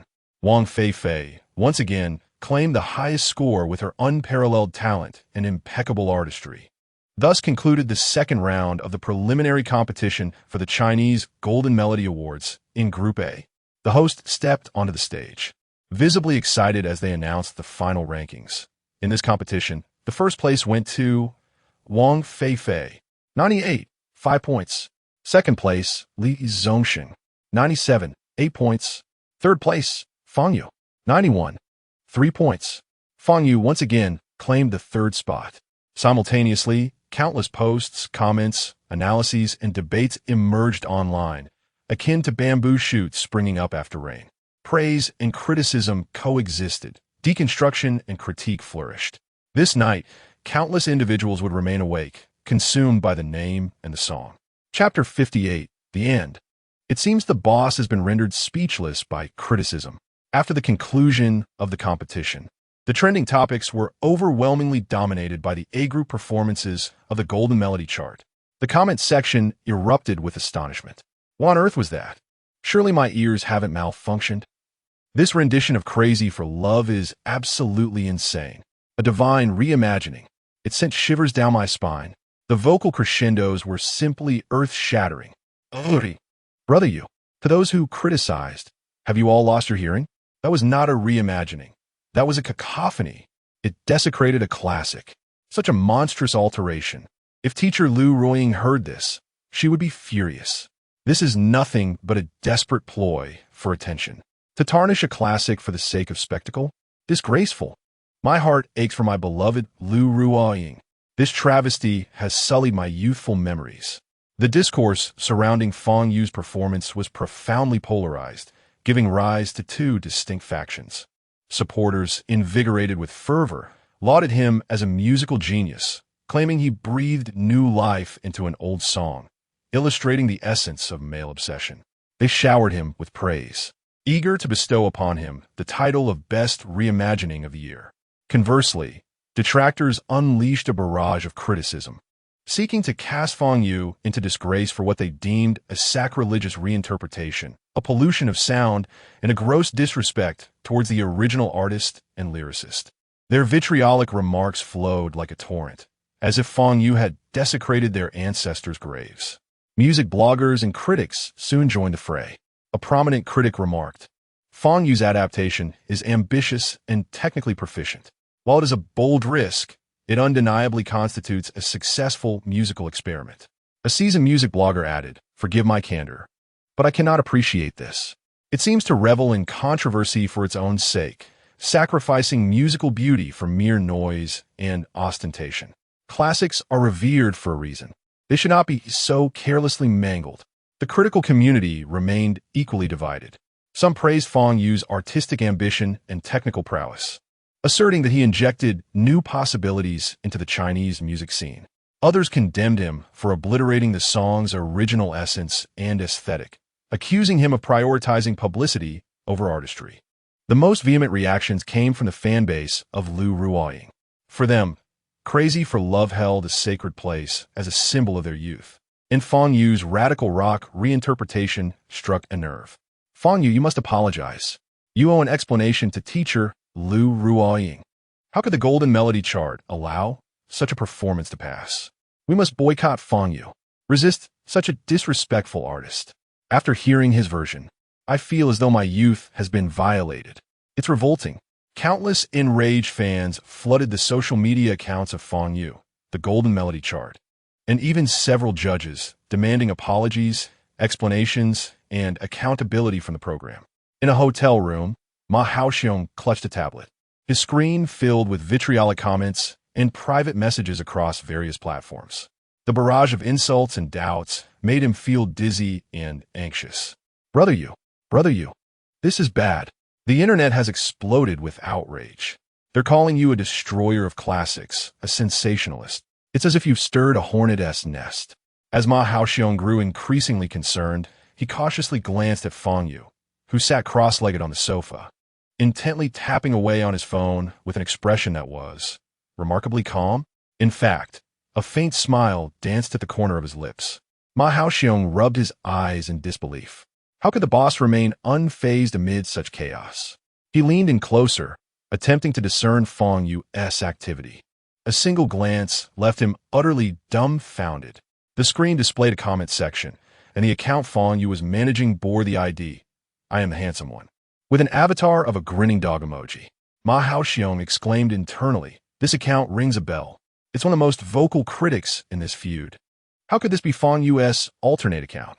Instead of panicking, the boss had chosen to engage in self-deprecation. What on earth was happening? Ma Haoxiong felt as if his brain were overheating.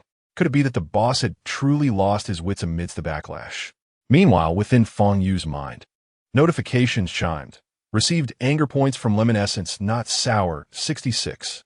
Received disdain points from Milk Tea My Goddess, 88. Received appreciation points from Rock Will Never Die, 99. Received excitement points from Today Must Be Joyful, 77. Received skepticism points from Passerby, ABC, 55. Received admiration points from Brother U.S. Diehard Fan, 101. Anger, disdain, skepticism, confusion.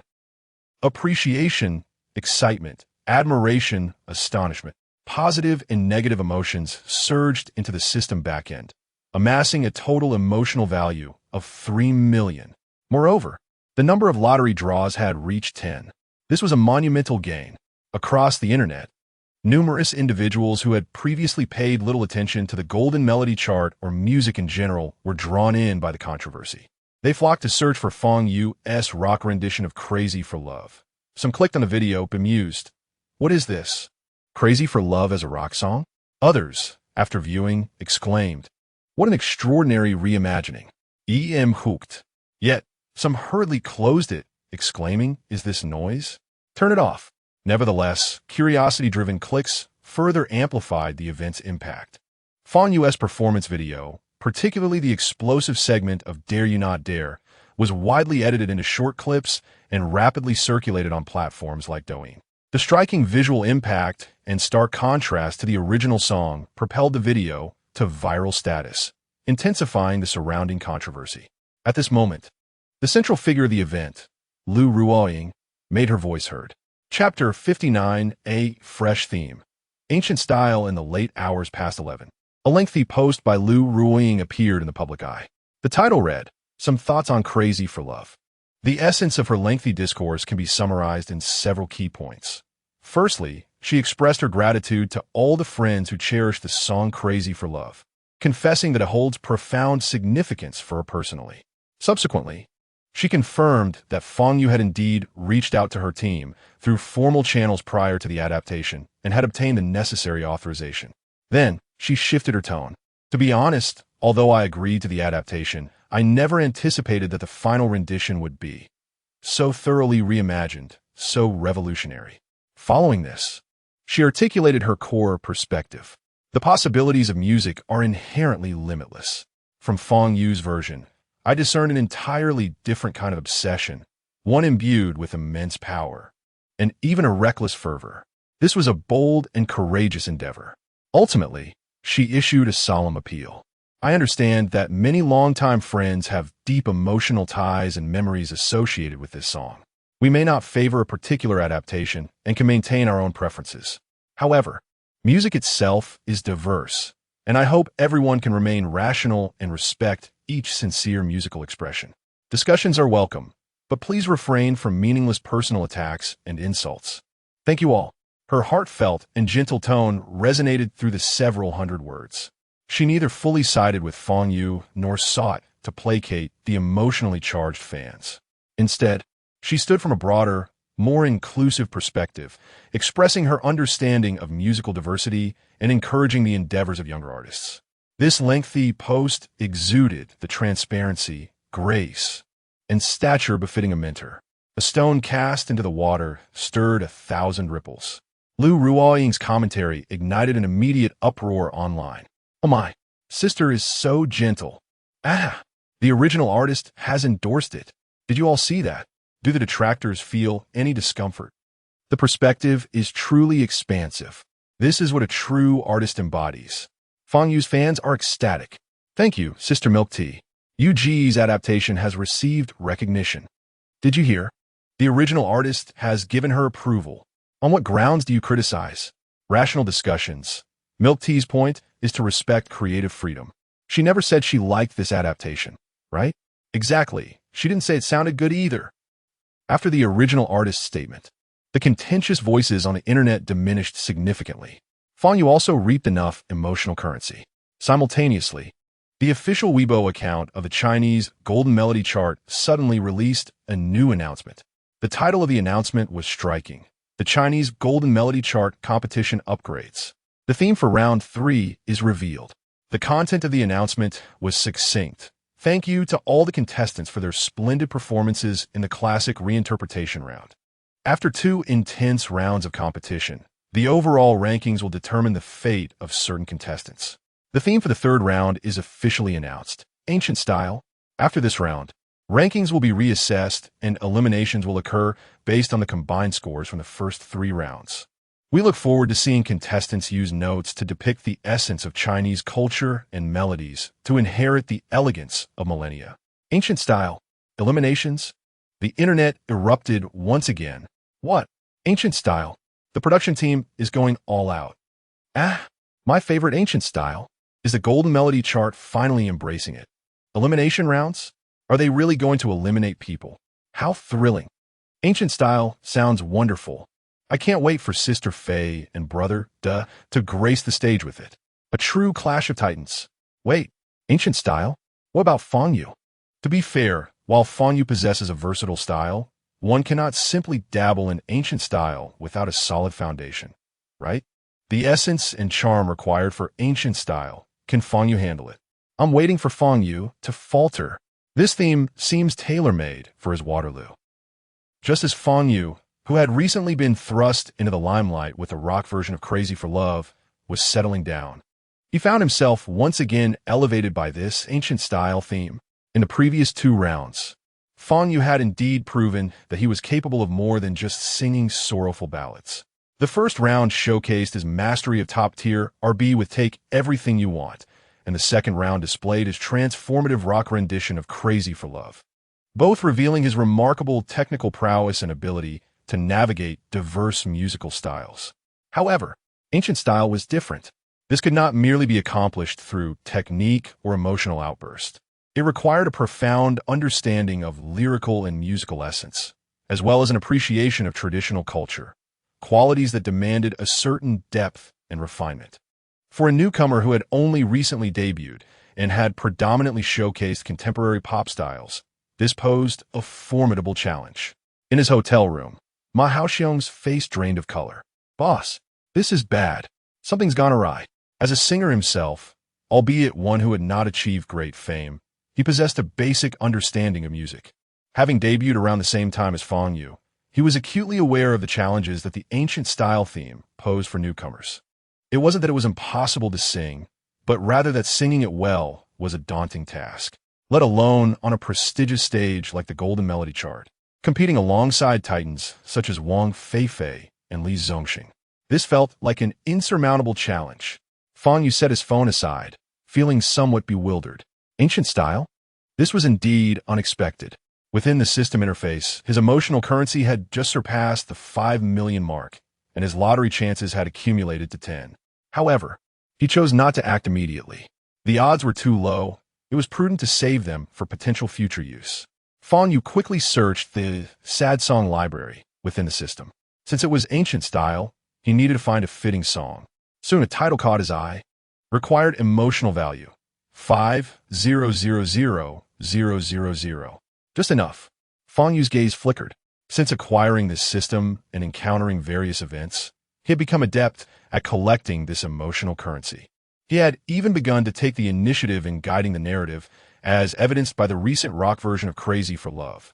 He had anticipated that it would incite considerable controversy and had even orchestrated a behind-the-scenes account to stir the pot. This was all part of his plan. The greater the controversy, the more pronounced the emotional fluctuations, leading to greater benefits for him. Now, it seemed his strategy had yielded excellent results. As for the ancient style theme, it was undoubtedly a challenge. Yet, challenges often herald greater opportunities, along with increased emotional currency. Fang Yu glanced at Ma Haoxiong, who appeared to be in a state of panic. Why the distress? Ma Haoxiong, on the verge of tears, responded, "Yuge, this is ancient style. How can we possibly manage that? Who says we can't?" Fang Yu arched an eyebrow. Huh, enough with the doomsday expressions. Stand up, Fang Yu instructed, moving to the window to gaze at the city's nightscape. "Dumi a favor." Ma Haoxiong immediately straightened up. "What is it, Yuge?" "Pick up your phone." Fang Yu gestured toward the wooden guitar on the sofa. "Record a short video of me playing." Ma Haoxiong gazed a video. "Right now? Outside there's chaos. And the boss still wants to film a video?" "Yes," Fang Yu replied, casually picking up the guitar. "Just capture me playing. It doesn't need to be long. Just a few seconds." "Oh, okay." Although Ma Haoxiong was filled with questions, he quickly fetched his phone and activated the recording function. One should never presume to understand Yu Gu's thoughts. Just follow his lead. Chapter 60. Guitar accompaniment to ancient style. Fang Yu reclined on the sofa, his fingers idly strumming a few chords on the guitar, a simple yet melodious tune flowing forth. In the warm hotel lighting, his profile appeared strikingly defined, exuding an air of melancholic nonchalance that was impeccably captured. Ma Haoxiong, holding his phone, marveled quietly. With such looks and demeanor, it was a travesty that the boss was not in the limelight. After a few moments, Fang Yu ceased playing. "That's enough." Ma Haoxiong put away his phone and reviewed the video, surprised by the excellent outcome. "Brother Yu, should we post this? At such a critical juncture?" "Post it," Fang Yu replied succinctly. "What caption should accompany it?" Ma Haoxiong pressed further. Fang Yu pondered briefly before suggesting, "Just right. In preparation, stay tuned." In preparation? Ma Haoxiong's mind struggled to comprehend. Preparing for ancient style? Playing the guitar in preparation for ancient style? This operation is too audacious.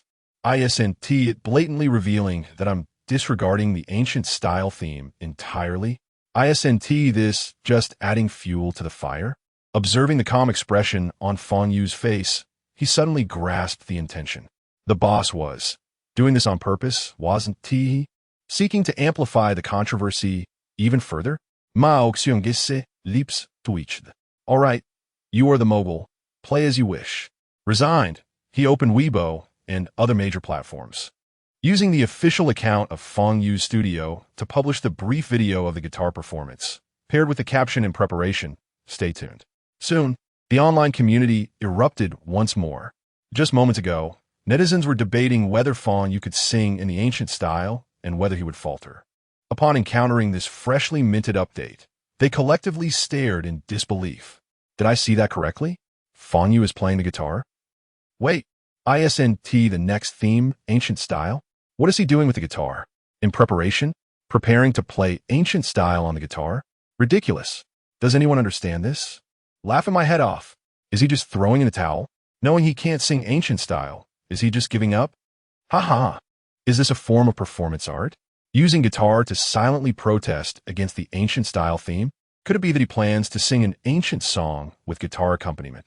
Using a guitar for ancient style? Why not suggest playing Arbiana Swana? It's absurd. Oh no. It seems Brother Yu has truly lost it, starting to act nonsensically. But if you listen to the melody he played, it's actually quite pleasant. even if it has nothing to do with ancient style. If Crazy for Love can be turned into rock, then playing ancient style on a guitar doesn't seem impossible? Doghead for self-preservation. Stop trying to defend it. This is an outright provocation, telling the program and the audience. Ancient style? I want to participate. Going dark. This is utterly disrespectful to the competition and to ancient culture. Unfollowing. I was looking forward to a surprise, but this is disappointing. The comment section fell into chaos once more. Yet this time, the debate shifted from whether Fang Yu could sing ancient style to the meaning behind his guitar performance. The back-end private messages of Fang Yu's studio were once again inundated. In the hotel, Xiao stared at the screen filled with numerous question marks, exclamation points, and various emojis, his palms sweating. As expected, the boss's move to stoke the flames was highly effective. He stole a glance at Fang Yu, who was now engrossed in scrolling through the comments, the faint smile on his lips becoming more pronounced. Ding. Received confusion value 77 from ancient style enthusiast. Ding. Received ridicule value 88 from keyboard warrior. Ding. Received curiosity value 66 from onlookers. Ding. Received concern value 99 from feathers. While negative sentiments were prevalent, curiosity and confusion were also abundant. Excellent. This was precisely the desired effect. Let the bullets fly a little longer. Ancient style? Who says ancient style cannot be accompanied by a guitar? Fang Yu turned off his phone and stretched. 5 million emotional points had already been exchanged for that song. Next, it was time to prepare thoroughly and deliver a grand surprise to everyone. On the Chinese Golden Melody chart, the third round of performances themed ancient style was about to unfold. The stage at the Shanghai International Performing Arts Center transformed quietly. The watercolor backdrop unfurled slowly, sheer curtains swaying gently with the breeze. A few ancient-style palace lanterns cast a soft glow, and a faint hint of sandalwood seemed to permeate the air, instantly transporting the atmosphere back a millennium. However, the initial contestants failed to fully embody the weight of this ambience. There were powerful vocalists clad in traditional Hanfu, singing operatic tones, their voices melodious and technique solid, yet lacking that element of astonishment.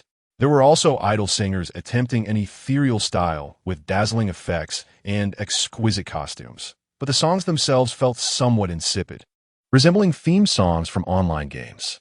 The audience's reaction was lukewarm, and the live stream comments echoed a sense of mediocrity as everyone awaited a truly electrifying moment.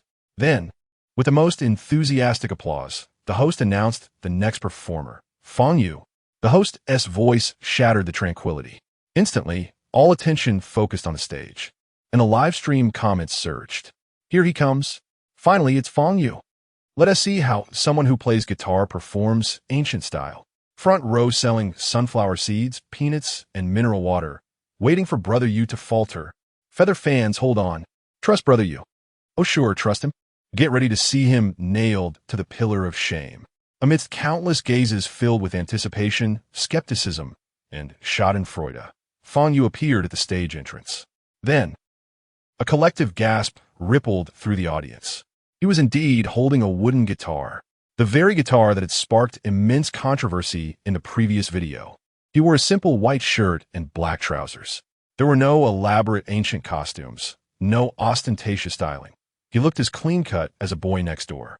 This attire, paired with the guitar, starkly contrasted against the backdrop of ink-and-wash artistry and flowing curtains of the ancient stage, creating a jarring visual dichotomy. The live stream erupted. Oh my gosh, he really brought the guitar. Is he serious? Is he out of his mind? This is the Golden Melody chart, not his personal concert.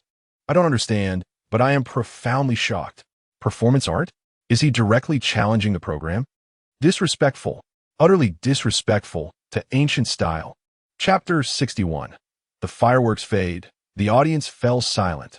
Amidst the clamor, keen observers and astute music critics noticed something peculiar on the other side of the stage.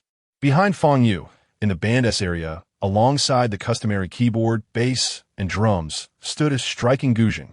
Beside it, a female musician in a simple, elegant gown cradled a flute. Further away, another musician held a eru. Though their positions were somewhat obscured, The distinctive shapes of these traditional instruments could not be mistaken.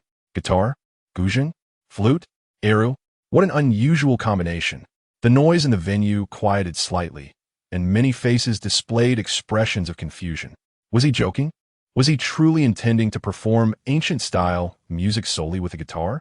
It appeared he had prepared traditional instruments as well. What then was the purpose of a guitar? Everyone was bewildered by Fang Yu's unexpected arrangement. In the judges' section, Lin Wei's brow furrowed tighter, his face a canvas of disapproval. This was sheer nonsense. Zhang Ye's eyes sparkled with intense curiosity. She was eager to discover what Fang Yu had in store. Ding Dasheng remained expressionless, lost in thought. Fang Yu stepped to the center of the stage, nodded slightly at the microphone. The entire venue, including countless online viewers, held their breath. What would he say? Would he offer an explanation? Or would he plunge straight into song? Fang Yu uttered no superfluous words. He calmly announced the title of the song. Next, he would present The Fireworks Fade. These 4 words instantly rendered the venue and the live stream utterly silent. The previously bustling comments had momentarily ceased. This title possessed such vivid imagery. Fireworks, resplendent yet fleeting. A wave of classical melancholy washed over, perfectly aligning with his aura of brooding. The fireworks fade? The name held a certain depth. It felt as though it was not intended to disrupt the atmosphere. This title evoked a sense of longing. Anticipation quietly ascended at that moment. The stage lights abruptly dimmed, leaving only a spotlight on Fang Yu. He lowered his head, his long fingers gently plucking the guitar strings. The clear guitar chords rang out, akin to raindrops falling upon stone, flowing languidly. Soon after, the piano joined in. The simple accompaniment crafted an ethereal, desolate ambience. Fang Yu began to sing. The bustling sounds retreat into emptiness, bewildering the world. Dreams grow cold, twisting through a lifetime. Emotional debts remain tangled. If you acquiesce, life and death await in vain. Year after year, the cycles of time revolve. His voice, though not high, carried a narrative quality.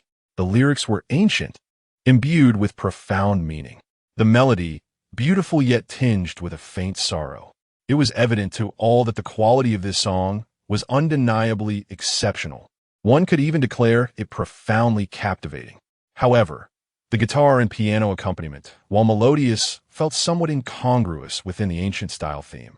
It seemed slightly askew, too modern, like wearing a suit to visit an ancient temple. The essence was there, yet a sense of discord lingered. The song is beautiful, yet this accompaniment bears no relation to the ancient style. Indeed, just listening to the prelude and the main verse, it resembles a high-quality modern ballad. Could it be that Brother Yu's interpretation of ancient style merely involved slightly archaic lyrics? Teacher Lin Wei's brow is furrowing so tightly it could crush a mosquito. Oh no, it feels like we're in for a rough ride. Just as the comments began to express concern for Fang Yu, worried he might merely be using antiquated lyrics with a contemporary tune, the song transitioned into the chorus. Fang Yu's pitch rose slightly, his emotions brewing and accumulating then. Rain falls gently, old hometown overgrown with grass and trees. Suddenly, the plaintive sound of the flute and the cold, desolate notes of the guzheng entered without warning, coinciding perfectly with the lyrics. The 2 traditional Chinese instruments intertwined with the previously laid guitar and piano, alongside Fang Yu's moist, evocative voice, creating a magnificent tapestry of sound. In that instant, it felt as though time and space had intertwined. The modern pop framework was infused with the soul of millennia-old melodies. I have heard, you have always been alone. The weathered city gate, entwined with ancient roots. The echoes upon the stone slabs linger, waiting once more. The lingering note of waiting once more was drawn out by Fang Yu, imbued with a melancholic longing. It possessed the essence of traditional opera without being a mere imitation. Combined with his languid singing style, it formed a unique tension. One could envision a solitary figure, amidst the desolation of ancient ruins, waiting hopelessly, day after day, year after year. In the audience, many spectators felt their eyes gradually moisten. In a live stream, the earlier skepticism regarding the accompaniment was suddenly drowned in a tsunami of exclamations of awe and appreciation. Wow, wow, wow. This chorus. Incredible. I'm getting goosebumps. The moment the flute and guzheng joined, it was perfect. This fusion, guitar and piano paired with traditional instruments. Amazing. My goodness. I'm in tears. What divine arrangement. This is true high-level ancient style. Not merely a patchwork of flowery language or mimicking operatic tones, but true essence. True spirit. I'm sorry, brother Yu. I misjudged you. I'm raving about this song. The song continued, and Fang Yu's performance grew increasingly immersive. The sorrow unfolded in layers. As the piece approached its conclusion, Fang Yu's singing style underwent a breathtaking transformation. He unexpectedly began a rap. A section that was meant to be sung was delivered in a rap format. This sudden introduction of rap shattered everyone's preconceived notions. Thought, my ears aren't deceiving me, are they? Rap in an ancient-style song? Is this even possible? Buffett. Fang Yu, how many surprises do you have up your sleeve? This rap feels entirely harmonious. It conveys the weight of history and the fate of the characters. This is madness. Utter madness. If this song doesn't become a hit, the universe is unjust. The rap section abruptly ceased, and the melody returned to its lyrical flow. Fang Yu's voice regained its earlier sorrowful tone, delivering the final resolution. The pastoral flute sounds, falling upon that wild village. Our destinies take root, it is us. Our destinies take root, it is us. He softly repeated, imbued with boundless wistfulness. The final utterance faded, resembling a sigh, dissipating into the dust of history. As the temple listens to the rain, we hope for eternity. As the last syllable fell, all instruments suddenly ceased. Only the simulated sound of rain continued to whisper, akin to an echo traversing through the ages. After a few seconds, even the rain sound gradually ceased. The stage descended into a profound silence, a peculiar silence. Unlike the previous thunderous applause, nor the polarized reactions after a rock adaptation. This time, it was a complete absence of sound. Everyone remained immersed in the unique ambience created by the song, unable to extricate themselves. The fusion of guitar and guzheng, the embellishment of pop vocals with operatic elements, even that astonishing rap. All these seemingly contradictory elements were flawlessly woven together by Fang Yu. It was not traditional ancient style in the conventional sense, yet it possessed more character, more spirit, and was far more capable of touching the heart than many so-called authentic ancient styles. In the presence of nearly 10,000 spectators, 5 esteemed judges in the panel, and countless netizens in the live stream, the atmosphere is utterly captivated by a uniquely styled, non-mainstream ancient melody. All eyes are fixated on the figure at the center of the stage, cradling a guitar. In the depths of one's mind, only the haunting melody lingers, accompanied by the heart-wrenching phrase, "Fate takes root and flourishes, it is us." Chapter 62, Polarization. The judges' discourse rekindled. Time seemed to slip away. A hesitant applause echoed, sparse at first, but soon it burgeoned into a resounding wave. Simultaneously, the barrage of comments in the online live stream surged forth. What has transpired? This melody, this ambience, simply exquisite. The ethereal guitar and piano at the beginning, and then the chorus with the guzheng and flute sent shivers down my spine. The subsequent rap was a stroke of genius. Song of the Year. No rebuttals accepted. This is the true essence of Wuwah style. Sophisticated. Single cycle reserved. Yuga is remarkable. However, amidst the tidal wave of praise, skepticism and debate followed closely in its wake. It is indeed enjoyable, but is this truly ancient style? Rap has entered the scene? Seriously? It feels more like a pop song with a sprinkle of ancient elements. Quite different from my expectations of ancient style. The melody is lovely, the lyrics are beautiful, yet it feels lacking in authenticity. Has it strayed off topic? The theme is ancient style, not a song with ancient elements added. Was the rap included merely to showcase skills? It seems a bit superfluous. Agreeing with the previous comment, while it is enjoyable, does it perhaps deviate from the theme for a competition piece? Stop being bitter. Music is inherently a fusion. This is called innovation. Innovation, my foot. It's nonsensical, just seeking attention. The debate escalated to a fever pitch. Supporters viewed this as a divine innovation, a sophisticated modern interpretation of ancient style. Detractors deemed it heretical, sacrificing the purity of ancient style for mere spectacle, calling it an off-topic composition. The two factions clashed vehemently, the density of comments reaching new heights. On stage, the host, microphone in hand, cast a complex glance at Fang Yu. This young man consistently resets everyone's understanding, generating immense topics and controversies. Thank you, Fang Yu, for presenting us with this piece, Fireworks Easy to Cool. I believe that, whether present in the audience or watching from screens, we are all filled with shock and myriad questions. He paused, turning towards the judges. So, how will our esteemed panel of judges evaluate this song, which blends various elements? First, let's invite teacher Lin Wei. The camera immediately focused on Lin Wei. Known for his traditional and rigorous approach, his expression was far from pleasant. Fang Yu, I must admit, in terms of the song itself, Fireworks Easy to Cool is a very successful pop song. He deliberately emphasized the words pop song. However, I wish to address the lyrics. Words like bustling sounds, old hometown, and the Kalachakra temple seem to weave an illusion of ancient elegance, attempting to evoke a sense of historical depth. Yet upon closer examination, many parts appear rather straightforward, even somewhat superficial. Ancient-style lyrics emphasize precision in word choice, subtlety, and depth of meaning. It cannot be crafted merely by stringing together a few archaic terms. Lin Wei shook his head, choosing not to elaborate further. But the unspoken disappointment and disapproval reverberated through the audience. A murmur of low discussions filled the air. In the live stream, Lin Wei's fans and purists of ancient style echoed their agreement. Teacher Lin Wei is right.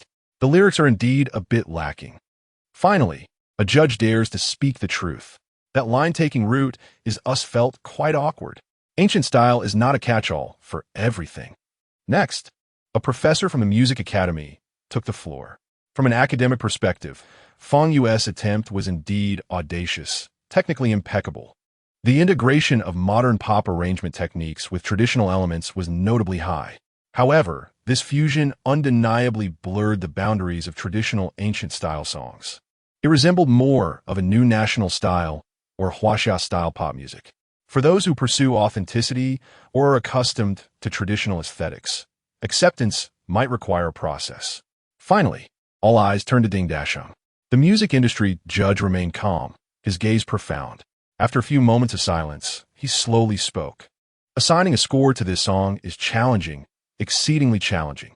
Fang Yu, each time you manage to surprise us and the entire music scene, while also presenting us with dilemmas. This song, much like your previous rock version of Obsessed with Love, is destined to provoke substantial debate. Those who appreciate it will herald it as a masterpiece, while detractors will denounce it as heretical. You have once again taken a daring gamble. As the commentary concluded, the scoring commenced. The scores illuminated sequentially on the large screen. Lin Wei, 83. 5 Academy Professor, 88. 0 A relatively neutral judge, 92. 5 Thangya, 98. 0. The audience erupted into an uproar as the disparity in scores was stark. Everyone's hearts raced. Ding Dasheng's score would directly determine Fang Yu's final ranking. The screen flickered. Ding Dasheng, 93. 5. Final score, 91. 1 points. This score was not low. It could be described as quite high. Yet in the fiercely competitive Group A, especially with Wang Feifei and Li Zongxing yet to perform, this score was precarious. More importantly, it reflected a significant division in the judges' opinions. The audience buzzed with discussions. 91-1? Seems a bit low. Lin Wei awarded too low. Only 83. 5. Teacher Fang understands me. 98 points. Ding Dasheng is relatively objective at 93. 5. This score feels a bit tenuous. Just as the host prepared to announce the results and signal Fang Yu to exit the stage, Fang Yu, who had remained silent in the center, suddenly raised his head. He glanced at the scoring screen, his expression inscrutable. Then, he turned his gaze towards the judges, specifically landing on Lin Wei. He raised the microphone, Everyone anticipated he would offer words of gratitude. However, Fang Yu spoke, "Teacher Lin Wei, you believe the lyrics are somewhat straightforward, perhaps even contrived?" Lin Wei raised an eyebrow, taken aback by Fang Yu's direct challenge. Gasps echoed throughout the venue. The barrage of comments in the live stream came to an abrupt halt. What was he doing? Questioning a judge. Chapter 63. Regrettable Elimination. Fang Yu did not wait for Lin Wei's response and continued. "Perhaps you should delve into some ancient texts. Therein might lie the answers you seek."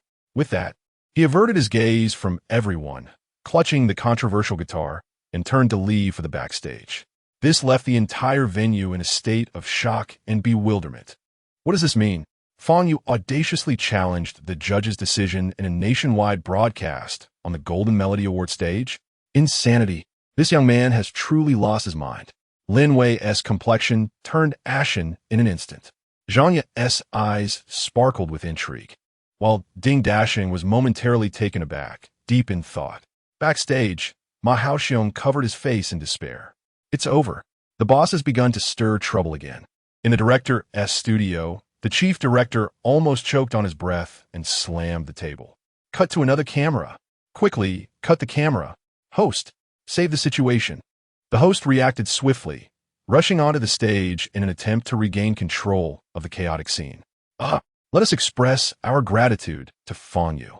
Thank him for his splendid performance and unique insights. Let's once again give him a round of applause. Now, the intense competition continues. With celestial beings clashing, suspense abounds. Next, let us welcome the next contestant with the warmest applause. Master Li Zongxing, the king of love songs. The spotlight swiftly shifted, and music began to play. However, discussions in the audience and online had already veered completely off course. Finally, after 3 rounds of competition, the comprehensive scores were about to be announced, directly determining who would depart from this stage. A tense atmosphere enveloped the room. The host, clutching the final results, walked onto the stage with a solemn expression. The preliminary round of the Chinese Golden Melody Awards has now concluded.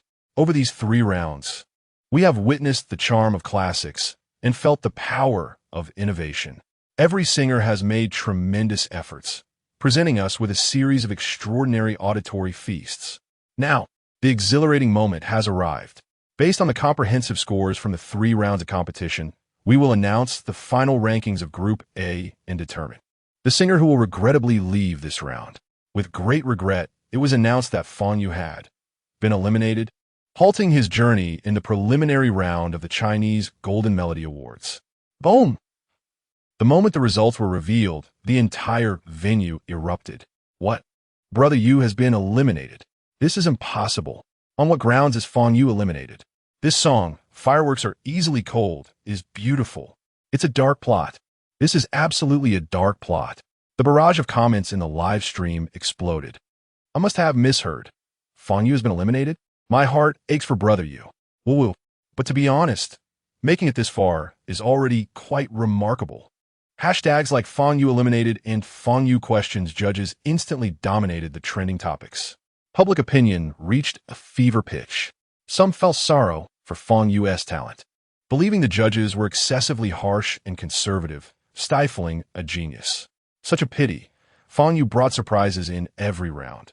Even if there were controversies, elimination was unwarranted, right? This year's Golden Melody Awards is disappointing, leaving no room for dissenting voices.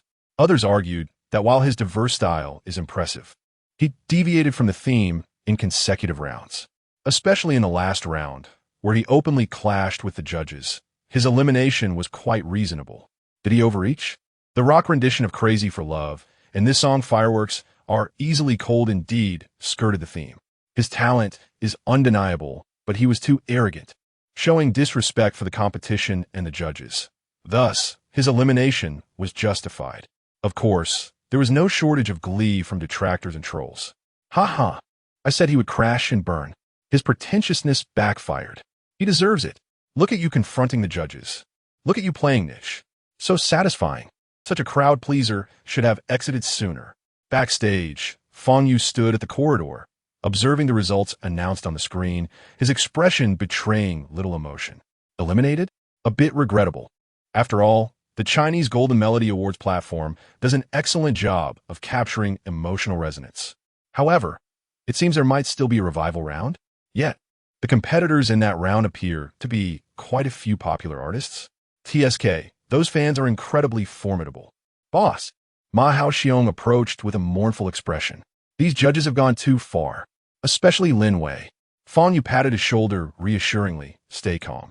What is a little turmoil in the grand scheme of things? Being eliminated might be a blessing in disguise. It provides a chance to rest. Online, discussions regarding the song Fireworks Are Easily Cold had reached a boiling point. Debates ensued about what constitutes true ancient style, whether modern elements can be integrated into traditional forms, and the worthiness of Fang Yu's lyrics. The discourse spread from a music sphere into literary circles and even historical discussions. Self-proclaimed orthodox music critics and enthusiasts of ancient style began to focus their fire on the lyrics of Fireworks Are Easily Cold. An article titled Fireworks Are Easily Cold, a pile of flowery language with a lack of meaning, was widely circulated, critiquing the lyrics as an empty display of sorrow masquerading as ancient sentiment, devoid of genuine emotion and logical coherence. Listening to the rain at the Jialan Temple while yearning for eternity? The Jialan Temple is a Buddhist temple. Does yearning for eternity not seem a bit incompatible? To force a rhyme is simply laughable, and that line about fate taking root is just plain banal, lacking any aesthetic appeal. Some even resorted to parody, altering the lyrics to at Baiyun Temple, worshipping Brother Spring for eternal life, longing for a reunion at the highway service area to mock its hollowness and rigidity. These critical opinions rapidly spread. Many who initially found the song pleasant began to waver under the influence of these professional analyses. It seems there is a bit of truth in that.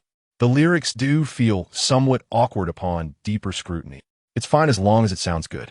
Don't delve too deep, or it starts to feel pretentious. Is Fang Yu merely relying on a catchy melody to mask poorly written lyrics? In an instant, voices ridiculing Fang Yu for his lack of culture and pretentiousness, accusing him of producing lyrics that are grandiloquent yet insubstantial, began to emerge. Naturally, Fang Yu's fans and admirers of the song could not tolerate this. Nonsense. The lyrics possess a beautiful sentiment. It is your lack of culture that prevents you from appreciating it. Nitpicking. Why can't one yearn for eternity at Jialan Temple? It represents a state of mind. The melody, arrangement, performance, and ambience are impeccable. Is it meaningful to nitpick a few awkward lines? Dislike it if you must, but please do not belittle the hard work of others. Both factions engaged in a fierce online battle, citing classics and exchanging family greetings, the intensity rivaling that of fan wars. Chapter 64. Cultural Collision. Scholars from universities engage in discussion. In a hotel room, the air conditioning provided a gentle breeze. Ma Haoxiong lounged on the sofa, feeling utterly drained. He held his phone, his fingers scrolling through a haze of toxic comments. His blood pressure surged with each passing moment. And at the epicenter of this storm sat Fang Yu, his back to Ma Haoxiong, his shoulders shaking slightly. A pang of anxiety struck Ma Haoxiong. Could it be? Is the boss crying? It was understandable. Who wouldn't be devastated by such online harassment? Just as Ma Haoxiong contemplated offering some comforting words, he noticed Fang Yu, grinning mischievously, fervently typing under an account named the Sweeping Monk of Garan Temple. The analysis is spot on. Fate takes root is utterly ridiculous. Nonsense. Does the lyricist have a primary school education? Still hoping for eternity? Hilarious. After posting a couple of comments, he switched accounts to Brother Yu's Little Treasure. What nonsense. The person saying this lacks culture. It's all about the artistic conception. Do you understand? Haters, get lost. My brother's talent is beyond the comprehension of you mundane folks. Engaging in a back and forth, stirring up controversy. He seemed to revel in the chaos. Ma Haoxiong's I twitched in disbelief. Goodness, is the esteemed one truly taking the time to fan the flames of discord? Personally, this is a clear sign of a split personality. Fang Yu, however, was oblivious to his assistant's inner turmoil, fully engrossed in the system's back end. Ding! Detected massive negative emotions. Anger, 3,588. Sarcasm, 4,123. Doubt, 3,999. Resentment, 2,750. Ding. Detected massive positive emotions. Affection, 5,011. Regret, 3,888. Support, 4,567. Admiration, 3,105. Emotional value balance, 988, 888. Lottery chances, 13. As he observed the soaring numbers, Fang Yu stroked his chin with satisfaction. Elimination? Nonsense. This wave of emotional value has filled my coffers to overflowing. System, grant me a tenfold draw. Ding. Lottery commencing. Ding. Congratulations. You have won 10 million renminbi. Ding. Congratulations. You have acquired skill absolute pitch advanced. Ding. Congratulations. You have won 5 million renminbi. Ding. Congratulations. You have acquired skill eidetic memory beginner. Ding. Congratulations. You have received special item duration potion 30 minutes. X1. Ding. Thank you for your patronage. Ding. You have received 100 additional strands of hair. Ding. Thank you for your patronage. Ding. You have won 2 million renminbi. Ding. Thank you for your patronage. A cascade of notifications echoed in his mind. Fang Yu, eyes sparkling at the rewards displayed on the virtual panel, mused, not bad. A total of 17 million in cash. Both absolute pitch advanced and eidetic memory beginner are immensely practical skills. And 100 strands of hair? My mother need not worry about my baldness anymore. However, the duration potion, 30 minutes, Fang Yu's smile faltered slightly. System, do you harbor some misunderstanding about me? Transforming a 3-second man into 30 minutes is an epic enhancement, but using this is purely a detriment. Do you comprehend the notion of negative enhancement? Oh well, I'll keep it for now. Gazing at the several million in his account, coupled with the earnings from his previous songs, an idea suddenly struck Fang Yu. What if I truly retire? Find a serene place, purchase a grand villa, raise a few foolish dogs, tend to some chickens, spend my days fishing and sparring with netizens. Perhaps that wouldn't be so bad. Escaping the chaos of the entertainment industry seems quite appealing. As Fang Yu envisioned his retirement life while stirring up the online discourse, the debate surrounding fireworks are easily cold had already transcended the confines of the entertainment realm. It had infiltrated an unexpected domain, the academic circle. Initially, it began with music students from various universities discussing the phenomenon in classrooms or during club activities. Professor, what are your thoughts on the recently popular fireworks are easily cold? Does it qualify as traditional style? They remarked on the bold arrangement of the song, noting its successful fusion of pop, R&B, and even rap, alongside elements of traditional folk music. However, they questioned its artistic merit. Shortly thereafter, professors specializing in popular culture began analyzing fireworks are easily cold as an intriguing case study in public lectures and online seminars. Fang Yu's fireworks are easily cold can be viewed as a successful attempt at new national style or Huaxia style pop music. Discussions about the lyrics of fireworks are easily cold began to emerge even in Chinese literature classes. Raindrops fall, the old hometown's greenery is deep. Referencing Du Fu's in the spring city, the grass and trees are lush. These discussions, initially confined to a small circle within academia, began to spread online as students shared lecture videos and notes. The academic community's voices gradually joined the national discourse, adding more layers of complexity to the already chaotic debate. Supporters found theoretical foundations, while opponents articulated their views with increasing conviction. The online verbal skirmishes escalated. Meanwhile, in a traditional courtyard in the capital, the afternoon sun streamed through the window, illuminating a desk piled high with ancient texts. An elderly gentleman, his hair and beard white, donned reading glasses, engrossed in a scroll. He was Professor Zhou Qiming, a leading expert in the history of the Wei, Jin, and Northern and Southern dynasties, revered as Old Zhou. Professor Zhou, known for his rigorous scholarship and prolific writings, enjoyed a prestigious reputation in the field of Chinese historiography. Rarely did he engage with the clamor of the outside world, let alone delve into the trivialities of celebrity gossip. The study was serene, with only the occasional rustle of turning pages. Suddenly, music wafted in from the adjacent room. A young woman's voice, tinged with melancholy and modernity, filled the air, yet the melody was undeniably captivating. It was Zhou's granddaughter, a college freshman, playing music on her tablet. Professor Zhou furrowed his brow. Today's youth only chase after stars and listen to this frivolous music instead of studying. He shook his head, preparing to lose himself once more in the world of ancient texts. However, when a particular lyric caught his ear, his movements froze. Raindrops fall. The old hometown's greenery is deep. Listening to youth, welcoming laughter that envious many. The history books, gentle yet unforgiving. The pen strikes too harshly. Fireworks are easily cold. Human affairs easily part. The old hometown's greenery is deep. Such artistry. Professor Zhou set down his scroll, tilting his ear to listen intently. Chapter 65. Fireworks fade. History remains. The song continues to play. The pagoda, diminished in layers, taking with it the souls of the departed. The Jialan Temple, listening to the rain, yearning for eternity. Jialan Temple?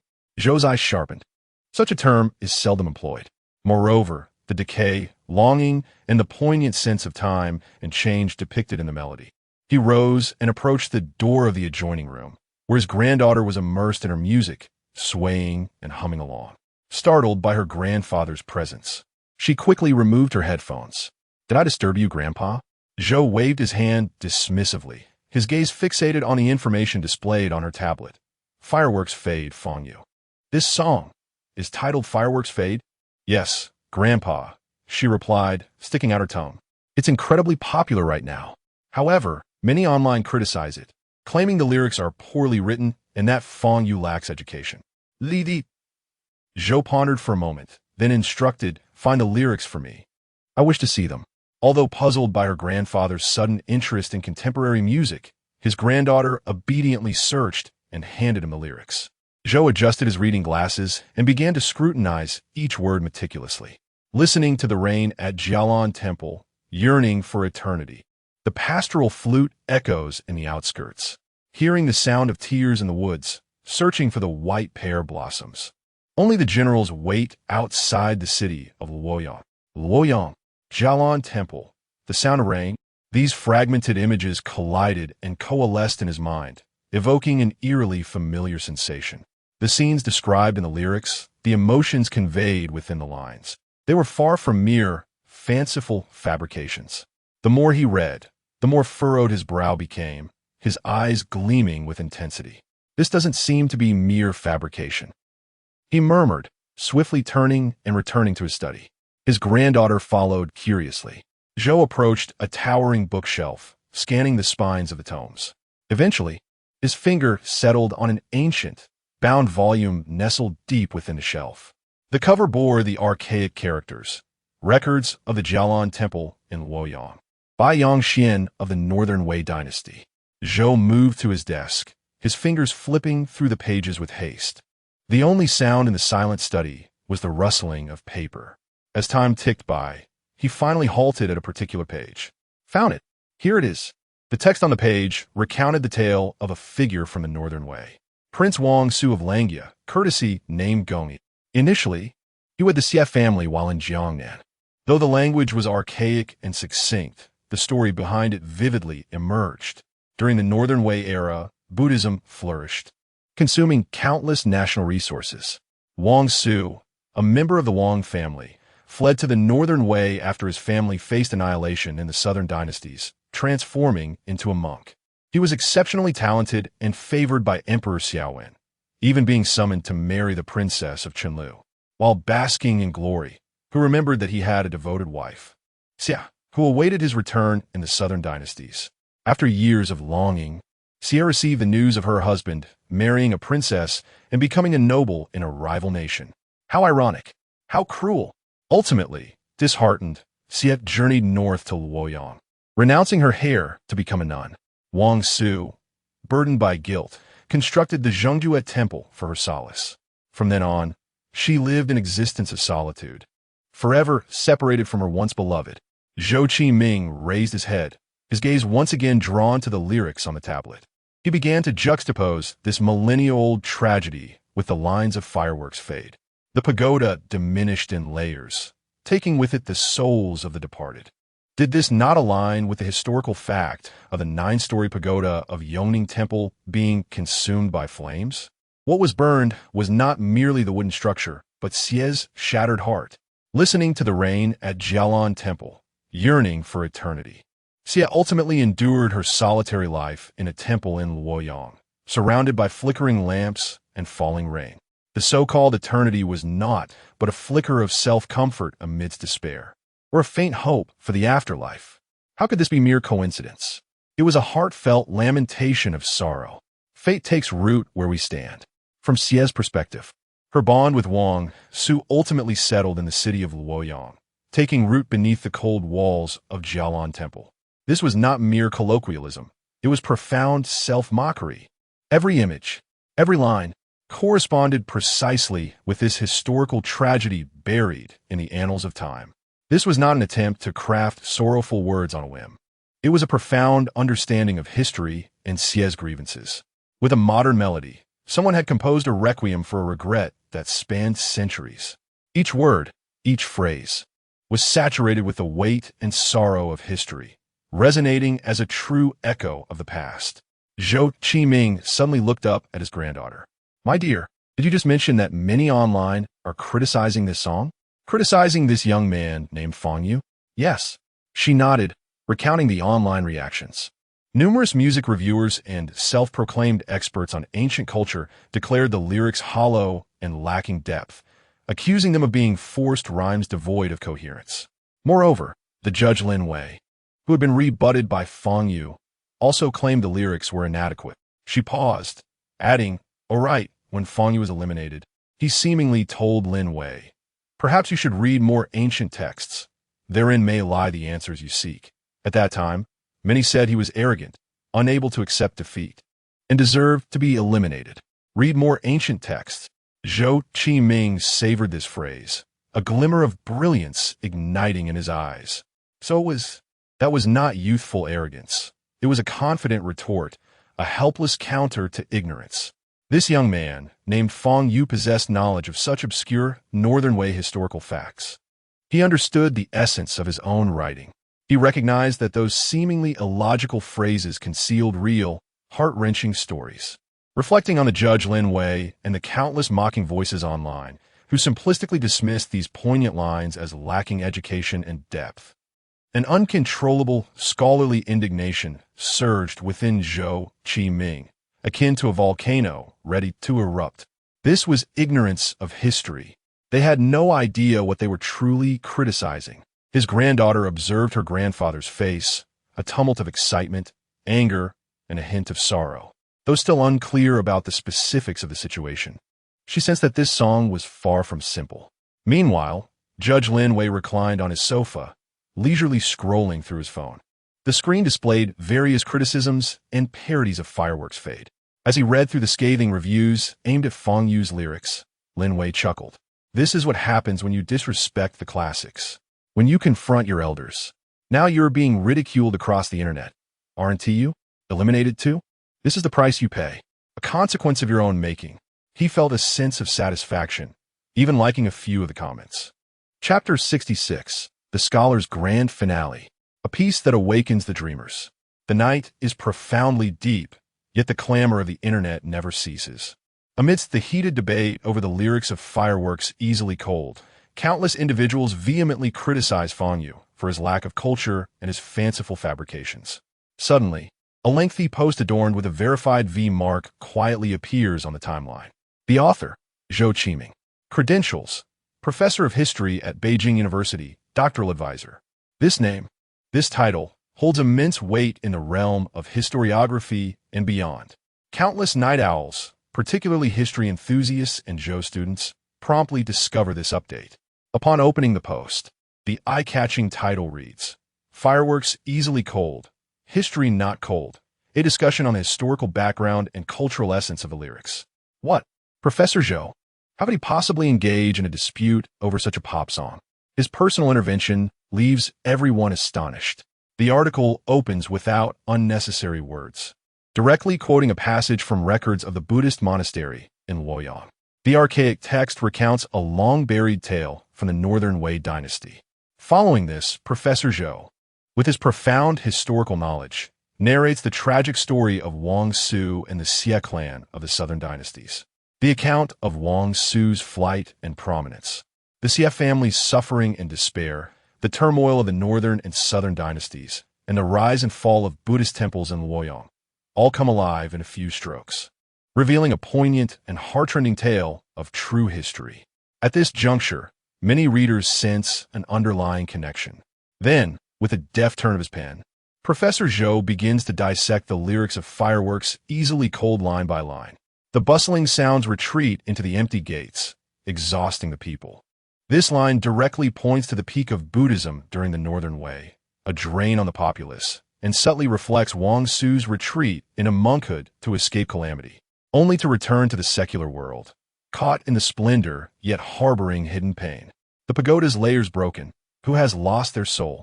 The 9-story wooden pagoda of Yongning Temple in Luoyang, unparalleled in its time, was ultimately destroyed by fire. The breaking of the pagoda signifies the shattering of the Xie clan's faith, the death of their emotional bonds. The monastery listens to the rain, yearning for eternity. This line is the most contentious. However, the Xie clan ultimately shaved their heads to become nuns at Zhongjue Temple in Luoyang, where monastery refers to the temple. Listening to Zen teachings on a rainy night. The so-called eternity does not refer to the permanence of Buddhist teachings, but rather the silent lament of the Xie clan over the tragedy of love, or a frozen state of mind, a faint hope for future connections. Such sorrow is beyond the comprehension of those who have not experienced it.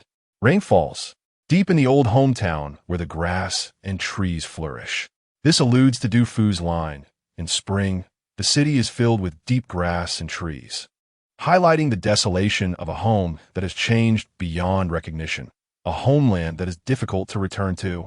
The phrase rain falls symbolizes not only the physical scene, but also the emotional landscape. Our fate takes root and flourishes here.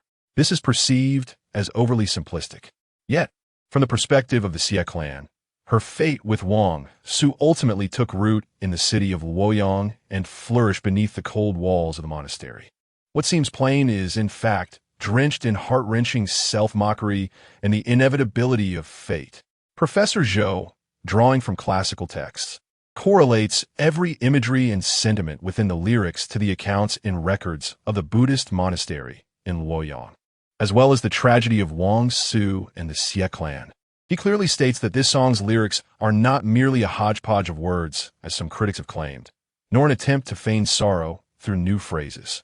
On the contrary, it is a contemporary brush that captures the ancient heartaches, a highly condensed and artistic representation of a true historical narrative.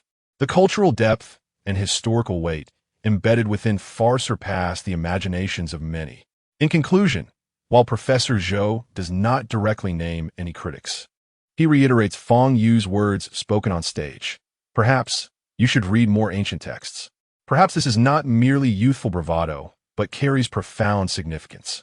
He gently adds, academic rigor is essential, and the same goes for artistic critique. I hope Mr. Linwei and all others take this to heart.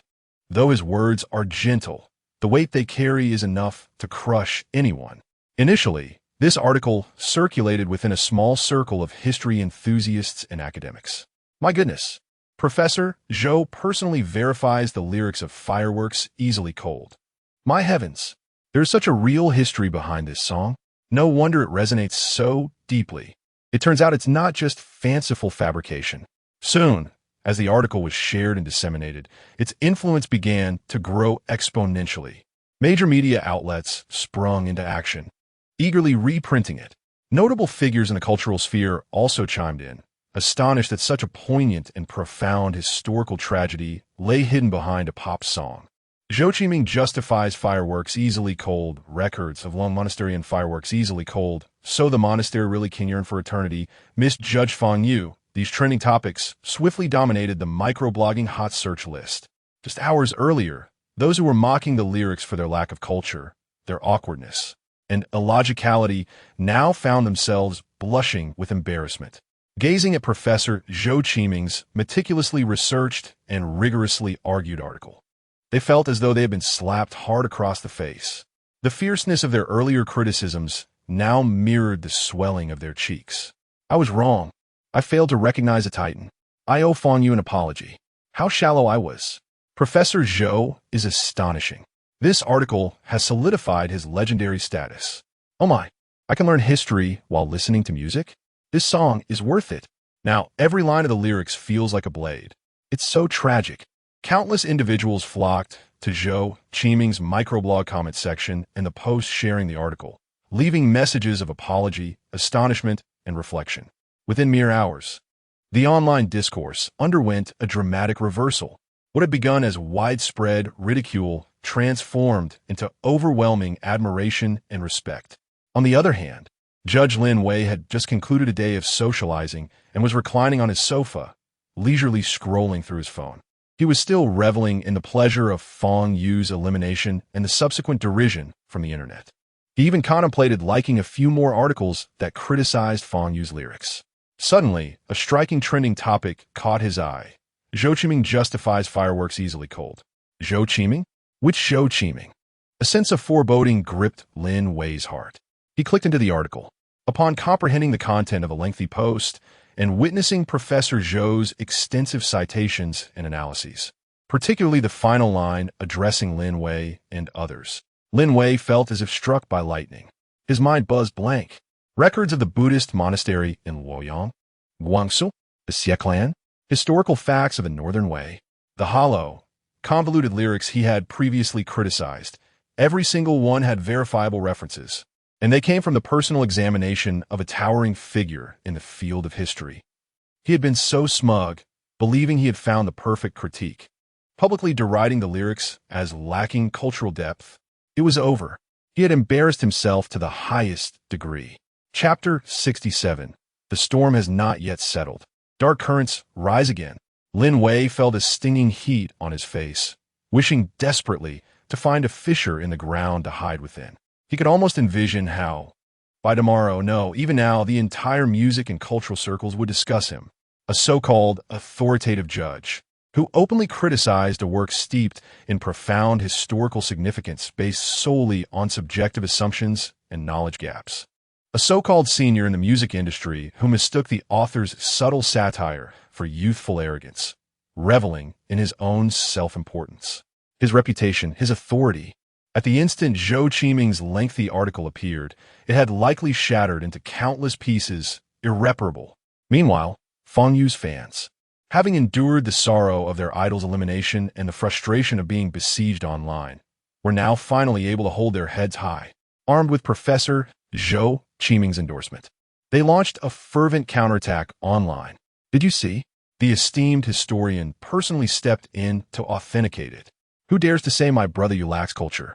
Step forward. Is your face stinging? The more joyously you mocked before, the louder the slapback now. Saying the Jiaolan temple cannot hope for eternity? Zhou Lao will tell you why it can. The idea that fate takes root is mere platitude. That is the tragedy and helplessness of your ignorance of history. Lin Wei must apologize. He must. Can a judge feign understanding and provide reckless critiques? Those who had previously criticized and mocked the loudest, the professional detractors, and the mere onlookers who thrived on chaos, were now rendered speechless, retreating in shame, deleting their comments in haste. The entire online discourse had transformed into a jubilant celebration for Fang Yu's fans and admirers of fireworks easy to cool. In a hotel room, Ma Haoxiong shouted at his phone, Boss, you have to see this. Wow, we've been rescued by the esteemed historian himself, Professor Zhou Qiming from Capital University, a giant in the history department. He wrote a lengthy piece. He personally verified the lyrical background of fireworks easy to cool. The entire internet has exploded. The tide has turned. Everyone is praising you. They're demanding that Lin Wei come out and apologize. Ma Haoxiong was so excited that his face turned crimson. On the sofa, the boss, whom he worried had been silently crying or feeling foolish, finally turned around slowly. Fang Yu wore a hint of bemusement on his face, blinking in confusion. Huh? Is that so? Zhou Qiming? Which Zhou Qiming? Wuwuwu? The Xiao family. Record of the Jialan Temple. He paused, seemingly trying to digest this information. Then, with a tone of sudden realization mixed with disbelief, he remarked, "So, this is what the lyrics mean?" Ma Haoxiong's ecstatic expression froze instantly. He stared wide-eyed at his boss's innocent face, filled with bewilderment over the lyrics. Is the boss feigning ignorance? No, this must be a show of humility. Yes, it must be. The boss must have been aware of this historical reference all along. How else could he have written so precisely, so aptly? His current demeanor is undoubtedly to maintain that damnably calm, composed, and sophisticated image of a master. It must be, no doubt about it. Ma Haoxiong instantly concocted an elaborate narrative in his mind. A knowing expression emerged on his face, conveying that he understood. Boss, please stop pretending. Yes, you definitely knew all along. You were simply too elevated to bother explaining to those mundane folks. What a true masterly demeanor. Fang Yu. No, I genuinely didn't know. Days later, the official Weibo account of the Mandarin Golden Melody chart released a succinct statement. Dear audience friends, due to recent health concerns, Judge Lin Wei requires a period of rest. After careful consultation with Lin Wei and the program team, he will temporarily withdraw from the judging duties of the subsequent rounds of the Mandarin Golden Melody chart.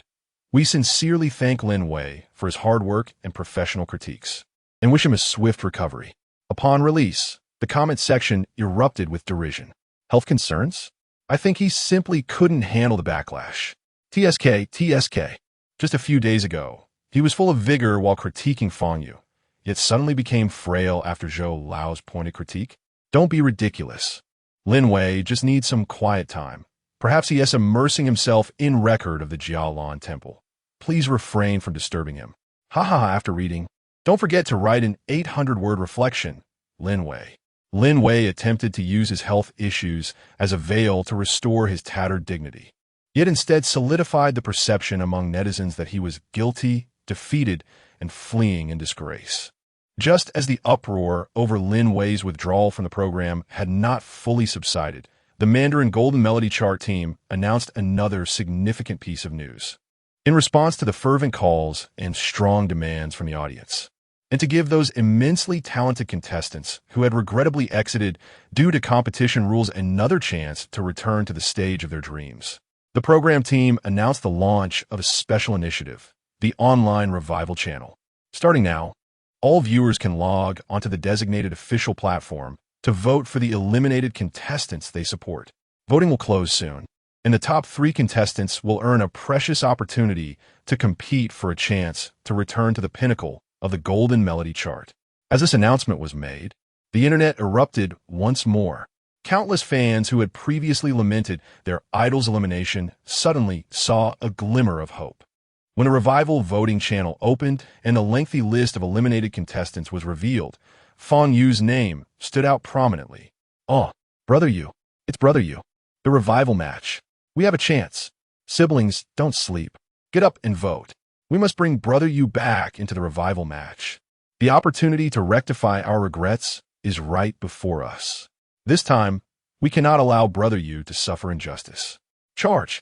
Let those skeptics and hidden agendas see who the true powerhouse is. The Fang Yu army was now more united than ever, unleashing tremendous energy. Fang Yu's votes surged, distancing him from the majority of other contestants. However, the situation was never that simple. Among the lengthy revival list, another name shone brightly, Kai Kuan. This idol, renowned for his singing and dancing prowess, boasted an enormous fan base. He too had been unexpectedly eliminated in the previous competition for reasons unknown. Almost simultaneously as the voting channel opened, Kai Kuan's fan club swiftly released voting tutorials and various fundraising links across major social platforms. Protect the world's best Kuan. Icon will never concede. Icon assemble. Let us amass the data. We must dominate. Brother stage dreams will be safeguarded by us. Not a single vote can be missed. Invest in votes. All in. Bring brother back to the glorious stage. A data war without gunfire erupted suddenly. On the online voting page, Fang Yu and Kai Kunkin's vote counts oscillate in a fierce competition. The comment section has descended into chaos, rife with accusations and provocations. Various remarks criticizing each other for hiring bots to inflate their votes abound, creating an atmosphere of intense rivalry. Chapter 68. Lingering Spirits, Old Grudges. In a hotel room, Ma Haoxiong gazed at his phone screen, beads of sweat dotting his forehead. "Boss, the numbers have surged. They've surpassed us once again," he exclaimed, his frustration palpable. "Damn it, they've pulled ahead again. Kai Kunkin's fans are relentless. Should we devise a strategy? Organize ourselves?" Meanwhile, Fang Yu lounged leisurely on the sofa, a tablet in hand, seemingly engaged in some doodling. His peripheral vision caught the influx of data on the system panel. Ding. Received 10 anger points from Icon Ying Xing Su. Ding. Received 8 excitement points from Yin Ting Xing. Ding. Received 5 curiosity points from passerby A. Ding. The emotional points flooded in, the numbers fluctuating wildly. Yet, the opportunities for a lottery remained scarce, with the odds ever disheartening. Fang Yu was thoroughly entertained by this battle among fans. He lowered his gaze, continuing to sketch on his tablet. Moments later, he casually uploaded his completed work to Weibo, devoid of any accompanying text. The image was strikingly simple, a somewhat abstract cartoon chick clad in overalls, cradling a basketball. "Boss, you." Ma Haoxiong was left speechless upon seeing this Weibo post. "What on earth is this?" He hesitated to voice his thoughts. Yet the unmistakable symbolism of the overalls and basketball was glaring. It was akin to dancing madly on the enemy's landmines. Fang Yu set down his tablet, stretched lazily, and wore a mischievous grin, even raising an eyebrow at the bewildered Ma Haoxiong. "Let the storm come even fiercer. Bring on the criticism. Let it engulf me." Ma Haoxiong could only think, "It's over. The boss has completely lost his inhibitions." As anticipated, Fang Yu's whimsical sketch ignited a frenzy online. Kai Kunkin's fans erupted in outrage. What is Fang Yu implying? How dare he insinuate our brother? Disgusting. Unbelievably vile. If he can't handle the competition, resorting to such despicable tactics. What a horrid piece of art. Ugly and malicious. I'm done with him. This is disgraceful. How can someone with such character be an idol? Report him. Sisters, let us report him and get his account banned. Countless furious comments flooded Fang Yu's Weibo, filled with unsavory language. However, numerous onlookers found amusement in this peculiar art style, and some amused passers-by chimed in with their own takes. Although a bit silly, it's oddly charming. An abstract soul artist. Ha ha. Brother Yu truly understands the art of sarcasm. Can't deny it, this chicken is rather cute. Fang Yu observed the comment section filled with outrage, insults, and a few remarks praising his work. His spirits lifted. The impact is remarkable. This simple drawing had ignited a verbal war, escalating the tension surrounding the voting. Fans from both sides were fiercely engaged. Ultimately, after what felt like an agonizing wait for countless fans, the online revival voting channel was officially closed. The final results, unveiled under the gaze of all, were as follows. First place, Kai Kunkin. Second place, Fang Yu. Third place, Li Jia. Kai Kunkin triumphed due to the astonishing financial backing of his fans and their meticulous organizational efforts, narrowly defeating Fang Yu for the top spot in the online voting. Regarding the revival voting results of the Chinese Golden Melody chart, Fang Yu's followers were certainly discontented. In the last few minutes, the vote count had inexplicably soared. Surely, there was foul play involved. Icon fans were not to be underestimated. Oh, so you can't handle losing and resort to conspiracy theories? Our Kunkin's popularity is undeniable. Deal with it. Everyone knows how much their votes cost. It's just embarrassing. My brother earned his first place through sheer talent. Some people only know how to play the sympathy card. What was that pathetic drawing by Fang Yu? An overt insinuation. Such a disgraceful character. How ridiculous. A mere drawing of a chicken and they're all in shambles? Their fragile hearts must be shattered. Various screenshots, data analyses, and conspiracy theories flourished. Passers-by reveled in the chaos, occasionally adding fuel to the fire, further intensifying the situation. The entire internet seemed to transform into a massive pressure cooker, poised to erupt at any moment. Amidst this pandemonium, the official Weibo account of the Chinese Golden Melody chart released a significant announcement. Thank you for your continued attention and support for the Chinese Golden Melody chart. The online revival competition will commence in 3 days at the International Performing Arts Center in Magic City. At that time, the 3 successful contenders, Kai Kunken, Fang Yu, and Li Jie, will present spectacular performances, vying for the sole precious spot to return to the finals. The first half of the announcement reignited the flames of battle among fans, while the latter half instantly captured everyone's attention, temporarily quelling their disputes.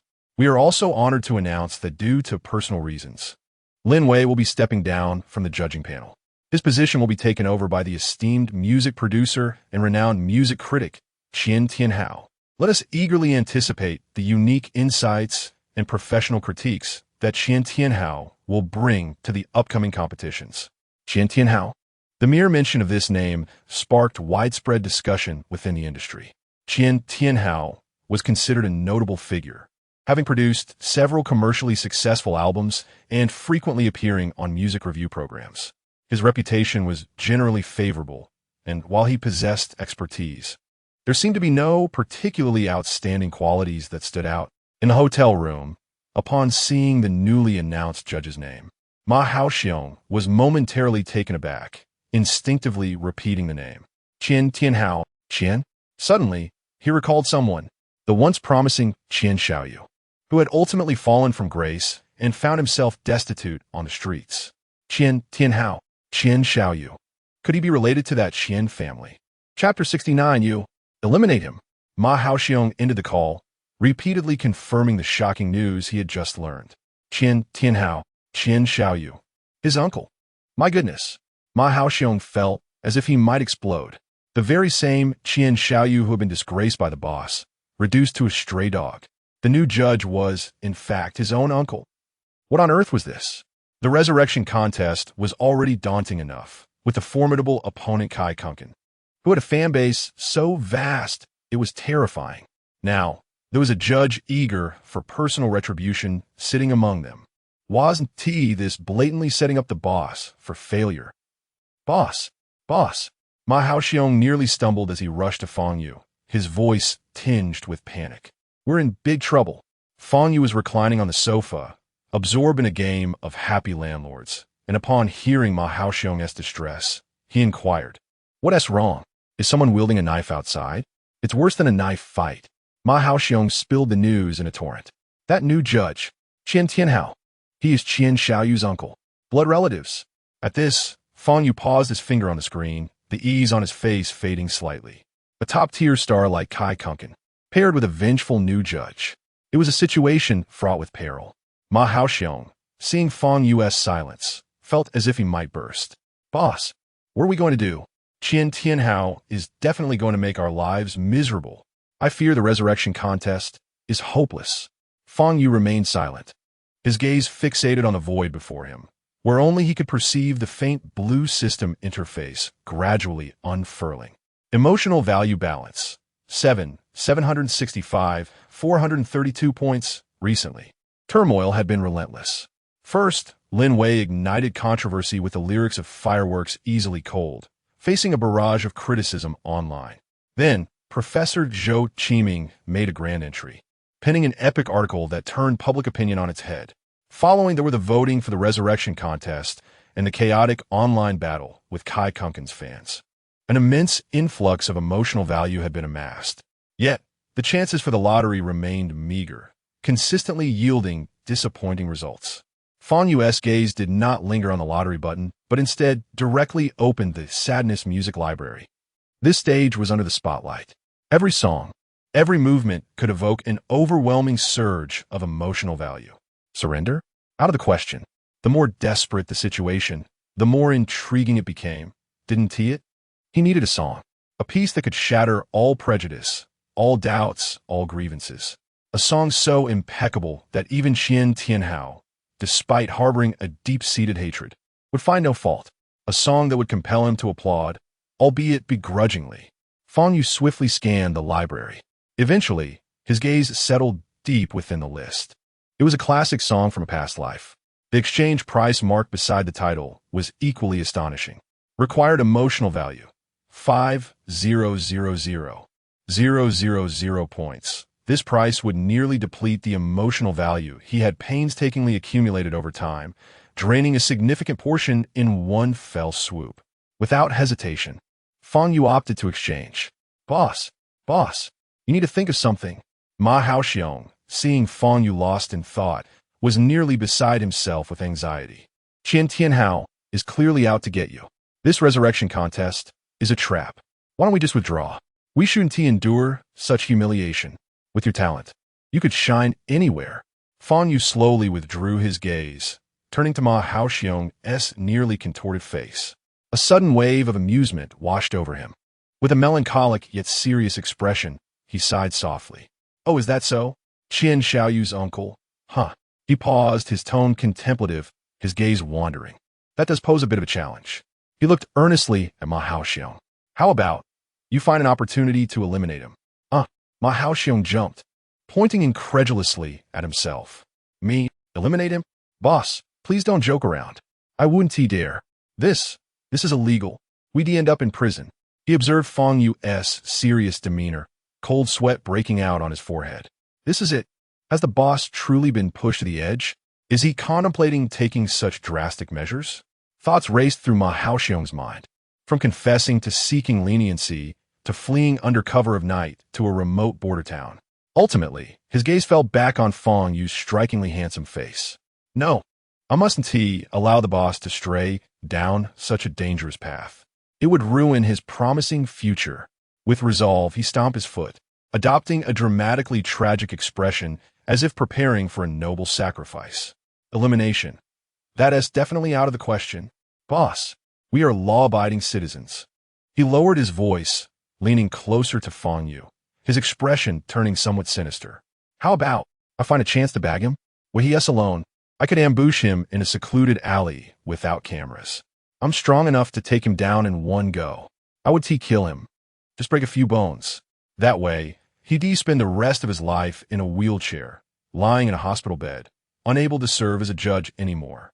Fang Yu could no longer contain himself, bursting into laughter at Ma Haoxiong's earnest calculations on how to break a few bones without incurring heavy penalties. This delightful fool. Is he truly naive or just blissfully unaware? He waved his hand, chuckling, his shoulders shaking with mirth.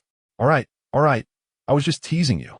Ma Haoxiong stood frozen, realizing he had been played. My goodness, boss, you nearly gave me a heart attack. He patted his chest, still trembling with residual fear. Fang Yu composed himself, rising to approach the window, gazing out at the bustling cityscape illuminated by night. Rest assured, he is merely a judge, not capable of stirring up any storm. This song will silence everyone. Ma Haoxiong watched his boss's commanding silhouette, a familiar aura of control enveloping him once more. Although he harbored lingering apprehension regarding Qian Tianhao, his heart inexplicably settled. Yet, what sort of miraculous song could the boss be preparing? One that instills such confidence to silence a judge thirsting for vengeance? A premonition stirred within Ma Haoxiong. The resurrection contest in 3 days would likely unleash a tempest across the entire online realm. Chapter 70. Resurrection Match. Undercurrents in the old mansion of the Qian family in the bustling city. Qian Xiaoyu, once a spirited young heir, now appeared haggard and gaunt, his eyes clouded with deep-seated resentment. He wore a wrinkled, inexpensive t-shirt that stood in stark contrast to his opulent surroundings. Uncle, you must help me. Qian Xiaoyu's voice was hoarse and trembling, reminiscent of a wounded stray dog whimpering. That Fang Yu, he has ruined me. He has destroyed everything. I am left with nothing, not even a dog's worth. He lifted his head, his bloodshot eyes fixated on the middle-aged man seated behind the desk. Qian Tianhao, adorned with gold-rimmed glasses and holding a cigar that emitted swirling plumes of smoke, regarded his ineffectual nephew with a furrowed brow. Was he angry? Yes, but more so, He felt a profound disappointment towards this hopeless case and a simmering irritation at the humiliation inflicted upon the Qian family's reputation. How dare that scoundrel Fang Yu push them to such a state? It was tantamount to courting death. Enough of your wailing. Tianhao's voice was low, devoid of discernible emotion. You cannot even handle such trivial matters, allowing yourself to be toyed with. Yet you return here to weep? Xiao was momentarily stifled. His face flushed with shame, but it was soon overshadowed by a deeper rage. Uncle, I realize my mistakes, but I cannot accept this. That Fang Yu is too arrogant. He does not regard our Qian family at all, now that he is participating in that so-called resurrection match. Aren't you? Tianhao exhaled a cloud of smoke, obscuring the gaze behind his lenses. He was acutely aware of what it meant for him to assume the role of judge. Members of the family had already hinted at it. The Qian family's honor could not be so easily discarded. That boy named Fang Yu must pay the price. I know what must be done. In the resurrection match, I will ensure he is well attended to. He observed the rekindled, malicious glint in Xiaoyu's eyes, though his own heart remained indifferent. A worthless individual. Even if he helped him vent this frustration, he would still be a waste. Yet, Tianhao could not tolerate a brash upstart trampling upon the Qian family's dignity. Meanwhile, elsewhere, the team of the top idol Kai Kunken was convening an urgent strategy meeting. Manager Wang stood before a massive electronic screen displaying past stage performances of Fang Yu.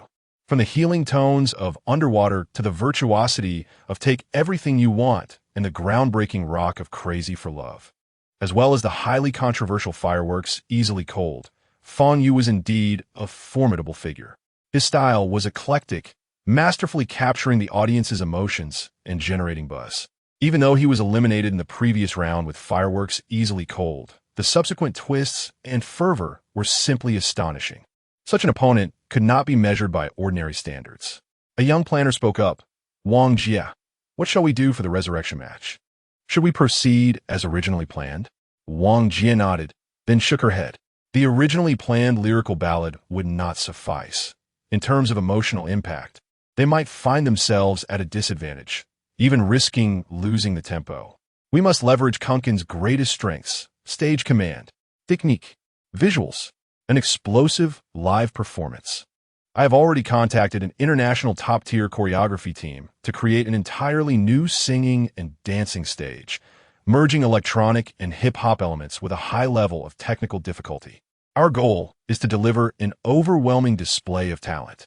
No matter what tricks Fang Yu employs, in the face of absolute singing and dancing prowess, it will all be inconsequential, coupled with our fanbase's influence. The resurrection spot must belong to Kunken. The others in the meeting room nodded in agreement, their eyes alight with determination. They believed that, in the face of the top idol's undeniable talent and vast fanbase, Fang Yu would not stir any significant waves. On the other side, in a modest apartment, another contestant for the resurrection match, Li Jia, stared blankly at his computer screen. The screen displayed the official Weibo of the Chinese Golden Melody chart, inundated with a flurry of comments. Fans of Aikin and Yulinjun were engrossed in a heated debate over voting results and the impending resurrection match, with a dizzying array of data, control comments, and mutual attacks. Li Yesmiled bitterly. He understood that the protagonists of this resurrection match were Kai Kunken and Fang Yu. He, at best, was merely a supporting character, a pawn in this game. Securing third place in online voting was the pinnacle of his and his team's efforts. To triumph on stage against those two central figures, that would be an insurmountable challenge. However, perhaps it was for the best. Without the pressure of advancement, he felt an unexpected lightness. He closed the webpage, picked up the guitar beside him, and gently strummed the strings. Since it would be his last opportunity to stand upon this stage, he decided to sing a song he truly cherished, not for ranking, but for himself. It was his way of paying homage to this journey. 3 days later, on the day of the resurrection match, at the International Performing Arts Center in the bustling city, the venue had already been overtaken by a plethora of support items and fervent fans. Kunken flies bravely. Aiken will always follow. Yulinjun is here. Go, brother Fang Yu. The two factions of fans stood in stark contrast, and one could feel the palpable tension in the air, as if a confrontation were imminent. Security personnel were on high alert, beads of sweat dotting their foreheads. Inside the venue, the lights dazzled, and every seat was filled. Countless eyes focused on the center stage, eagerly awaiting the commencement of this fierce contest. The spotlight suddenly blazed to life. The host, microphone in hand, stepped onto the stage, voice brimming with excitement. Ladies and gentlemen, both here and watching live, welcome to the site of the resurrection match for the Chinese Golden Melody chart.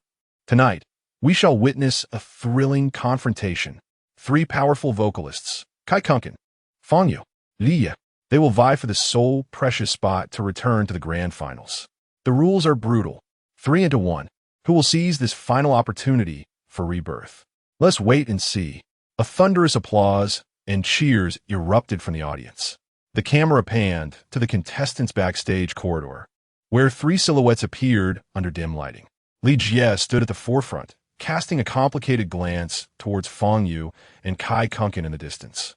There, one was the epicenter of controversy, a prodigious talent of immeasurable strength, while the other was a radiant star with countless fans. And he himself, Li Jie chuckled to himself, dismissing further thoughts as he stepped forward into the blinding lights. He chose to perform a classic old song by the domestic rock godfather. No Place to Hide. As the familiar distorted guitar riff began, Li Jie's voice, tinged with a hint of weariness, resonated steadily, imbued with emotion. He seemed intent on conveying a mindset of indifference towards fame and fortune, steadfastly adhering to his true self. In a sea of people, there was you and me. His voice echoed throughout the venue. The audience listened quietly, their reaction subdued, yet they offered polite applause.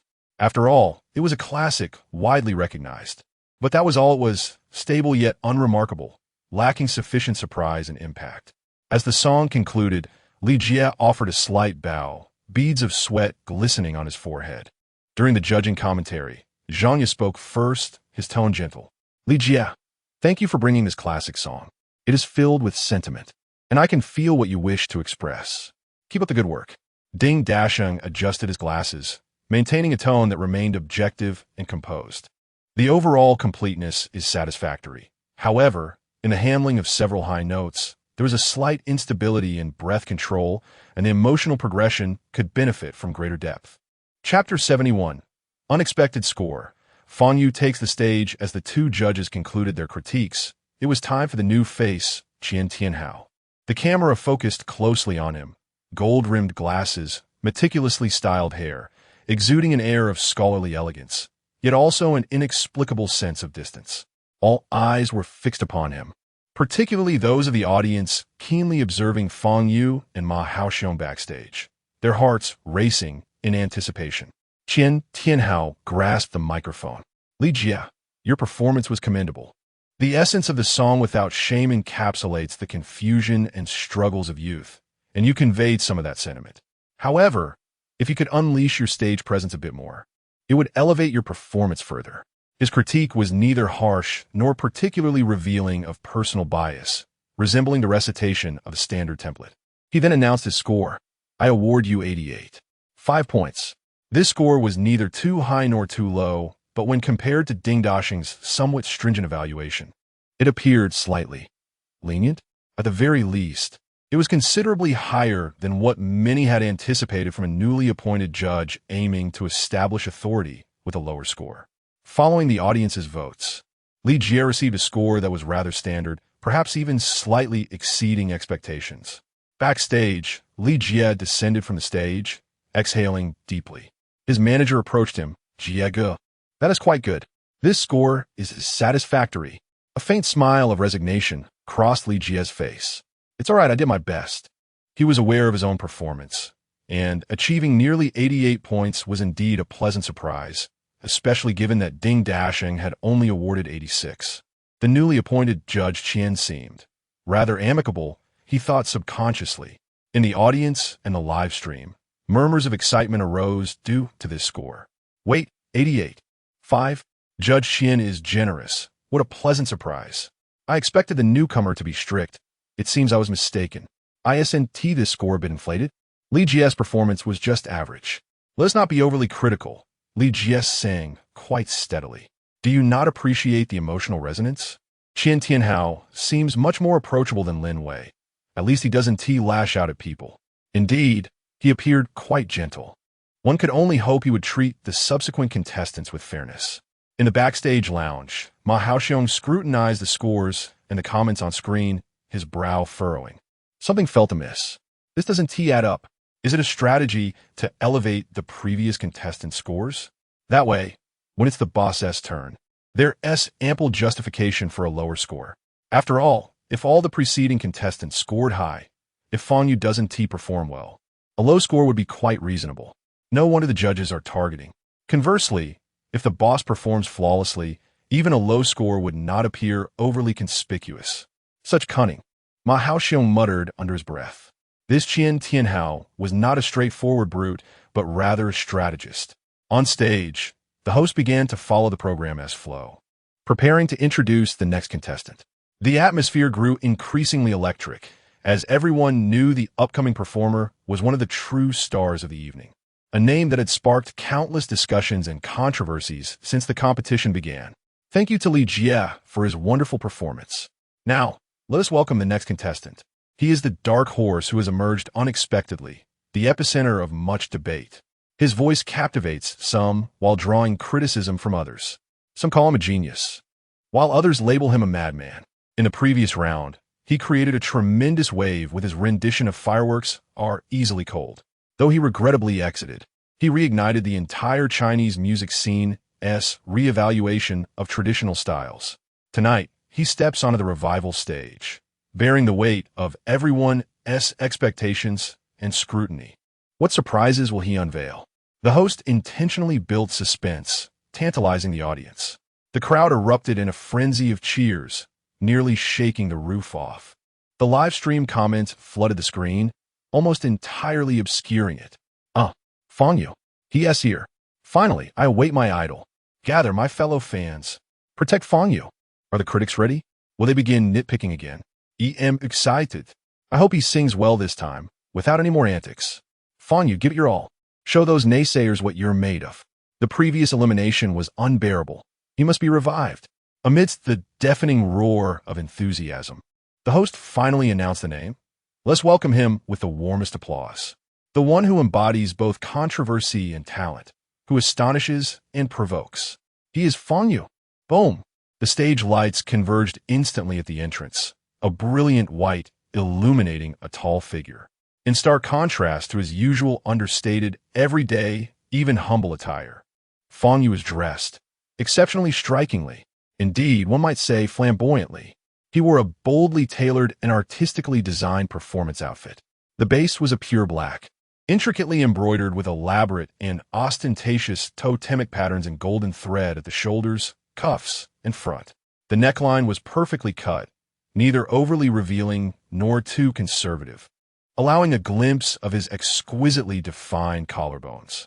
The waist was cinched, accentuating his already superior physique. Broad shoulders, narrow waist, and remarkably long legs. The matching slim-fit trousers featured golden tassels along the sides, swaying gently with his movements. Coupled with his inherently handsome features that left many speechless, the shifting, mesmerizing stage lights transformed his usual aura of melancholy into something ineffably, alluringly beautiful, and an overwhelming sense of arrogance. Chapter 72. Cantonese? A simple melody? Indeed, it is audacious. That outfit, those subtly raised corners of the eyes, each detail unabashedly proclaims his presence. Goodness, am I seeing things? Is that truly Fang Yu? Who is the stylist today? Come forth and be praised. Immediately, and bring 2 large chicken legs. He looks absolutely stunning. Mother inquires why I am kneeling before my phone. This attire is simply extraordinary. The scent of wealth. Oh no, it's the aroma of sophistication. My word, this overwhelming flamboyance, cough cough, is the aura of a champion. What is happening? Help! I once thought he was handsome, yet somewhat melancholic, but today he appears so striking. Surely, this outfit is too extravagant? What will he sing today? Could it be a dance number? His presence is a stark contrast to the previously composed and melancholic Fang Yu. almost as though he is a different person.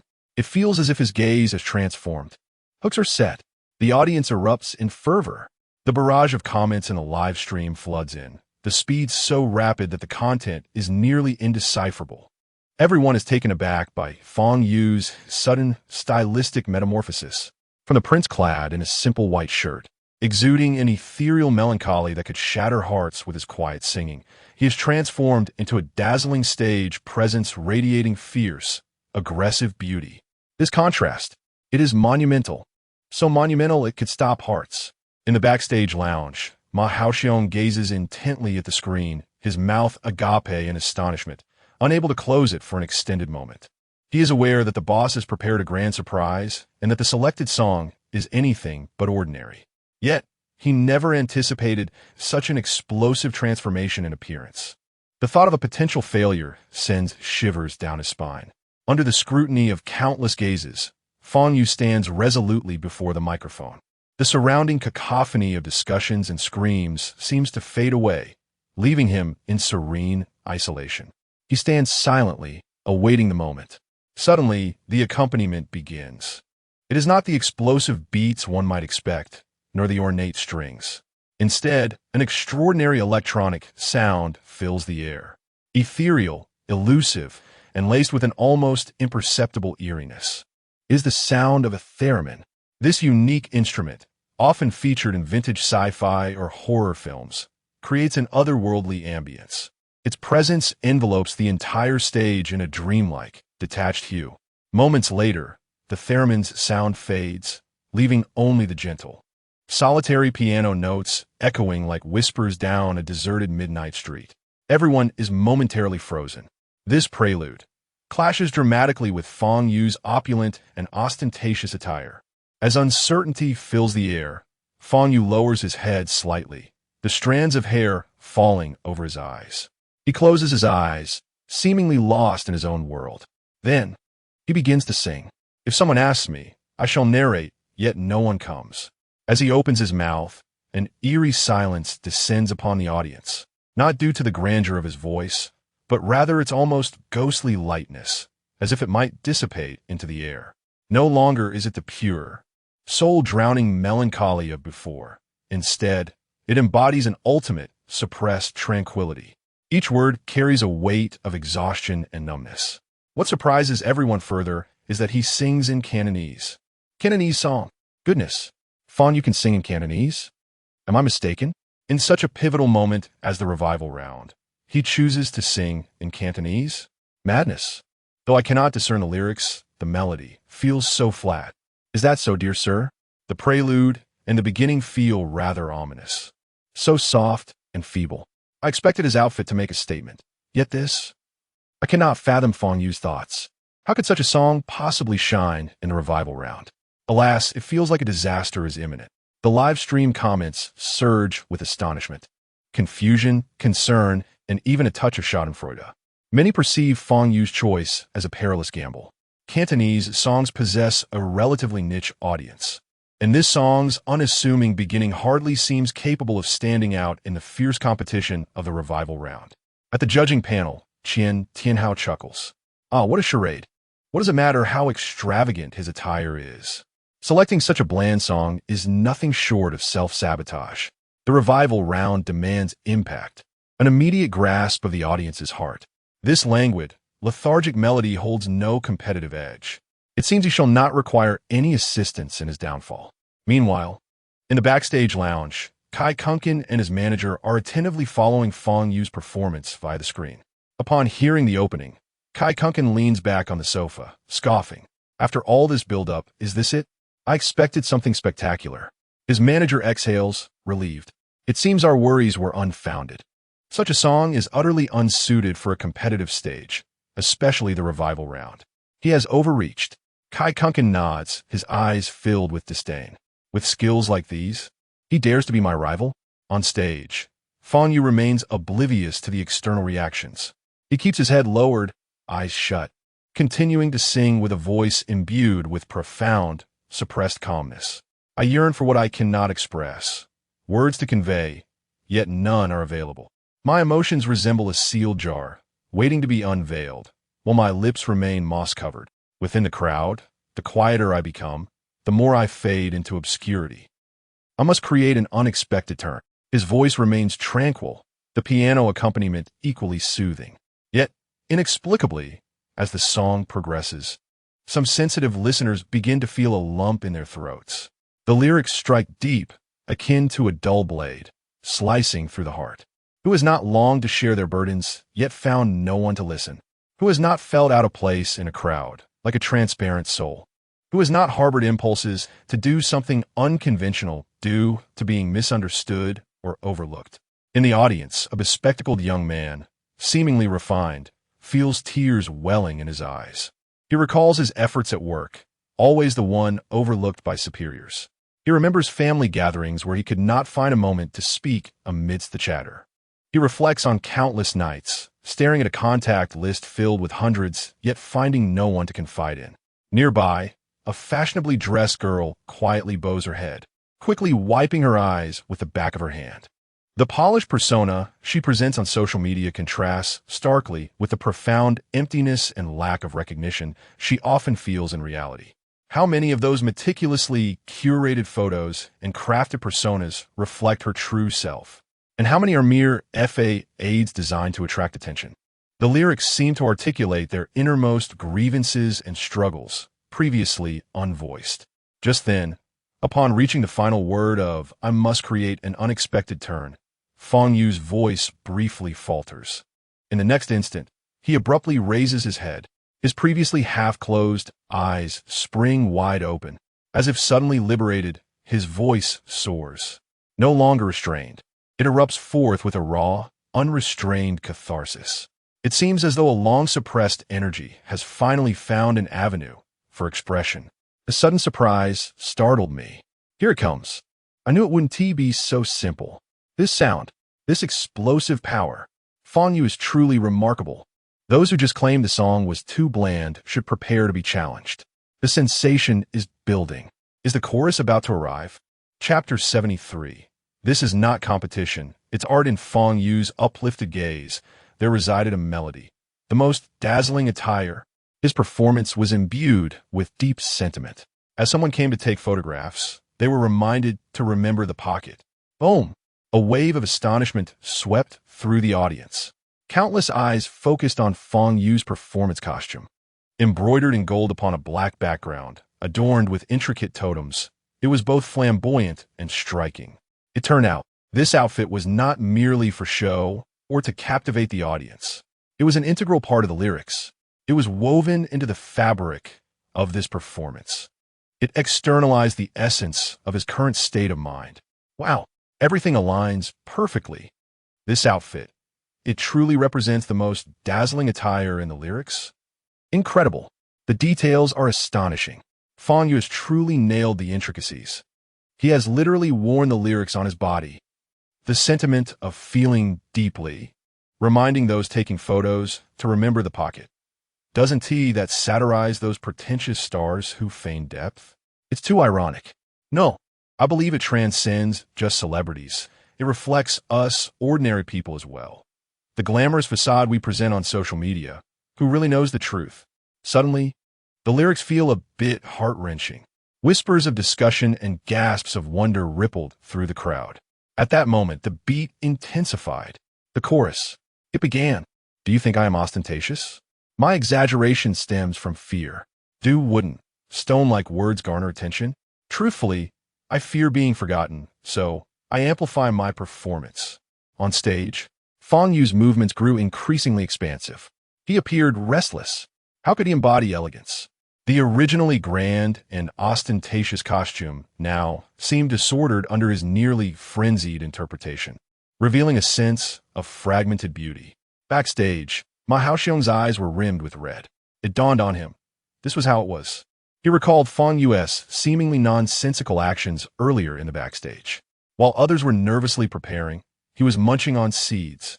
While others contemplated their performances, he was focused on lunch. While others engaged in social networking, he was engrossed in mobile games. When others criticized him, he remained silent, refusing to defend himself, even subtly stirring the pot with a secondary account. At the time, He thought the boss was either remarkably composed or perhaps a bit eccentric. Now it all made sense. Those incongruous behaviors, that seemingly indifferent attitude. It wasn't about being carefree. It was precisely what the song expressed: fear of being forgotten. Hence the need to amplify his performance. He feared not being noticed. He feared being like a silent stone, sinking into the sea of humanity, unnoticed. Thus, he resorted to those peculiar actions to draw attention, even if just a little. The boss, he has it tough. This man, who appeared to care for nothing and seemed somewhat jaded, concealed such profound insecurity and fear within. In the audience, some could no longer contain their emotions. Suppressed sobs began to spread throughout the crowd.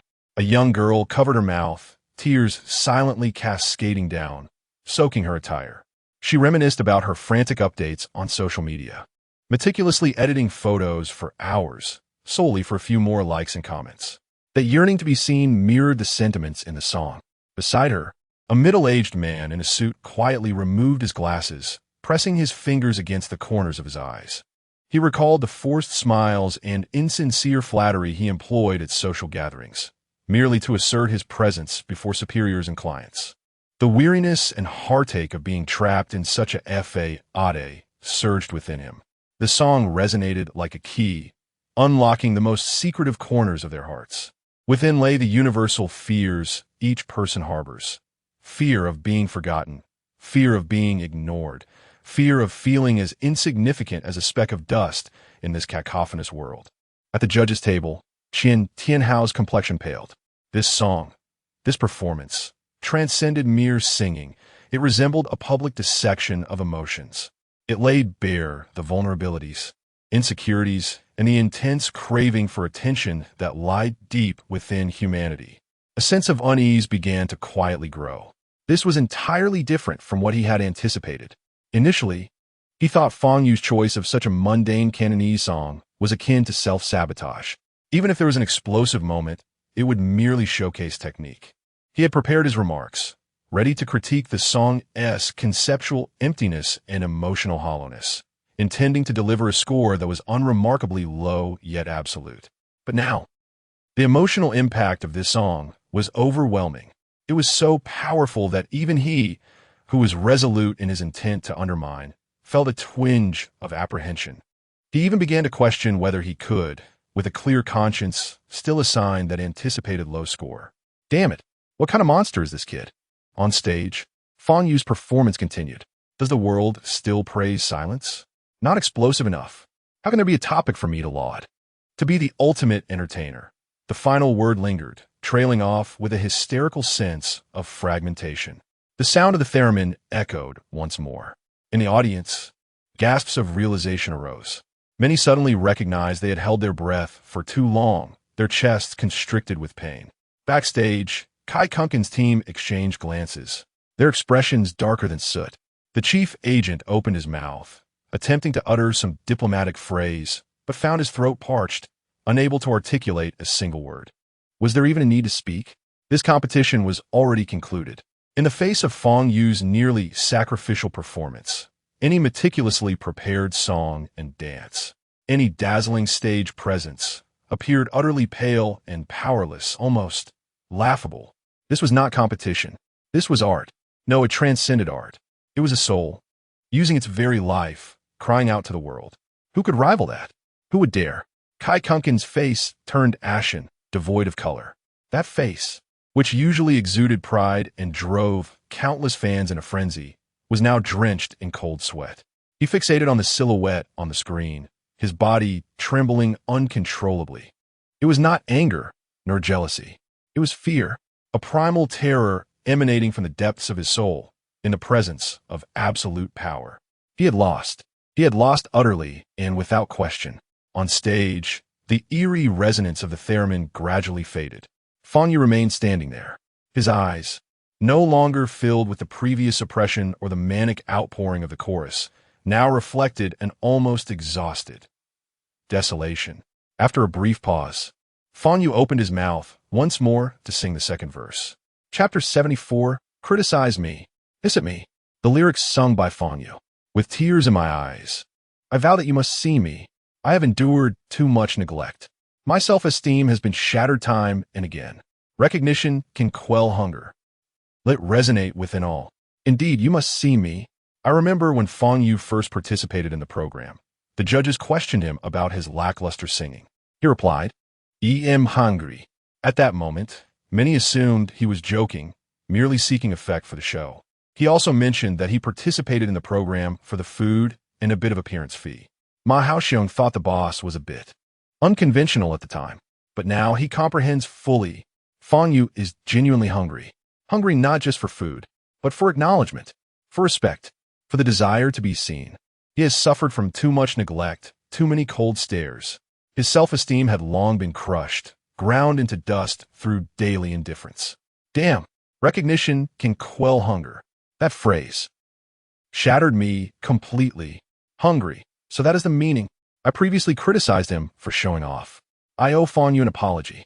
Damn, I've been broken, utterly broken. Who isn't yearning for recognition. In childhood, striving for high scores was for our parents' praise. As adults, working tirelessly is for our leaders' acknowledgement. Even posting on social media, we hope for more likes.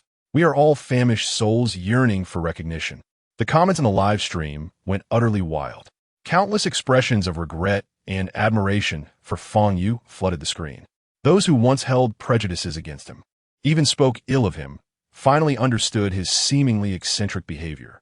They grasped why he always acted out, why he felt so out of place. It was because he longed to be seen, a longing so profound that he resorted to the most extreme, clumsy, even self-destructive methods. On stage, Fang Yu trembled slightly as he sang. This was not performance. This was genuine emotion surging forth. His voice was tinged with a hoarse catch. He made grand gestures, committing these errors. He slowly spread his hands, palms facing upward, like a helpless child pleading for something, like a devout believer questioning the heavens. Look at me. Is this pathological? That question pierced every heart with endless grievance, confusion, and sorrow. The audience was already in tears. Even some seasoned critics, who prided themselves on their worldly knowledge, couldn't help but redden their eyes, discreetly wiping away their tears.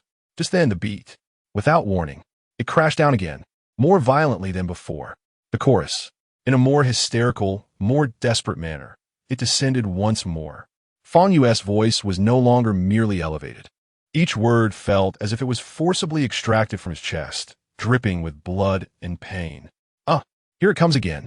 This chorus. I'm done for. It's even crazier. He has gone even more insane, but it feels so damn good. Fear. Yes, we all fear. Fear being forgotten. Fear not being seen. He paced the stage, almost frantically, tugging at that shimmering shirt. Is there still praise for silence in this world? Not explosive enough. What topics can I boast about? To be a grand entertainer. The last word, elongated with a hysterical edge, teetering on the brink of collapse. Following this, it was not the end, but that was not laughter. It was a howl mingled with pain, mockery, and madness. On stage, Fang Yu trembled slightly.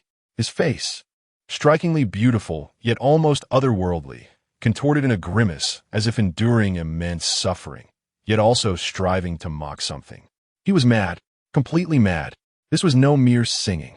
It was clearly a sacrifice of life. The audience fell silent. All the raucous instruments ceased abruptly, just as everyone thought this nearly self-destructive performance would conclude with that frenzied howl. Fang Yu spoke again. His voice, no longer scream, no longer mad. It was a near whisper, imbued with profound exhaustion. Accompanied by faint violin strains, he sang softly. There are not many fortunate ones. If you've never been one, you'd understand why. With tenfold effort to stand out among the ordinary, can a normal person be as intriguing as me? There are few fortunate ones. Not having been fortunate, I know why I must do this. With tenfold effort to be the most outstanding. Because a normal person, how could they be as captivating as I am? It dawned on him. He knows everything. He is acutely aware. He knows he is being discussed, speculated upon, magnified. He knows he stands at the center of scrutiny, under countless gazes. He even comprehends that those seemingly outrageous actions, those extravagant performances, serve a purpose. Not to seek attention, not to be unique, but simply out of fear of being overlooked, fear of fading into insignificance like a normal person. This song is not merely about him. It also speaks for every ordinary soul in this clamorous era, yearning to be seen, yet fearing to be submerged. Just as these nearly whispered lines shattered everyone's psychological defenses, the beat resounded once more. Fang Yu suddenly raised his volume. You, call me ostentatious. I'm not afraid of a few hisses. Come on, criticize me. Hiss at me. I don't care. I am present. If they're say lull. Do you see my performance? Is it hysterical enough? Another chorus. The lyrics were entirely different. No longer a dialogue with himself, but an unreserved challenge. It was as if he was directly confronting every person who doubted, mocked, or even pitted him. I stand here.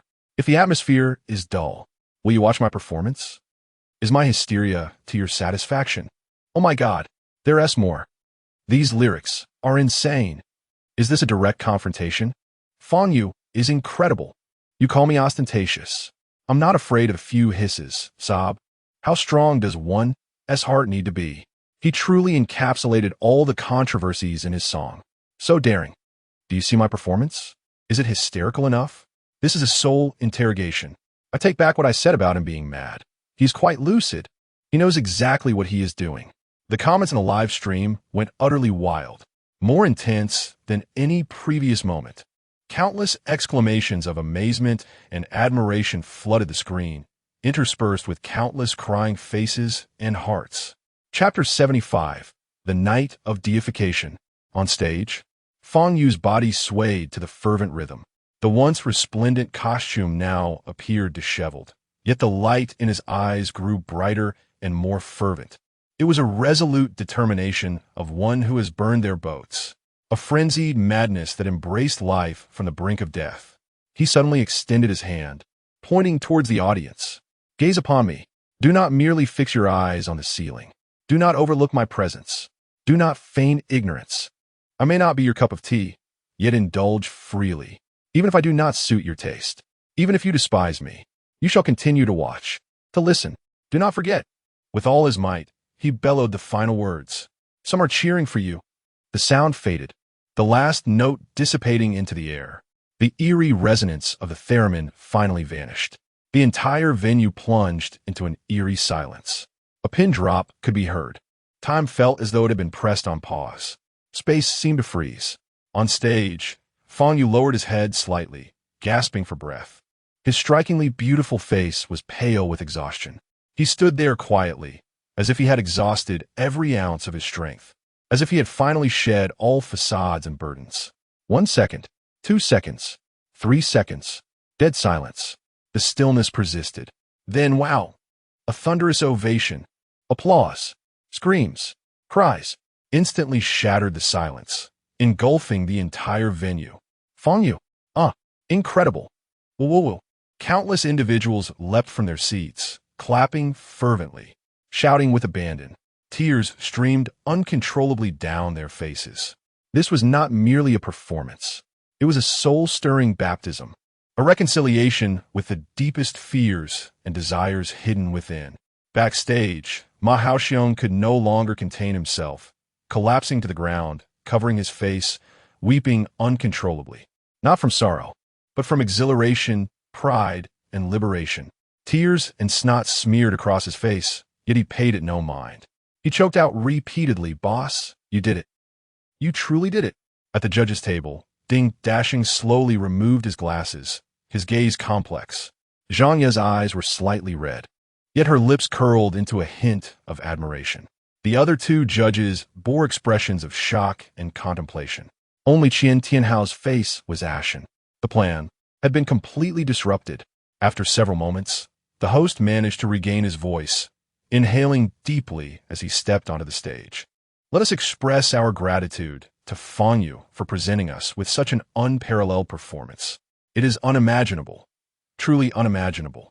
I now feel that any language pales in comparison to such a performance. Nevertheless, the proceedings must continue. Now, we invite our esteemed judges to provide their critiques of Fang Yu's performance. The camera shifted to the judges' table. Ding Dashing looked towards Fang Yu on stage. Fang Yu, this song and this performance have transcended the standards of good or bad, even surpassing the essence of singing competition itself. It resembles, a phenomenon of performance art. It dissected the shared anxieties and desires inherent in humanity, presenting the fear of being forgotten in a visceral and extreme manner. Technique, vocal skill, arrangement? Ding Dashing shook his head. These elements become secondary in the face of the emotional power and philosophical contemplation it conveys. I cannot measure it with mere scores. Yet, I can assert that this is the most impactful and thought-provoking performance I have witnessed on a talent stage in decades, bar none. Ding Dashing's words resonated powerfully. The audience erupted into enthusiastic applause once more. Teacher Ding spoke splendidly. A phenomenon of art. What a remarkable evaluation. Wuwuwu, someone finally understands Fang Yu. Next was Zhanya. The producer, who had always admired Fang Yu, now had red-rimmed eyes, her voice choked with emotion. Fang Yu, I truly could not contain myself down there. Thank you. Thank you for singing this song. Thank you for allowing me, for allowing all of us, to witness an artist who sings with their soul. You have prompted me to reconsider where exactly are the boundaries of music. What can a song truly encompass? It is not merely melody and lyrics. It is a vessel of emotion, a carrier of thought, and even a mirror reflecting the innermost selves of each of us. I am left speechless, only in admiration. The other two judges also offered high praise, their words filled with admiration and a profound sense of being conquered. Incredible talent, an irreplicable live experience. The best stage performance of the year is locked in. The accolades flowed without end. Finally, it was Qian Tianhao's turn. Internally, he wrestled with intense turmoil. To criticize? How to criticize? To nitpick? To claim his Cantonese pronunciation was lacking? To say his stage presence was too erratic? At such a moment of universal resonance, when even Ding Dashing had labeled it a phenomenon of art, any deliberate suppression or criticism would only make him appear a fool. Not only would he be unable to retaliate against Fang Yu, but he would also find himself branded with disgrace. He had to avenge his nephew's grievances, but not at the cost of his own dignity. Yet, to remain silent would mean to join in the praise. Qian Tianhao felt as though he were being roasted over a fire, caught in a dilemma, his face burning. As seconds ticked by, the silence in the venue amplified his pressure. Finally, Qian Tianhao inhaled deeply and said, "Well, contestant Fang Yu, your expressiveness on this stage is indeed unique. You have managed to elevate the atmosphere, and it is evident that you have poured your heart into it." Meanwhile, in a dark, damp underpass, a simple tent emitted a faint glow from a screen. Qian Xiao listened to his uncle's evaluation of Fang Yu, seething with rage, wanting to smash his phone, yet he ultimately restrained himself. His hand paused in midair, then fell weakly. Smash it? Smash it. And what would he use to watch the live broadcast? How would he keep track of how that bastard Fang Yu met his end? He could not even afford a new phone. The family had completely abandoned him, this troublemaking waste. Waste. Too cowardly to seek revenge. Waste. Qian Xiao muttered curses under his breath, and rather than directing them at Qian Tianhao, he was chastising himself. On stage, the host began to guide the audience in voting. An unexpected scene unfolded. The camera scanned the audience, capturing numerous details. Many held pink glow sticks, clad in supportive attire emblazoned with the name Kuan Kuan. Clearly, they were diehard supporters of Kai Kunken. Yet at this moment, they directed their voting devices towards Fang Yu's name. On their faces, there was no resentment, no reluctance. Instead, it was an expression of acceptance and even a hint of reverence. Idol worship is significant. However, the shock of art, the resonance that pierces the soul, transcends the lens of fandom. Fang Yu's song and performance had utterly conquered them. Ultimately, after the average score from the judges and the audience votes were meticulously calculated, a remarkable number illuminated the big screen, 99. 1 points. An astonishingly high score, nearly perfect, destined to be etched in the annals of the Chinese music charts. The audience erupted once more in fervent applause. This score was truly well-deserved. In the backstage area, Kai Kunken, who had been fixated on the screen, let out a long, deep sigh upon witnessing the final score. Within that exhalation resided a sense of relief, a hint of helplessness, and a touch of defeated despondency. Beside him, his chief agent appeared pale, lips trembling, striving for one last push. "Kunkin, it's not over yet. We still have a chance. Your stage was prepared so impeccably. Go up there. As long as you perform as you normally do." Perform normally? Kai Kunkin forced a bitter smile, a fleeting expression that interrupted his agent's fervor. He chose silence, merely shaking his head in quiet resignation. Was there even a point in competing? What could he possibly compare? On stage, the host, brimming with enthusiasm, proclaimed, "All right, once again, congratulations to Fang Yu for receiving unanimous recognition from both the judges and the audience. Now, about to take the stage is our final contender of this revival round, an immensely popular idol, Kai Kunkin. Let us extend the warmest applause to welcome Kai Kunkin." As the applause resonated, the spotlight shone upon the entrance of the stage.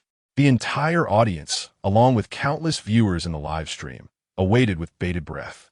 Everyone was eager to see how Kai Kunkin would respond to the divine performance just delivered by Fang Yu. Chapter 76. The Dynamics of Stardom. 1 second. 2 seconds. 10 seconds. At the entrance, all was empty. The applause gradually dwindled, and a sense of restlessness and confusion began to pervade the atmosphere. Where is everyone? Why hasn't Kai Kunkin come out yet? Could it be he's backing out at the last minute? Stop talking nonsense. Perhaps there is a technical failure? Now of all times for a malfunction? That is too coincidental. As the audience buzzed with uncertainty, and speculations ran rampant in the online streaming room, Kai Kunkin's manager ascended the stage, his expression grave. He whispered a few words to the host, then took the microphone, facing the audience and the cameras. He bowed deeply. "We sincerely apologize, esteemed viewers and judges. Due to personal reasons, our artist, Mr. Kai Kunkin, has decided to withdraw from this revival competition." The news struck like thunder. The audience erupted in uproar, and the streaming room was inundated with countless question marks and exclamations. The phrase Kai Kunkin withdraws instantly soared to the top of trending topics on Weibo, accompanied by a glaring red explosion icon. Countless onlookers flooded in, and media reporters frantically churn out articles. The entire Chinese entertainment industry seemed to tremble from this sudden announcement, as if a minor earthquake had occurred. Moments later, just as the discussions online reached a fever pitch, Kai Kunkin himself updated his Weibo. "Damn it, I wholeheartedly concede to this song. Fang Yu, you are incredible." Image. The accompanying image was none other than the animated cartoon chicken that Fang Yu had posted days earlier, humorously depicting him playing basketball. Almost immediately, the comments section exploded. "Wait, US Kunkin admitting that. Damn it, I was ready to scold Fang Yu, but after seeing Kunkin's post, I suddenly don't know what to say. What a perspective. I'm a fan now. To lose gracefully, that's what a true idol is. Doha, Kunkin. You're amazing. Even though you withdrew, I love you even more. Hold on, don't just pity our brother. The key point is, even Kai Kunkin admits defeat. Just how incredible is Fang Yu's song extravagance? It's beyond incredible. It's simply legendary. As a bystander, I was left in awe watching the live performance. Same here. That wasn't T singing. That was pure passion. That was art. Fang Yu, you are phenomenal. One Fang Yu, you are phenomenal. 10,086. What could have sparked a fan war was instantly diffused by Kai Kunkin's self-deprecating yet bold admission. The tide had completely turned. Countless onlookers were captivated by Kai Kunkin's sincerity, expressing that his graciousness in defeat was truly admirable, thus converting them into fans. The trending topic Kai Kunkin can accept defeat surged at an astonishing pace, soon standing shoulder to shoulder with Fang Yu's extravagance, a legendary masterpiece, dominating the Weibo trending list. Following closely were various related topics, such as Qin Tianhao's commentary, extravagance, a performance art, and pity for Fang Yu. The entire internet was ablaze with discussions surrounding the Chinese Golden Melody Chart revival competition, Fang Yu, and the song extravagance. Countless music critics and bloggers stayed up late, their eyes shimmering with excitement, fingers flying over keyboards, bursting with inspiration. Deep analysis. Fang Yu's extravagance as a grand gesture of performance art, from arrangement to performance. Why extravagance achieved legendary status? A new pinnacle of Cantonese music? No, this is Fang Yu's musical philosophy. The perfect fusion of technique and emotion, deconstructing the shocking core of extravagance. An array of professional, in-depth analytical articles emerged, dissecting everything from the social metaphors within the lyrics to the experimental nature of the arrangement and Fang Yu's nearly life-consuming performance style. The critique by Ding Dasheng, describing it as a phenomenal piece of performance art, was repeatedly cited, becoming the quintessential annotation defining this performance. In a park restroom, Xiao squatted next to a stall, charging his phone with an outlet inside. Gazing at Kai Kuan-Kuan's post featuring the animated chicken, he felt as if the cheeky character was mocking him with its clucking from the screen. Useless. Useless. Xiao felt waves of nausea and anger surging within him. This is madness. How can it be? A mere actor. A clown seeking attention. Why? Why? He couldn't fathom why even a top-tier star like Kai Kuan would bow down to Fang Yu. Why was it that even his uncle, Qian Tianhao, who prided himself as a veteran in the music industry and held significant power, could only offer such a tepid commentary in the end? What on earth was wrong with this world? In a hotel room, Ma Haoxiong was flushed with excitement, brandishing his phone before Fang Yu. Boss, you must see this. It's gone viral. The entire internet is buzzing. The song Extravagance is practically a nuclear bomb. Critics are going wild, calling you a performance artist. And Kai Kun, he publicly conceded defeat and even used your meme. This move is sheer brilliance. Ma Haoxiong babbled on, ecstatic and gesticulating wildly. Boss, let us capitalize on this momentum. We need to rush to the best recording studio and capture the studio version of Extravagance. I guarantee this song will sweep all the charts. Awards galore. It's a golden opportunity, boss. He envisioned a flood of money and trophies beckoning them. However, Fang Yu shook his head. Extravagance will not have a studio version. What? Ma Haoxiong's smile froze, and he dug at his ears, thinking he had misheard. Boss, what did you say? I said, Extravagance will not be recorded in a studio. Why, boss? This is a once-in-a-lifetime opportunity. The song is currently so hot. Not releasing a studio version would be such a waste. So many fans are waiting to hear it. So much money to be made. Fang Yu observed his frantic demeanor and replied, Xiao Ma, some things cannot be replicated. The emotion of that song, its power, its soul, all reside on that stage, in that specific moment and ambience. It is the lights, the sweat, the audience's screams and tears. My state of near collapse, at that time, all of this collectively forms the essence of extravagance. He paused, continuing, in a recording studio, one can achieve the most perfect pitch, the cleanest sound quality, the most intricate arrangement. But one cannot capture that hysteria, that desperate shout on the brink of collapse, that yearning to be seen. If we were to labor over details and correct flaws in the studio, it would only strip the piece of its most precious quality. That would not be honoring the work. That would be desecration. Ma Haoxiong opened his mouth, wanting to argue, but found himself utterly speechless. Suddenly, he understood something. The boss genuinely regarded this song as a unique work of art, an irreplaceable piece of art. After a long moment, Ma Haoxiong finally regained his voice. Well, okay, boss. I understand. Although he felt a pang for the potential fame and fortune that might be missed, he ultimately chose to respect Fang Yu's decision. Chapter 77. The Irreplaceable Live Performance. After extravagance, there shall be no more extravagance. However, Ma Haoxiong remains true to his nature. The following day, during a telephone interview with a familiar entertainment media outlet, he inadvertently spilled the beans regarding Fang Yu's exclusive stage performance, revealing the controversial stance on the studio version. What?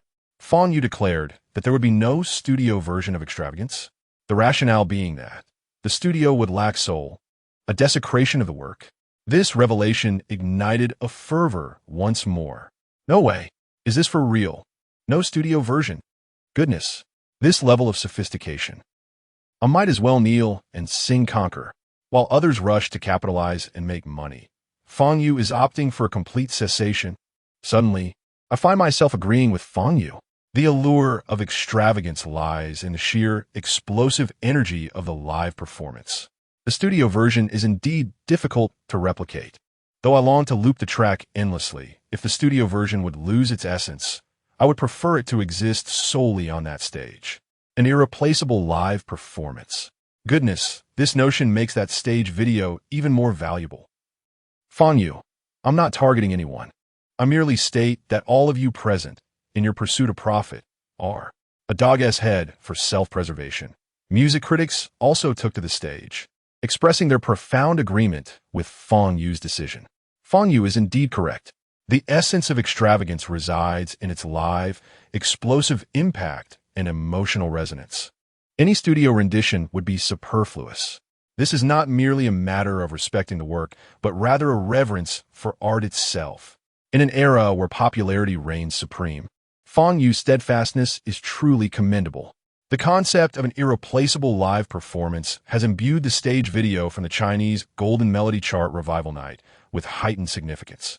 On various video platforms, the viewership, collection numbers, and comments for the extravagant stage performance experienced a remarkable surge.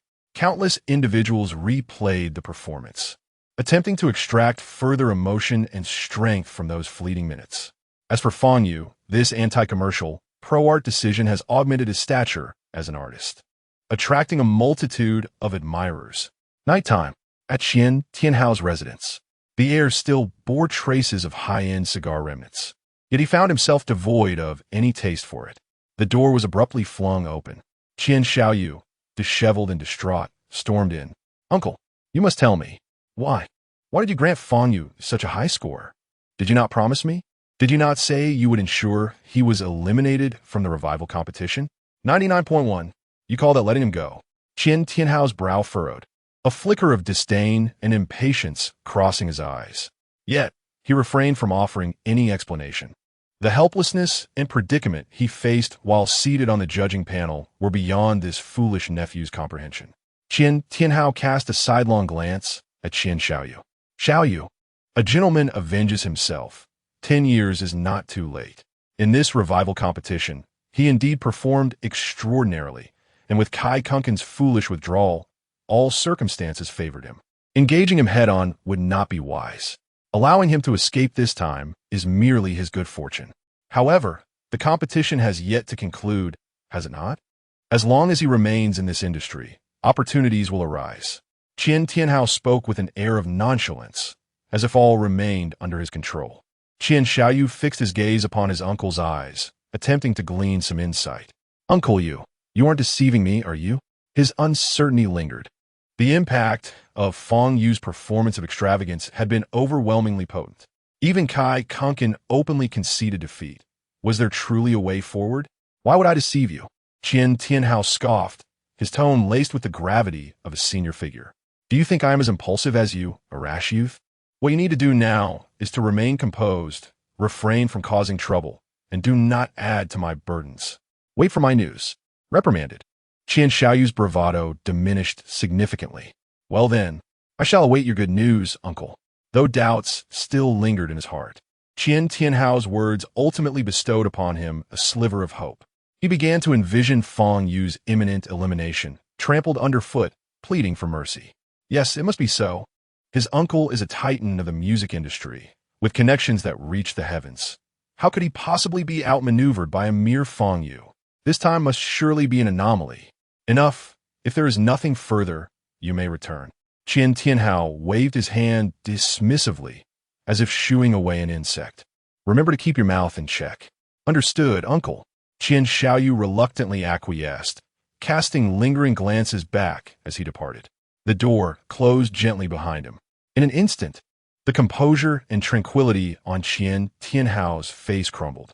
He had managed to placate that foolish Xiao, yet the heavy burden within his own heart remained unchanged, even intensified. Fang Yu, this name now loomed over him like an insurmountable mountain. His current popularity, his reputation among audiences and critics alike, had coalesced into a formidable force. To counter this momentum would require a price beyond his imagination. In the forthcoming competitions, who could possibly suppress him? What new creations would he unveil to continue reshaping everyone's perceptions? Qian Tianhao felt an overwhelming sense of helplessness. For the first time, he experienced such immense pressure from a younger peer. The fervor surrounding extravagance ignited across the entire internet. Fang Yu's name had nearly become synonymous with the phenomenon. With the emergence of the concept of the irreplaceable live performance, his stature soared to unprecedented heights. Countless individuals lamented their absence from witnessing that divine stage in person, while many others expressed relief at the availability of live broadcasts to relive the awe. As discussions regarding extravagance and Fang Yu's anti-commercial artistic integrity proliferated across the web, the production team of the Chinese Golden Melody chart leisurely dropped yet another bombshell. Chapter 78, A New Theme. Fang Yu appears in Sioux City, official V of the Chinese Golden Melody chart. We extend our heartfelt gratitude to all viewers for your attention and support for the Resurrection competition. After a brief respite, our semifinals are set to unfold. The theme for this round of semifinals is thematic creation, My City Memories. Every city harbors countless joys and sorrows, struggles and dreams of its inhabitants. What are your city memories? Is it a familiar street, an unforgettable experience, or perhaps a unique scent? We invite all singers to use music to depict the unique imprint of their city in their hearts. Let us eagerly anticipate the urban tales woven through song. Upon the announcement of the theme, the online community erupted in excitement. Wow! City memories. This theme is intriguing. My city memories? Oh no! All I can think of is the daily grind of commuting. Can that be turned into a song? Doge emoji. This theme is fantastic. It's time to test genuine feelings. Those who rely on technical showmanship will surely falter this round. Anticipation is building. I wonder which cities the brothers will choose to write about. I'm guessing teacher Li Zongxing will write about the city where he toiled in his youth. His songs always carry the essence of time, accumulation. What about Wang Feifei? Will she write about the capital or Hong Kong? It could go either way. And Fang Yu? What city will he write about? Does he even have city memories? Before the screen, Ma Haoxiong was rendered speechless by the theme. The smile on his face was more akin to a grimace than joy. My goodness. City memories? My city memories. For others, this might be a theme filled with warmth and nostalgia. But for Fang Yu, Ma Haoxiong knew better than anyone the story behind Fang Yu. An orphan, raised in a welfare institution, the so-called city memories were nearly a blank slate for him. Which city? The small third-tier city where the welfare institution was located? Were the memories there filled with warm sunshine, or the lingering solitude and sense of abandonment?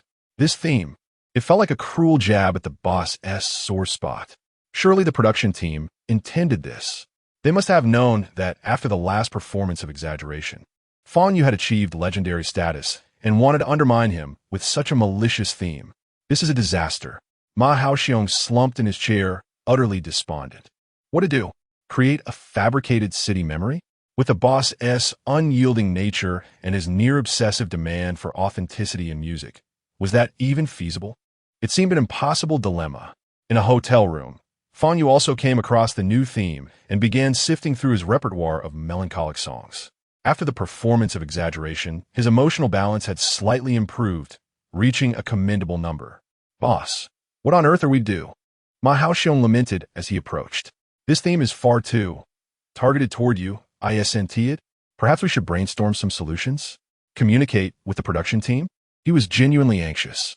With the boss on the verge of achieving a legendary status, we could not afford any setbacks at this critical juncture.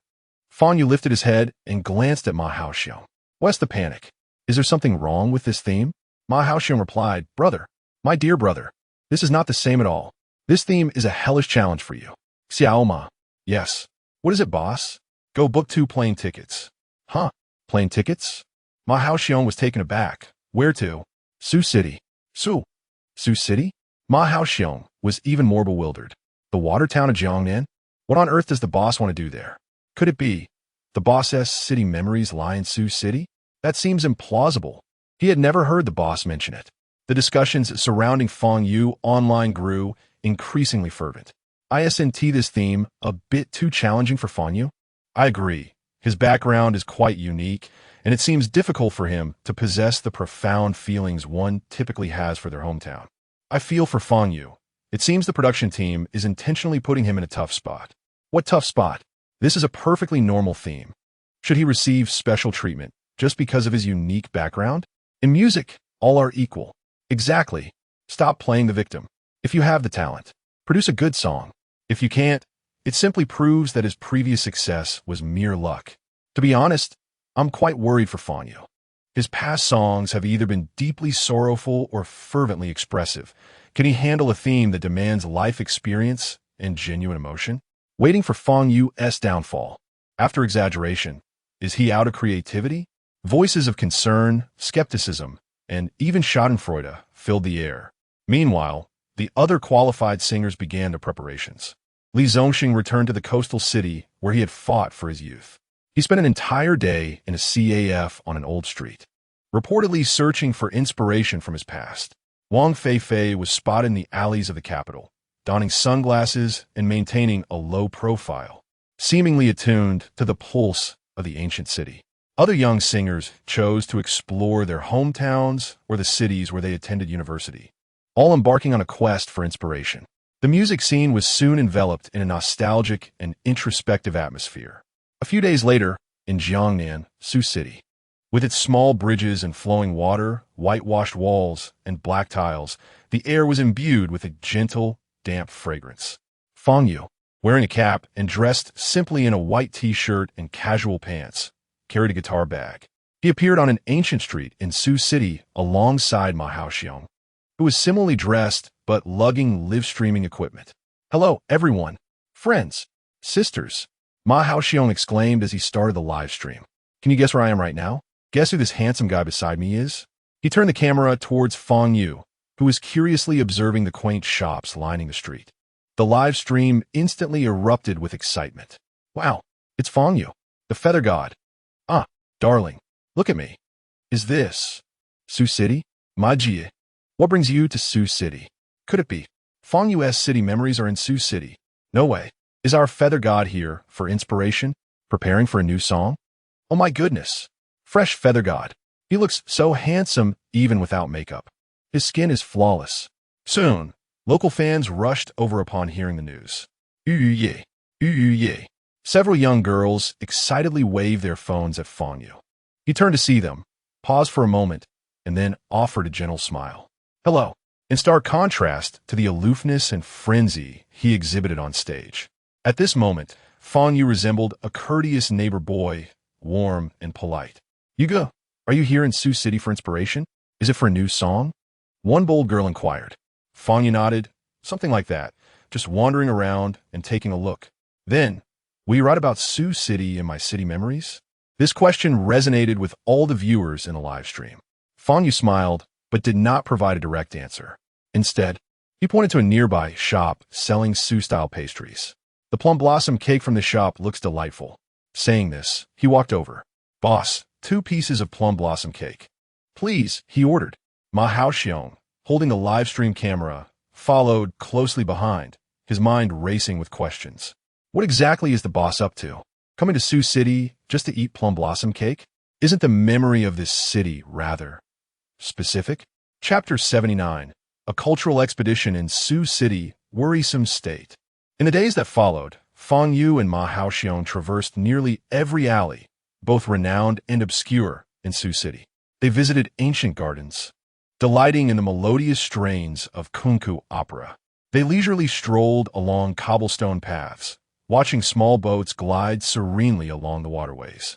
They savored a myriad of Sioux-style delicacies, from the tooth-aching sweetness of sugar porridge to the exquisite richness of Tu Huang Yu noodles. Fang Yu spoke little, mostly observing, listening, and absorbing the atmosphere. Occasionally, he would pull out his phone to capture scenic views or intriguing moments. Ma Haoxiong's live stream garnered immense popularity. Countless fans followed along through his lens, virtually exploring Sioux City alongside Fang Yu. They witnessed him seated in a riverside tea house, savoring by Luo Chun tea while gazing vacantly at the rain outside. They saw him perusing yellowed books in an old bookstore and engaging in light-hearted banter with an elderly man playing chess by the street. The luminous and somewhat otherworldly singer on stage now revealed a remarkably grounded and relatable side. Soon, snippets from the Sioux City livestream were hastily edited and disseminated by various marketing accounts, embellished with sensational headlines. Shocking. Fang Yu, preparing for the semifinals, is utterly captivated by the Jiangnan water towns. Has inspiration vanished after exaggeration? Fang Yu's cultural expedition in Sioux City raises concerns. City memories? Fang Yu's recollections seem to revolve around food and leisure. While Tianhao scrolled through these headlines, he couldn't help but chuckle. City memories? Sioux City? It appeared he was enjoying himself immensely. He switched off the playback of Ma Haoxiong's boisterous livestream. Let us see what profound city memories an orphan can weave from this bustling, willow-laden paradise. Truly, the heavens are aiding me. In a previous performance of exaggeration, Fang Yu had indeed surprised him immensely, even evoking feelings of trepidation and challenge. The boy's explosive energy and charisma on stage were nothing short of monstrous. But so what?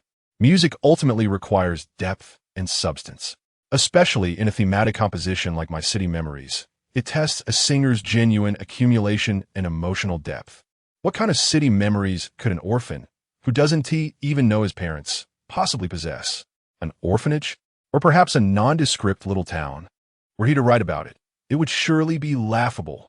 Tianhao could foresee that Fang Yu would inevitably reveal his shortcomings this time around. Without authentic emotional support, any song he penned would be hollow and contrived. At that point, he need not lift a finger. The critiques from music reviewers and audiences alone would be enough to drown Fang Yu. Fang Yu, your good fortune has come to an end. In the subsequent days, Fang Yu showed no signs of retreating. Accompanied by the ever-enthusiastic Ma Haoxiong, they continued to explore several renowned water towns in the Jiangnan region, Wuzhen, Shitong, Zhoushuang. They maintained their carefree approach, indulging in local cuisine and capturing fascinating moments on camera or through Ma Haoxiong's live streaming lens. Ma Haoxiong's channel was rapidly transforming into a Jiangnan tourism promotional platform. Fans were thoroughly engaged, eagerly following the live stream to see Fang Yu amidst various picturesque Jiangnan backdrops. Sampling delectable dishes. Is Yushin planning to eat his way through Jiangnan? Wuwuwu, Yushin looks so delightful while eating. Starving. His life seems more blissful than that of a deity. Is he truly not on vacation? Ma Gu, tell me quietly, has Yushin already finished writing his song, or is he just out to enjoy himself? Ma Haoxiong looked at the barrage of comments, his smile more pained than joyful. Finished writing? He wished. However, over the past few days, Fang Yu had barely touched his guitar, let alone shown any signs of songwriting. With the competition date drawing closer, other singers were diligently refining their works or seeking inspiration, while their own boss seemed to be enjoying a leisurely time, as if it were none of his concern. Finally, on a drizzly afternoon, as they sat in a riverside tea house, Ma Haoxiong could no longer hold back. Boss, the competition is fast approaching. Has inspiration struck you yet? He felt as if he might kneel before Fang Yu. The urgency is palpable. Fang Yu, observing the near-tearful expression on Ma Haoxiong's face, couldn't he help but smile. Inspiration cannot be rushed. When the time is right, it will come forth. Ma Haoxiong retorted, I do believe that if it weren't you, you sly old fox. Fang Yu was indeed unperturbed. Long before deciding to visit Sioux City, he had invested 3 million emotional points from the system's song library to exchange for a piece of music. His leisurely wandering over the past few days served two purposes. One, under the guise of cultural exploration, to indulge his desire for a vacation and some relaxation, something he had seldom experienced in either life. And two, to maintain appearances. One cannot simply conjure a song out of thin air. That would raise too many suspicions. By engaging in this exploration, he could at least justify his endeavors. Ma Haoxiong sighed deeply, mentally preparing himself. If they were to lose, then so be it. This theme truly posed a challenge for their boss. If anyone were in his position, they would surely be at a loss. He believed many of the fans who admire their boss would understand. Exaggeration had already cemented its legendary status. Even if this performance fell short, It would not tarnish their bosses' standing in the music industry. Yes, that was it. Ma Haoxiong worked hard to bolster his own confidence. Chapter 80. Hanfu Elegance. An ethereal persona. The day of the competition swiftly arrived. At the semi-finals of the Chinese Golden Melody chart, the first few singers graced the stage with their meticulously prepared performances. Li Zongxing lived up to expectations, delivering a song that reminisced about his youthful struggles in a coastal city. His voice resonated with tales of time, maintaining its characteristic steadiness, earning unanimous acclaim from both judges and audience alike. Wang Feifei chose a piece that depicted the seasonal transitions of the capital, with an ethereal arrangement. Her unique voice brimmed with spirit. The other advancing contestants also presented their heartfelt works, some reflecting the quaint alleys of their hometowns, while others sang of youthful memories from their university days. Each song carried genuine emotion, eliciting waves of applause throughout the venue. In the judges' section, Qian Tianhao watched with delight. The more remarkable the preceding performances, the greater the contrast he anticipated when Fang Yu took the stage. He could hardly wait to witness Fang Yu's inevitable awkwardness. Finally, amid the eager anticipation, the host announced with fervor, "Next, let's extend the warmest applause to our next contestant. He is a musical genius, a sovereign of the stage. Each of his appearances is bound to shatter your expectations. Every piece he presents incites fervent discussions across the internet. In the previous round, Exaggeration, he showcased the essence of true artistry in an unparalleled live performance. Today, against the theme of My City Memories, what surprises will he unveil? Let us await. Fang Yu." The applause thundered. All gazes were instantly riveted at the entrance of the stage. Under the spotlight, a figure gradually emerged.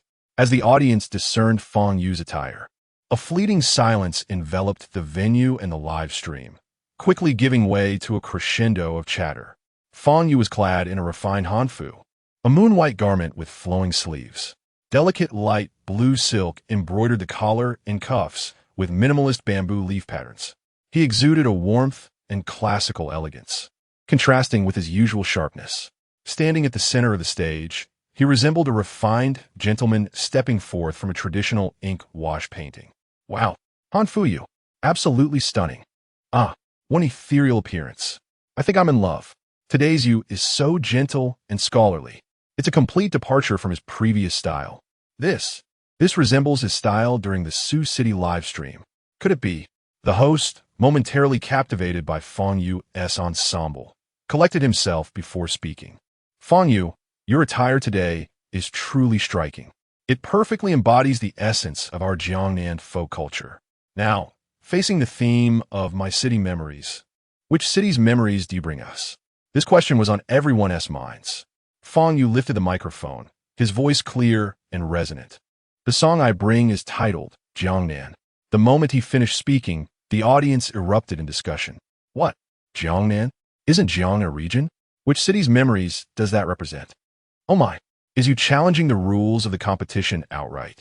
This theme is My City Memories, not My Regional Memories. Panic spread as viewers flooded the screen with question marks and exclamations. Jiangnan? Did I hear that correctly? Is you really expanding the concept of a city to that of a region? Isn't this a violation? What will the judges say? I knew you would break the mold, but this is a stretch. In the backstage, Ma Haoxiong felt his vision blur upon hearing Jiangnan, nearly collapsing in disbelief. Oh my goodness, boss, what are you doing? He felt a wave of despair wash over him. This was no mere slip. It was a headlong plunge into disaster. At the judges' table, Qian Tianhao was nearly ready to rise in outrage. Jiangnan? Ha! Truly, he is out of ideas. He can't even grasp the theme. Jiangnan? What a ridiculous notion of city memories. Very well. Let us see how you fare now. You've dug your own grave. Amid the growing commotion, the stage lights abruptly dimmed. A soft spotlight illuminated the figure clad in moon-white hanfu. Simultaneously, the large screen at the back of the stage began to unfurl, revealing a watercolor landscape of Jiangnan, delicate strokes depicting small bridges, flowing waters, and misty rain. As the audience was drawn into this unexpected artistic realm, a poignant flute melody wafted through the air, enchanting all who heard. The audience, both live and online, fell into a hushed reverie, their ears attuned to the sound. Under the spotlight, Fang Yu sang, "When the wind arrives here, it clings." It captures the thoughts of passers-by. When the rain arrives, it intertwines. It entangles us in the worldly realm. With no grandiose embellishments or fervent shouts, the lyrics flowed like poetry, vividly painting the unique, intoxicating atmosphere of Jiangnan's watery landscape. The wind is sticky, capable of capturing longing. The rain is a thread, capable of ensnaring fleeting moments.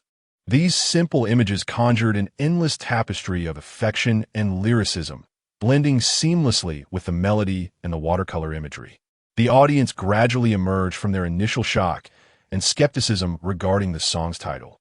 They felt as if they were truly transported to the misty Jiangnan, witnessing small bridges and flowing waters, inhaling the moist air, and experiencing an unparalleled tranquility and gentleness. Many instinctively closed their eyes, their lips curling into soft smiles, utterly immersed in the exquisite melody and poetic lyrics. In the backstage, Xiao was left in awe. Previously, he had been silently criticizing his boss for indulging in leisure activities, neglecting work. Now it seemed, wow, my boss is incredible. Just a few days of wandering through ancient water towns and savoring local delicacies, and he produces such a divine song. The melody, the lyrics, the imagery. It's extraordinary. As a former singer, he understands the value of this song. This is undoubtedly a classic that will endure. Who cares about city or region? It's simply beautiful. Chapter 81, Divergence? Controversy. At the judges' table, Zhang, initially furrowing her brow at the song title, has completely relaxed, her eyes sparkling with intrigue, utterly captivated by Fang Yu's melodious voice. From this song, she can discern whispers of Xiao's early influence, yet it is imbued with Fang Yu's distinct essence. Ding Dashang maintains his usual impassive demeanor, but the slight furrow in his brow eases as he hears the lyric about the rain intertwining here. His fingertips lightly tap the armrest as he savors each note and lyric, recognizing the song's depth. Meanwhile, Tianhao's expression is one of deep displeasure. The emptiness he anticipated, along with forced elevation and pretentiousness, has not materialized. Instead, he is confronted with a meticulously arranged piece, adorned with beautiful lyrics and profound imagery, achieving remarkable completion. One could even declare it, damn, it is an enchanting song. This piece is impervious to critique. At least, from an artistic perspective, it is challenging to pinpoint any glaring flaws. Cursed be this young man. How does he consistently conjure such remarkable creations? On stage, Fang Yu's song continues to resonate. You being by my side is fate inscribed upon the stone of 3 lifetimes' love. A sweetness of 1 in 10,000, I would rather be buried in this day, his emotions, woven through a gentle narrative, gradually intensify with a touch of stubbornness and conviction, as if determined to embrace someone without reservation. The ink-wash painting on the screen shifts, depicting a pair of lovers nestled together, strolling through a rain-drenched alley. The song transitions before the chorus, with the melody becoming more intricate and lingering. The repeated phrases evoke the cyclical passage of time and endless longing. Gentle anger, tender reproach, Fang Yu's vocal embellishments carry an almost imperceptible hint of indulgence and helplessness, as if truly gazing upon the face of a beloved, marked by a slight frown, yet brimming with affection. Many female audience members find their hearts melting at this moment. Oh my, that gentle anger and tender reproach is so evocative. Fang Yu is a genius. This lyric is breathtaking. The stone of 3 lifetimes even makes an appearance. I don't care. I love this song. Let it diverge from the theme. It's beautiful. At last, the highly anticipated chorus arrives. Fang Yu's voice rises slightly, emotions bursting forth. Who do not comprehend the anguish of love and hate all thought love was as capricious as the winds and clouds believing a day's love is worth an eternity in this instant. Time seems to freeze. If the verses are gentle whispers, then the chorus is a passionate declaration. The unwavering dedication and belief in love resonate deeply. striking every listener's heart with force. Many who have visited Jiangnan or harbor a special sentiment for it find their eyes misting. This song does not mention any specific city, yet it encapsulates the Jiangnan of their hearts. The Jiangnan that carries countless beautiful legends and poignant tales. The Jiangnan, shrouded in mist and rain, poetic and picturesque, forever haunting their dreams. The barrage of comments in the live streaming room has transformed from initial skepticism and worry to overwhelming praise. Absolutely beautiful. So melodious. This is true Wuwah style. Fang Yu is phenomenal. This song Jiangnan is undoubtedly a classic. My ears are pregnant. I've already put this on repeat. Although I still think the theme is a bit off, I genuinely love this song. Fang Yu is forever a genius. To the previous commenter, broaden your horizons. Who says Jiangnan cannot be Fang Yu's city memory? What if he spent time in an orphanage there as a child? The song continues, and Fang Yu's performance becomes increasingly immersive. Yet, amidst the accolades, some rational, or perhaps deliberately critical, voices begin to surface. The song is indeed good, that's indisputable. However, the theme is my city memory. Jiangnan is a geographical concept, not a specific city. This divergence is rather outrageous. Indeed, if this is not considered off-topic, can we then write songs titled Northeast Tales or Songs of the Northwest? Moreover, isn't Fang Yu an orphan? Where do his memories of Jiangnan come from? Is he merely choosing this theme because it is likely to shine, thus commodifying sentimentality? I second the previous point. If it's simply a matter of being pleasant to listen to, what relevance does that have to the theme? After all, this is a competition, not a personal concert. As the song concludes, its echoes linger in the air. The ink wash painting on stage gradually fades. Fang Yu bows slightly in gratitude. The applause from the audience is thunderous and unending. The host, suppressing inner excitement, steps onto the stage. Thank you, Fang Yu. Thank you for bringing us this enchanting and beautifully crafted Jiangnan. To be honest, upon hearing the song title, I shared the same apprehension as everyone else. However, when the music began and the poetic imagery unfolded, I was completely entranced. The host pauses, glancing at the judges' panel, a playful smile gracing their lips. Now, we arrive at the most tense and eagerly anticipated segment, the judges' comments. I wonder what evaluations our esteemed judges will provide regarding Fang Yu and his chosen memory of Jiang, and the camera shifts to the judges' table, and the room falls silent. Zhanya is the first to seize the microphone. Fang Yu, your Jiangnan is simply exquisite. I cannot find words more fitting to describe it. This is not merely a song. It is a flowing ink wash painting of Jiangnan. Each note, each lyric, carries the unique dampness and poetry of the Jiangnan waterscape. The melody is beautiful, the imagery profound, and the arrangement is the icing on the cake. Personally, I am immensely fond of it. Zhang does not hold back her praise, offering high commendation. Following her, another academic judge nods in agreement. I concur with teacher Zhang. From the perspectives of musicality and artistry, Jiangnan achieves remarkable completeness. The melody flows naturally, the memorable points are striking, and the literary quality of the lyrics is robust, creating an intoxicating atmosphere. Even if we temporarily set aside the issue of thematic alignment, this is undoubtedly a rare gem. It possesses popular potential while also encompassing artistic depth. The remarks from these two judges undoubtedly bolster the spirits of Fang Yu's fans present in the audience and online. Indeed, teacher Zhang understands so well. Exactly, that's the feeling. A flowing ink wash painting of Jiangnan. The academic judge also approves. We're solidly secure.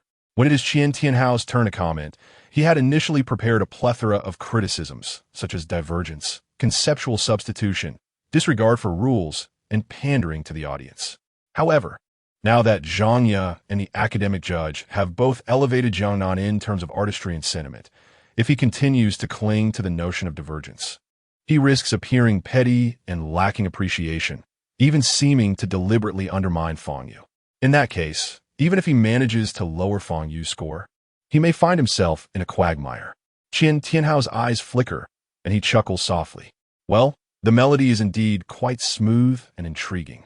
However, these lyrics, if I may be blunt, in certain aspects, They are utterly forced and nonsensical in the pursuit of a so-called ambience. Even the most fundamental logic and common sense are disregarded. For instance, the line circles round and round. Tianhao mimics Fang Yu's singing style. What on earth is this? Can anyone elucidate what this is meant to convey? Is it about incense? Or perhaps drawing talismans? In that line, the wind here is sticky. Is the wind adhesive? Fang Yu, is the wind in your home made of glue? Must we abandon basic principles of physics?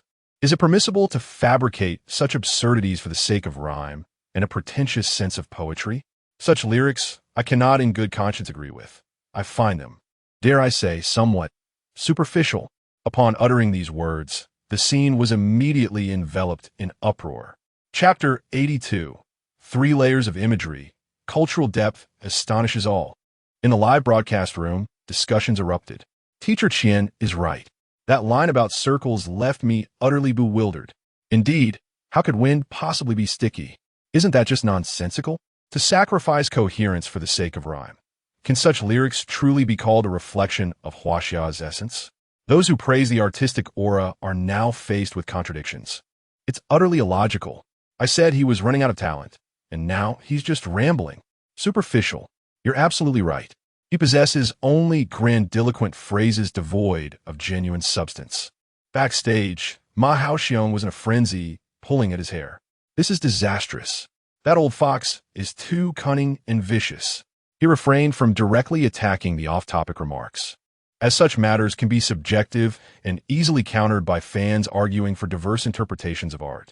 Instead, he targeted the lyrics minutiae, accusing the artist of being nonsensical, superficial, and lacking common sense. Such accusations are devastating and easily resonate with the audience. Oh dear boss, what shall we do now?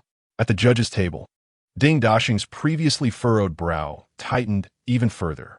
While he found the repetition in the phrase circles and rounds somewhat jarring and abstract at first, the overall beauty and emotional depth of the song evoked the misty charm of Jiangnan, which was undeniably palpable. Teacher Qian's critique appeared reasoned and logical. Yet Ding Dashing sensed an excessive tendency to nitpick, especially in isolating specific phrases from the overall context to launch attacks, which felt somewhat less than honorable. Yet, he found himself unable to directly refute the common-sense mistakes pointed out by Teacher Qian. The season host quickly sensed the rising tension in the air and turned the microphone toward Ding Dashing. Teacher Ding, what is your perspective? After a brief silence, the room was so quiet one could hear a pin drop. He spoke slowly. The overall ambience of this song, Jiangnan, I believe, is indeed successful. With this affirmation, he acknowledged the song's merits. Fang Yu, through his unique musical language, has painted a compelling portrait of Jiangnan that most listeners can appreciate. However, Ding Dashing shifted his tone, directing his gaze toward Fang Yu. The concerns raised by Teacher Qian regarding the details in the lyrics are indeed points of confusion that some listeners might encounter upon first hearing. Pop music lyrics must strive for artistry while also considering public understanding and acceptance. Therefore, Fang Yu, in light of Teacher Qian's critiques and the lyrics that may perplex listeners, what would you like to convey to everyone? This question thrust Fang Yu into the spotlight. All cameras and gazes instantly converged upon the young man clad in moon-white hanfu at the center of the stage. In a live broadcast room, the fans were in an uproar. Teacher Ding is truly the judge of the music world. His observations are spot on. Exactly. Fang Yu must clarify. Otherwise, it will seem like mere sophistry. Don't worry, you got. We believe in you. Clarify what? Does art truly require explanation? Those who understand will naturally grasp it. Those upstairs, stop washing.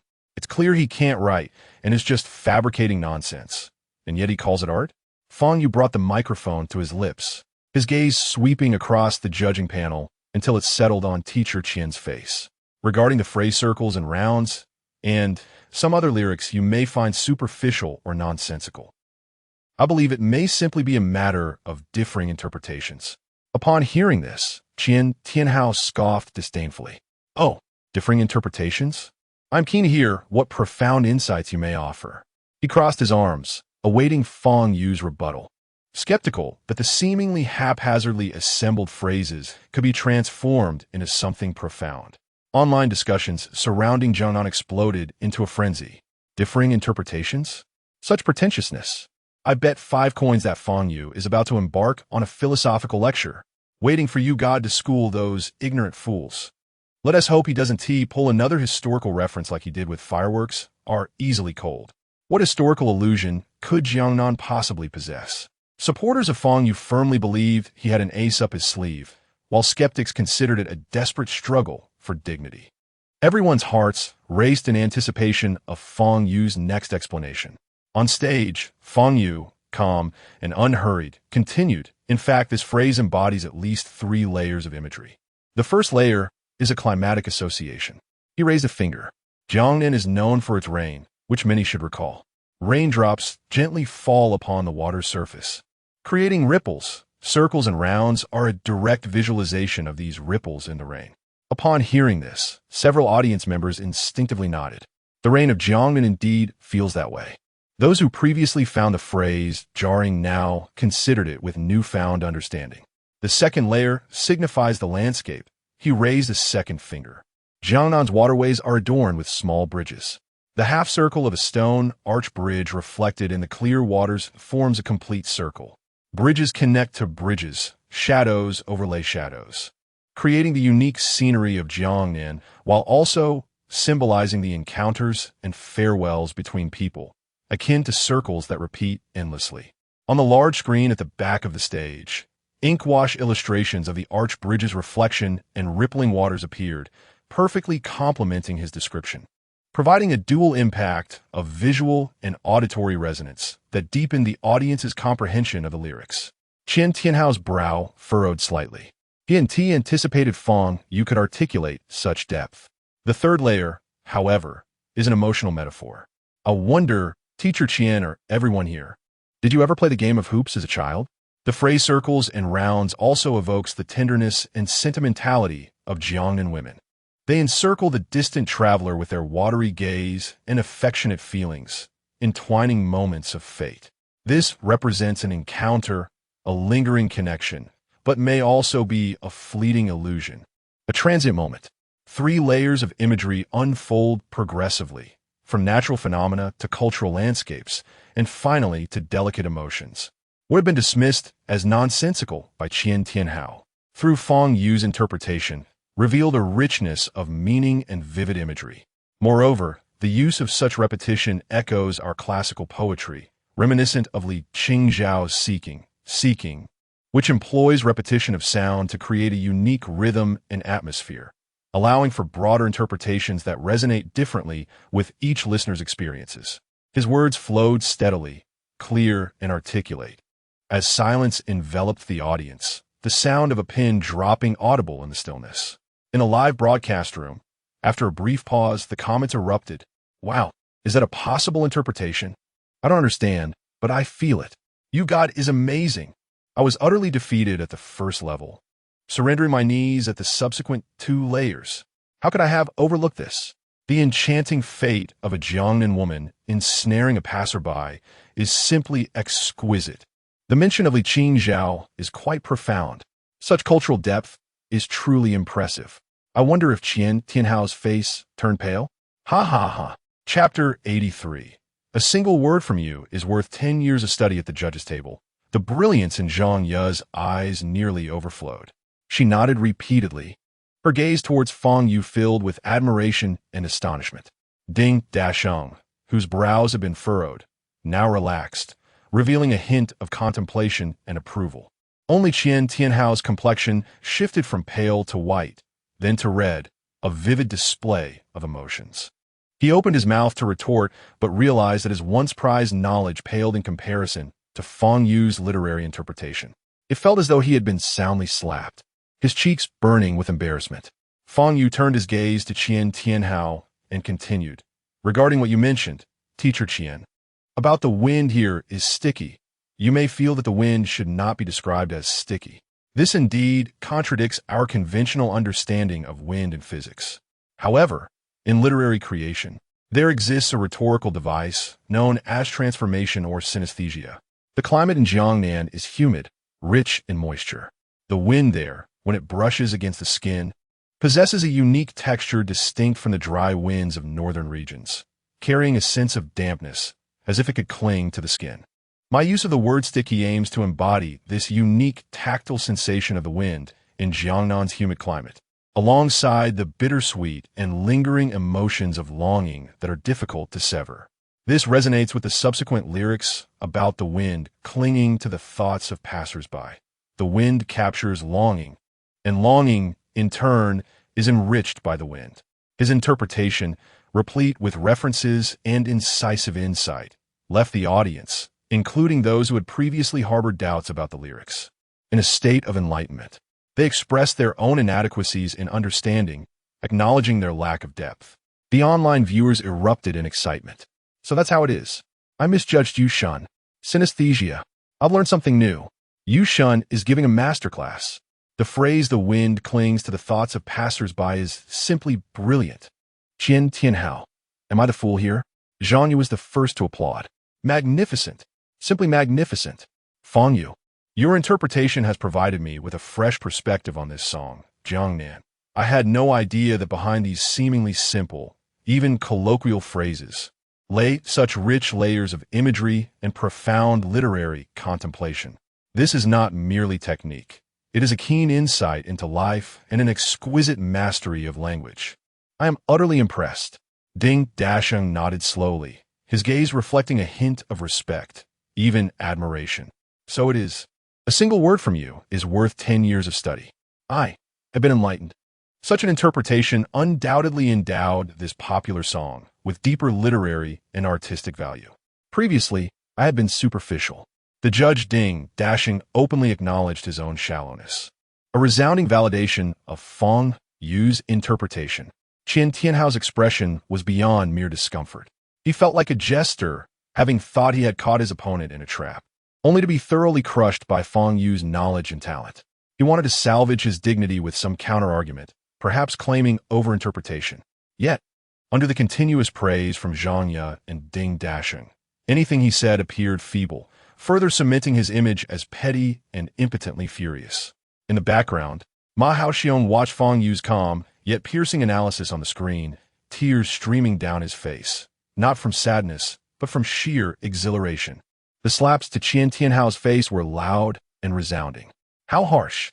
Qian Tianhao looked as if he had become a palette of colors. Our boss is incredible. Forever a deity, always pulling off a stunning reversal in dire situations. The online discourse was utterly upended. The keyboard warriors, who had previously ranted, now felt their faces burning with embarrassment. The comment section was flooded with apologies and praises for Yushun. I apologize. Yushun, I should not have questioned your talent with my meager knowledge. I'm just a fool. Oh my, layers of imagery. The wind here is sticky. Synesthesia? I am absolutely humbled. This is true cultural output. In the past, I thought some lyrics were nonsensical, just to rhyme. After hearing Yushun's interpretation, I realized it wasn't the lyrics that were nonsensical. It was my lack of culture. Yushun truly lives up to his name. Not only does he write great songs, but he also looks handsome and delivers such impressive interpretations. I'm a devoted fan now.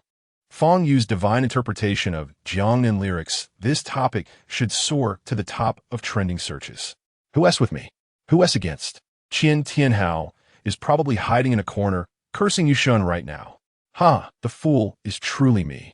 Fang Yu looked at the system panel, where his emotional value had skyrocketed thanks to Qian Tianhao's assistance, and couldn't help but chuckle.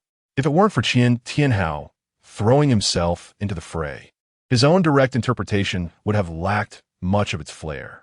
This Qian Tianhao truly is a bringer of fortune. The host then stepped onto the stage. Thank you for bringing us this song, Jiangnan. And even more, thank you for providing our audience with such a brilliant and profound interpretation. Let's once again extend our warmest applause to Fang Yu for this splendid audio-visual and cultural feast. The applause erupted, a roaring tide that seemed unending. Many audience members stood up excitedly, clapping vigorously. This was no longer merely a singing competition. It had transformed into a vivid cultural seminar. As the applause began to subside, the host continued, following Fang Yu's interpretation, I believe our esteemed judges have gained a deeper understanding of this song, Jiangnan. Now, we arrive at the most thrilling segment, the scoring by our judges. All eyes shifted back to the judging panel. Zhanya was the first to lift her scoring device, her face radiating uncontained excitement and admiration. 98, 5 points. Fang Yu, this song Jiangnan, along with your interpretation, has utterly conquered me. It embodies artistry, thoughtfulness, literary depth, and widespread appeal, perfectly balanced. This is not merely a song. It is an artwork that deserves a place in the annals of Chinese music history. I believe this song will undoubtedly become a classic of our time, a cherished memory for countless hearts. Her praise was nothing short of lofty. The academic judge soon revealed his score, 95 points, an equally high score. Fang Yu's interpretation has elevated my evaluation of this song. It is not just a pleasant pop tune, it carries profound cultural significance. The ability to seamlessly blend classical imagery with modern aesthetics is rare and invaluable. With the audience's keen gaze fixed upon him, it was now Ding Dashing's turn. 96 points. Flaws do not overshadow brilliance. The intent is far-reaching. This is not only a successful musical creation, but also a triumphant cultural output. Fang Yu, your talent has unveiled further possibilities for the beauty of Chinese culture. Excellent. His simple yet weighty commendation sent the atmosphere into a fervor. With 3 consecutive high scores, Fang Yu's victory was nearly sealed.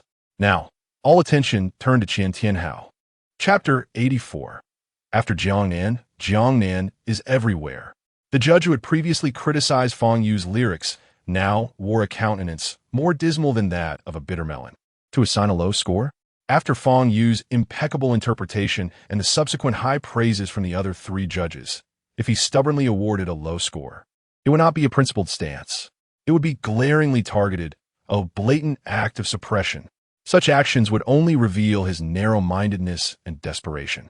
Ultimately, the one who would be embarrassed would not be Fang Yu, but rather himself, Qian Tianhao, a prominent figure in the music industry. He could not afford such disgrace. Yet, to give a high score? How could he bear it? His presence here today was solely to humiliate Fang Yu, to avenge his nephew, Xiao. Now it seemed he had failed to exact his revenge and had instead become a stepping stone, a backdrop highlighting Fang Yu's brilliance. How could he swallow such indignation? Qian Tianhao's hand trembled as he grasped the scoring device. Finally, amidst the host's gentle reminder of the impending judgment, he seemed to resolve himself and forcefully pressed the scoring device, stating 90 points. This song, Jiangnan, in terms of music itself, has indeed commendable arrangement and melody. As for the interpretation of the lyrics, Fang Yu presented his own perspective. This showcases a certain creativity. His words were cautious, deliberately avoiding a direct admission of error. However, the interpretation of literary works is multifaceted. Different people have different insights. He attempted to shift the focus from who was right or wrong to the notion of varied understanding, returning to the theme of the competition, my city memories. Qian Tianhao's tone finally found a point of leverage. Jiangnan is a vast geographical concept, not a specific city. While the song's sentiment is beautiful, it expresses a more universal imagination and emotion towards Jiangnan, diverging from the personalized and concrete city memories required by the theme. There remains room for exploration in this regard. He sought to regain his footing by emphasizing thematic alignment.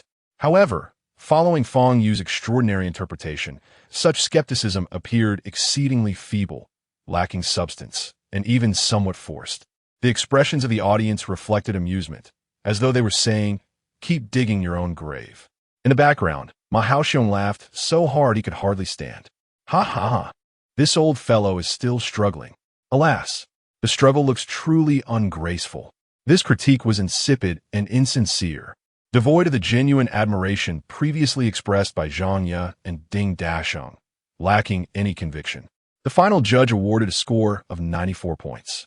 The host cleared his throat and announced loudly, "All right, the scores from the 5 judges are in. Now, let us see Fang Yu's final score, 94. 7 points. Congratulations to Fang Yu. With an impressive average score of 94. 7, he successfully advances to the next stage of the Chinese Golden Melody Charts semifinals. This score was well-deserved. That very evening after the broadcast, Jiangnan swiftly ascended to the pinnacle of the new song charts, hot song rankings, and rapid rise lists across major music platforms. Fang Yu legend, Jiangnan three-layer interpretation, circle, circle, round, round. This is what it means. The wind here is romantically sticky. Xintian how large-scale slap in the face. The related hashtags surged on a trending searches, reaching unprecedented popularity.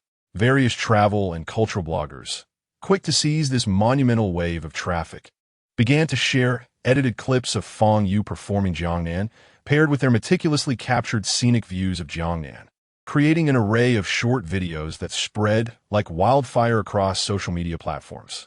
In no time, the entire internet was swept up in a Jiangnan frenzy.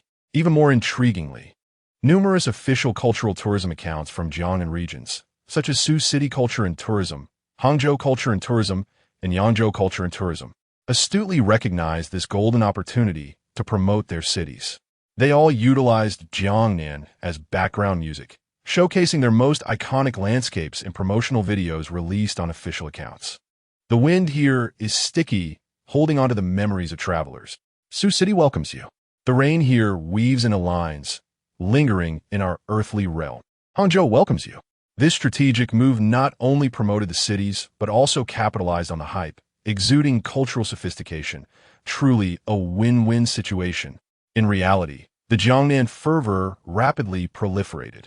Many ancient towns in the Jiangnan region saw an overnight emergence of stones inscribed with the phrase 3 lifetime stone, providing visitors with photo opportunities.